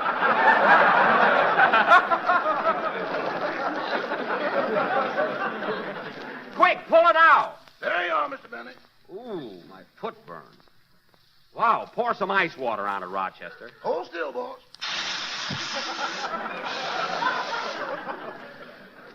There, that's better. Oh, hello, Mary. What's the matter, Jack? Somebody give you a hot foot? No, I got my toes caught in the toaster. Your toes caught in the what? In the toaster. Could happen to anyone. Oh, sure. Everybody's making toast in bed nowadays. It's all the rage. I was using it for a heating pad. Oh, but Rochester, what are you doing with that bottle of cough medicine? I was holding it up to the light and some of it ran down my throat.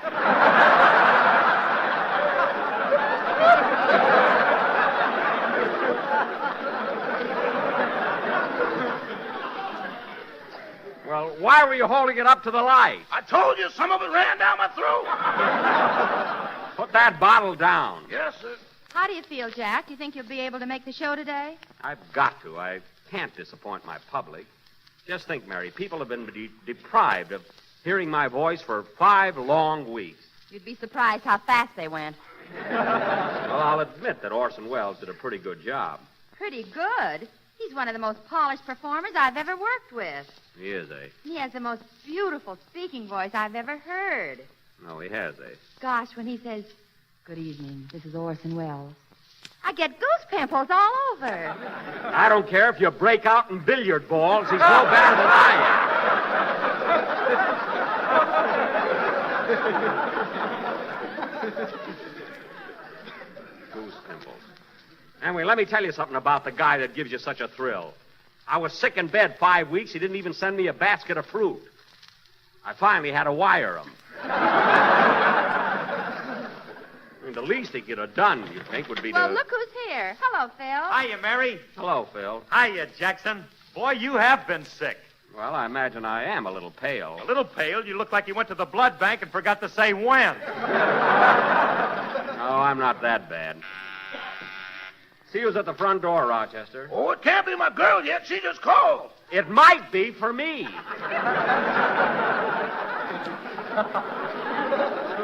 It's my house, remember? Now answer the door. Okay. Say, Jackson, I got a surprise for you.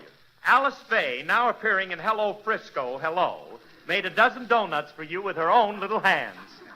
A dozen donuts, where are they? Out in the car. I'll get Rochester to help me carry them in.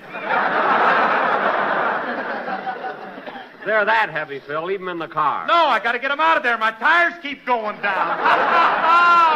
That Harris is really bumping his gums.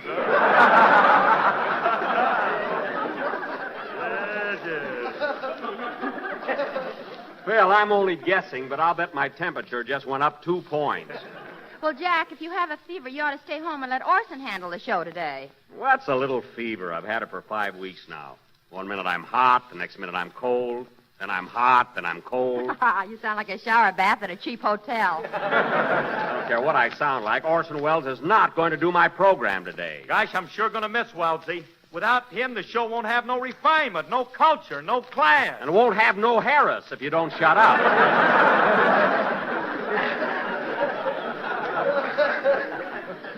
Anyway, what's all this raving about Orson Welles? Gosh, when I was in 3rd grade in Waukegan, I was a genius, too. I did something no other pupil ever did before. What'd you do? He joined the Navy. All right, my record still stands. Say, boss, the doctor's here. Do you want to see him? No, Rochester, no. I've been lying here in bed all week because I can't find my pants.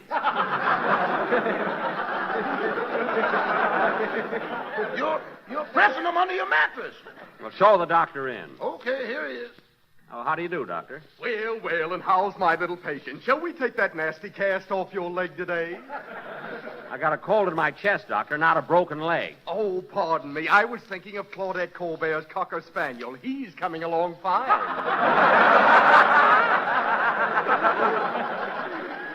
Well, I'm glad to hear it. Now, Doc, would you mind examining me? I got to go down to NBC and do a broadcast today. Why? Is Orson Welles sick? No, look, I'm getting better. Now, please examine me. All right, I'll take a look at your chest first. Now, roll up your nightshirt. Okay, here it goes.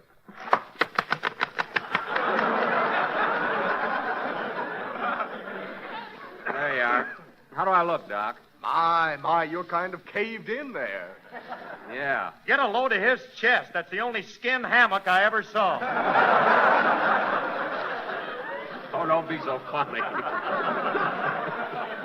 Hey, Doc. Hey, watch your cigarette, Doc. That's my mouth, not an ashtray. Pardon me. Now, let's see. I think I'll tap your chest. Well, go ahead. Tap me. Now, hold still.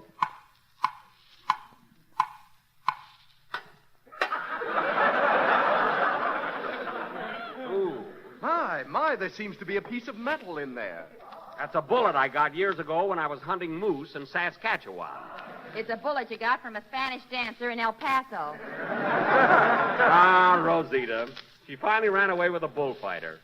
I wonder where she is now. I wonder where the bullfighter is. I could use some meat.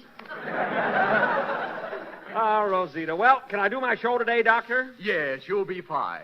Well, I must run along now. W.C. Field St. Bernard is out of brandy. Goodbye.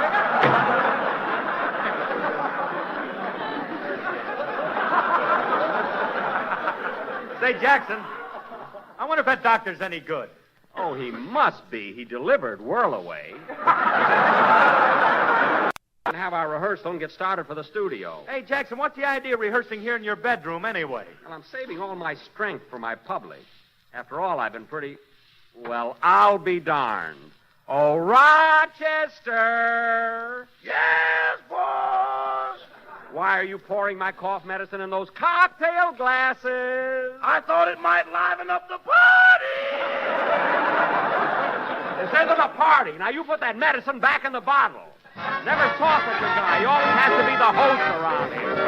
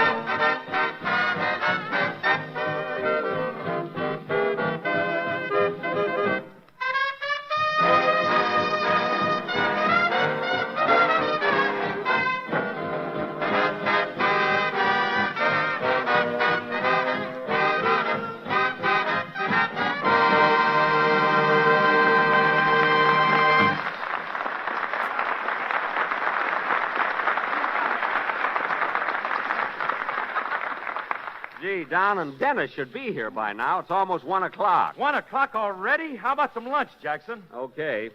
But remember, Phil, we have rationing now, so I can't dish out food like I used to. Like you used to. Yes. You got so many meals out of a leg of lamb one time, it got mad and kicked you. Well, that settles it. There'll be no lunch served.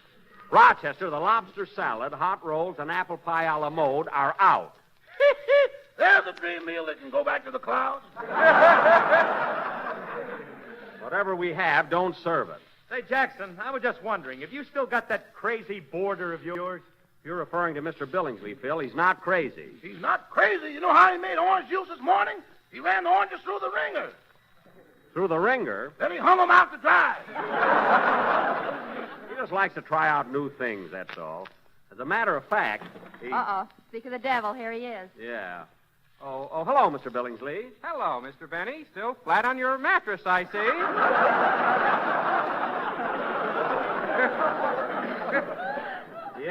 Yes, we were just talking about you, Mr. Billingsley. Your ears must be burning. Well, I'll have to call the fire department. I've got a new hat on. You haven't changed a bit. By the way, Mr. Billingsley, we're going to rehearse our radio program in a few minutes. Would you like to stay and hear it? Oh, I'd love to. I'll just hide under the bed here in case your husband comes home. Here I go. Whoop, up my head. Well, goodbye, Mr. Benny. Goodbye. You dog, you.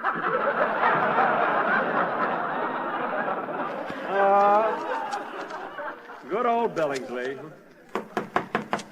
That must be Don and Dennis. Come in. Oh, hello, Jack. Sorry we're a little late. How do you feel, Mr. Benny? Oh, hello, fellas. I feel pretty good, Dennis, and I'm anxious to get back on the program. You know, I have a hunch we're going to have a pretty good show today. Without Orson Welles? Yes. Gosh, the Orson Welles program without Orson Welles. I worry about things like that. It's the Jack Benny program. Get it straight, you little traitor. What's the matter with this gang? Oh, Jack, don't be so touchy. You always imagine that people are running you down. I imagine. Yes, you jump at conclusions. If somebody happens to say you're a heel, you always take it the wrong way.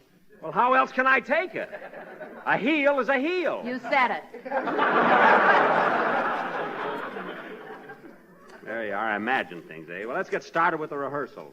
Rochester, pass the scripts around. Yes, sir. Everybody gets a script and a glass of cough medicine. There'll be no cough medicine. I read this script, boss. A little nectar won't hurt it. Rochester, whenever I need you in the capacity of a dramatic critic, I'll let you know. Now, let's get started, fellas. Now, Don introduces me in the show, and then I come on, and I say... Who can that be? Come in. Hey, it's Miss Harrington, Mr. Wells' secretary. Hello, Miss Harrington. Hello, Dennis. Good afternoon, everybody. Hello, Slugger. My, what an odd bed sheet. It has blue eyes. This is me.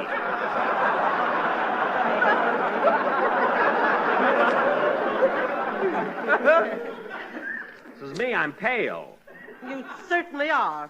I have news for you, Mr. Benny. Mr. Wells is about to pay you a visit. Orson? Orson's coming here to visit me? Yes, he'll be here shortly. Rochester, I want this room tidied up at once. Yes, Miss Harrington? I want a chair placed beside the bed. Yes, Miss Harrington. And put an X on Mr. Benny's forehead so Mr. Wells can spot him immediately. Now, look, I'm not that pale. Now, Miss Harrington, would you mind sitting over there in the corner? We were just starting to rehearse our program. Rehearse without the master? Mr. Wells won't like it. Nuts to Mr. Wells. I know just how you feel, Daddy.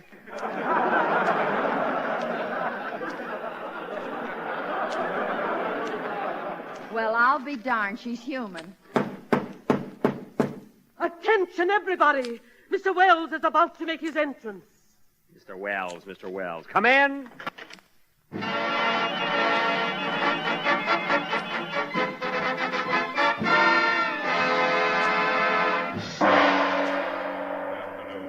Orson Welles. Well, Wellsy. Hello,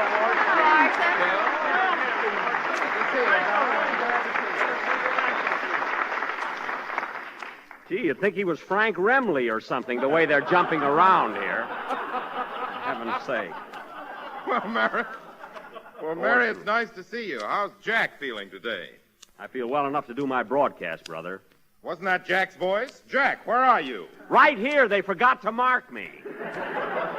Look, can't you see my big blue eyes? Oh, yes, they're gorgeous. Thank you.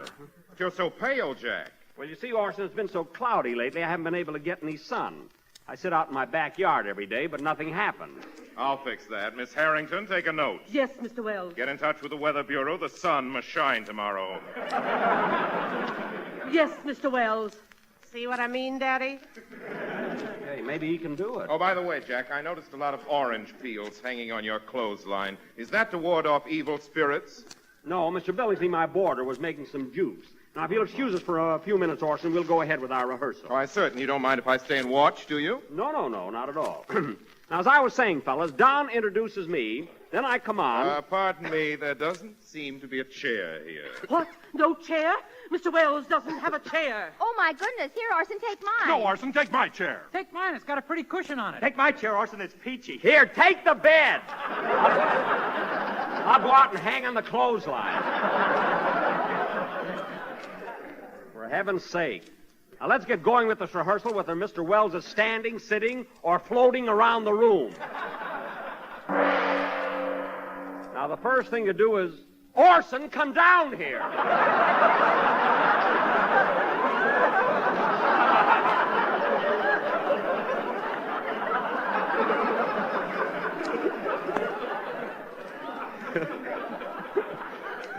He knows more magic.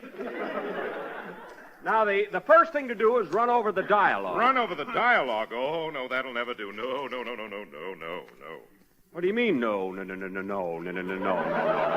Comedy, Jack, should never be rehearsed. Repetition destroys its sparkle and spontaneity. But Orson, the important elements of a variety program are the songs and music. Look, now, Orson, Dennis, I want you to run over your song so we can get an idea of its length. Now, wait a minute, Orson. This rehearsal is my business. You're not even going to be on the show. I know, but I shall be listening. It's about time we listeners had something to say. Sing, Dennis. Yeah, sing. I see what you mean, sister.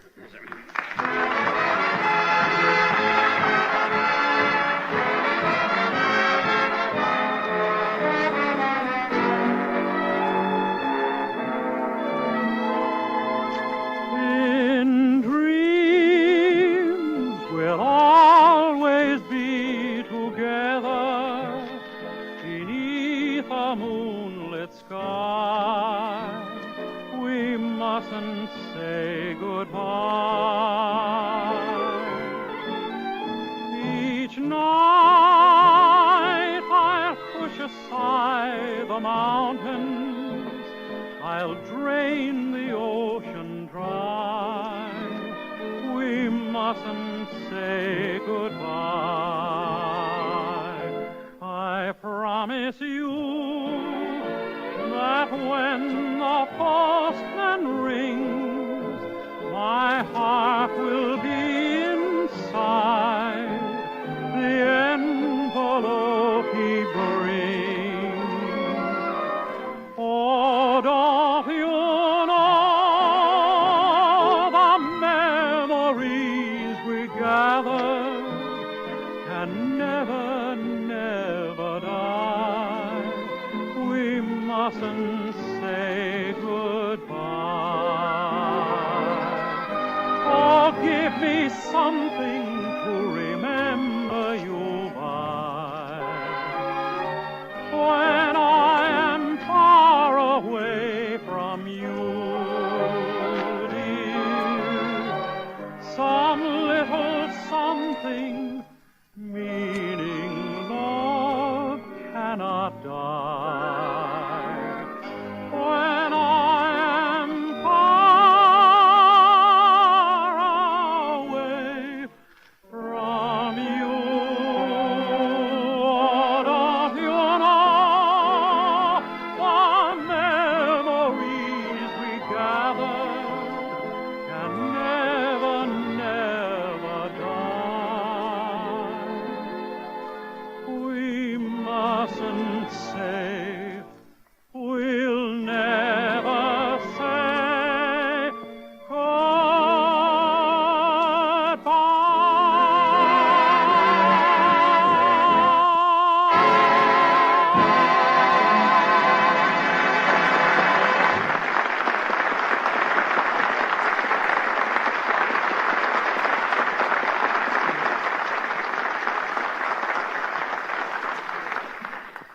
how's that, Mr. Wells? Do you think it'll do for the program? Well, Dennis, I think Mr. Benny should answer that question. After all, he's running a show this week. Darn right I am. Your song was swell, Dennis, but it's a little long. I want you to cut half a minute out of it. Cut? Half a minute cut of that beautiful ballad would ruin it.